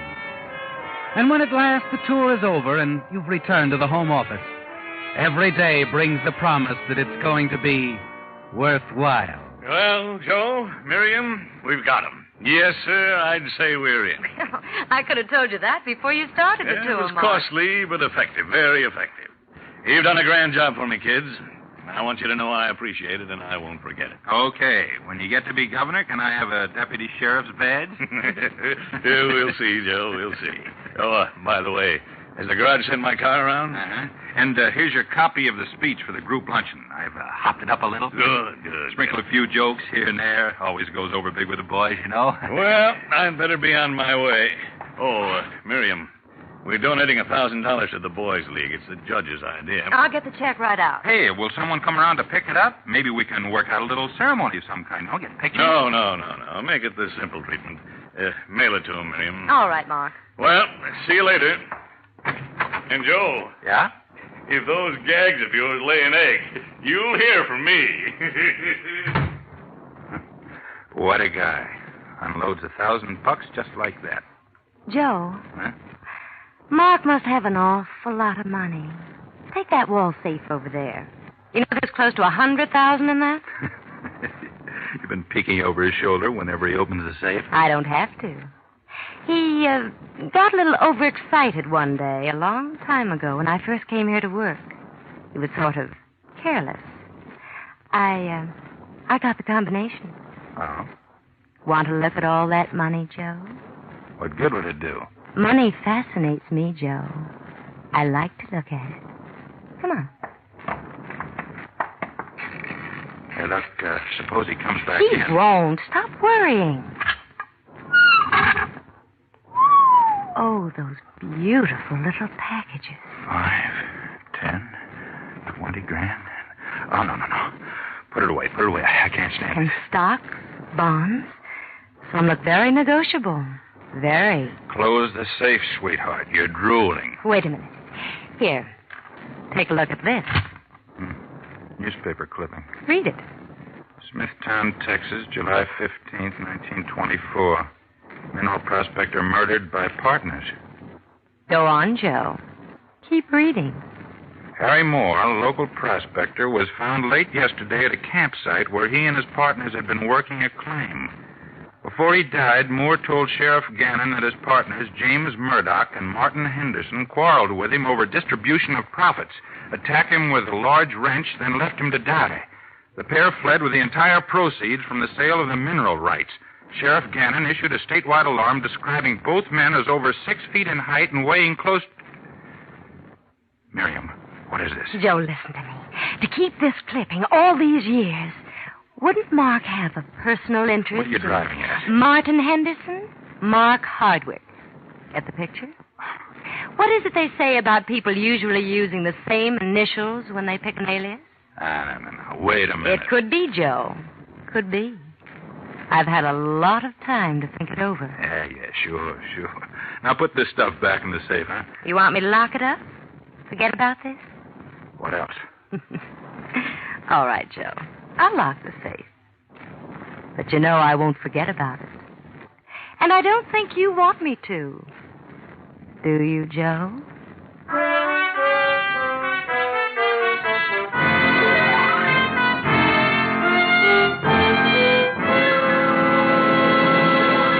With the prologue of Trio of Rogues, the Signal Oil Company brings you another strange story by The Whistler. Right now, however, I have good news for some of you contract bridge fans. Possibly you may have stopped by your Signal dealer to pick up one of the bridge lessons, which Signal is giving free, only to find that your Signal dealer was already out of certain lessons. Well, frankly, friends, the demand for these Signal bridge lessons exceeded our expectations. However, I'm glad to be able to tell you tonight that more of these lessons have been printed and are at Signal stations now. So keep in touch with your Signal dealer, and you'll be assured of completing your set of Signal's 6 lessons in contract bridge. What's more, this second printing offers another opportunity for any of you who may have missed this offer previously to still get a complete set of lessons. Written by that famous bridge authority, Robert Lee Johnson, and recommended by none other than Ely Culbertson, these Signal lessons offer not only a challenging review for experienced players, but also an easy way for those of you who have never played bridge before to learn the game.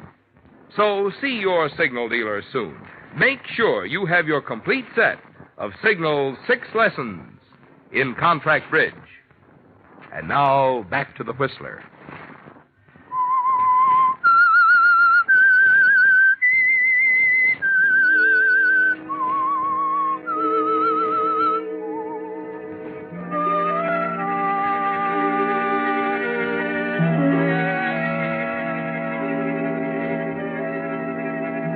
No, Miriam. You don't forget your discovery in the safe at the office. It's much too close to what you've been waiting for, isn't it? That old newspaper clipping that Mark has kept so carefully to himself. It holds the story of a murder, doesn't it, Miriam? and possibly the key to how you can take Mark's money away from him. It's only a day or two later that you take the first step, a bombshell dropped gently with the hope that it will explode. Well, how did it work, are we? Just going over some figures on the campaign fund, Mark. How'd your talk with the judge come out? Oh, fine. Oh, Mark, Yeah? What is, Miriam? there was someone here this morning to see you. Well, is that so unusual? Well, I thought so. He was a tramp, sort of, and he claimed to be an old friend. Said he knew you someplace in East Texas. Smithtown. Smithtown? Yes. Ever been there, Mark? Well, what did that man look like, Miriam? Oh, about your height. Thinner. He had that saggy look like a man who's been much heavier at one time. Did he say he was coming back? No, but he did say you'd hear from him. That's why I mentioned it. He somehow gave me the impression he wasn't going to be easy to brush off. Oh, I remember something else. He said he'd been a partner of a man named, Moore, that was it. He said that would mean something to you. Does it? If you hear from him again, Miriam, I want to see him. Don't let him get away if I'm out. You got that? Oh, then you do remember him. Well, maybe, I don't know. But any man who claims, well, he may be an old friend. You need help or something. Oh, sure, maybe that's it. Say, it would make good human interest material for Joe. No. if you- No, nothing on this, you understand? Joe. Yeah? Hear this? It's one to steer clear of. Keep it away from the press. I'll handle it. Don't worry. See that I don't have to. What are you trying to pull? There wasn't any tramp in here looking for him. No, there wasn't. But he fell, Joe. Hook, line, and sinker. Okay, so he fell. You've got him thinking his old pal Murdoch's showing up. What happens now? It's our chance for better things. You see, Murdoch could turn out to be a very greedy man. Blackmail. Is that the word? Oh, you can say it prettier, Joe. You're good with words. Coming in with me? The champagne's fine. You're crazy. All those piles of bills, Joe. $1,000 ones. Lots of them. Think of it, Joe. Think of it. We could work out a nice little deal for ourselves for years and years.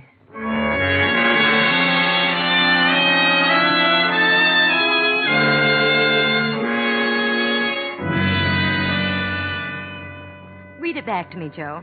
I'm worried about this. I can sometimes trace printing. Oh, he won't show it to the police. Read it. Okay. Imagine how surprised I was when passing through town to see your face looking out at me. So now you're Mark Hartwick, respectable and rich. Well, Mark, I'm sure for old time's sake you'd let an old partner have a few bucks so he can move on and not disturb your new life. 100,000 would set me up fine, so I'll get in touch with you real soon. I call myself John Singer now. You'll know who it is when I sign that name. Sincerely, your old friend, John Singer. Sounds good, Joe. Nice. Like fine music. Oh, you have a rare gift. Sure. Now what? We mail it. Then we just sit back and wait. The scream you'll hear will be Mark Hartwick.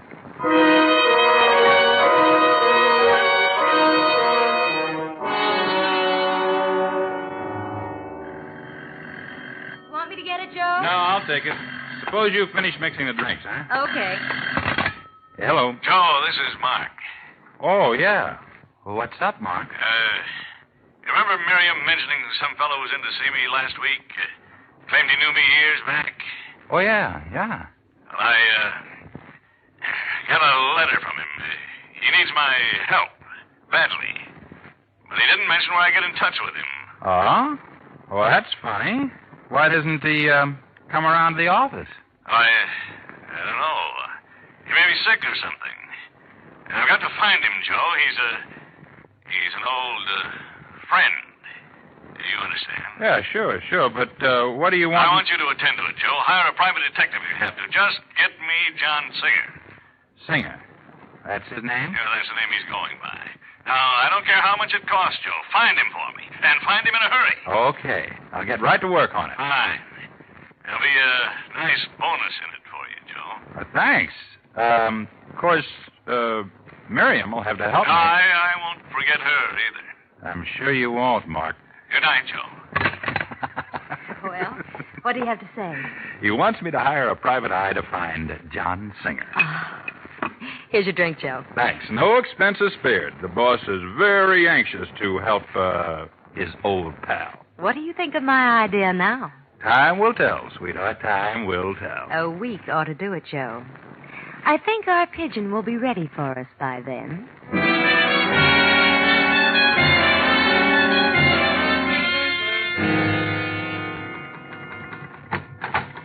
Hiya, sweetheart. What's up? Mark's been pacing up and down that office like a caged dinosaur for the past 3 hours. Where have you been? I told you I had to check the details of the parade for tomorrow The night. parade? Oh, yes. Well, all right. You'd better go in and see him. Now, look, sweetheart, can't I tell him I found Singer? No. But he's driving me nuts. He's hounding me day and night. Where's Singer? Where's Singer? I said no. The time's not right, but just a sec. Yes, Mark? Has Joe come in yet? Just this minute, Mark. I'll send him in, and you come in too, Miriam. I want to talk to the both of you. Oh, all right, Mark. What do you suppose that means? Well, he probably wants to chew on our fingernails. His own must be all gone by now. Come on. Come in. Come in. Look, Mark, about Singer, I still All right, haven't- Joe. All right. Sit down. Sit down, both of you. Sure, Mark. Joe, Miriam, you've been with me a long time, and I... Wait a minute. This isn't the axe. No, nothing like that. On the contrary, I need you now more than ever before. It's about Singer. I know I can trust you, and I'm going to let you in on something. What's the trouble, Mark? Here, read this letter. I got it several days ago from Singer. Let me see, Miriam. It's blackmail, that's what it is, blackmail. Going to give me a few more days to make up my mind.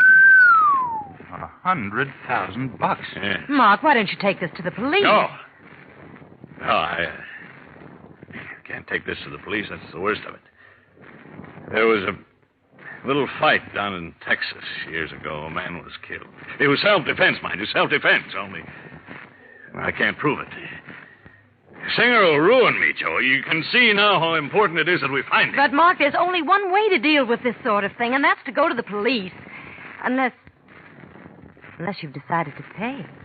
Yeah, the police in this town hate my guts. Then you've decided to pay off? Joe, there's only one way to stop a blackmailer.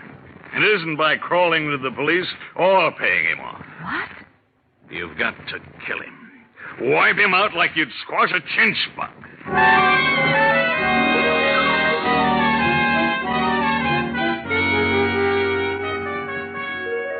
That's something you hadn't expected, is it, Miriam? Mark doesn't want to pay. He wants to kill. And that doesn't fit in with your plan at all. You have to retreat now, revise your strategy. You wouldn't want to let Joe know you're a little rattled. So you're happy of the chance to think alone. By mid-afternoon, you know what your next move must be. Impatiently, you wait for Joe and Mark to return from the league luncheon. Shortly after 4, the office door opens. Oh, Joe, I've been waiting. Howdy. Oh, hello. What can I do for you? Well, I just dropped in to see if Mark Hartwick was around. Oh, he's not. I'm sorry. You expect him back, do you? Really don't know. Can I help you? Well, no. Let's see him. Personal. Oh. Well, if you leave your name, I'll tell him you called. Any chance of him coming back tonight? I doubt it. He's scheduled to meet the parade at 7th Street. Parade, huh? Well, I'll drop around later, just in case. He may not be able to see you. If you'll give me your... He'll see me, ma'am. He'll see me. What makes you so sure? Mr. Hardwick's a busy man. Just leave your name. My name don't matter. Just want to talk to him. Well, I'm his private secretary. Anything you have to say to him, you can say to me. Oh, well, maybe. Maybe not. I'll be around later. Bye, ma'am. Well, that makes everything dandy, doesn't it? Joe. So you had company, so I came in the side door. Well, what happens to our plans now? Well, I'm not worried. Even after talking to Murdoch? Murdoch? Yeah, the man we called Singer in our note. Look, you know and I know that Texas boy didn't show up for no reason at all. It has to be Murdoch. There were 3 of them. Murdoch, Henderson, Moore. Moore's dead. Martin Henderson's our own Mark Hartwick. That leaves Murdoch. You know that as well as I do. And if he talks We've to Mark... got to get to Mark first. Before Murdoch gets around to seeing Mark, we'll be out on the highway headed for parts unknown. Look, as long as we have to skip, why bother going over to see Mark? The dough is in the office safe. You know the combination. It isn't here. Mark took the money home with him last night. We'll have to go out there and get it. But, baby... The plan stands. We're going out to Mark's house. All that's changed is that now we won't be lying when we tell him we found the man called Singer.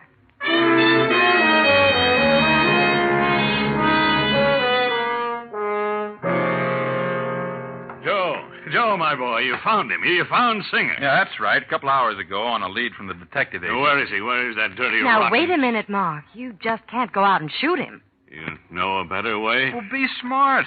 After all, a man in your position, you can't take any chances, get involved in a thing like that. What Joe means, we've thought of another angle. Yeah, what's that? Joe has already contacted Singer, arranged to meet him tonight at a quiet little spot outside of town for the payoff. Payoff? I told you I don't intend It won't to... be the kind of a payoff that Singer expects. You see, Joe's not going to keep the appointment. He's hired someone to take his place. Someone who'll get rid of Singer for you. You hired a gunman, Joe? I told him I'd let him know. Was that smart? Don't worry. He's not a town boy. He'll blow as soon as the job's over. You won't be involved in any way. Leave it to Joe. He'll handle the payoff. Everything, Mark. How much? 50,000. 50,000? Nothing small time about this boy. That's only half of what Singer wants. And besides, he'd be coming back for more.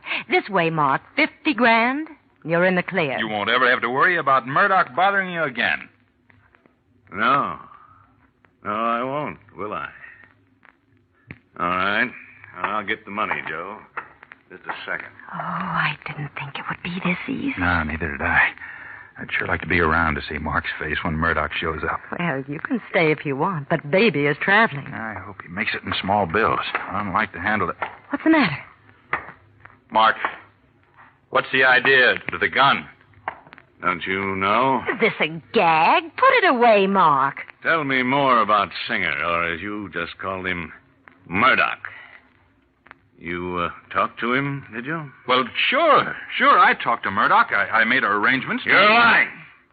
You found that news clipping in my safe, didn't you? Made up this whole blasted story so you could shake me down. You and Miriam wrote that letter, didn't you? There was never anyone putting the bite on me. Listen, Mark, you got it all wrong. I was talking to Murdoch a couple of hours ago. That's right, Mark. No, it isn't, Miriam. You see, I'm Murdoch. You? Yeah. You picked me for Martin Henderson because of the initials, didn't you? Well, you guessed wrong, friends. Mark, you gotta believe me. A guy came around to the office asking for you. If you're Murdoch, then he must be Henderson, and you still need No, Joe, I'll bite once, but not twice. I can prove it, Mark. He left a note. I have it here. Don't do that, Miriam. Just toss that purse to me, All right, Mark. Here. Get it, Joe. I've got the gun, Joe. Okay, come on. Let's get out of here. Wait a minute. What for? Darling, there's an awful lot of money in this house, and Baby is not leaving without it.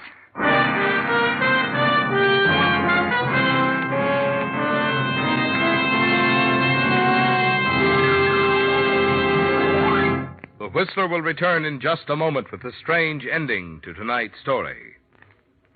Meantime, a word about something free, which can mean a lot of extra pleasure for you if you're planning a trip this Labor Day weekend. Stop by your Signal dealers for one of his new road maps. You'll find Signal's new maps a great help in suggesting interesting places to go and the best way to get there. Being just recently printed, they have all the latest road changes and conditions. They're large size for rapid reading, but have the improved accordion fold for easier handling. And you'll like their many extra features not included in ordinary maps, such as a radio log showing where on your dial you'll find your favorite network programs as you travel. Also, a guide to interesting places to visit, plus a Western States mileage chart. So, for more travel fun this weekend, remember these two tips. Get one of Signal's new maps from your Signal dealer. And, of course, power your car with Signal, the famous Go Farther gasoline. And now, back to the Whistler. And so the plan that was set into motion with the discovery of a newspaper clipping linking your boss, Mark Hartwick, with a murder some 24 years ago has finally paid off, hasn't it, Miriam? A plan that only a short while ago seemed doomed to failure as Mark faced you with a gun in his hand after he'd found out you and Joe Crane had been behind the blackmail scheme. Yes, things had looked dark indeed at that moment. And then Joe had changed it all with his fists. Half an hour after you leave the unconscious Mark Hartwick on the library floor of his home, you're driving across town with Joe and $75,000 from Hartwick's safe tucked away in your coat pocket. Well, don't look so glum, Joe. It's all over. Yeah, sure. You're a rich man now. I was pretty near a dead one. Joe, can't you take a shortcut to the highway? There's an awful lot of traffic around here. Well, I'll turn off at the next corner. Joe. What? Up ahead, Joe, it's a cop. He's waving us into the curb. Turn around, quick. No, I can't do that. I'll have to pull over.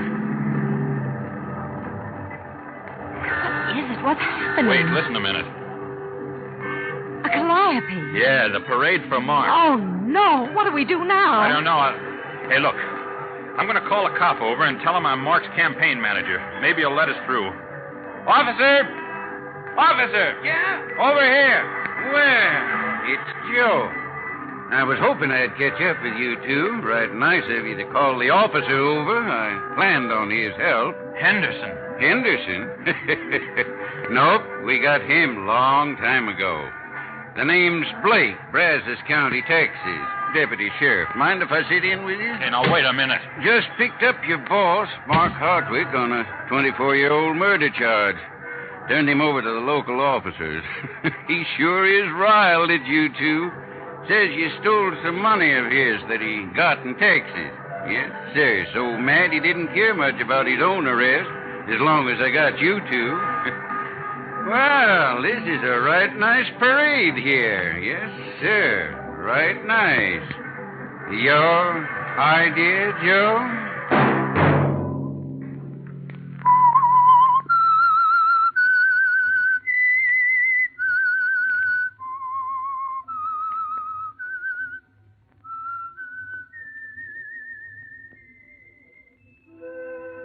Let that whistle be your signal for the Signal Oil program, The Whistler, each Wednesday night at this same time. Brought to you by the Signal Oil Company, marketers of Signal gasoline and motor oil and fine quality automotive accessories. Signal has asked me to remind you, to get the most driving pleasure, drive at sensible speeds, be courteous, and obey traffic regulations.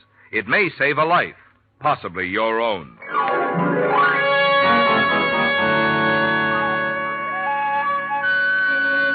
Featured in tonight's story were Doris Singleton, Barney Phillips, and Willard Waterman. The Whistler was produced and directed by George W. Allen, with story by George and Gertrude Fass, and music by Wilbur Hatch, and was transmitted to our troops overseas by the Armed Forces Radio Service. Remember, at this same time next Wednesday, another strange tale by The Whistler. Marvin Miller speaking. This is CBS, the Columbia Broadcasting System.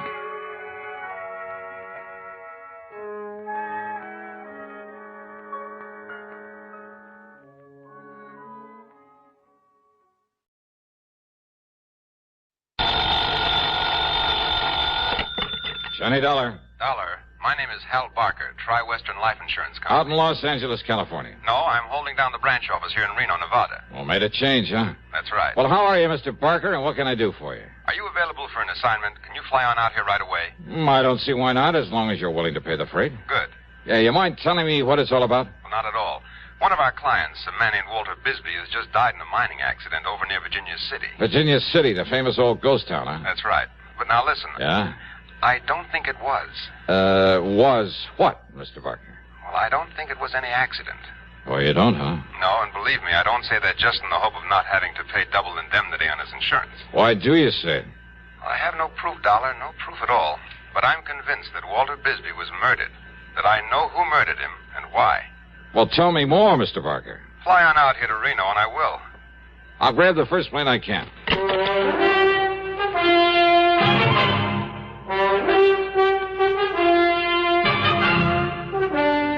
CBS Radio brings you Bob Bailey in the exciting adventures of the man with the action-packed expense account, America's fabulous freelance insurance investigator. Yours truly, Johnny Dollar.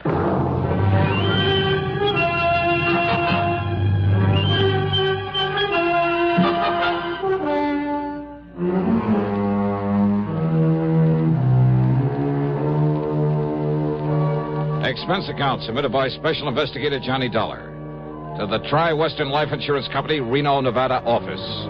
Following is an account of expenses incurred during my investigation of the Stope of Death matter.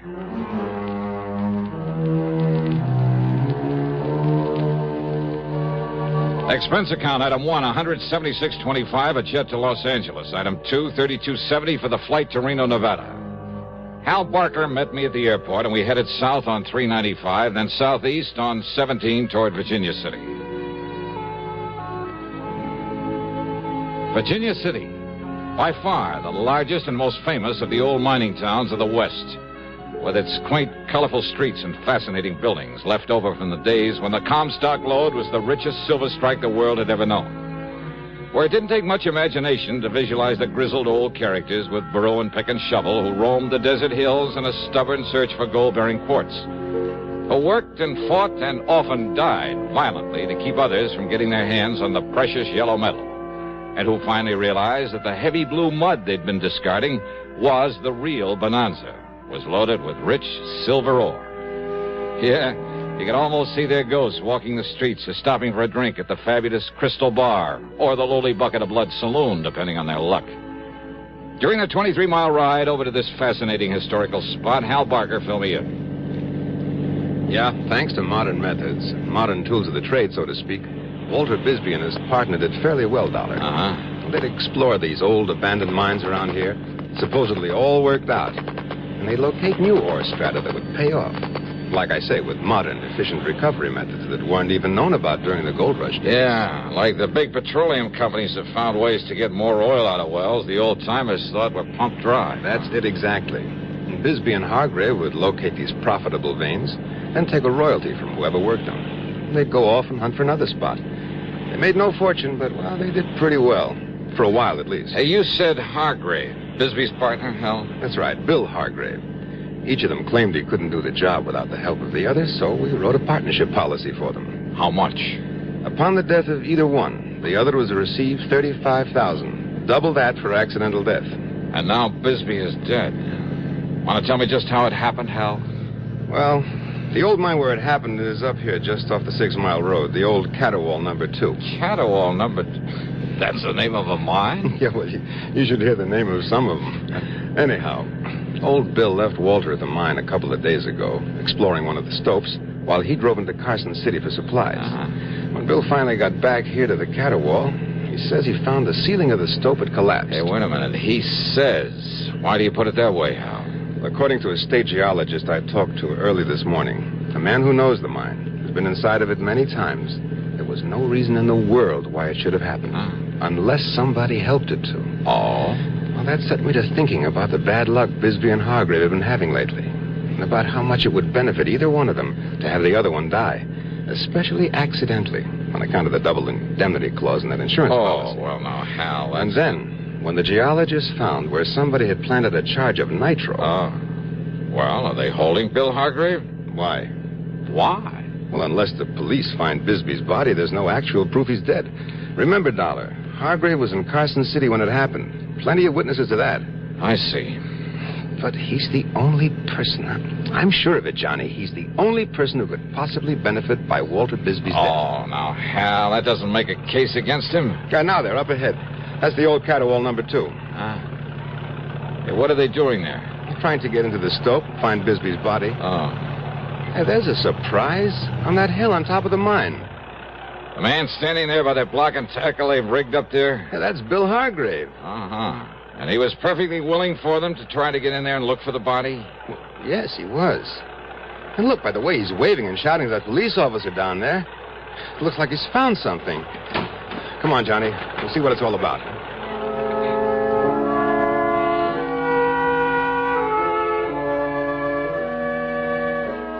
On top of the small hill was a vertical ventilation shaft driven down into the mine.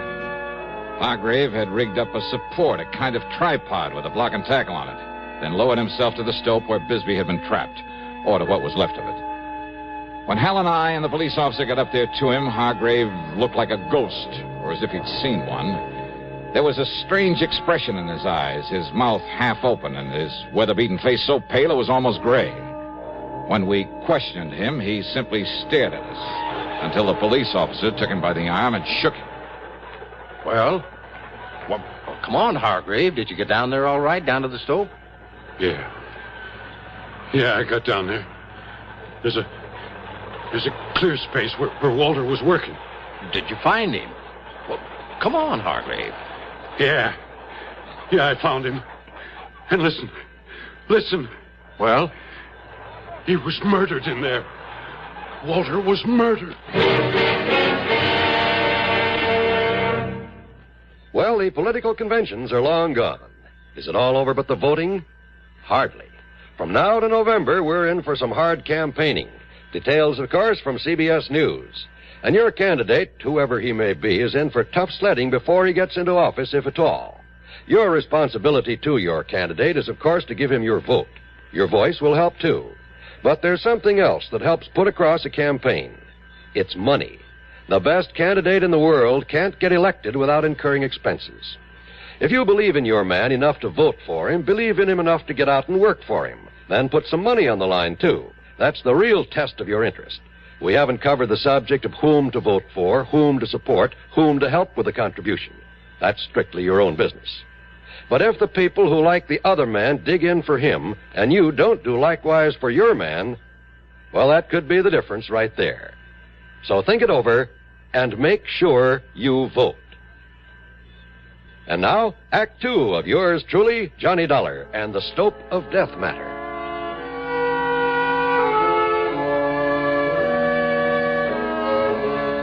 When Walter Bisbee died in the gold mine cave-in, when a state geologist hinted that maybe a charge of nitro had caused the cave-in, both Hal Barker and the police figured it might have been done by Bill Hargrave to get rid of his partner, to collect the insurance on him. But as they started clearing away into the stope to look for Bisbee's body, it was Hargrave who took the lead.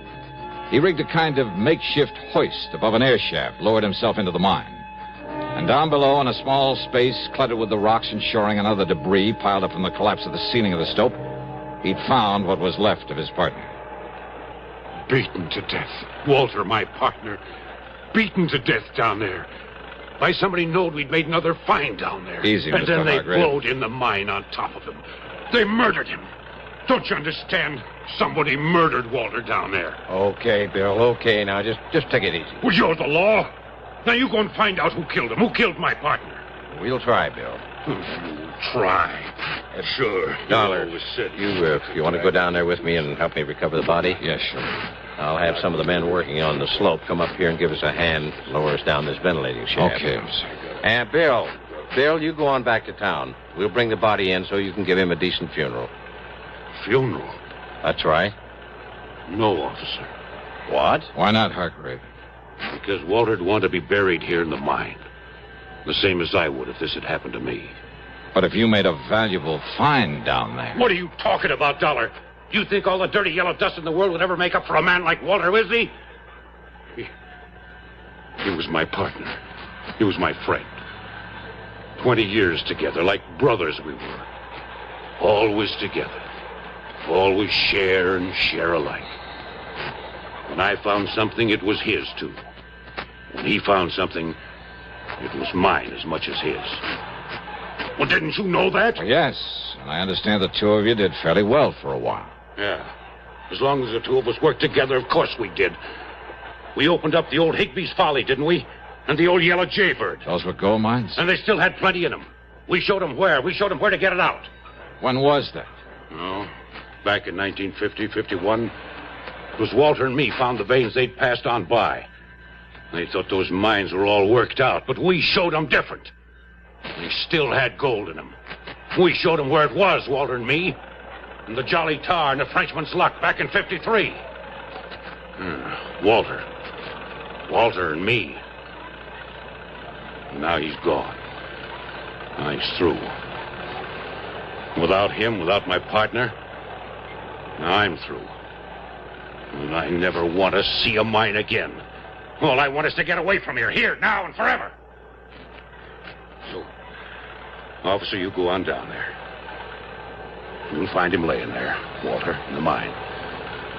It's the way he wanted it. It's the way that it's happened. And if the law says it's all right, you can leave him there, God rest his soul. Well, now, of course, that's something that we'll have to... And with those machines you got there on the slope, you can fill up this shaft and bury him. The way he'd have done for me, if I'd gone first. Well, maybe we can do that, Bill. Officer, I'd be mighty beholden to you if you would. Now, you go on back to Virginia City, and if necessary, we'll talk to you later. Thank you, sir. Now, Dollar, let's get down inside the mine so I can verify the death and make out my report.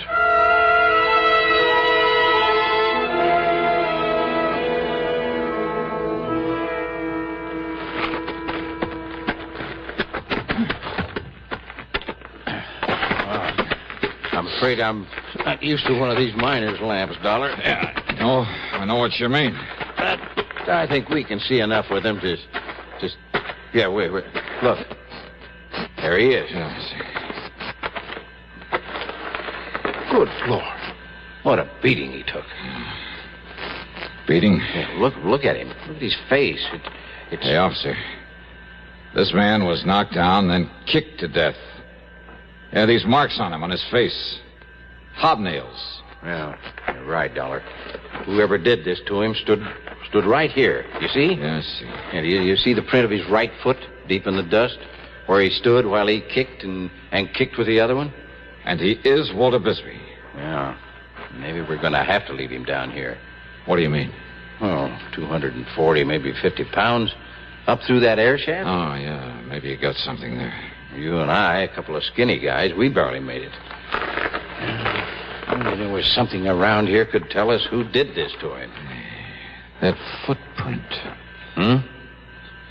Hey, Dollar, there isn't a hard rock miner in this whole area doesn't wear shoes like that. Here, look, you see here? These other footprints, huh? Yeah, well, those are probably Hargrave's from when he came down here through the air shaft to look for Bisbee. Yeah, that's right. Same kind of shoes, but newer. You can tell by the nail marks. Yeah, but does it prove that Hargrave came down here only after his partner was killed? Oh, now, wait a minute, Dollar. You're forgetting that Bill was in Carson City when this happened. Yeah? When what happened? The murder? Or the caving in of the stope? Now, what do you mean by that? Murder him, then try to cover it up with a cave-in. Now, look, Dollar. Hal Barker says that a state geologist told him he found signs that a small nitro charge may have been used near the entrance to this mine. But if Bill...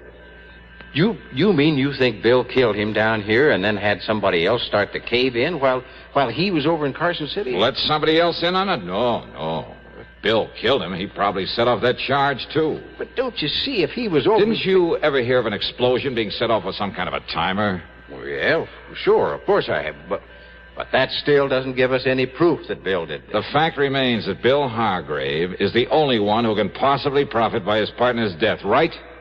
Sure, I'll go along with that, all right, but unless you can find some proof that he did this, well, I don't know.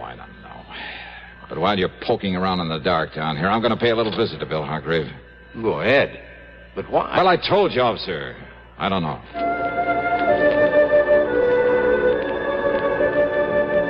The police officer stayed inside the mine in the hope of finding some definite clue to the killer of Walter Bisbee.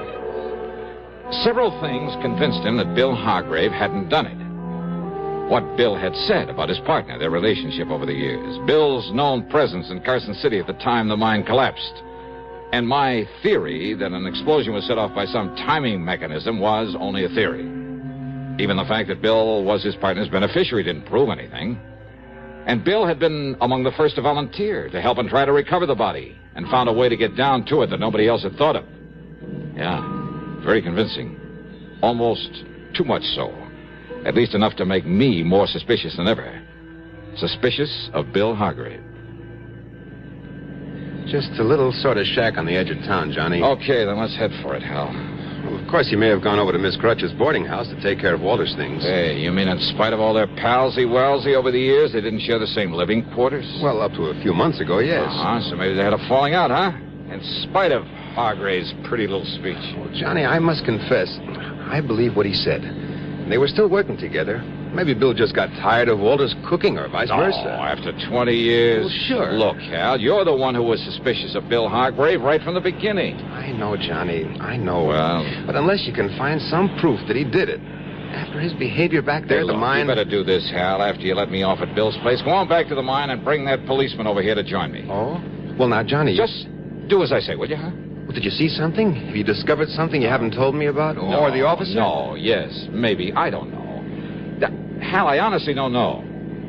But there was something back there.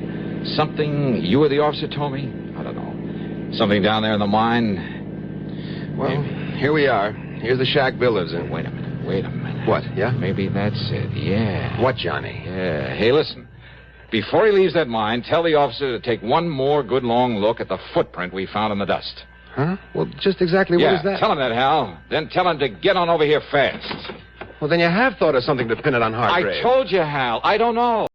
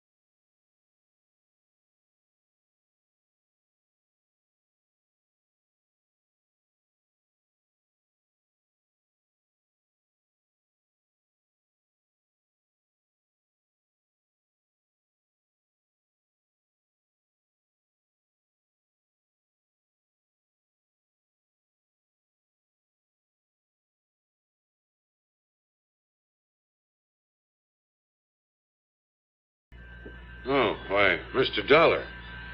Yeah, come in, Hargrave. Sure. Yeah, what are you doing here? Oh, just looking around. You mind?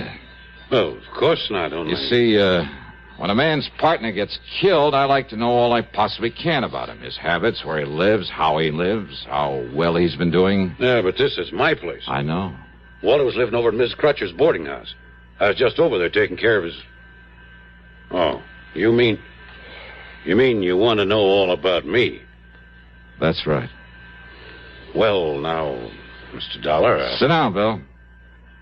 And tell me just what kind of a timer you used to set off an explosion in that gold mine. What? Or do we have to tear that hill apart in the hopes of finding bits and pieces of it? What are you talking about, Mr. Dollar? Too bad the blast didn't fill up that stope completely, though, isn't it? What? Yeah, then the rocks would have pounded Walter's body enough to hide any sign of the way that he was kicked to death. Well, now, look, sir, So when you came back from Carson City and found the police were going to clear a way into that stope, you played it smart. Dollar, you played along with them. You found a way into the mine through the ventilating shaft. You found the body. You told us that Bisbee had been murdered. Well, it really fooled him, Bill. It convinced him you were clean. But you overlooked one thing. You don't know what you're saying. That footprint down there in the dust. Oh, you changed shoes after you killed him. And no doubt you got rid of those old ones where no one would ever find them. And you left new prints with the new shoes you're wearing now to show they're different.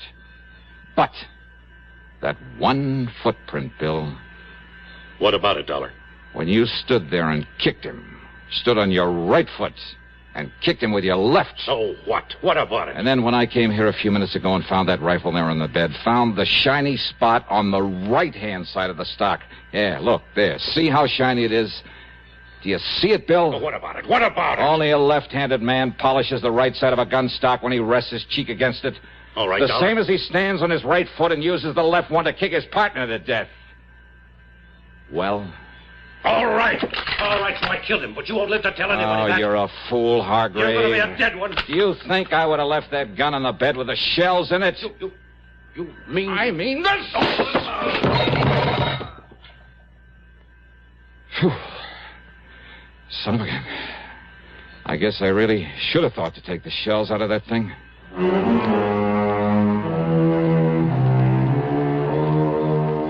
So maybe there were dozens of left-handed men around Virginia City, and who knows, maybe there were some right-handers who kicked with the left foot.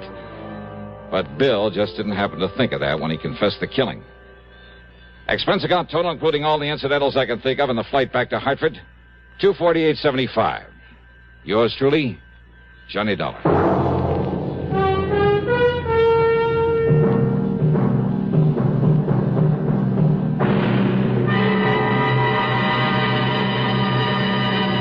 Constipation is something people don't talk about much, but it can be a problem for anyone, even doctors. And when constipation occurs, it's interesting to see just what doctors consider important about a laxative they might use or recommend. Well, a majority of the doctors we heard from had this to say. A laxative should be effective, gentle, close to natural acting. A medicine that can be used with complete confidence. Now, X-Lax has been popular with many doctors and millions of people over the years because pleasant-tasting chocolated X-Lax is effective. Overnight, it helps you toward your normal regularity. X-Lax is so gentle, so close to natural acting, there's no upset. That's why many doctors and millions of people use X-Lax with complete confidence. X-Lax, the laxative that helps you toward your normal regularity gently, overnight. Now, here's our star to tell you about next week's story. Next week, a most unusual case where murder isn't murder at all. Where the whole thing is based on the confession of a dying man to something he did some years before. Oh, his confession is true. It's backed up by all the facts in the case. There can be no question of them or the confession itself. And yet the twist at the end of the story, well, all I can tell you is it'll take you completely by surprise. So join us, won't you? Yours truly, Johnny Dollar.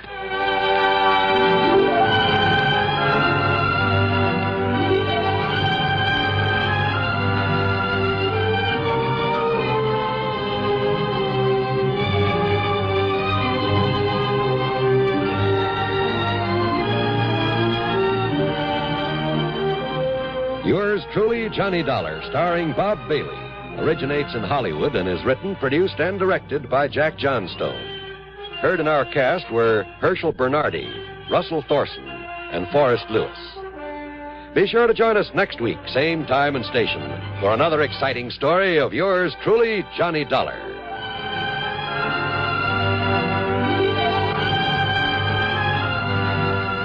This is John Wald speaking. An expectant mother and an adventuresome son are the elements of suspense. Next on the CBS Radio Network. WROW in Albany, New York.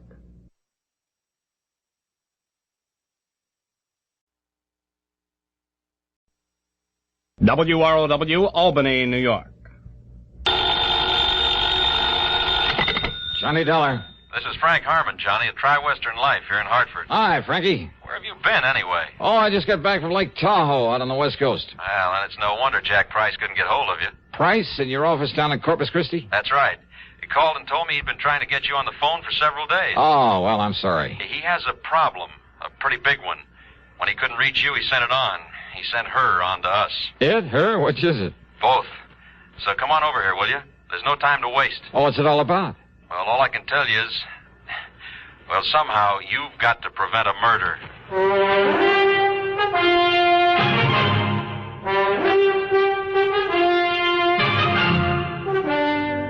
CBS Radio brings you Bob Bailey in the exciting adventures of the man with the action-packed expense account, America's fabulous freelance insurance investigator. Yours truly, Johnny Dollar.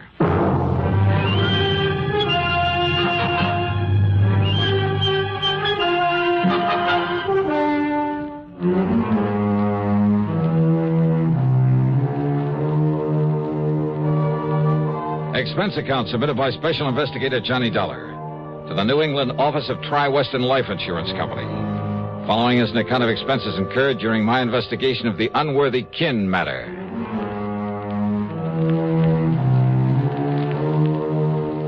After the Lake Tahoe mess, I was ready for a nice long rest. But a job's a job. So expense account item 1, $1.10 for a cab back to Frank Harmon's office at Tri-Western in the big new building on the square. Glad you finally got back here, Johnny. Hiya, Frankie. Sit down. I'll get right to the point. Okay. Try try to give you the whole story before she gets here. Who's she? Name is Jean Unworthy. Unworthy? That's right. That's a funny one. Well, our little problem isn't very funny. Now, listen. I'm listening. About 4, maybe 5 years ago, up in Ypsilanti, Michigan, a prominent businessman was killed by a guy named Eric Bean. Oh, you're telling me. It was a ruthless, pointless, wanton murder, simply because the victim refused to give him a few bucks. And the defense tried to get Bean out of it on grounds of temporary insanity. That's right. But instead, they sent him up to the Michigan State Prison, gave him life with no chance of parole. Oh, yeah, I remember. It just happens I was in on that case. Oh, of course. Of course you were. Well, all right, then. Well, I didn't play a very important part in it, I have to admit, but I was there. And you were there during his trial? From the first to the last gavel. Yeah, and you know what Eric Bean did when the judge pronounced sentence on him. Yeah, that's right. Because it could be that Bean thought his remarks were partly aimed at me. I mean, this talk about getting even with everybody. All right, sure. Sure, I'll go up to your lousy, stinking prison. Order! Order in the court! But if you think you can keep me in it, you're crazy. Order! Order! Will someone restrain the prisoner? Because I'm going to get out. When I do, I'm going to kill everybody that had anything to do with filling me up. Officer, restrain that man! No! Don't take your hands off me. I'm going to kill anybody that had anything to do with it.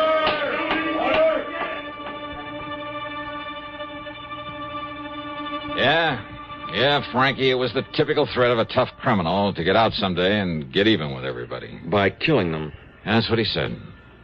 Including you? Well, I told you I really didn't have too much to do with the case. So there's no real reason for Bean to hold a grudge against me. Was there any real reason for the murder? Well, no. But listen, you know how little those courtroom threats usually mean. Yeah, well, then you're not at all worried over the fact that Eric Bean escaped 7 or 8 days ago. Oh? Well? No, not particularly. Well, you should be, Johnny. Along with the rest of the people who were involved in that affair. Oh, Frankie, I told Johnny, you. In the past 5 days, Bean has killed 4 of the people he promised to kill. No kidding. And the police have no idea where he is or when he'll strike again. Hmm. And another one of his intended victims is Mr. Albert K. Unworthy, who's now living down in Corpus Christi, Texas. And he's insured by our company for over $500,000. Well? Yeah.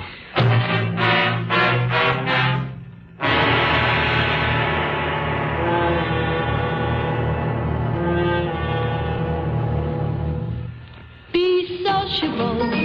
Have a Pepsi. That reminds me of a tip I've been meaning to give you. Whenever you buy Pepsi-Cola, get an extra carton. This is the secret of effortless entertaining. You know by now that as the parties go, so goes the Pepsi.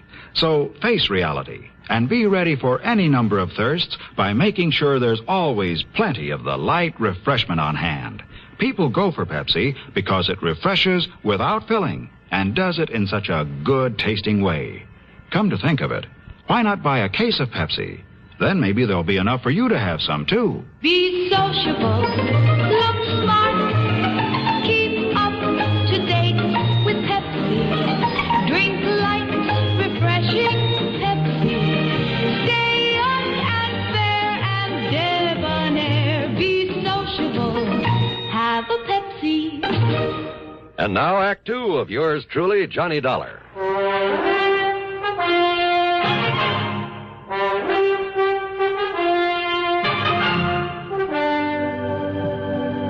All right now, Johnny, when Jack Price wasn't able to reach you, he dumped the whole thing in my lap, including the old man's daughter, Jean.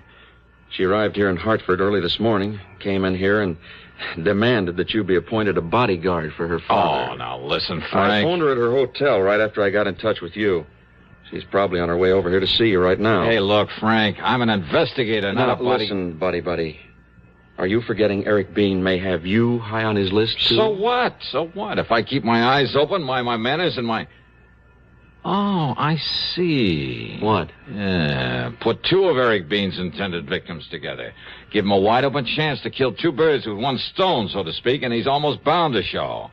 Yeah, so the cops who've been standing by pick him up along with our 2 bodies. And the company has done a great public service. Hooray. No, that wasn't what I was thinking of at all. Frank, I couldn't go down there to Corpus Christi right away anyway. Why not? First thing tomorrow morning, I have an appointment in New York with an attorney for a deposition in that Lake Tahoe case I just wound up. Oh, so you lose a few hours. And what's more, I hate those bodyguard assignments, and you know it. But when such an important client's involved, Johnny... Well, there's nothing but a lot of trouble with an A-1 chance of getting shot in the back. Yeah, but don't you see... No, Frank, I'm sorry.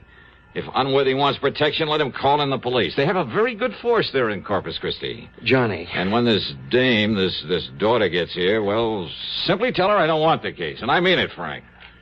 That's final. That is unequivocally and irrevocably and absolute... Mr. Harmon? Oh, Miss Unworthy. Oh, please come in. Huh? Thank you. Yes. Come in and meet Mr. Johnny Dollar. Hi, Johnny. Suddenly I changed my mind. Even as that whole office suddenly seemed to change and take on a strange and wonderful glow. She was, so help me, one of the most beautiful girls I've ever seen. Tall, but not too tall, with honey-colored hair and a complexion that, and a figure that, and a twinkle in those baby blue eyes that, oh, what's the use? The right words simply aren't. Not to describe this one. Wow. Well, sit down, please, Miss Unworthy. Oh, thank you, Frank, but I told you this morning to please call me Jean. Oh, yes, of course. I forgot. And that goes for you, too, Johnny Dollar. Oh, sure, Jean, sure. Can you leave with me right away, Johnny? I mean, for Corpus Christi? I hope you told him how urgent this is, Frankie. Well, yes, I did. Then you will come and watch over Daddy until they catch this murderer, won't you, Johnny? Well, now, Jean... Yes? Well, that is, Yes? Johnny? I have to be in New York first thing in the morning to see an attorney. Oh, well, that's just fine, then. Because I have an early morning date in New York with Madame Olga Marino before I go on back home. Oh? You know who she is?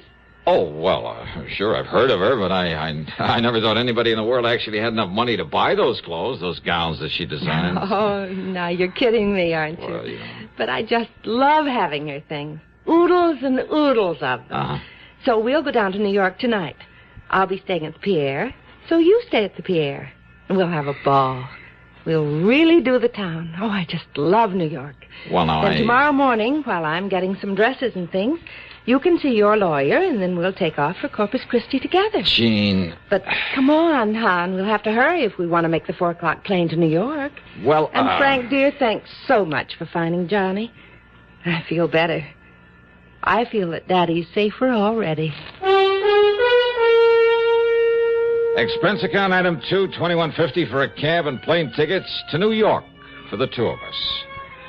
With this charmer in tow, well, believe me, it wasn't easy, but I realized that with an important assignment on my hands, I better play it safe and behave myself. So, down to New York, item 3 is $9.50 for a taxi to the Pierre, where I dropped her off, then to the Gotham, where I got myself a room. That evening, the tab for cocktails and dinner at the Pavillon, no less, came to $58. And I was pretty impressed by the maitre d's immediate recognition of her, and his disappointment at the smallness of the bill she'd run up. Oh, and tips, by the way, came to $14 more. Then the evening really got underway via the nightclub route, and I mean only the most expensive nightclubs, where again she was recognized by all the maitre d's. And the total bill by the time I dropped her off at the Pierre shortly after 4 a.m., only $130, including tips and taxis, of course. I hope my deposition the next morning in the attorney's office made some sense because I was bushed. But then, after leaving him on the way back to my hotel, I picked up a newspaper, and I nearly blew my top. Item 5, 6, whatever it is, 85 cents for a call to Frank Harmon back in Hartford. Now, Johnny. And it was you who gave that story to the wire services about my going down to Corpus Christi to save the life of dear old Albert Unworthy. But, Johnny, you yourself suggested it might help to flush out this killer. Oh, yeah, sure. Make it easy for him. Get 2 of us in one trip. Thank you very much. Item 7, $287.50 plane fare, tips and incidentals for the flight to Corpus Christi. And By the time we got there, well, I don't know. I don't know how to say it. But, well, that Jeannie is not only the most beautiful, the most charming. Well, put it this way. By the time that flight was over, if Jean had said, come on, Johnny, let's get married, I think I might have taken the leap without one single thought about the consequences. And after we landed and she stepped into a phone booth to call and make sure her father was still all right, well, I was almost annoyed at the sudden appearance of an old pal of mine, Doug Johnstone, kid brother of Jack, who dramatizes these radio cases of mine. How'd I know you were coming down here with Johnny? It's all over the papers. Yeah, I was afraid of that. Oh? Yeah, but how are you anyway, Doug? Oh, I couldn't be better. Hey, boy, you certainly pick 'em, don't you? What do you mean? Your, traveling companion, Jean Unworthy. What do you know about her father, Doug? Well, I kind of thought you might want a little help while you're down here. That's why I came to meet you. Oh? Yeah, now, here's what we ought to do. You, put her in a taxi. Her home isn't far from here. Then you and I'll run on down to my office and talk a while, and I'll drive you out to their place later. Well, now, wait, Doug. I think that's a very good idea. Oh, Jeannie, yeah. This is an old friend of mine, Doug Johnstone. Hi, Doug. Jean, I've always looked forward to meeting you. Well, how nice. And I'm meeting more good-looking men these days. Johnny, Doug's right. See, it'll give me a chance to kind of freshen up and prepare the royal welcome for you here in Corpus Christi, all right? Well, I kind of So hate you to go have ahead you... with Doug, and I'll see you at the house later. Taxi! Taxi! Huh? Okay, Doug, let's go.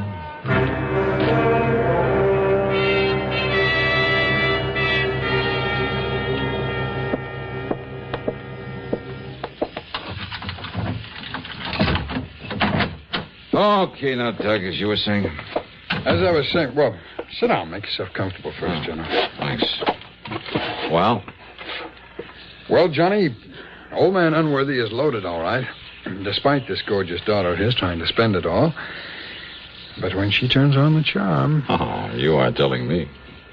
Always a sucker for a good-looking gal, aren't you, Johnny? Oh, now, Mr. Johnstone, sorry. Oh, sure. Jean is different. The point is... Oh, she sure is. The point is, though, that there may be something in the rumor that her old man is getting a mite fed up with some of her extravagant... Johnny, hand me the phone, will you? What's the matter? You think I don't make a good secretary? Oh, this here's Mr. Douglas D. Johnstone's office. Help. Quick. Jean. Yes. He's here. That killer. What? He's here in the house, and he's going to shoot Daddy with a... No! No, please! You killed him! You killed him! Throwing a house party every weekday is no small accomplishment. Ask any housewife who's faced the perils of just one house party with fear and trepidation. But Art Linkletter's been at it so long that he never worries today about tomorrow's house party. And yet they always come out slick, smooth, and hilarious. Art's enthusiasm is part of the reason why. The way he lets his guests take the bit in their teeth is another. So you never know where the fun's going to lead once it starts. Listen Monday through Friday on CBS Radio. Now, Act 3 of yours truly, Johnny Dollar, and the Unworthy Kin Matter.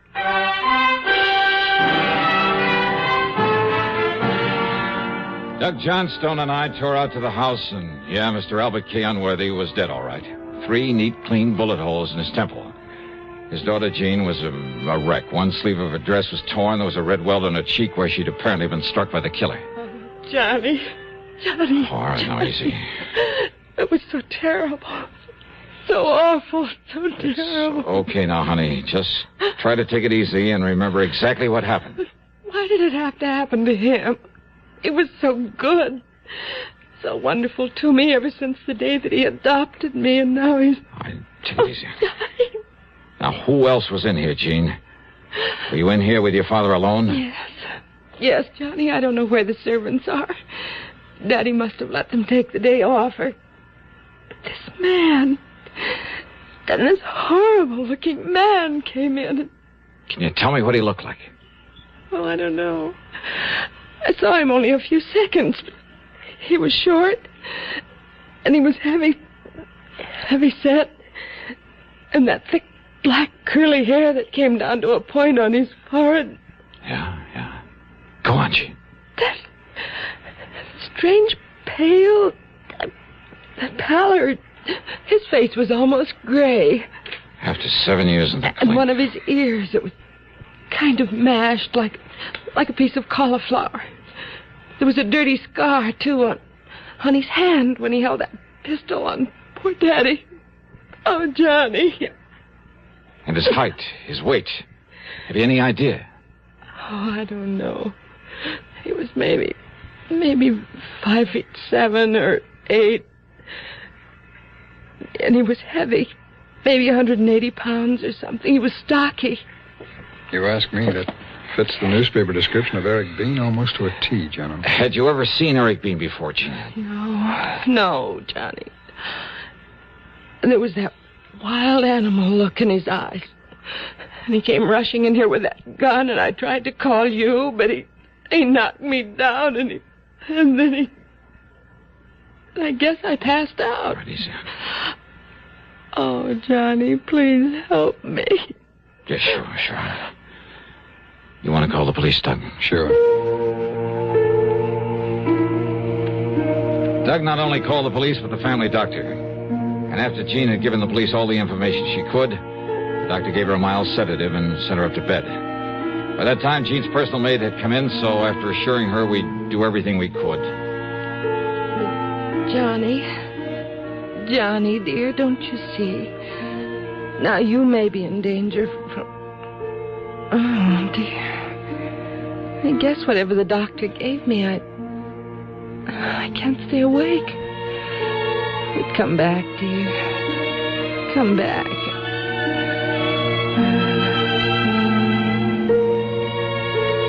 On the way back to Doug's office, neither of us said a word. Not until we got inside and he closed the door. And even then we sat there quietly for a minute.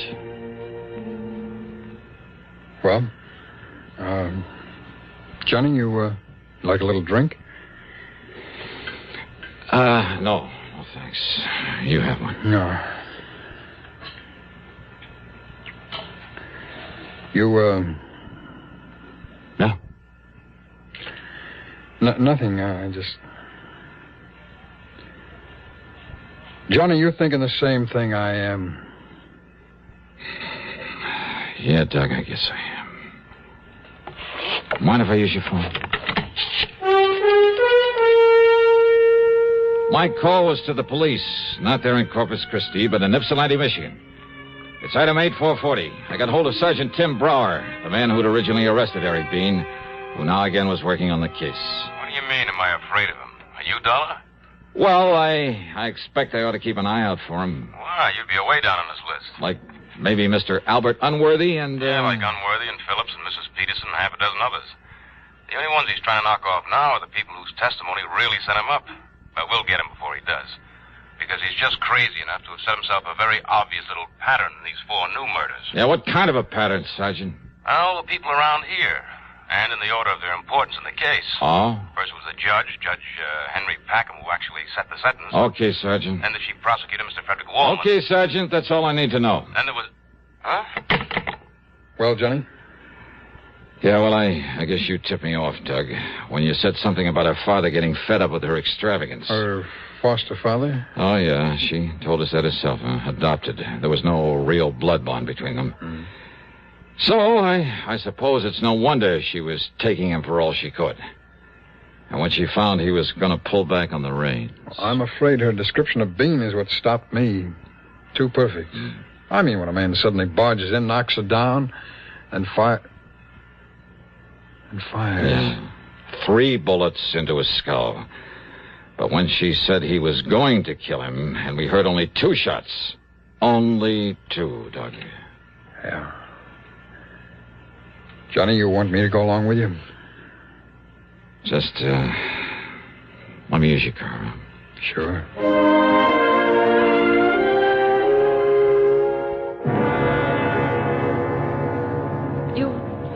You mean you found the murderer, Johnny? Yeah, Jeannie. And all the proof I need. Oh, thank goodness. And did you kill him when you found him? Kill? Yes. Him? What? Only one more thing I'd like to know. Yes. Well, what is it, Johnny? what you did with the gun. Oh. Well? It's out in the little fish pond. Under the library when...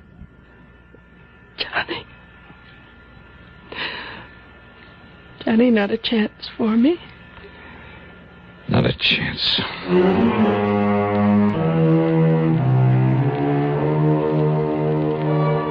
And I learned about women from her. Following Harry Bean's pattern, the police in Michigan were able to pick him up in less than 2 weeks before he could kill again. The expense account, the total, call it $500 even. Yours truly, Johnny Dollar.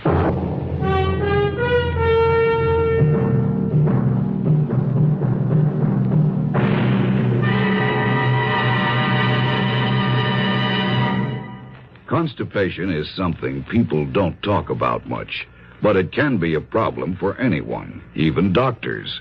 And when constipation occurs, it's interesting to see just what doctors consider important about a laxative they might use or recommend.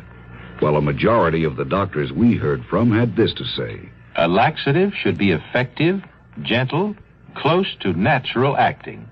A medicine that can be used with complete confidence.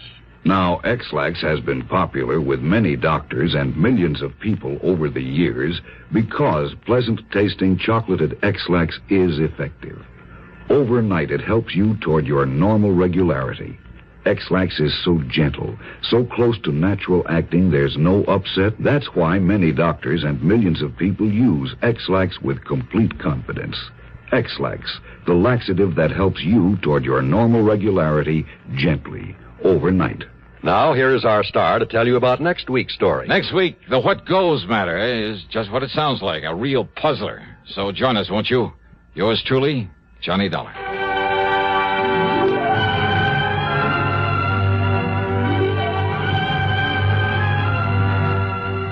Yours truly, Johnny Dollar, starring Bob Bailey, originates in Hollywood and is written, produced, and directed by Jack Johnstone. Heard in our cast were Virginia Gregg, Dick Crenna, Frank Gerstle, Russell Thorson, Stacey Harris, James McCallion, Bill James, and Gus Bays. This is John Wall speaking. Next, a study in terror entitled Nightman on Suspense on the CBS Radio Network. 590 WROW, Albany, New York.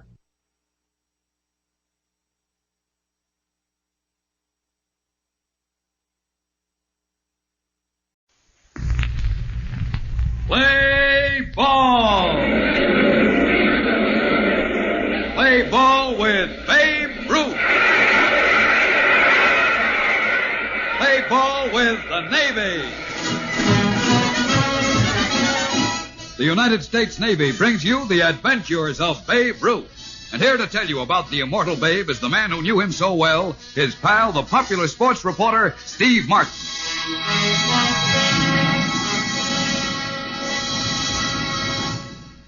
It was the seventh game of the World Series. The score was tied, and Babe Ruth was at bat. A home run would win the series for the Yankees and new laurels for the big fella. But I sat there praying that he would strike out and so save his life. We'll bring you the exciting story in just a moment. But first, a short but important message from Jackson Beck. Come in, Jack. Okay, Steve, and thanks. Before Steve Martin gets started with this particular exciting adventure of Babe Ruth, I'd like to remind you young fellows that there's an important place for you in your hometown Navy, the United States Naval Reserve. If you're sort of at loose ends now that you're out of high school and your friends have drifted away, if you want companionship with a great bunch of fellows all interested in the same thing, if you want to be thoroughly trained in a valuable skill, the Naval Reserve is the place for you. You see, this great hometown Navy of ours, the Naval Reserve, is a completely volunteer organization where good friends meet in their spare time, on weekends and on vacations, to study and work and play together. They're trained in such things as photography, welding, engine repair, diesel engines, electronics, in any one of the many Navy skills. And because the Navy believes in perfect training, the skill learned could well take you to the top in civilian life in a time when high specialization means high success. You know, Jack, one of the things I like best about the Naval Reserve is the sports program. Yes, Steve, sports are very important to men of the Navy. You bet. And I don't mind telling you it's developing some of the greatest amateur teams in the country. in every branch of sport. Well, the Navy Reserve fellows study together, work together. Why shouldn't they play well together? Particularly when they're all so full of that wonderful Navy spirit. Look, fellows, if you're not in the Naval Reserve, you ought to be. Join your hometown Navy, the United States Naval Reserve. It will pay you to see your local Navy recruiting officer soon. And now, back to Steve Martin and the adventures of Babe Ruth.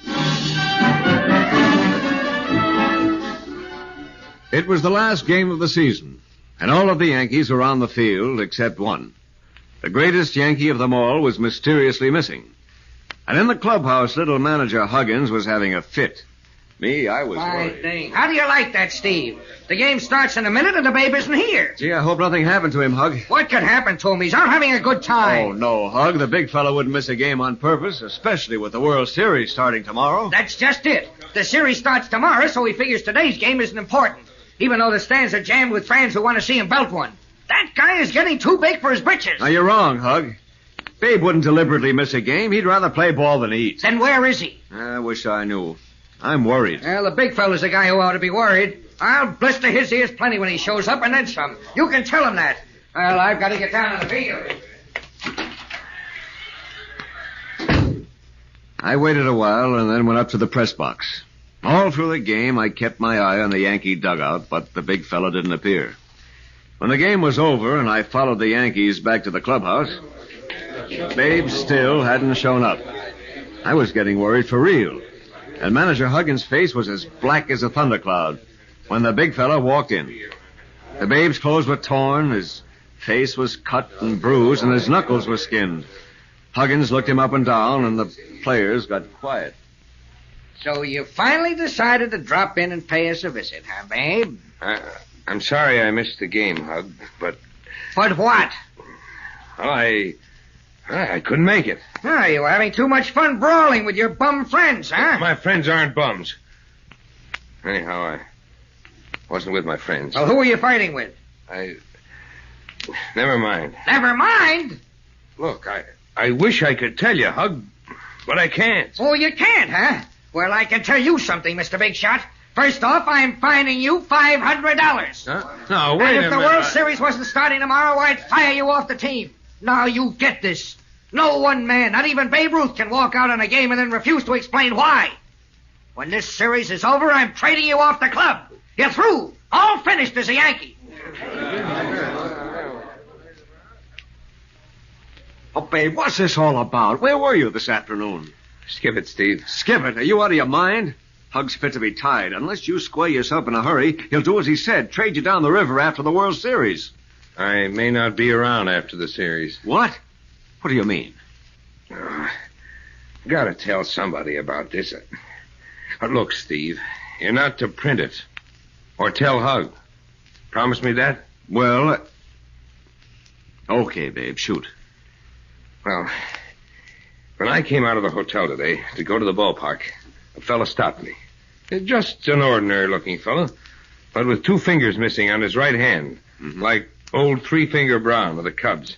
He seemed awful upset about it. Excuse me, babe. I mean Mr. Ruth. Oh, Babe's okay, buddy. What can I do for you? It's my kid, my little boy. He's awful sick. Infantile paralysis. Oh, that's too bad. The doctor thought that... Well, my boy's a great fan of yours. He's got a scrapbook full of pictures.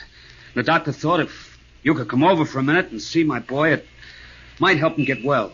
Oh, sure. I'll come over right after the game. Oh, can't you come now, babe? It's just a few minutes from here, and I've got my car. I can get you back to the stadium in plenty of time for the game. Okay, then, let's go. We walked over to his car. It was a sedan, and he opened the door. I started to get in.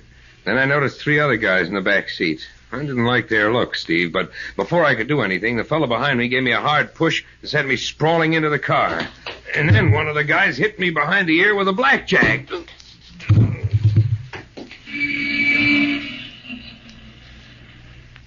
Holy smokes, then what, babe? Well, when I woke up, Steve, I was in a room without much furniture in it.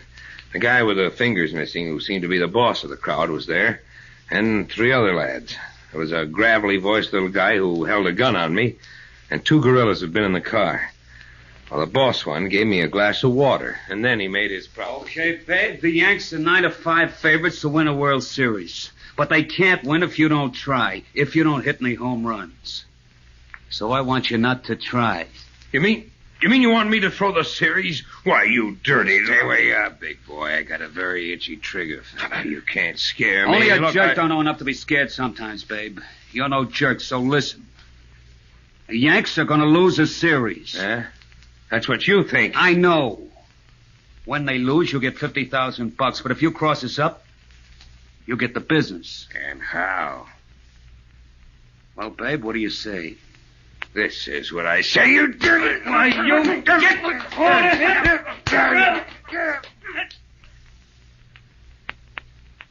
I knocked the gun away from the squeaky-voiced guy. Dropped the boss man with a right. The 2 big gorillas jumped me, and then the little runt hit me with his gun butt. Pretty soon I got the gun or blackjack on the noggin, and I went to sleep again. Well, when I woke up this time, Steve, they were dumping me out of their car up near Yonkers. I managed to pick up a ride, and you know the rest, Steve. Holy cow. But, babe, why didn't you tell that to Hug? Oh, those mugs said if I did, they'd put a bullet in Hug, too. And I know they meant business. Oh. Well, don't just sit there, babe. Come on, we'll go to the police. No, Steve. I don't know who those guys are or where they are. And even if I did, they deny everything. It'd just cause a huge publicity stink. And if we lose the series, it might kill baseball. And what are you going to do? What do you suppose? I'll do my darndest to win the series, of course. But those mugs said they'd kill you if you did. Oh, they were just bluffing. Don't give me that, babe. You said just before you were sure they meant business. Now, babe, there's only one thing to do.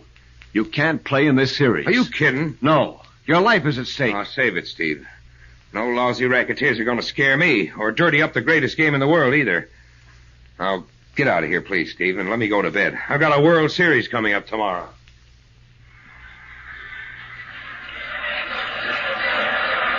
I'm convinced that most of the gray hairs I've got today started sprouting in that World Series. Every time the big fella made a hit, I caught my breath and listened for the sound of a pistol over the noise of the crowd. The games went to 3-3, and then the 7th and deciding game came up in the stadium. Oh, babe. Yeah? What is it, Steve? Look, babe, this is the deciding game. If you win it, you might... Steve, let's not go into that again. Go on back up to the press box. I'm going out to right field. Both pitches were hot, and they went into the 9th inning tied 1-1. Pennock set the enemy down in order in their 9th, and it was the Yanks' turn with the top of their batting order coming up. Combs flied out, and it was Koenig's turn. Koenig went out on an infield roller, and then you should have heard the crowd as the big fella minced up to the plate, swinging 3 bats.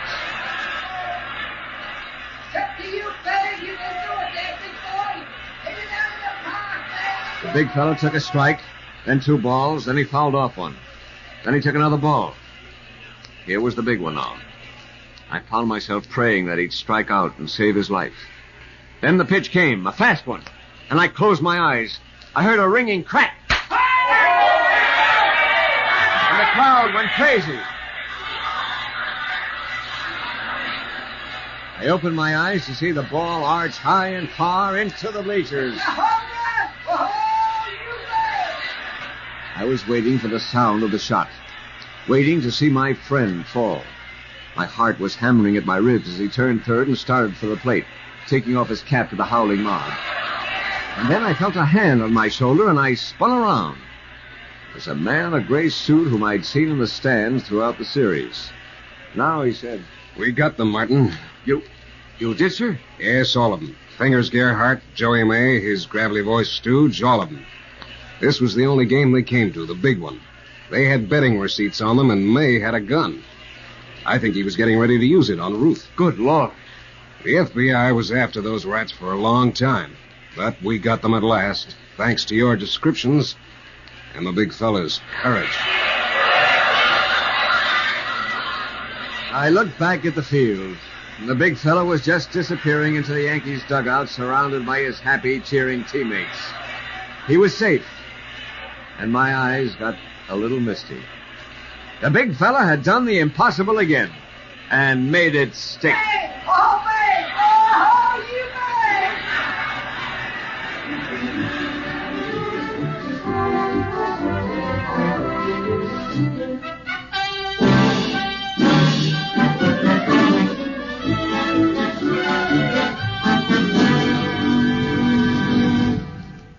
And there you have this adventure of Babe Ruth. Interesting and exciting, wasn't it? But so is life in the Naval Reserve interesting and exciting. You can say that again, Jack. There's a young fellow in our block who a couple of years ago was spending his nights hanging around the corner drugstore or the pool room just loafing, doing nothing for himself or anybody else. Then he happened to get interested in photography, and knowing that the best photographic training in our town was being given by the Naval Reserve, he joined.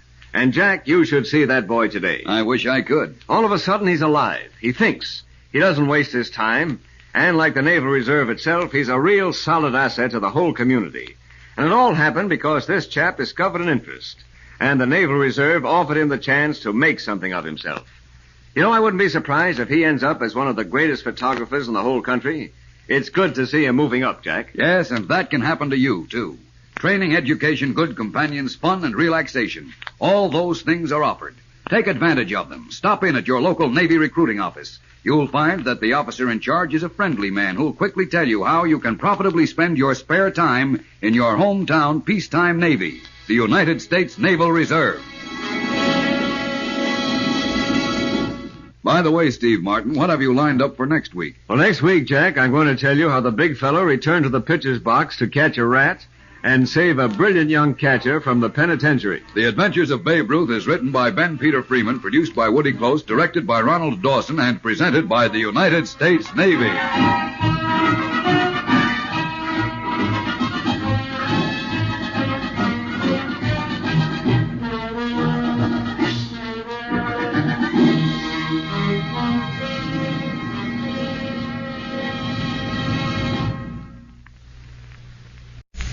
Play ball! Play ball with Babe Ruth! Play ball with the Navy!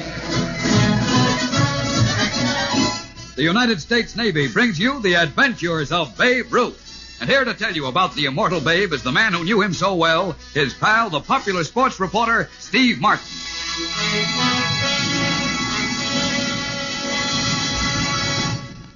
When the big fellow ambled out to the mound to pitch batting practice one day, nobody suspected that he intended to catch a rat and save a brilliant young catcher from the penitentiary. But that's just what he did. We'll bring you the exciting story in just a moment. But first, a brief but important message from Jackson Beck. Come in, Jack. Right, Steve. I just want to say a word about Navy officers. Fine, Jackson. What's the word about Navy officers? Well, I think they're a fine group of men. Well, yes. And they're leaders. They're taught to be. They're solid citizens. Well, thanks, Jack. But what I'm trying to say, Steve, is that young fellows with college degrees ought to think very seriously of the Navy as a career. And I don't care what kind of degree they have. There's a great and important place in the Navy for young doctors, for instance. For mechanical and chemical and electronic and civil engineers. There's a Navy career awaiting psychologists and physicists and lawyers. And I don't know any life that could be more pleasant than that of a Navy officer. You got something there, all right, Jack. A Navy officer has social acceptance in the highest circles. He has a guaranteed income that's certainly equal to anything he could make in civilian life. He has good housing and complete and expert medical care for himself and all his family. And what's most important, he has a very real financial security. For under the Navy's liberal retirement plan, he can retire in not so many years on an income that will be much more than adequate. You college graduates, why don't you think about the Navy as a career? If you're interested and want full details, write today to the Bureau of Personnel, Navy Department, Washington 25, D.C. Or, if it's more convenient, stop in and see your local Navy recruiting officer. He'll tell you all you want to know and be happy to help you shape your career. And now, back to Steve Martin and the Adventures of Babe Ruth. The big fellow had an eagle eye for promising young ball players, and one spring he brought a rookie catcher, whom I'll call Bobby Lee, to the Yankees training camp. The kid looked great, which didn't please Duke Adams. You see, Duke figured to be the regular catcher that season, and he started trouble on the train while we were working our way north. This kid, Bobby Lee, where'd you find him, babe? Oh, in some little league in Iowa, Duke. Iowa? Last week you said Minnesota. Oh, did I? Oh, maybe it was Minnesota. I was on a barnstorming. Lee said you discovered him in California. Well, I guess that's where it was then. It wasn't.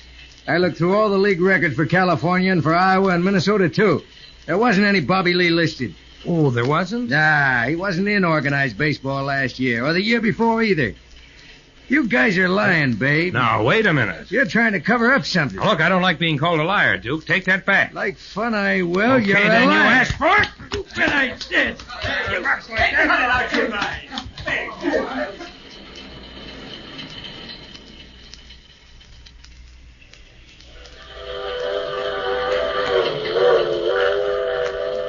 Well, I made a bad mistake, Steve, losing my temper with Duke. What do you mean, babe?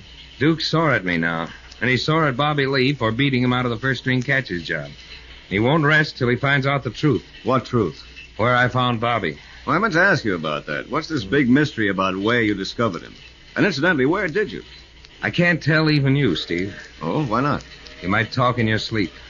And if Duke found out, it'd be just too bad for Bobby and for the Yankees.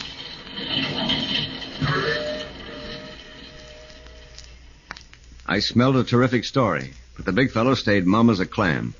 A couple of days later, though, in Norfolk, the bomb exploded. It was in the Yankee clubhouse after the game. Duke Adams, coming back to his locker from the shower, suddenly began to yell his head off. I've been robbed. Huh? Hey, somebody swiped my wallet. It was right here in my locker in my coat when I went to take my shower a couple of minutes ago, but it's gone now. There was $200 in it. Well, maybe it dropped on the floor, Duke. I looked all over. Some son of a gun swiped it. Nobody swiped it, Duke. How do you know, Lee? Because my locker's next to yours, and I was right here all the time you were in the shower. Nobody came near your locker. Are you sure, Bobby? I'm positive, babe. Well, you must have lost it some other place, Duke. No, I didn't. And I know the answer now. Huh? What do you mean? I should have figured it right away. Bobby Lee here stole my wallet. Why, you right, Bobby. Now, look here, Duke. He said himself nobody else came near my locker. And he's an ex-convict, isn't he? An ex-convict? That's right. Lee was in the big house for burglary before he joined the Yankees. Do you deny that, Lee? Well, I... No. You hear that, fellas? But I didn't steal your wallet. And if you say I did, I'll break... Bobby. You're a louse for bringing that up, Duke, and for accusing a man without proof. Maybe I can find the proof, babe. Let's have a look in Lee's locker. Go ahead, Duke. Search my locker. That's what I'm doing. Hey, wait, what's this? Here's my wallet. Lee stashed it in one of his shoes. Huh? Well, I'll be... You planted it there yourself, Duke. Why, you dirty, lying cunt. You framed me to get me off the club. But you can't get away with it. I'm going to make you admit it. Oh, yeah? Well, how dirty.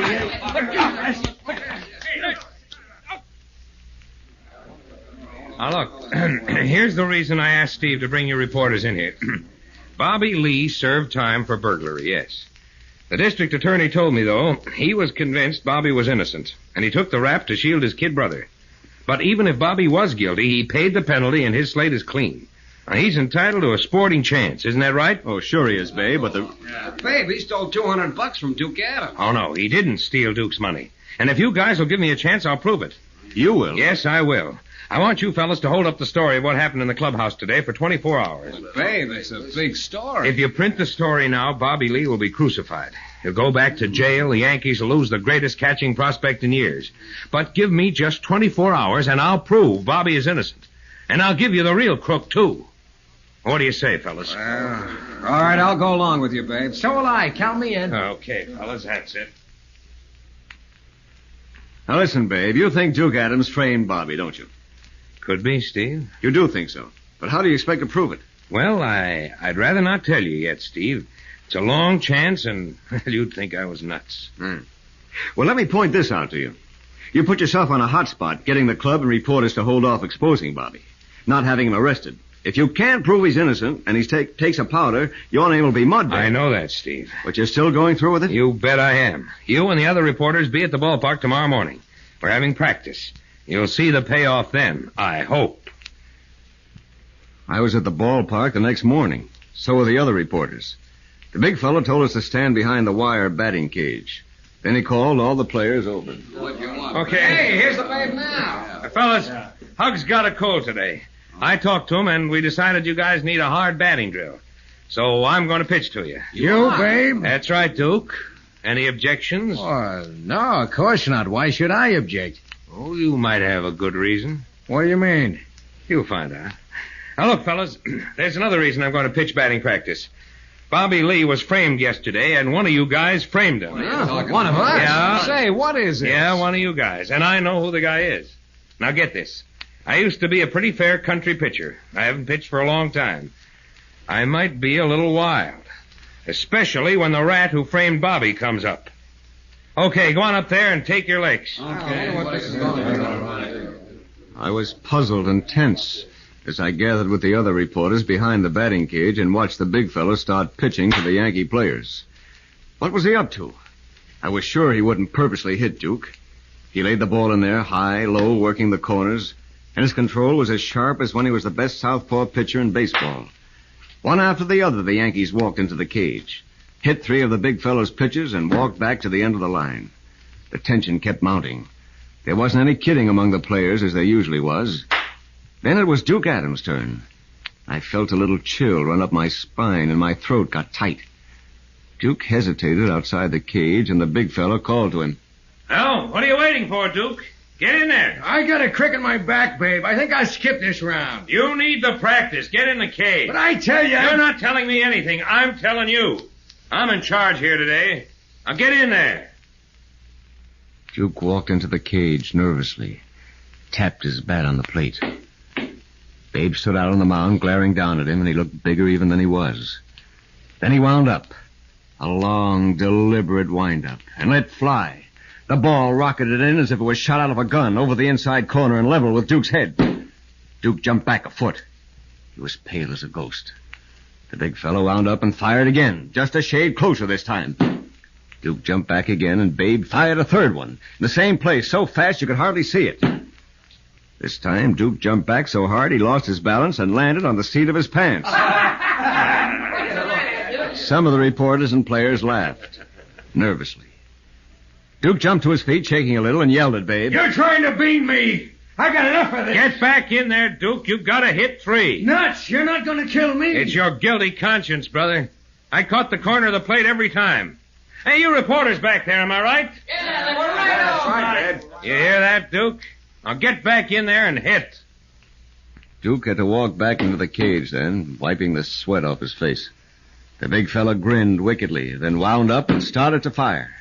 3 times the ball blazed straight at Duke's head, then broke sharply before it reached the plate and curved away. But each time, Duke hit the dirt. And the third time, he let out a howl, jumped up, and started out of the cage. His eyes were rolling wildly in his head, and he was shaking all over. Babe was off the mound like a flash and grabbed him. He tried to kill me. He tried to kill me. Ah, wait a minute, Duke. Hey, let me go. You tried to kill me. I'm getting out of here. Oh, no, you're not. Not till you admit the truth. You framed Bobby Lee, didn't you? You put your wallet in his locker yourself. Let me go. Didn't you? Yes, I know. We heard you the first time. Steve, get the park cop and take this rat away. He's got it coming to him. Babe, I still can't believe it. How'd you do it? Simple psychology, Steve. I was sure Duke planted his wallet in Bobby's locker, figuring to make it stick because Bobby had once been in trouble. Well, yes, but... Now, a guy who would do that is not only a rotten sport, but he's yellow. So I figured if I got him into the batting cage and let him know I suspected him, he'd be sure those high, close ones were meant to kill him. But he had to stay in there because all your reporters said my pitches were over the plate. Quitting would be giving himself away. But he lost his nerve and cracked up. Right. Just the way I hoped he would, Steve. Oh, babe, when your playing days are over, be sure to see me, will you? I know a detective agency that'll be glad to give you a job. Yeah, I'll remember that, Steve.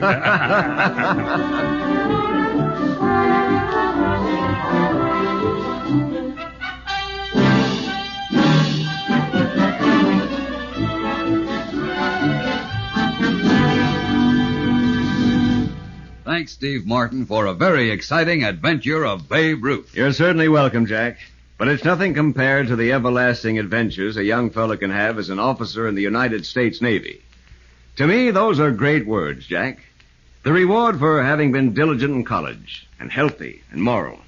As a Navy commander, I'm probably biased, but that's only natural. But I can tell you honestly that I'm very proud to have associated with the men I have in the Navy, and to have been an officer. I don't think there's a finer bunch of men alive. Believe me, the life and the security of a career as a naval officer are something very worthwhile to shoot at. Why, you have everything, Jack. Whether you're a flying officer, a doctor, an engineer, or a chaplain. You've got good pay, a retirement plan that gives you everything you could get out of civilian life. You have social prestige, housing, expert medical and hospital care for yourself and family.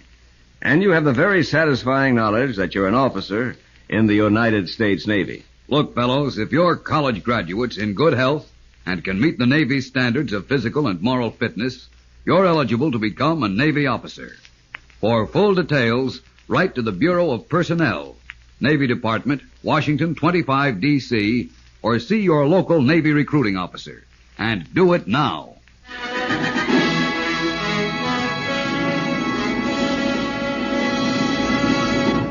And now, Steve Martin, what's on the grill for next week? For next week, Jack, I'm going to tell you about a feud between an umpire and the big fellow, which almost killed both of them.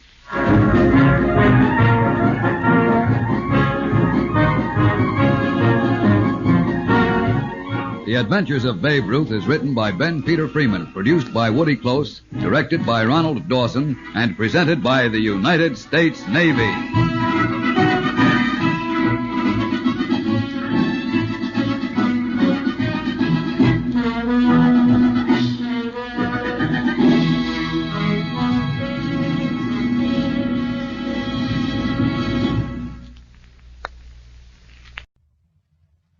The Armed Forces Radio Theater presents Blind Alley, starring Edward G. Robinson, Broderick Crawford, and Isabel Jewell.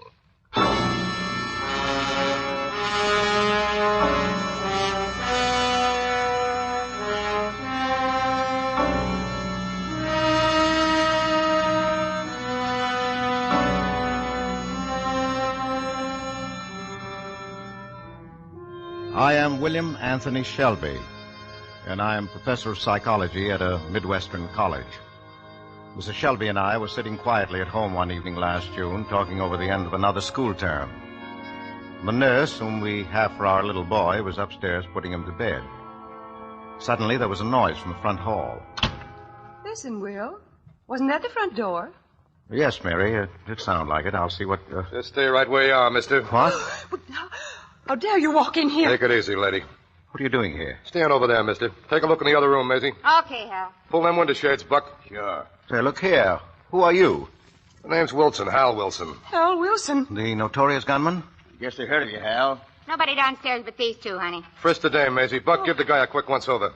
Well, what possible reason have you for breaking in here, Wilson? Cops are right on my tail. I need a hideout. Just an overnight visit. A fella called Nick's picking us up in a motorboat in the morning to take us across the lake. The dame's okay, honey. The guy's clean, Hal. Get back to the car, Buck. Pull it around back of the house where nobody can see it. Sure. How many are living in this house, mister? Just my wife here, my young son, and a nurse. Where's the kid and the nurse? Upstairs. Go upstairs, Maisie. Tie him up. Oh, you won't hurt my baby, will you? Don't worry, lady. I got a kid brother myself. Take the dame along with you, Maisie. Tie her up, too. Oh, no. Okay. Come on, sister. Get moving. Wait, is all this necessary? Can't you see for yourself we're entirely helpless? Can't afford to take chances, mister. Yeah. And if I catch you in any funny business, I'll fix it so you won't get no second chance. That goes for you, the dame, and the kid. It's up to you, buddy, so watch your step. Looking back on that night, it seems unreal, fantastic. We were at the mercy of a desperate, cold-blooded killer. I decided that the safety of my family depended on placating Wilson, disarming his suspicions by appealing to his vanity with seemingly innocent questions about himself. It was like being face to face with a cobra, not knowing what moment he would strike. Say, mister, you ain't trying to get funny with me, are you? Because if you are, don't. Better man than you tried it and got over it sudden-like. Very sudden-like. Oh, good heavens, Wilson, don't be so touchy. What's wrong with a few simple questions? I meant no harm. You didn't, huh? I got a good mind to let you... lay off the professor, Hal. He's okay. He's sort of regular. Yeah, he's too regular. That's just the trouble. There's something very funny about you, mister. You're too quiet, too friendly-like. Something fishy somewhere. Well, it's only that, I don't meet people like you every day, Wilson. You interest me. Oh, I do, huh? Yes, you're not like other people. And I? You're an individualist. He's what? Well, he knows what he wants, and he's not afraid to go after it. I'll say I ain't. Yeah, and he gets what he goes after, too, Professor. Yeah. You know, now and then you cough up what sounds like sense, Professor. You see, Hal, I told you he's all right. I still say he's too nosy. just like the cops. Oh, no. The police are interested in your crimes, Wilson, but I am a psychologist, and what I want to know is something different. Such as what, Professor? Well, things like his boyhood, the dreams he had. Oh, that's a lot of baloney. I had a book all about dreams once. It was swell. A lot of junk. Say, Professor, I had a dream the night before Pipe last. down. He ain't interested in what you dreamed. Look, Professor. You ever heard of anyone having a dream more than once? The same dream, I mean? Yes. Many people have recurrent dreams. What does it mean? Well, usually a very deep-seated fixation. What's a fixation? Well, something one did that left a deep effect on the subconscious mind. You see, Wilson, we all have two minds. Yeah? They're the conscious and subconscious. It's in dreams and instinctive feelings that the subconscious comes out. Oh, gee, Doc, I could sit and listen to you talk all night. Yes, it is interesting, isn't it? So other people get them too, huh? Yes.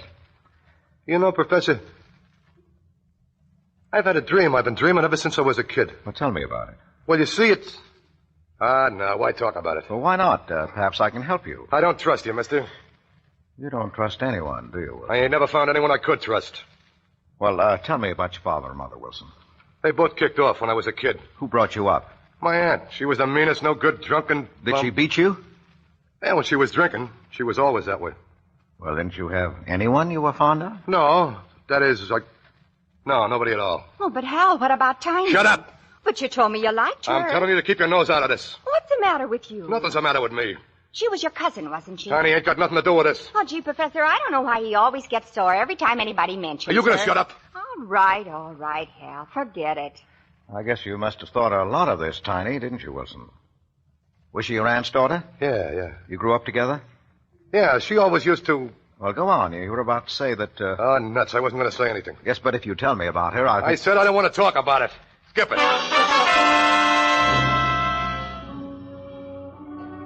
The situation, already bad enough, was further complicated by the untimely arrival of Fred Landis, one of my students who came to bid me goodbye. Wilson forced me to admit Fred and then proceeded to taunt the boy over his helplessness. Fred, young and hot-headed, threw caution away and... You better keep that trap of yours shut. I'm telling you, wise guy. Now, supposing I don't like being told. Supposing I tell you what I think of you and your yellow kind. Fred, don't be a fool. Do as Wilson says. Let him shoot his mouth off, Professor. Look at him. He's scared stiff. Sure, I'm scared. But don't kid yourself. It's not you I'm scared of. Give the credit to that gun of yours. Just how brave would you be without it? That's one thing you ain't never going to find out, sweetheart. Get over by that wall. Come on, move. Wilson, what are you going to do? I'm going to teach this college chump a lesson. I've been aching for a long time to take a crack at one of those rah-rah saps, and now I got a chance. So you think I'm yellow, do you? Well, wise guy, this'll learn you how yellow I am.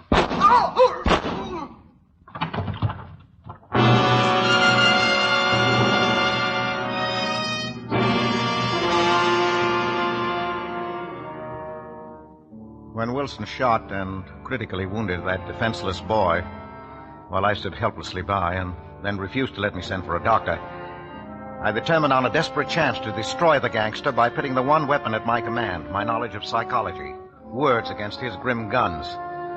For the 4 long hours that followed, I plagued Wilson with questions in a ceaseless effort to gain his confidence and break down his mental defenses. In some measure, I succeeded because the next morning the girl, Maisie, came down the stairs worried and angry. Say, Professor, what are you doing to Hal anyway? When he got through talking to you last night, he was wringing wet and shaking like a leaf. Well, I'm only trying to help Hal, Maisie. Oh, don't make me laugh. Why should you want to help him? Hal said there was something fishy about you, and there is. Now, I'm getting wise to you. Yeah, and Hal's getting wise to you, too. And if you don't want to end up on a marble slab, well, you lay off that screwy talk of yours. Come on, sister. Get on downstairs. Oh, what's the idea, Hal? What are you bringing the nurse down here for? She can take care of the door and the phone. Hey, remember what I told you, sister? Yes, sir. Nobody's home. Doctor and Mrs. Shelby went out of town and won't be back until tonight. That's it, and see that you don't forget. Oh, Professor, how'd you like spending the night in handcuffs? I didn't sleep much, Wilson. Neither did I, so we're even. What kept you awake? Nothing you had to say, mister. You gotta stop listening to him, Hal. He can spill more things in 5 minutes to make a guy think. Oh, promise me you won't pay no attention to what he says. He ain't putting nothing over on me. I know what he's trying to do. Do you, Wilson? Yeah, I got a hunch you're trying to get me all balled up, so I want to know where I'm at. I told him you was wise to him, Hal. Something tells me to drill you right now. I keep on letting you talk. Why? Because you know down deep these things worry you, and you've got no one else to turn to but me. Oh, yeah? Hal, let's get out of here. Stop worrying, will you? I ain't afraid of this guy and his talk. Now get upstairs and keep an eye on the dame and the kid. Go on, get going. But Hal, Oh, all right. Only the sooner we get out of here, the better. Now, you're in bad shape, Wilson. Nuts. Did you know you're suffering from paranoia? What's that? Well, we'll say, for instance, you're driving a car. You can see the road, trees, automobiles, houses, just like anyone else. But then sometimes you become aware of another thing, something you can't see but can feel. I don't know what you're talking about. Oh, yes, you do. It drives you into going faster and faster, and it follows. No. You can't shake it off. You can't get rid of it. It's always just behind. No. And then... No, it's a lie. It's a lie. Who told you that? Who's been talking about me? All right, it's a lie. But if it's a lie, why bother about it? Sit down. Don't get excited. What do you want to talk that way for? It don't get you no place with me, you know. No, perhaps not. No. How'd you know that about me? It is always behind you, isn't it, Wilson? Yeah. Yeah, I get so as I look back, only I know there's nothing there before I look. And it don't go away. It almost drives me nuts. It kind of moves. Moves, huh? How? I don't know. Sort of like it was swinging. Yes. Well, that's the same impression you get from that pillar of stone in your dream, isn't it? As though it were high and swinging, as though it were always just about to crush you. Yeah. In the dream, it's like I was running like blazes, but I couldn't get away from it. Yes, so there's this feeling, this danger, seem to come from any specific source connected with a man or a woman? I don't know. Have you ever had a feeling that is an almost instinctive sensation that something horrible, something in the shape of a girl or a woman, was about to spring on your shoulders from behind and above you? Don't! Have you? Yeah. Is it always a girl? Yeah! I don't know. Doc, what makes me say yes? Then when I think about it, I don't know. Well, the yes or no, as the case may be, is your instinctive reaction answer. And then your conscious brain goes to work and you lose it. Listen, what's that noise? You're jumpy. It's only your girlfriend, Maisie, coming down the stairs. Oh. What do you want, Maisie? Oh, the missus and the kid are safe. I found a big room in the attic that can be locked up from the outside, and I figured that Say, where's that nurse? What's that? The nurse. Hal, she's gone. Gone? You mean Oh, snap out of it, Hal. She's made a getaway. Yeah, go on. Quick, out the back way, Maisie. Get Buck. Don't shoot unless you have to. I'm going out the front as soon as I tie this guy up. Okay, Hal. Listen to me, mister. That nurse gets away. I'm going to get that kid of yours down here and let him have it. Then your wife, and then you. Now get that great mind of yours working and figure out a way around that one.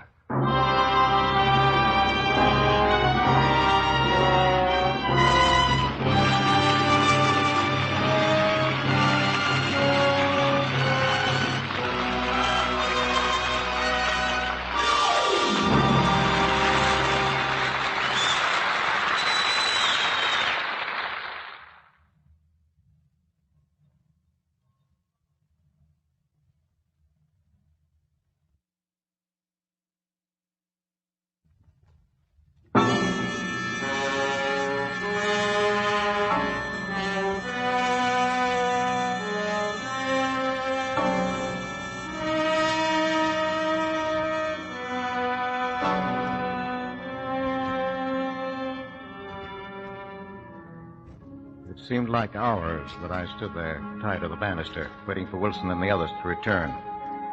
In reality, they were back in a few minutes. Buck and Wilson had caught the nurse before she had been able to give the alarm. Moaning and sobbing, she was taken upstairs. Maisie stayed behind to give me a word of warning. Now get this, Professor, and get it straight. This was your fault. And from now on, you lay off all that talk you've been handing Hal. Now, why don't you let Hal speak for himself? Well, 'cause he ain't wise, that's why.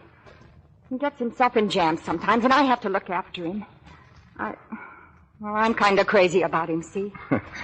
Well, you think you know this Hal of yours pretty well, and you probably do under most circumstances, but not the present one. If you interfere at the wrong moment, you may get the shock of your life. Oh, you're not telling me about Hal, are you? Take care of the nurse. I'll untie this guy myself. Okay, honey. Is the girl hurt? No, not much. If she means anything to you, Professor, it might make you feel better to know it was your fault. Well, why don't you put the blame where it belongs? What do you think I'm doing? You mean me. But you're wrong. You fell down on your job. Well, suppose Buck had let her slip out that door. What would you have done? I'd have plugged him. Exactly. I won't ever let nobody. But this was different. I never let nothing like this ever happen before. I'll take good care it never happens again, mister. Yes, but it will happen again. It must happen again and again, as long as that something follows you and drives you into going faster and faster, till you can't going faster and faster, till you can't think, until nothing matters except that horrible thing swinging behind you, always just behind you, swinging. It's a lie! It's a dirty, rotten lie! Well, why don't you say something? You had to hit me, didn't you, Wilson? You know why? You're scared. Scared? I've never been scared in my life. Well, that's not true. Don't call me a liar. I don't take that from nobody. Well, I'm sorry. You better be. But if you're not afraid of anything, what are you trying to escape from? What do you mean? Well, you're like a man running down a blind alley in the dark. Suppose I am. Well, what are you going to do when you reach the end, the place where you can't go any further? I'm going to shoot. Keep on shooting. Well, don't delude yourself. What do you mean? You're on the run now. You can't stop to think.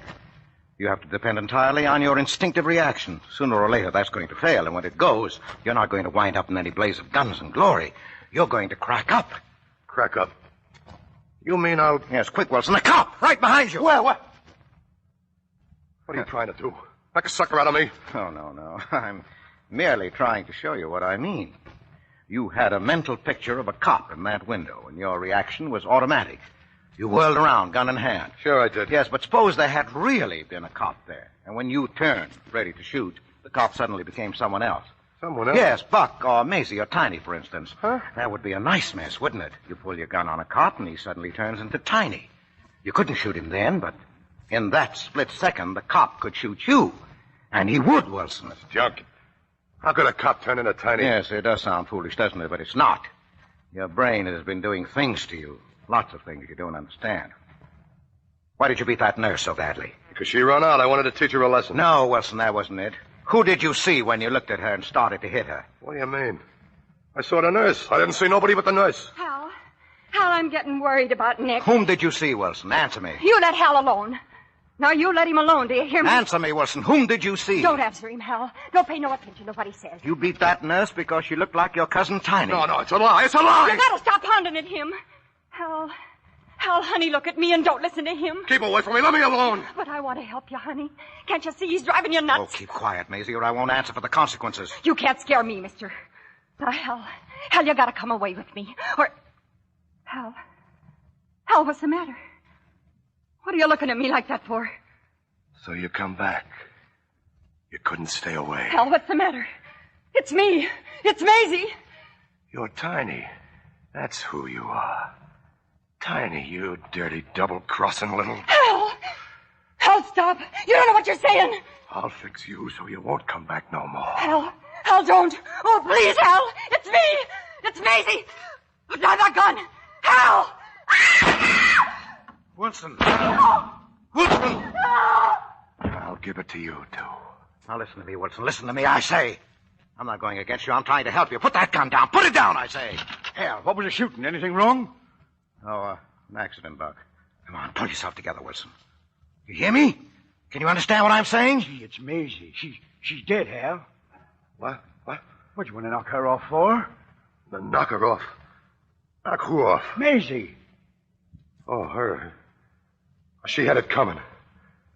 I ain't got nothing to do with you, Buck. Get back to the car and stay there till Nick comes. You hear me? Okay, Hal, okay. Nick ought to show up in a minute now. She looks quiet, don't she? She was a nice kid. As good as you'd hope to find. I don't know.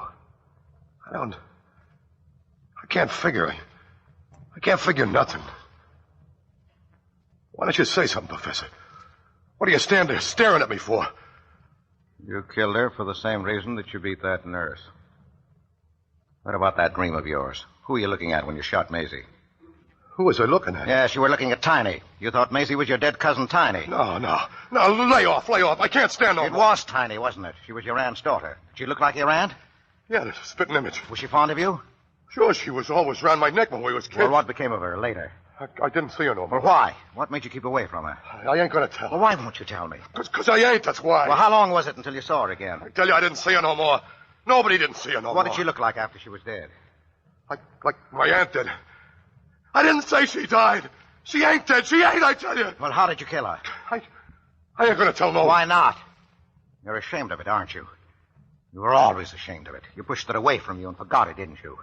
But I'll tell you how it was. No, don't do it. I won't listen. I didn't kill her. I didn't. Yes, you did. I'm going to make you tell me. I'm going to drag it out of your subconscious and make you look at it. Don't you remember how it was? No, I don't remember.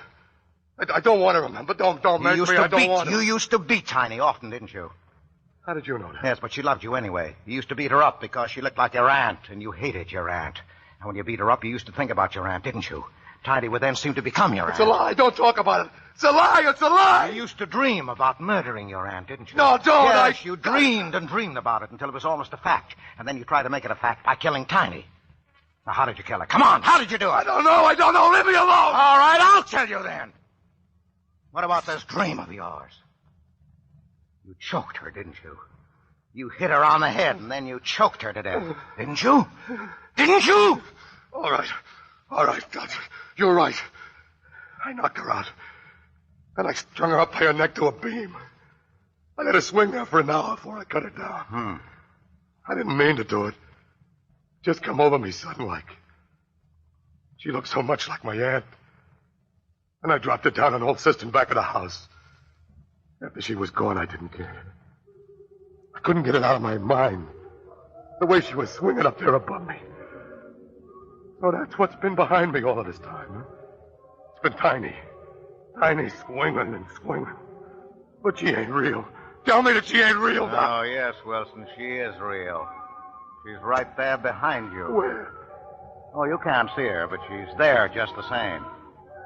Swinging and swinging. You can feel her right this moment, moving back and forth, back and forth. You can't run away. There's no place you can go. You can never escape. No, Never. It's a lie. Take her away. Take her away.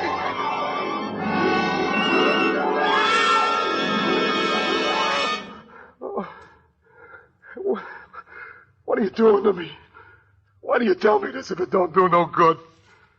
Yes, but it does do good. It's for that reason I've done it. You're a menace to society, Wilson. Now you're finished. You came in here last night to escape the law, but you had to stay and listen to me while I drew you a mental picture of yourself. And that picture of yourself is the unbalanced mess you really are.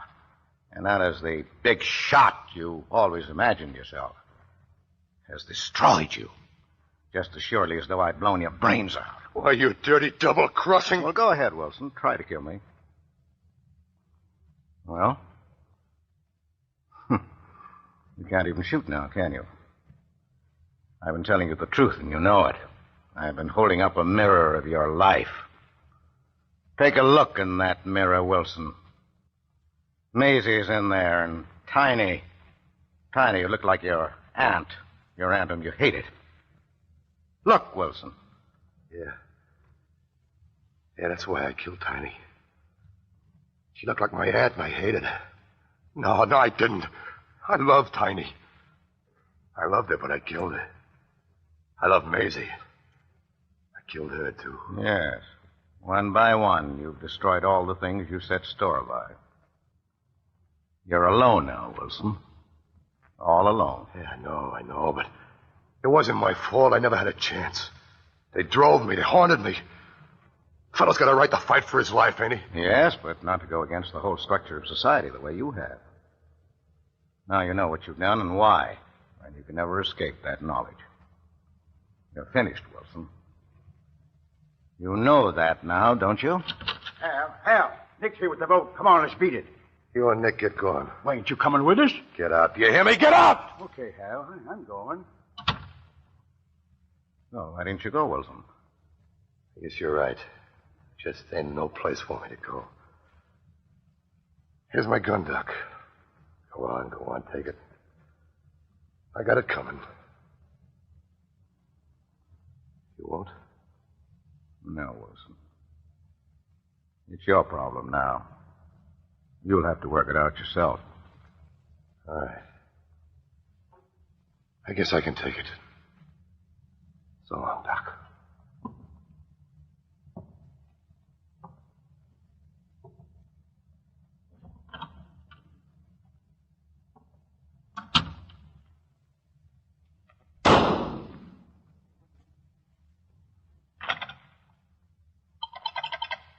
Hello, operator. Operator, let me have the police. Hello. This is Professor Shelby. Yeah, will you come out right away? What? It's a suicide case. Hal Wilson is dead. Yes, thank you. I'll be waiting. Lord. I feel like a murderer myself.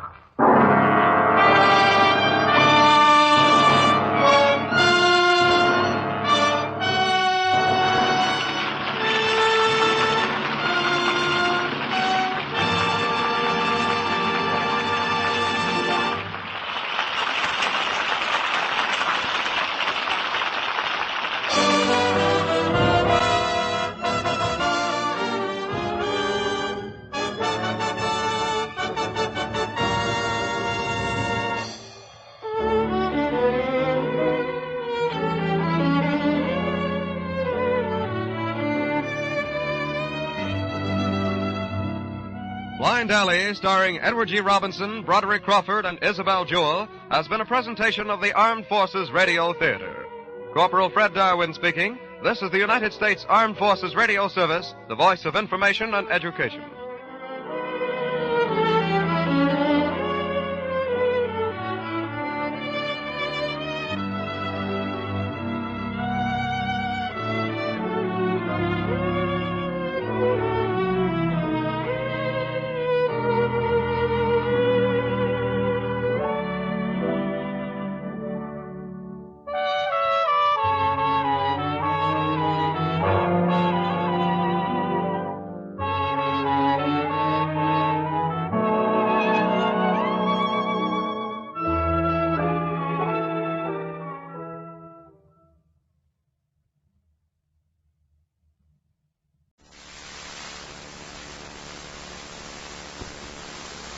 Now the curtain rises on the first act of Silhouette by Frank DeFelitta in Armstrong's Theater of Today.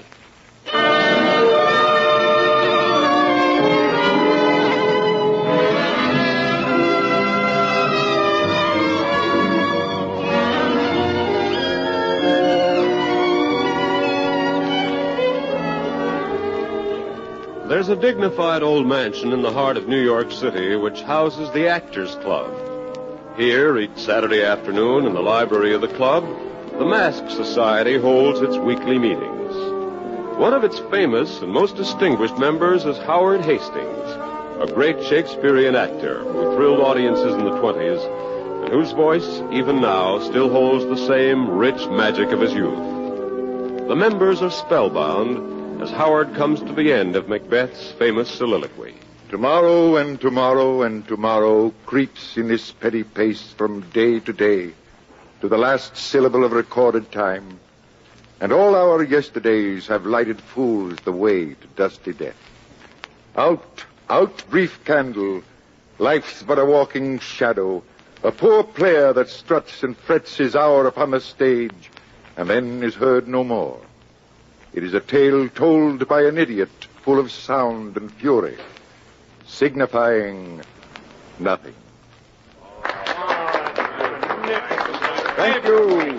Thank you. Howard, I never heard you better.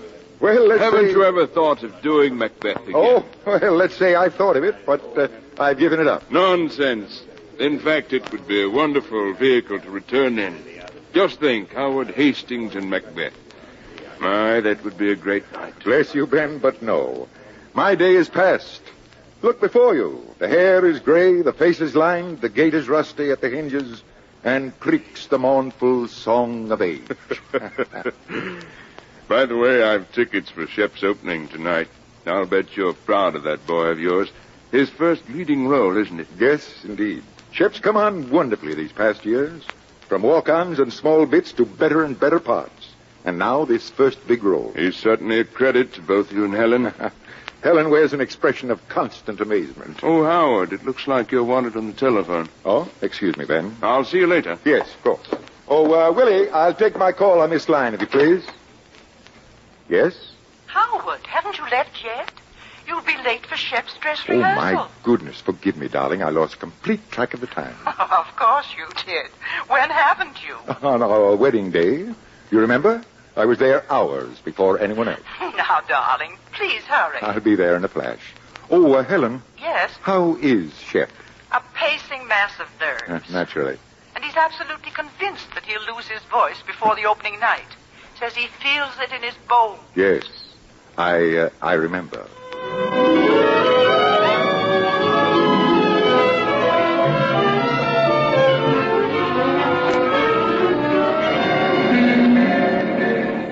Taxi! Taxi! Excuse me, sir, but could you spare a little change? Why, Howard Hastings, John Fleming, but no, it's impossible. I'm sorry to say, Howard, that nothing's impossible.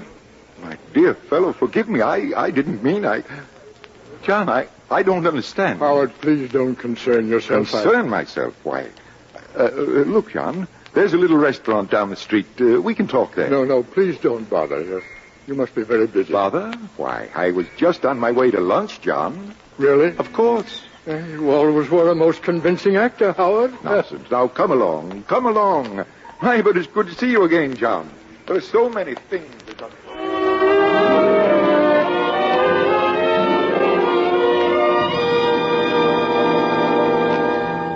Yes. Do you remember the time Carlotta Ames miscued her entrance and deprived Hugh Sheldon of his entire soliloquy? I'll never forget it. And how proud Hugh was of that speech. Yes. Oh, dear, sweet life.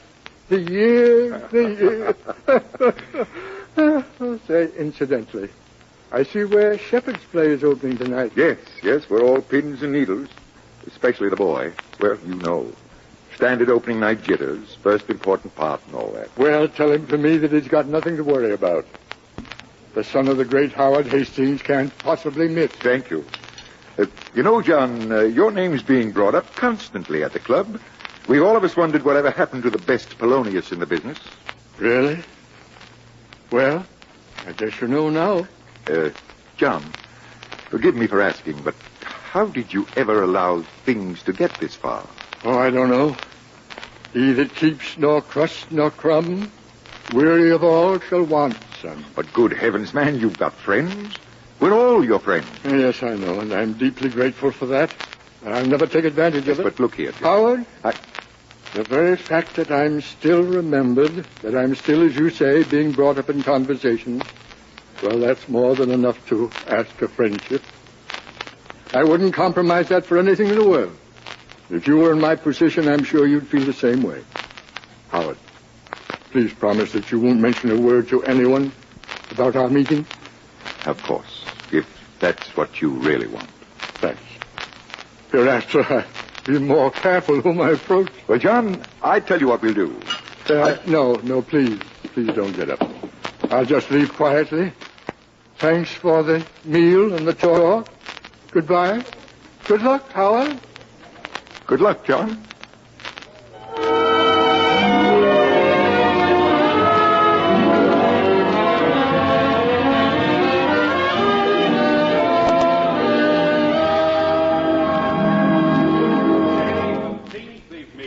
Hello, darling. Howard, where have you been? The dress rehearsal's practically over.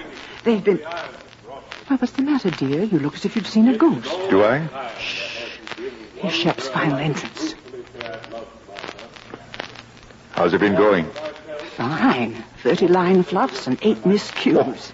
Then Shep developed a fit of coughing right in the middle of the second act love scene. Splendid.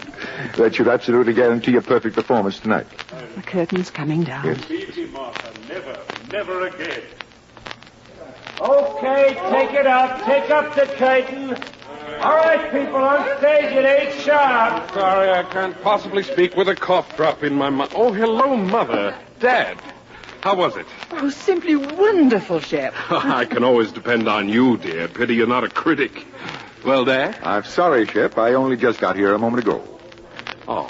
Although I will say your last entrance seemed a bit ragged. Oh, really? I'd wondered about that.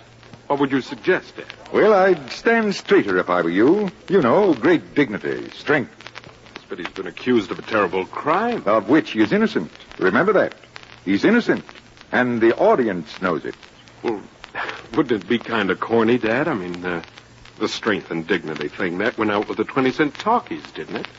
You really think so? And look, couldn't we continue this discussion over thick steak, fellas? You bet, Mom. I'll get the makeup off my face. And I'll just tag along to see that you don't get sidetracked. Fine. Oh, say, Dad, I nearly forgot.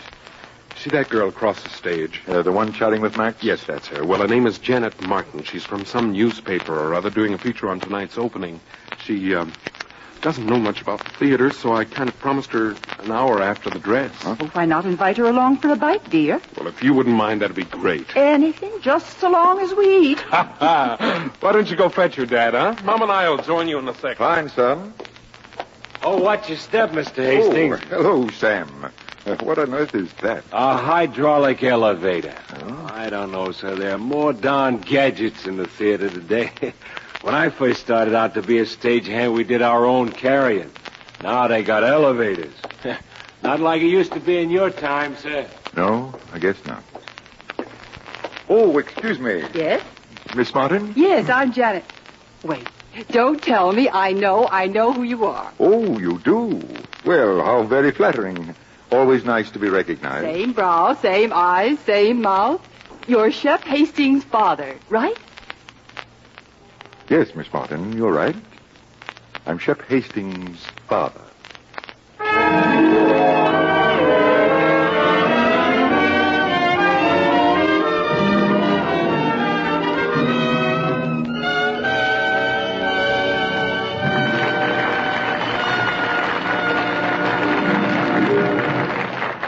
Now the second act of Silhouette in Armstrong's Theater of Today.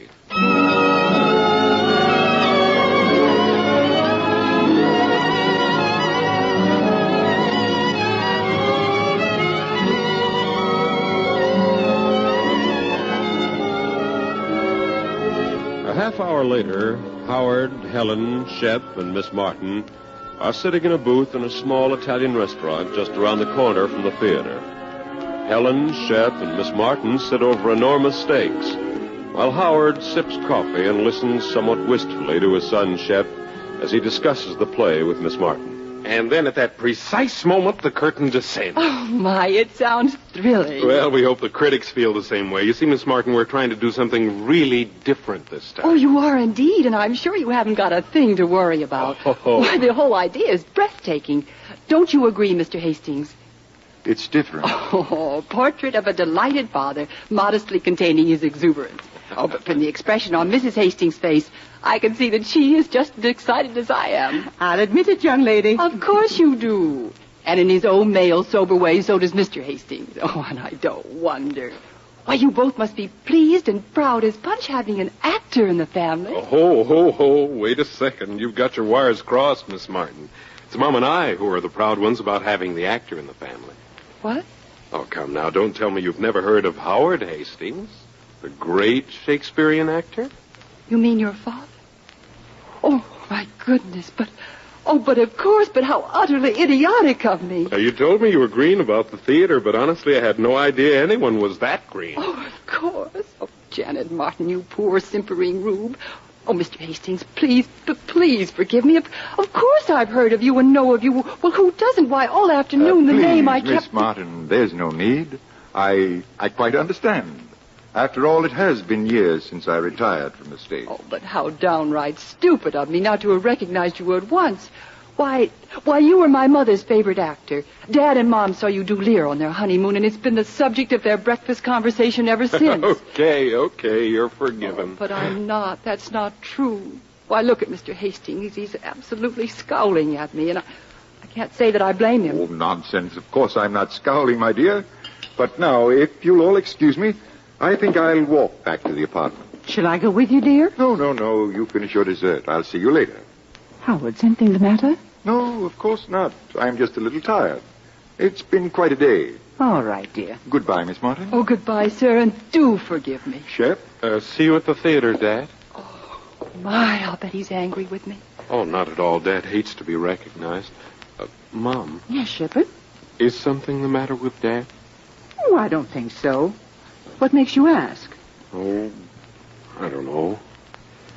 Tonight, for the first time, I suddenly noticed he seems kind of tired and... I don't know. I was going to say, old.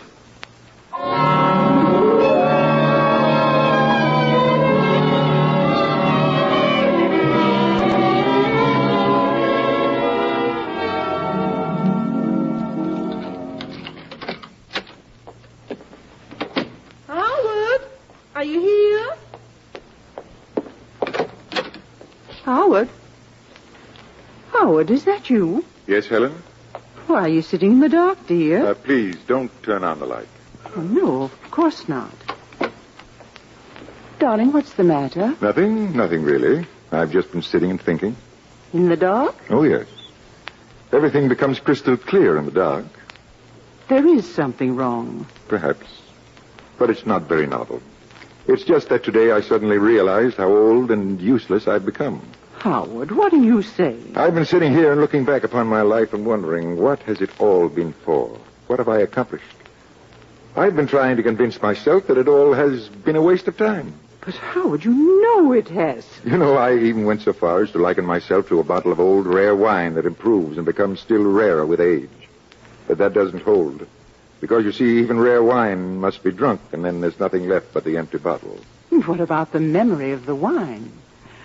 Don't forget the lovely memory, Howard. Yes, the memory. It's important to be remembered. At the end, it's all we've got. Lose that, and we've lost everything. Age with his stealing steps hath clawed me in his clutch, hath shipped me into the land as if I'd never been much. How horrible. But Miss Martin upset you, didn't she? Yes, but not too much. You see, several things happened today, Helen. Do you know who I bumped into this morning? No. I met him quite by accident on the street on my way to the theater. He was begging. It was John Fleming. You do remember him, don't you? Only vaguely, but You see? Even you. Of course you remember John Fleming. He was the actor who played Polonius, Bardolph, the fool in Lear. Yes, of course, now I remember. Oh, Howard, how terrible. Yes. He asked me not to mention my meeting him to anyone at the club. He said that being remembered in happier circumstances was the greatest gift he could ask of friendship. At the time, I thought him vain and foolish, but now I find myself agreeing with him completely. Helen, it's all we've got. During our brief moment in the spotlight, we scream and shout and try to make the loudest noises, and why? So as to instill ourselves firmly in the people's memories before someone else pushes us into the background and we become silhouettes, silently begging not to be forgotten. Our peace of mind depends upon people's memories. Oh, but darling, you're not forgotten. You'll always be remembered. Really? Where? Yes. At the Mask Society? Meetings? Weekly? Saturdays, 10 to 12? And talk. Talk of the great return, the great comeback, empty talk, because we're nothing but a pack of empty bottles. And what sickens me most of all is that I suddenly discover that I am as vain as the rest of them. I don't like being a silhouette. Oh, Howard, darling. It's quite a shock finding out how shallow one is. I think the right word is human, Howard. Human? Yes. Is that what it is? Yes, dear. Howard, how can you honestly look back upon your life and feel that you've accomplished nothing? Well, not exactly. I suppose I've made a few people happy. I think I've made you happy. And I've given a son to the world. Then you have accomplished something. And I'm speaking about the other thing, Helen. What is the hue and cry, the struggle, the fight been for? Look at me. A vain, jealous, envious old man. No, Howard, please. Helen, I'm sorry. Where are you going? Out for a walk. But the play, Howard. The curtain goes up in an hour. I know. Darling, listen to me. You said before that you gave a son to the world. Well, he's a son that you can be proud of. All he is or ever becomes, he owes to you. No, you're wrong. But it's true. As a child, he idolized you, worshipped you. And through the years, he's followed in your footsteps. And now, He's caught up with me and passed me. And he's shaken the dust of his journey in my face. That's not so. Today at dress rehearsal, he was right.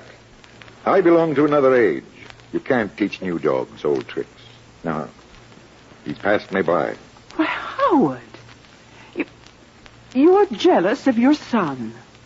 No, that's not true. You feel that he's passed you by, that your own identity is lost because his fame is rising.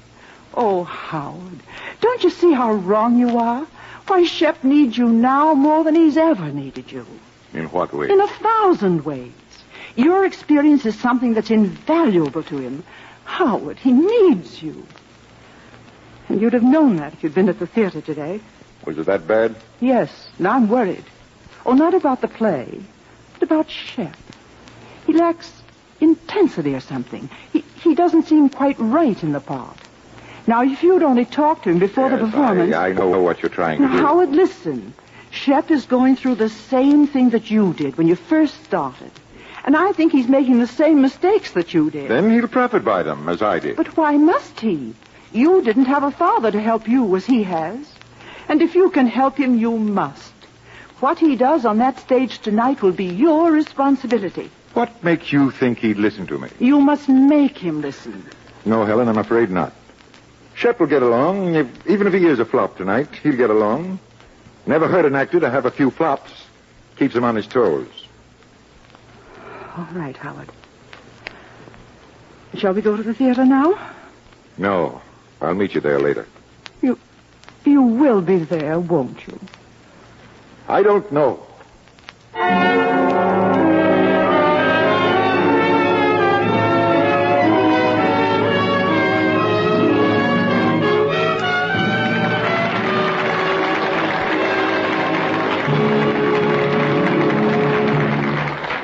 Now the curtain rises on the third act of Silhouette in Armstrong's Theater of Today.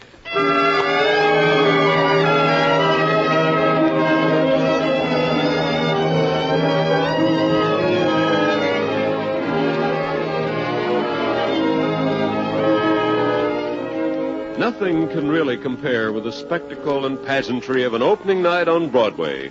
The glitter and color of limousines and taxis slowly edging toward the curb, their richly dressed passengers, the small chatting clusters under the marquee. To Howard Hastings, it's a familiar sight as he slowly crosses the street and approaches the milling throng.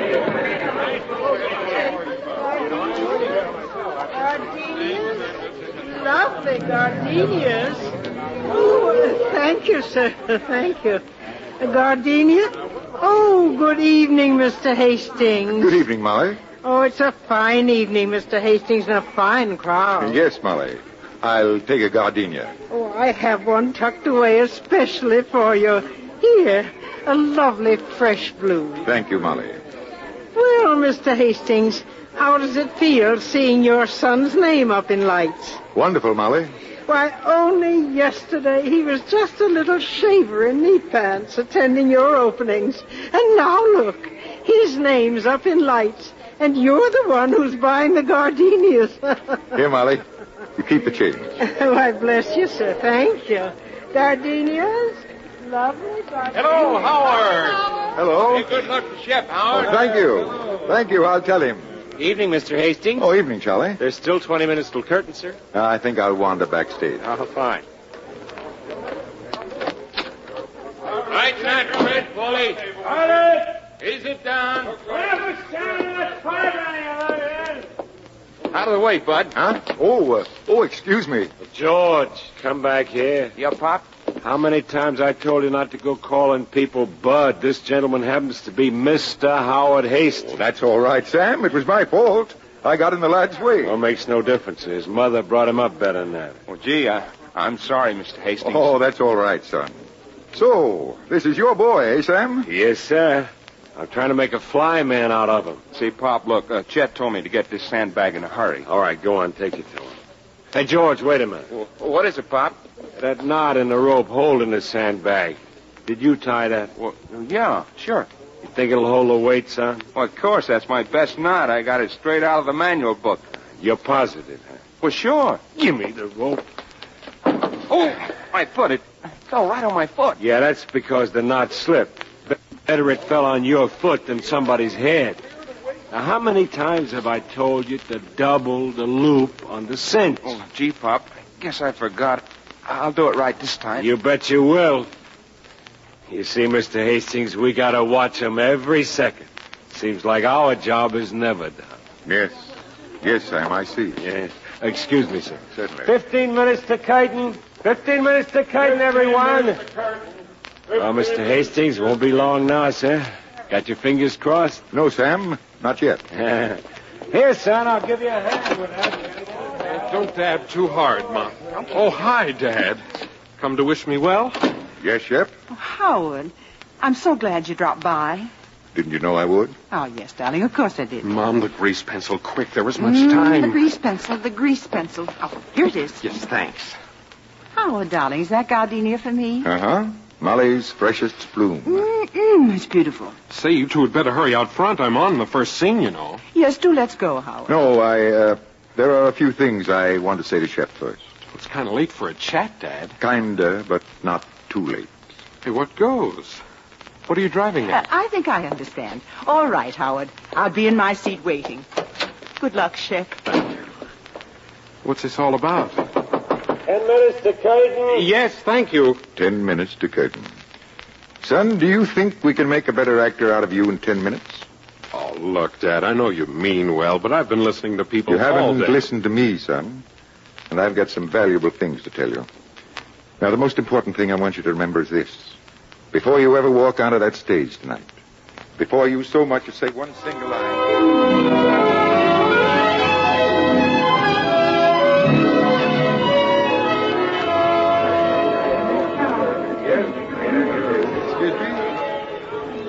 Excuse me. Excuse me, please. Thank you.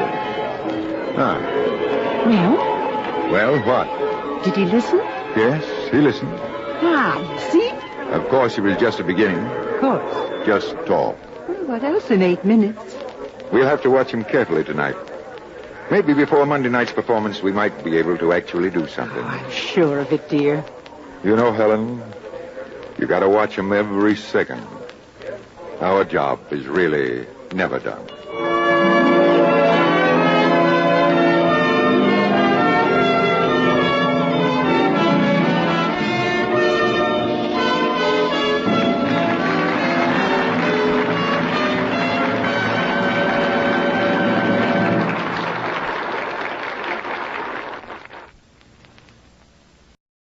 Stephen Heim, author of a new best-selling novel, The Crusaders, meets critics Merle Miller and Margaret Burke White on The Author Meets the Critics. But first, meet your moderator of the afternoon, Pulitzer Prize-winning novelist James Michener. Good afternoon.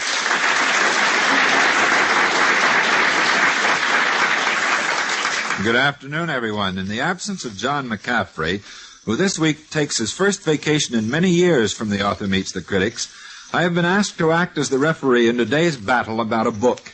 This afternoon's free-for-all is all about The Crusaders, a new novel published only 10 days ago. The New York Times calls it a long, solid, powerful, and highly dramatic book. But here is a distinguished young novelist, the author of That Winter, with a different opinion about The Crusaders, Mr. Merle Miller. Well, first, I think I ought to point out that I don't think Mr. Heim's book is a bad book. I certainly respect his intentions. I like what seems to be his political point of view. And I agree with most of what I guess I should say, he wants to say. But I don't think he said it especially well. Although I must admit he has said it at great length, 642 pages of it. I think what we have to do, and this is unfortunate, but this is part of the book business, part of publishing, I think we have to compare it with other war novels because it is a war novel. I think we have to compare it, for example, with Mr. Norman Mailer's The Naked and the Dead, which tells about a very little piece of the war, but tells it with so much drama and so much, if you'll pardon the word, guts, that you can't forget it. I think you have to compare it with the book that's to be published about 2 weeks from now, Mr. Irwin Shaw's The Young Lions, which is a book about all the war, and which is told, I think, with great compassion and gentleness. And then I think we have to compare it finally with another book about to be published, Mr. James Gould Cousin's beautiful, and that's, I'm afraid, the only word to describe it, Guard of Honor, a book that deals only with an incident, but deals with it and with 30 or 40 people so that I don't think you can possibly forget them. Well, against these, then, I think Mr. Heim's book comes off a commendable but very poor fourth. I think, unfortunately, that his villains are satiric caricatures, and that his heroes are kind of well-cut paper dolls. They're all one-dimensional. And Mr. Himes seems to have created them to say something, and as a result, they're kind of walking black and white theses. They're certainly not people. And always the reader, just as I'm afraid the novelist himself was, is on the outside looking in. And so finally, as a piece of crusading journalism, I'll accept The Crusaders, but I must add, to my really great regret, it's not a good novel. In fact, I don't think it's a novel at all. And I'm very sorry because what he says certainly needs to be said in September of 1948. With an entirely different point of view, here is one of the most brilliant women reporters and observers of the war, formerly associated with Time and Life magazine, Miss Margaret Burke White.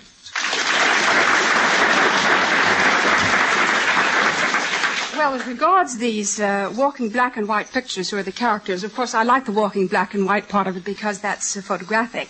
To me, they were very animated indeed. As far as the villains being satiric caricatures are concerned, I myself, in my own personal experience, met many similar characters. For example, a major that's described who was deep in the black market is the exact counterpart of a major that I met. Other villains among the GIs and brass are the exact counterparts of villains that I knew. And it seems to me that these heroes, whom my opponent calls paper dolls, have some very important things to say. For example, the sergeant, who's the central character of the book, introduces one of the writer's main themes, which has to do with something that's very close to all of us, the importance of democracy. This sergeant has to write a propaganda pamphlet, which is to be fired over the lines. And for a paper doll, or even for a flesh and blood sergeant, I think his choice of words and his thought is excellent. He says, "For these rights and liberties we are fighting today. For wherever they are threatened, we are threatened. Wherever the dignity of man is affronted, we feel that it happens to us, because we are that kind of a nation." And then another character says, "The main question is, do you believe in it? And how strong is your belief?" The author, Mr. Stephen Heim, shows that he believes in these principles of democracy. I believe in them, and I feel that the many readers, which I'm certain this exciting book is going to have, will also believe in these principles. And there, Mr. Heim, you have an idea of what the critics are going to say about your book.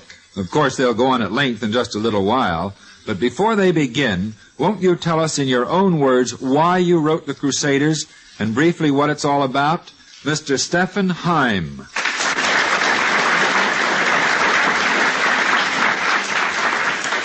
Thank you, Mr. Mitchell. I should like to say something about why I wrote The Crusaders. I wrote it because I had to. And I had to because of the intensity of my own experience, because of the silence of the dead, and because soldiers and officers time and again came to me, talked to me, and said, "You must put that in a book." I did not want to write a novel of World War II in the sense of battles and dates, nor write another book on the frequent theme that war is horrible. Sure, it's horrible, but there's more to it than that. The book which I felt had to be written was a novel of people, flesh and blood people, soldiers and civilians, and of the war's effect on them. The development of people as the story progresses is the human theme of The Crusaders. I believe that war does not really change people. It intensifies whatever is basic in them and brings the various elements of their makeup to quick and decisive clashes. In war, men's emotion rises to a far higher pitch at a greater rate of speed than is possible in peace.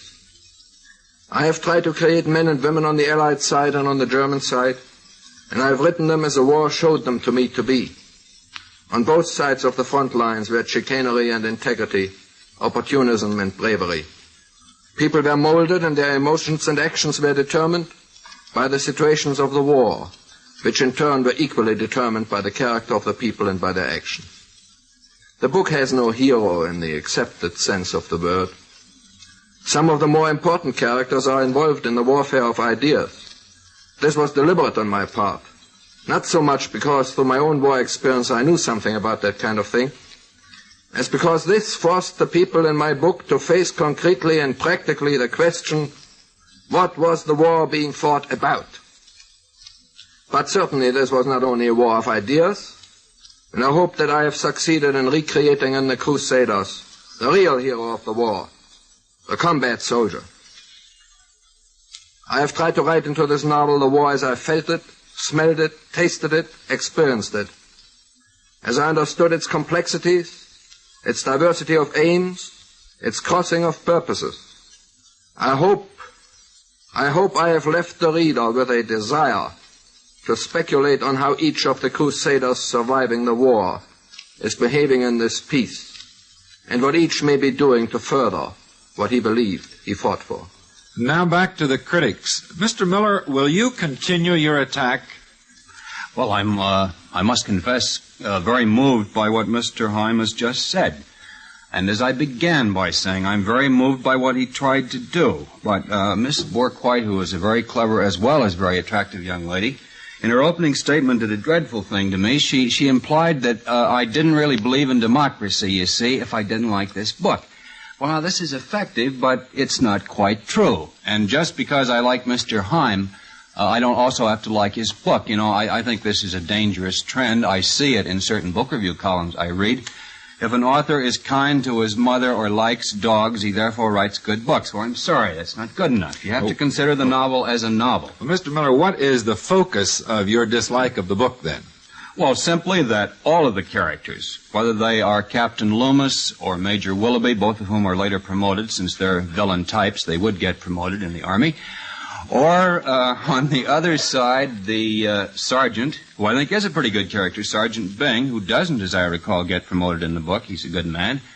On both sides, these people just don't come through. They don't come through to me as people. And for one thing, as Mr. Heim has said, they do a lot of talking about what the war is about. Well, I must confess, I never heard that kind of conversation. I wish I had. Well, Miss Borquite, I judge that they do come through to you. They certainly come through to me. Besides, I heard a great deal of that kind of conversation, especially toward the end of the war. And it's about that phase of the war that this book is written. Well, you knew a higher type person than I did, probably. Oh, I knew a great many of sergeants and corporals and privates. And possibly, I might suggest, the people who find this book boring are people who aren't sufficiently interested in the problem. I wouldn't dream to say people who don't believe in democracy, because I'm quite certain everybody in this room does. But the thing that is so gripping about the book is the fact that it does explore this question of democracy and how it's going to work out with our future peace. But it does it in a very swift, moving style. And I'm very anxious to have people realize that this is an exciting book. It was a book that I wasn't able to put down. After all, maybe it is 600 pages long. But War and Peace is a long book, too. And possibly some people have skipped portions of War and Peace.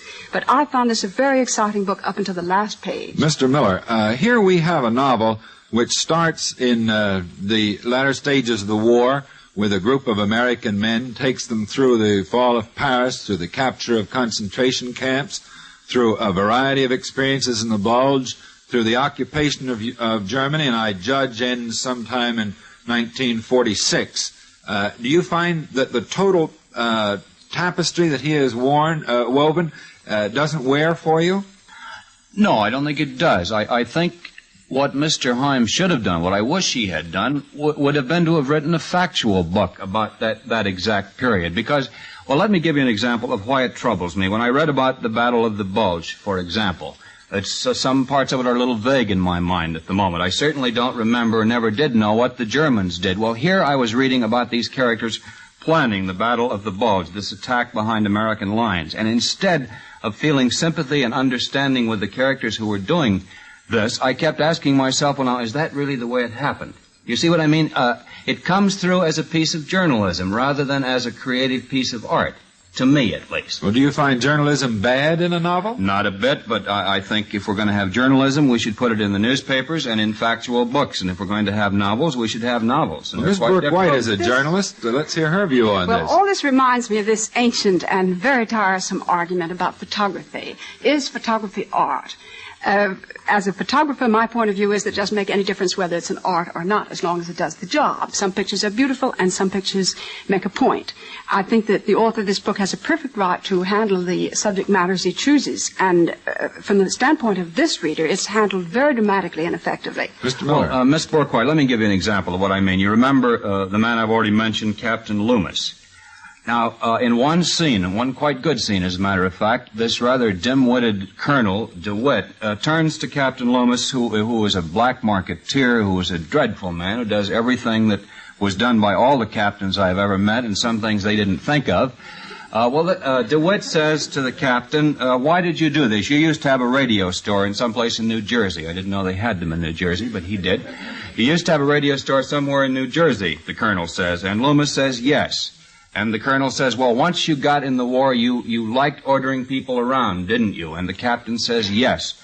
And the colonel says, well, I'm paraphrasing, you're pretty much of a cad, aren't you? And the captain says yes. Well, that's the only report in the entire book about this major character which in any way explains his character, and I submit that doesn't explain why he is a villain. There were a lot of captains who didn't do this kind of thing. I've got to know, in other words, why he did it. Why was he a villain? Why was Willoughby a villain? Miss White, can you explain that? Well, as far as Captain Loomis being alive or not being alive, he came alive for me from the first minute that he tried to vamp the woman war correspondent.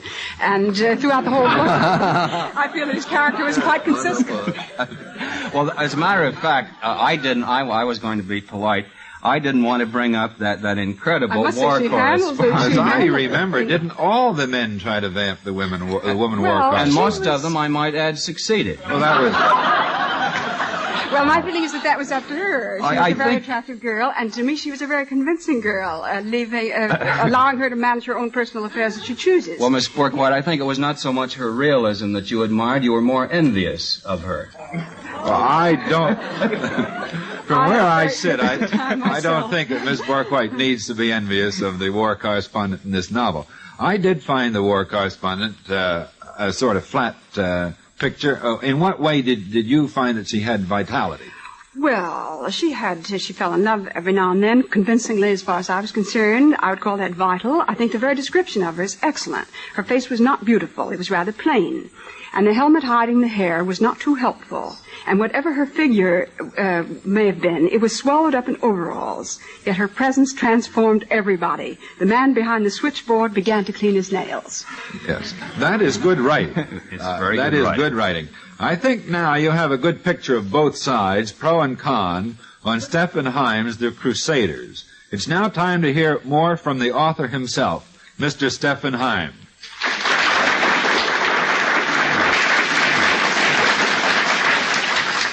Thank you, Mr. Mitchell. First of all, I want to say that I'm very grateful to Merle Miller for criticizing this book in a very fair and objective way. He does not object to whatever politics is in the book, because there really would be a basis of argument. He bases his argument merely on the fact that the villains do not come true, the heroes do not come true. Now, that's a thing that it's very difficult for me to argue about, because that's a matter of taste. Some people will say, and I think the vast majority of the reviewers in this country have said so, that these characters are immensely alive, and that they come true. But he raises another question. Mr. Miller raises another question. Namely, why are they villains? Or why are they heroes? And here I would like to make a statement that might surprise Mr. Miller. I don't think these people are villains. Neither are they heroes. And that's what the whole point of the book is about. And I'm afraid, and I'm sorry, that he didn't quite catch on. Now, Willoughby is not a villain.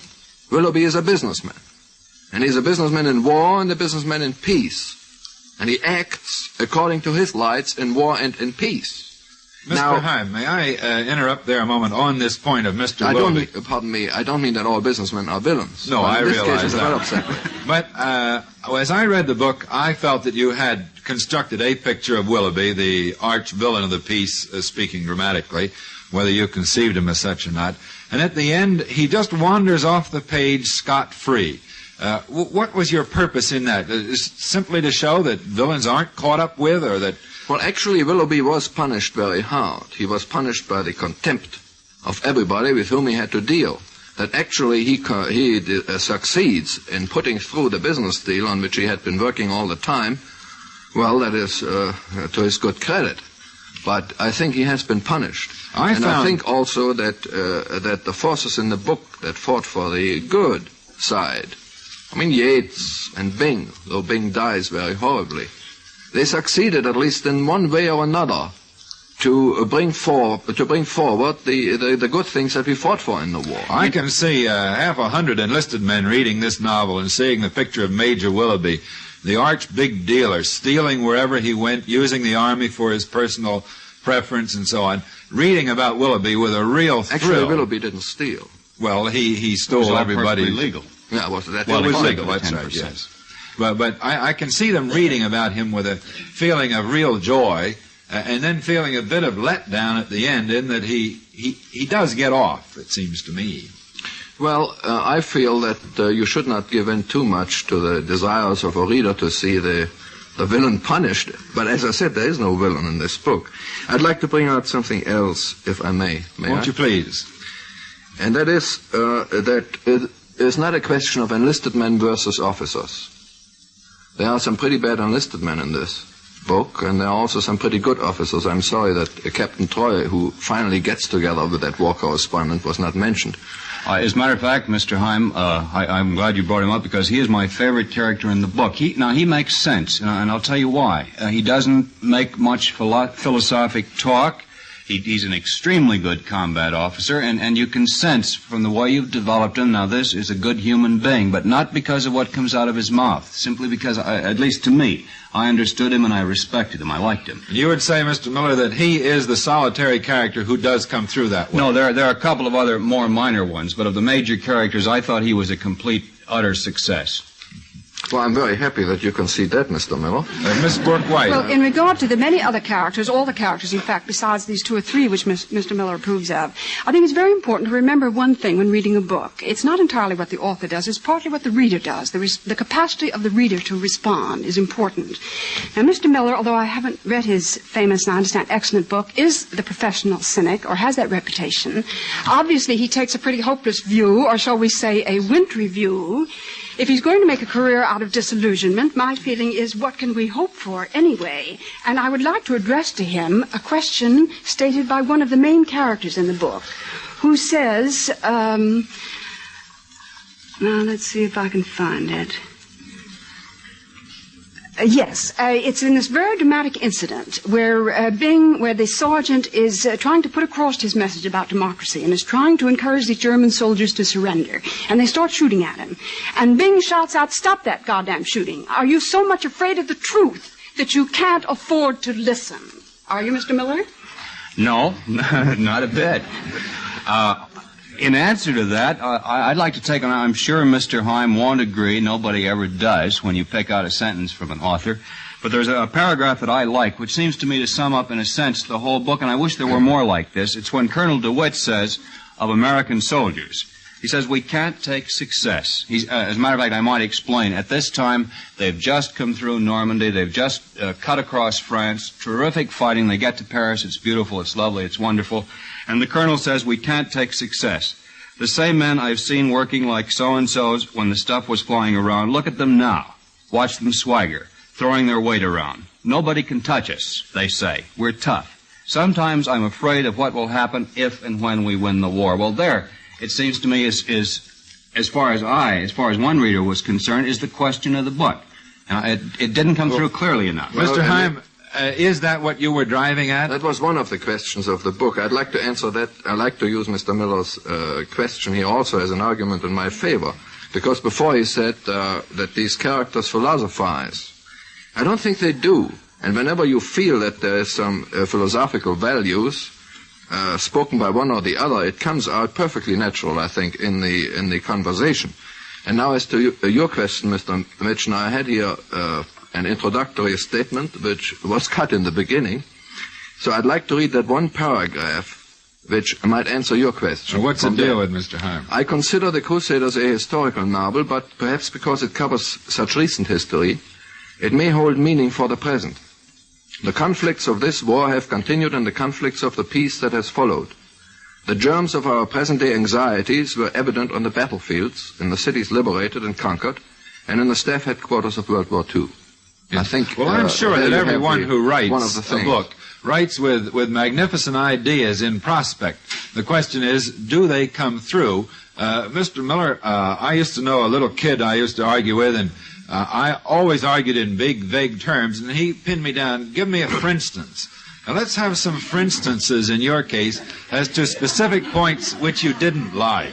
Well, first of all, I wanted to say something about what Mr. Heim has just said about its pertinency now, this whole battle. I hope everybody listening read this weekend, the story from Germany about that lovely young aesthete in the concentration camp who made lamps and book covers out of human skin. She was first given a lifetime sentence. It has now been commuted to 4 years. Brother, the battle still goes on. So it is pertinent. Now, what specifically? What parts of it didn't I find convincing? Well, I must say I found all of the battle scenes not convincing at all, particularly the battle scenes about the Battle of the Bulge. Well, that, of course, is where the big part of the battle comes. To me, it just didn't ring true. It had none of the emotion, none of the sentiment, and I think battle is primarily sentimental, and none of the real, the kind of feeling that I think Mr. Mailer gets in The Naked and the Dead. Now, this, again, is a personal thing. Maybe other people wouldn't agree.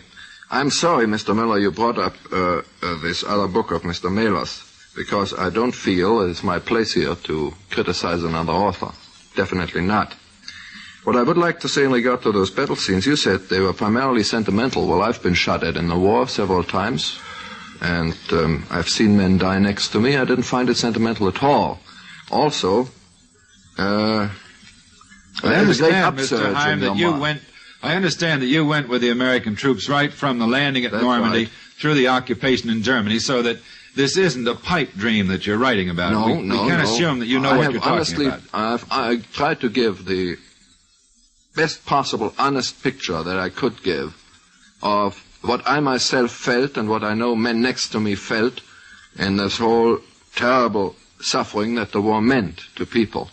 Well, your next point, Mr. Miller, I think we've handled that one rather well.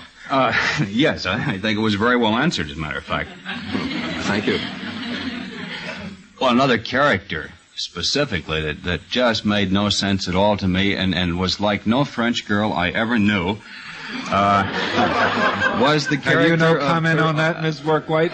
Well, I'm not a French girl, but I can certainly vouch for the American girl who came through as far as I'm concerned. I'm not sure how you pronounce this. Teresa? I would say Therese. Therese. Use a French pronunciation. Now, she just didn't come through, and then as several of the characters, she came to this camp at Verdun and met the lieutenant, and they went out together for the evening, and then suddenly after he sees her, she ends. Where she goes, heaven knows, she just kind of wandered off.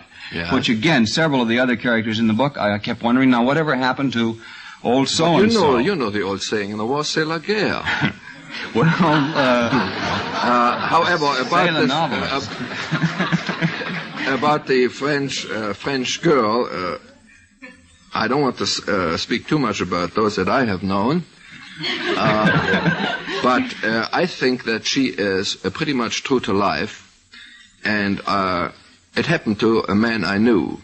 A French girl came and found him under very difficult circumstances, and then the men in the unit went out of the way to make it possible for him to be together with her. And they felt about it, I think they wanted to do something to prove that the war was not entirely nonsensical, that at least there was something beautiful in it for two people. Well, now, in Mr. Miller's opening statement, he compared this book with 3 novels that have not yet been published and implied that Mr. Heim was at fault for not having matched 3 books that hadn't yet been published. It seemed to me only 2 of them as if you were asking him to be sort of a ghostwriter here in almost perfection of equaling things that hadn't yet been done.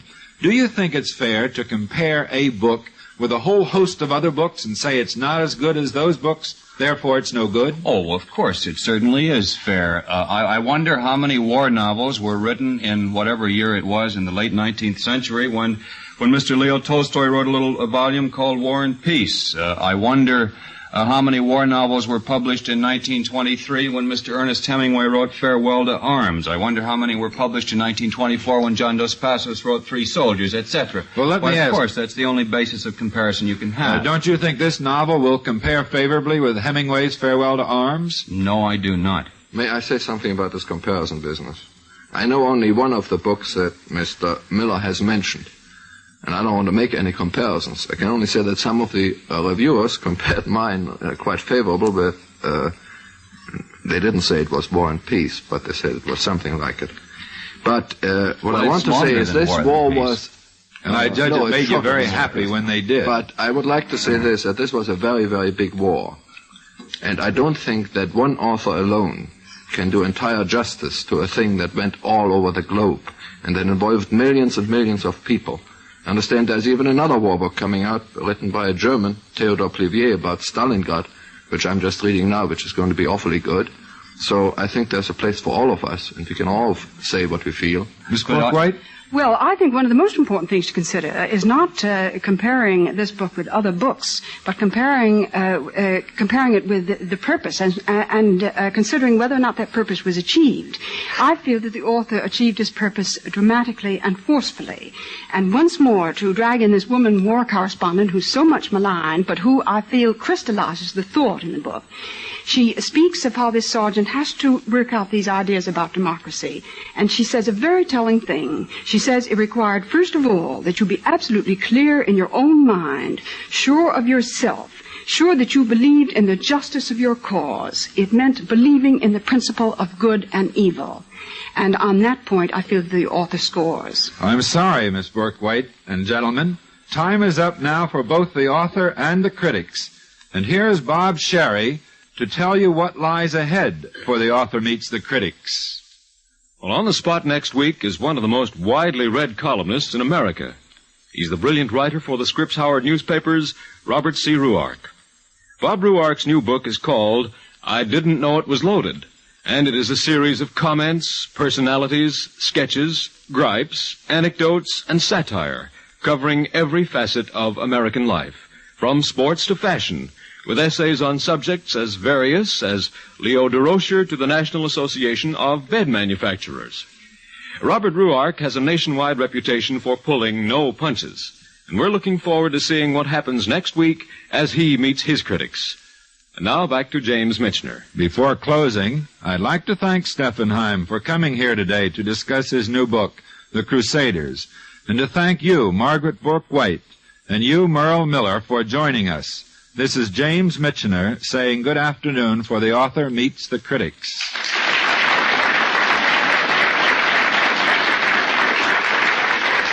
The Author Meets the Critics is produced by Martin Stone, directed by Arthur Austin.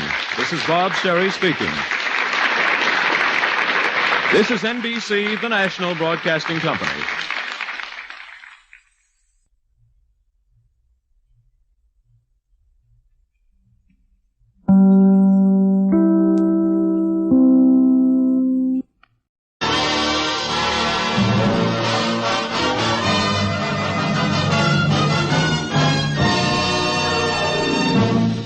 Welcome to the Baker's Theater of Stars. Today we present Mr. Frank Lovejoy in Nelson Bond's story, The Remarkable Talent of Egbert Haw. Brought to you by the Bakers of America, who help you serve better meals through bakery foods.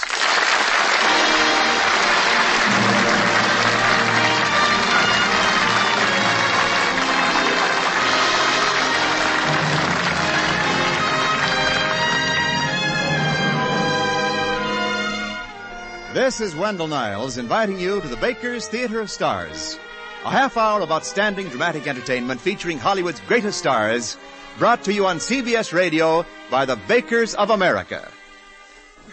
Your baker has an important job to do, and he does it well. Each day he delivers to the food stores in your town or to your door fresh baked bread and a delicious variety of pies, cakes, sweet rolls, donuts, and other fine bakery foods. Your baker and the other bakers of America use the same high-quality ingredients you would use. They make their bakery foods with cookbook accuracy and with a skill that comes only from years of baking experience. And your baker is constantly making these fine foods even better through research, through new baking techniques, and with new baking equipment. So you may enjoy the best at the lowest possible cost to you. So for convenience, economy, and good eating, depend on the wide variety of wonderful foods your baker bakes. Depend on the Bakers of America to help you serve better meals through bakery foods.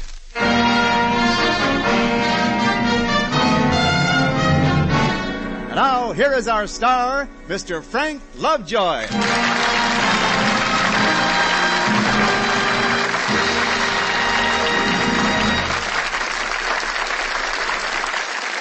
In Hollywood, Hollywood, the role of an agent is one that has been made the butt of innumerable jokes.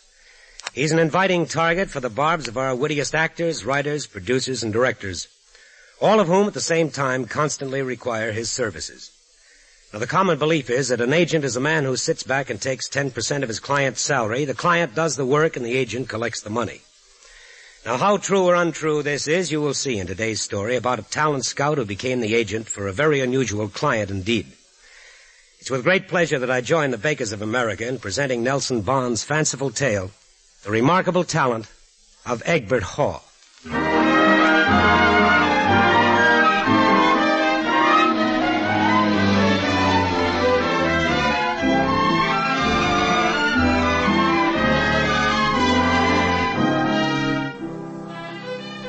Maybe you aren't going to believe this story, but it happened. It happened when I was one of the top talent scouts in Hollywood. And it began that day Mr. Beckwith called me into his office. Roger Beckwith, head of Ace Pictures. Lafferty, how long have you been with us? Oh, I guess about 2 years now, Mr. Beckwith. Well, that's a pretty good guess, Lafferty. It was just 2 years ago, next Monday morning, you signed your contract. It was a 2-year contract, Lafferty. Not to change the subject, sir, but did you see this morning's report on Merriweather's new picture? It grossed over $1 million already. That's great talent, that boy of mine, great talent. Lafferty, listen to me. You discovered Wingfield Merriweather, and you've discovered nobody else. You brought the worst bums onto this lot in the history of the studio. Mr. Beckwith, that's not a nice thing to say about Blossom. Lafferty, we've spent our last cent trying to make an actress out of Blossom Tabor. We're dropping her option next week. You can't drop her just like that. You can't. Yes, Lafferty, we can. And you'll continue to be employed here as a talent scout until Monday, which gives you just 3 days to find Ace Pictures a new star. Or you're through. Finished. Out.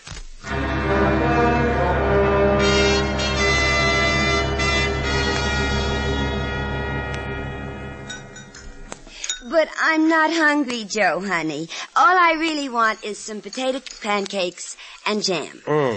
Okay, Blossom, okay. All right, waiter. Yes, sir. That's 1 filet mignon and Caesar salad and 1... Don't say it. Just bring it.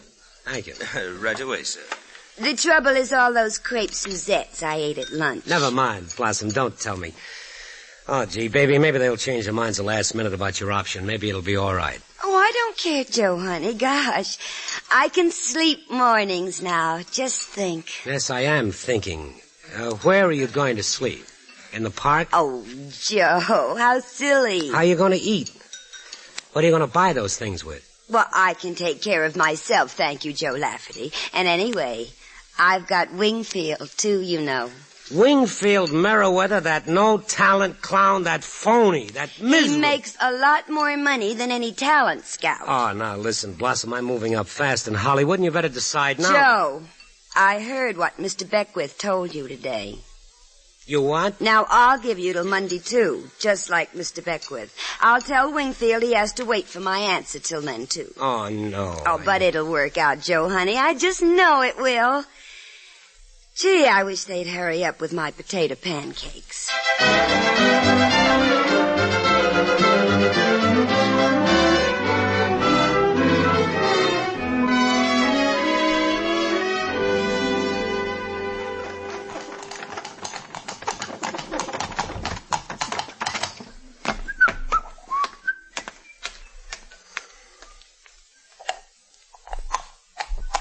Good morning, Bud.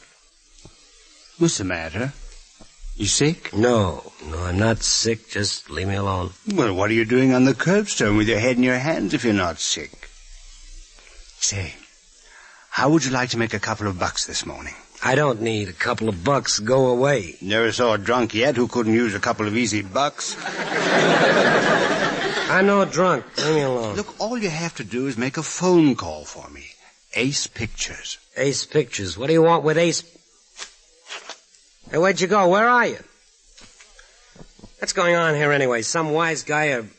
Am I hearing voices already? Oh, that does it. I'm going to go to bed. You'll be sorry. Who said that? Egbert Hall. Who? Not who, Hall. Egbert Hall. The horse. It's coming out of the horse. No. Calm down. You'll get used to it. I did. You're talking. Well, it goes to prove that blood will tell. I'm a thoroughbred, you know, in spite of this wagon. Who cares about thoroughbreds? You can talk. Look, Haw, I've got a proposition. I'll have you know my parents were champions back in England. I was a racehorse myself. Took 6 firsts out of 7 starts and set a new track record for 2-year-olds at Pimlico before my owner got drunk and entered me into a claiming race. And now look at the mess I'm in. This harness. Ah, that doesn't matter about the racing. You have a remarkable talent, a truly remarkable pretty talent. Smart of you to recognize it. Now will you call Ace Pictures for me? Just tell them Look, that... I work for Ace Pictures. You don't have to call. Just let me think a minute. Here comes that awful vegetable man who owns me. Don't let him see us talking. He's as suspicious as an old woman. But I gotta talk to you. No, not now. Wait, listen. I've got an idea. You buy me, take me home with you, and then we can talk things over.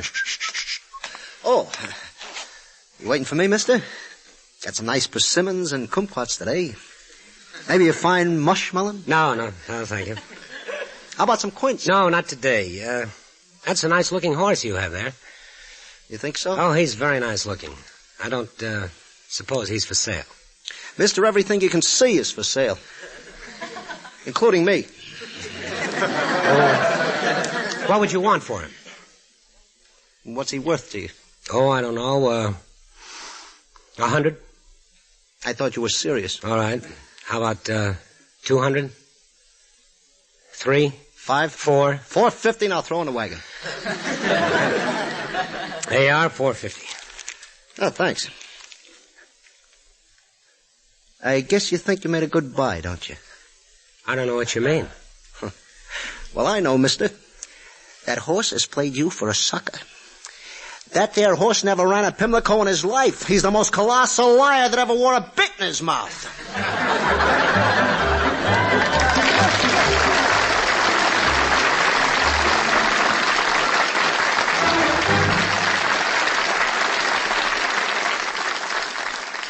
We'll return for Act 2 of The Remarkable Talent of Egbert Haw, starring Mr. Frank Lovejoy in just a moment. Chances are Americans eat more sandwiches than any other people in the world. We serve them plain and fancy in almost endless variety and on practically any and every occasion. And you know, it's a very good idea. For sandwiches made with enriched bread supply us with important vitamins and minerals we all need every day. Yes, when the bakers of America enrich their bread, they add the wonderful health-giving vitamins of the B complex. These are the important vitamins that give us more energy and better appetites. And the bakers of America also add iron to enriched bread to help us build good red blood. Yes, enriched bread gives important food elements in abundance. Food elements we all need every day. Remember, too, enriched bread is made of flour, milk, shortening, yeast, sugar, and salt. Enriched bread is not just one food, it's many good foods in one.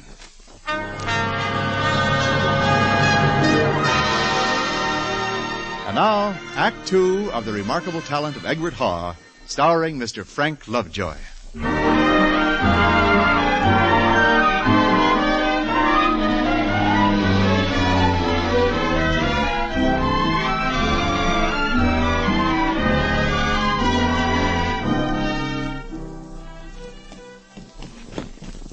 Well, Haw, how do you like it? Nice place you got here, Joe. But, Joe, you shouldn't keep the grass cut so short. Well, don't worry about that. I called a feed store. They're catering some hay for you. They'll be here soon. Oh, that's good. Say, Joe, why don't you just take me down and introduce me around? Well, you don't know Hollywood, Haw. If I walked in and said, look, I've got a talking horse, we'd be laughed off the lot. Even if I talk? Even if you talk, they'd think it was a gag. But it's not. I know, but we got to stage a build-up of some kind, something really spectacular. Well, it seems to me that a horse who talks is pretty spectacular. Wait a minute, I think I got it. Haw, tell me the truth. Can you run? Can I run? You ask me that? I, who placed first in 5 out of 7 races as a 2-year-old and set a new track record at Havre de Grace? It was 6 out of 7 at Pimlico the first time you told me. Now, come clean, Haw.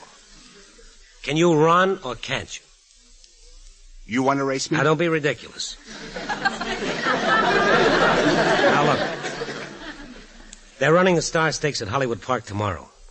4 horses owned by members of the film colony. Hey, I like that. Real glamour, huh? Oh, this is a perfect setup. You win that race. Then, when they take you into the winner's circle to get the award, you make the acceptance speech instead of me. Joe, that's brilliant. Joe, I can see now why you're such a success out here. Yeah, sure. But you gotta win the race, Haw. Oh, that's easy. Where do we sign up? At the track. Then let's go down now. I'll sleep out there tonight so I'll be fresh tomorrow. Come on, Lafferty.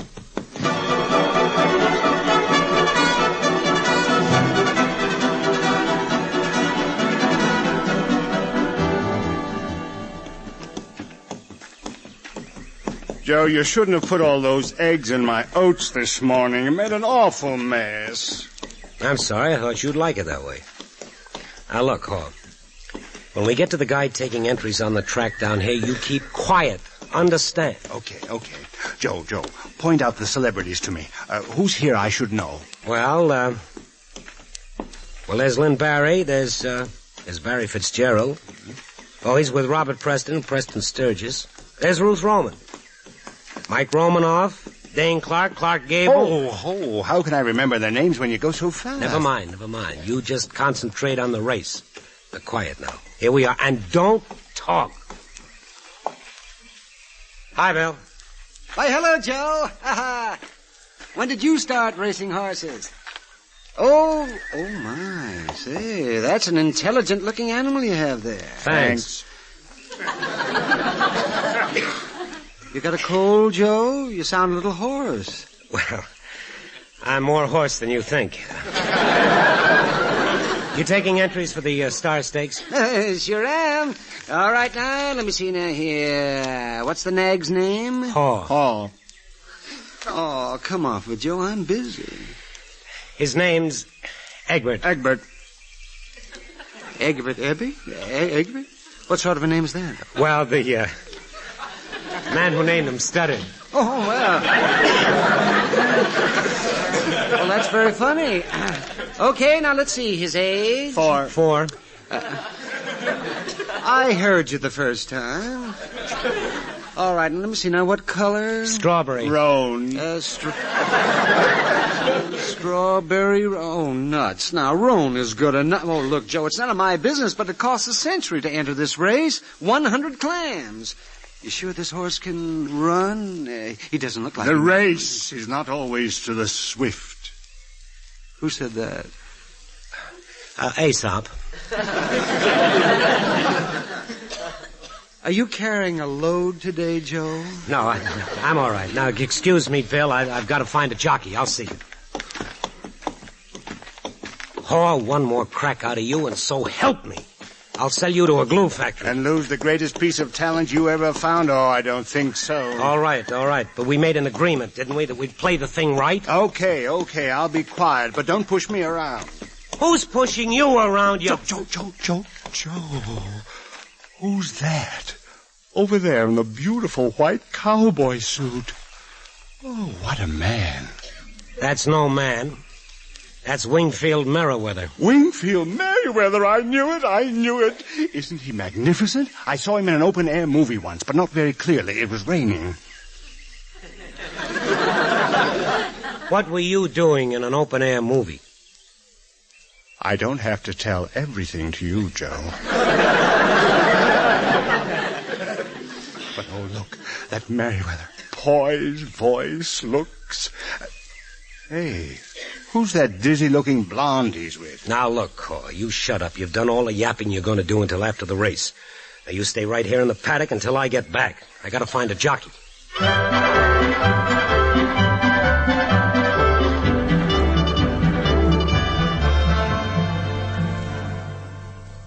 Oh, Wingfield, you are cute. Imagine giving little me $100 to bet all my own. Shucks, Blossom gal. If it's pleasing to you, that's all I ask. Oh, you're sweet. Oh, you, Mr. Beckwith, you. Well, hello, Merriweather. Blossom. Hello. You got your money down in the Star Stakes? Well, not quite yet, sir. I'm just waiting to see where Blossom's going to put her poke, and then and I'll lay mine on the same horse. Pick Blossom's brain, sort of, you know. Pick Blossom's brains? Joe? Joe. Who's that? Joe Lafferty, right over there. Joe. Hi. Leave him be, Blossom, leave him be. Hi, Blossom, Mr. Beckwith. Merriweather. So, Lafferty, one day left to prove yourself, and you squander your time at the track. Well, at least I'm in good company, sir.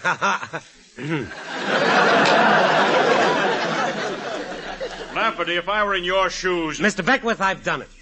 I discovered the most remarkable talent in the world. You'll never believe it. Correct, Lafferty. I will never believe it. Mr. Beckwith, you be at the winner's circle after the Star Stake race. I'll show you there. But I don't know what you're talking about, but I'm always at the winner's circle anyway. Well, goodbye, Merriweather. Goodbye, Blossom. Bye, Mr. Beckwith. Bye. He'll see. Oh, boy, will he see. Blossom, I made it. This is colossal. Super colossal. Joe, honey, you haven't been drinking or anything, have you? Blossom, if this man's knowing you, I'm just... You're what? You blank cartridge hero, you stunt man's meal ticket, you... Why, you... Boy, stop. Now stop it. Joe, what are you doing here? You shouldn't be gambling. Not now. I'm here on business, which is more than you can say for your high-heel, low-brow friend there. I don't gamble. Much. Me, it's the horses themselves. I just enjoy looking at fine horse flesh. A good horse is man's true and faithful friend. Oh, read the lines again, Merriweather, without the accent. Don't forget I knew you when the closest you ever got to horse flesh was in the shoes you sold in that store in Hoboken. Now, look here, Lafferty. Them's fighting words. Joe, Yeah. you leave Wingfield alone. Okay. I'm leaving.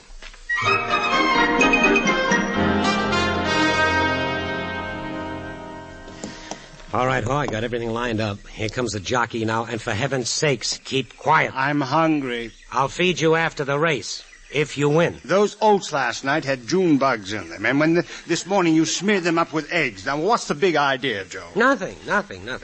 Anyway, horses run better on an empty stomach. Is that so? Well, I'm a horse, and I ought to know. Shut up. Here he is. Hello, Mr. Lafferty. Is this it? Oh, hello, Georgie. Yes.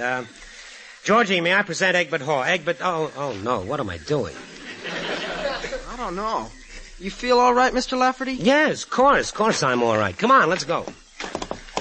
Now, look, Georgie, you just lay off the bat.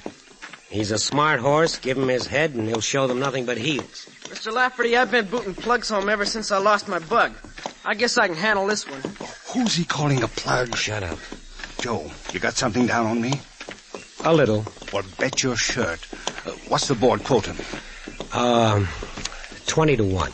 20? It's robbery. Bet $1 million. I haven't got $1 million, but I will have if you get out there and run. Now go on now, and run. And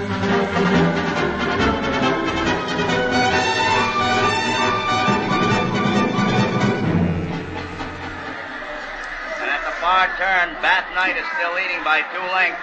Loverboy is second and moving up on the rail. Egbert is third. King's Ransom and Rasputin are trailing. Egbert, come on, Egbert! He's nothing, that Bath Knight, nothing! Run! Blast you, run! And into the stretch, it's a 2-horse race with Bath Knight still holding the lead, but now Egbert is coming on hard and closing up the gap. They're neck and neck. Oh, wait a minute, what's happening out there? Ladies and gentlemen, Bath Knight's jockey just took his whip and laid it on Georgie, who's riding Egbert. Cracked him on the head, knocked him cold. But Georgie is hanging on somehow. And there, no, wait a minute. Bath Knight has slowed down. He stopped. Braced his legs and stopped 10 feet from the finish line. And the winner is Egbert. Wait a minute, hold it. No. Oh, there's the inquiry sign on the board. Well, ladies and gentlemen, this beats anything I ever saw.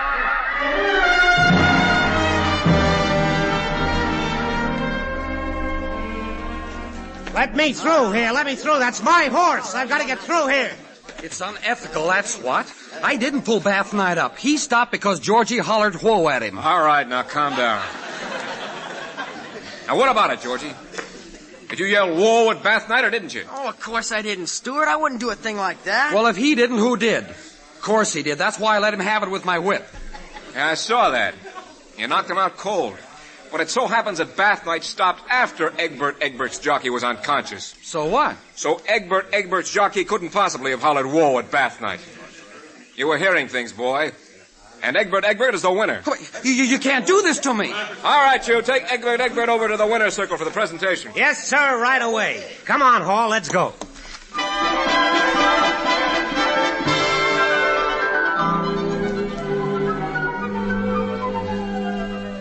Lafferty, this here horse is the finest horse I ever seen in my life. A horse any man would be proud to own and to love.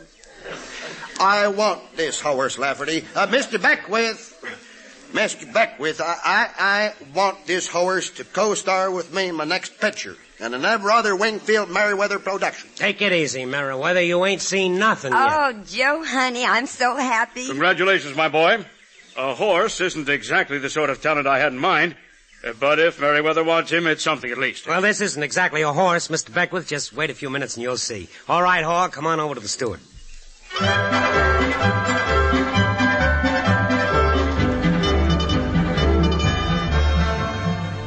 And so, Mr. Lafferty, it gives me great pleasure to present to you this cup for Egbert, the winner. Thank you, sir. Thank you. And now, Egbert himself will say a few words in acceptance of this honor. What? How do you like it? All right, Hall, this is it. Go on, thank the judge. Oh, do you hear that? What a horse. He can almost talk. Almost? This horse can talk. Hall, say something. Talk, Hall. Blast your talk. Go on, talk. He can't talk, I tell you. He's double-crossing me, the lousy crowbait. He's been talking all day when I don't want him to. Now he's clammed up. Starstruck over a phony cowboy actor. Talk, you crook, talk. Blossom, you believe me. Tell him you believe me. Wingfield, get him away from me. He's not sick. No, he can't do this to me. Talk!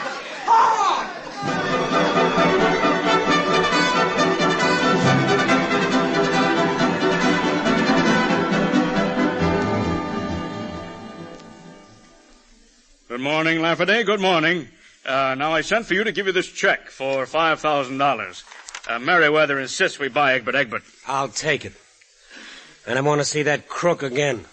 The most villainous horse that ever lived. Lafferty, I'm renewing your contract for 6 weeks. 6 weeks? 6 weeks. But before you start working again, I've decided that a few days in Palm Springs might rest your nerves a bit. You leave tonight. What do you mean, leave tonight? Why tonight? Well, tonight I'm giving a party for Merriweather and Blossom. They're announcing their engagement. Okay, Mr. Beckwith, don't rub it in. I'll get out of town, and I may never come back.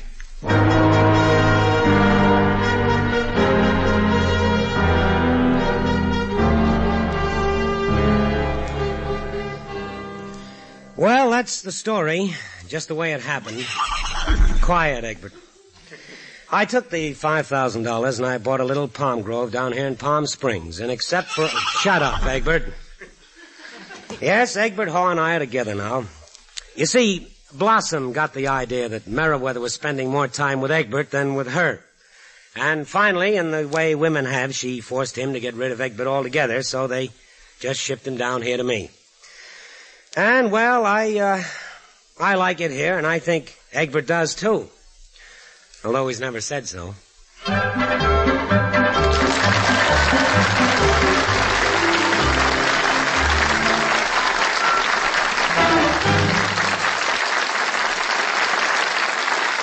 star, Mr. Frank Lovejoy, will join us again right after our Bakers of America home economist, Miss Helen Reed, offers you a tip on the best way to serve apple pie a la mode. Thank you, Mr. Niles.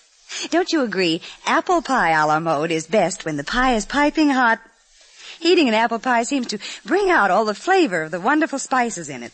Seems to make the apples juicier, and that warm, flaky crust seems to make the ice cream taste more delicious, too. You know, heating an apple pie is a perfectly simple thing to do. Just place it in a 250-degree Fahrenheit oven, leave the door open, and in 5 minutes the pie will be heated clear through. Wouldn't hot apple pie a la mode taste mighty good for dessert at your house tomorrow night? Better pick up an apple pie in the bakery department of your food store, or from the baker who calls at your door. And remember this about the pies you buy. Your baker bakes them with ingredients as fine as you would use, and with equal care. Get an apple pie tomorrow, won't you? And now, here is our star, Mr. Frank Lovejoy.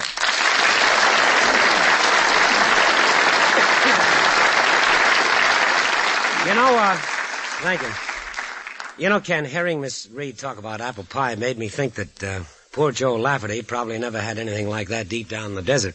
But why wouldn't he, Frank? Well, I'm sure he couldn't eat the whole thing himself, and I doubt that Egbert Hall was much of a horse for apple pie, so why would he go to all the trouble of baking one? You sure don't hear very well, Lafferty. And anyway, if you'd gone to a bakery and bought a pie instead of messing around at home trying to cook one yourself, I'd have eaten 1,000,000 of them. So now he talks. Well, I hope that's the last we see of him for a while. And confidentially, everybody, that wasn't really a horse. That was Jane Novello. And so now for both of us, goodbye. Thank you, Frank Lovejoy, for being with us today.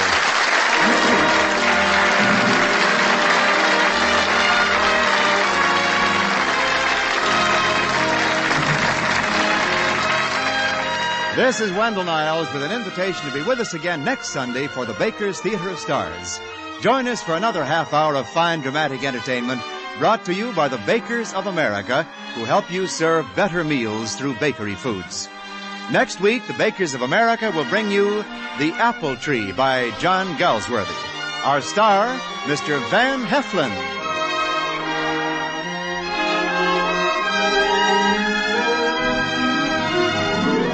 Today you have heard the remarkable talent of Egbert Haw by Nelson Bond, specially adapted for the Baker's Theater of Stars by John Meston, and starring Mr. Frank Lovejoy with Jay Novello as the horse and Joan Banks as Blossom. Featured in the cast were William Conrad, John Daner, Howard McNear, Lou Krugman, Jack Crucian, Lee Millar, Byron Kane, Johnny McGovern, and Jerry Hausner. Music is by Wilbur Hatch, and our producer-director is Norman McDonald. Frank Lovejoy may currently be seen in the Warner Brothers 3D production House of Wax. This is Wendell Niles speaking, and this is the CBS Radio Network.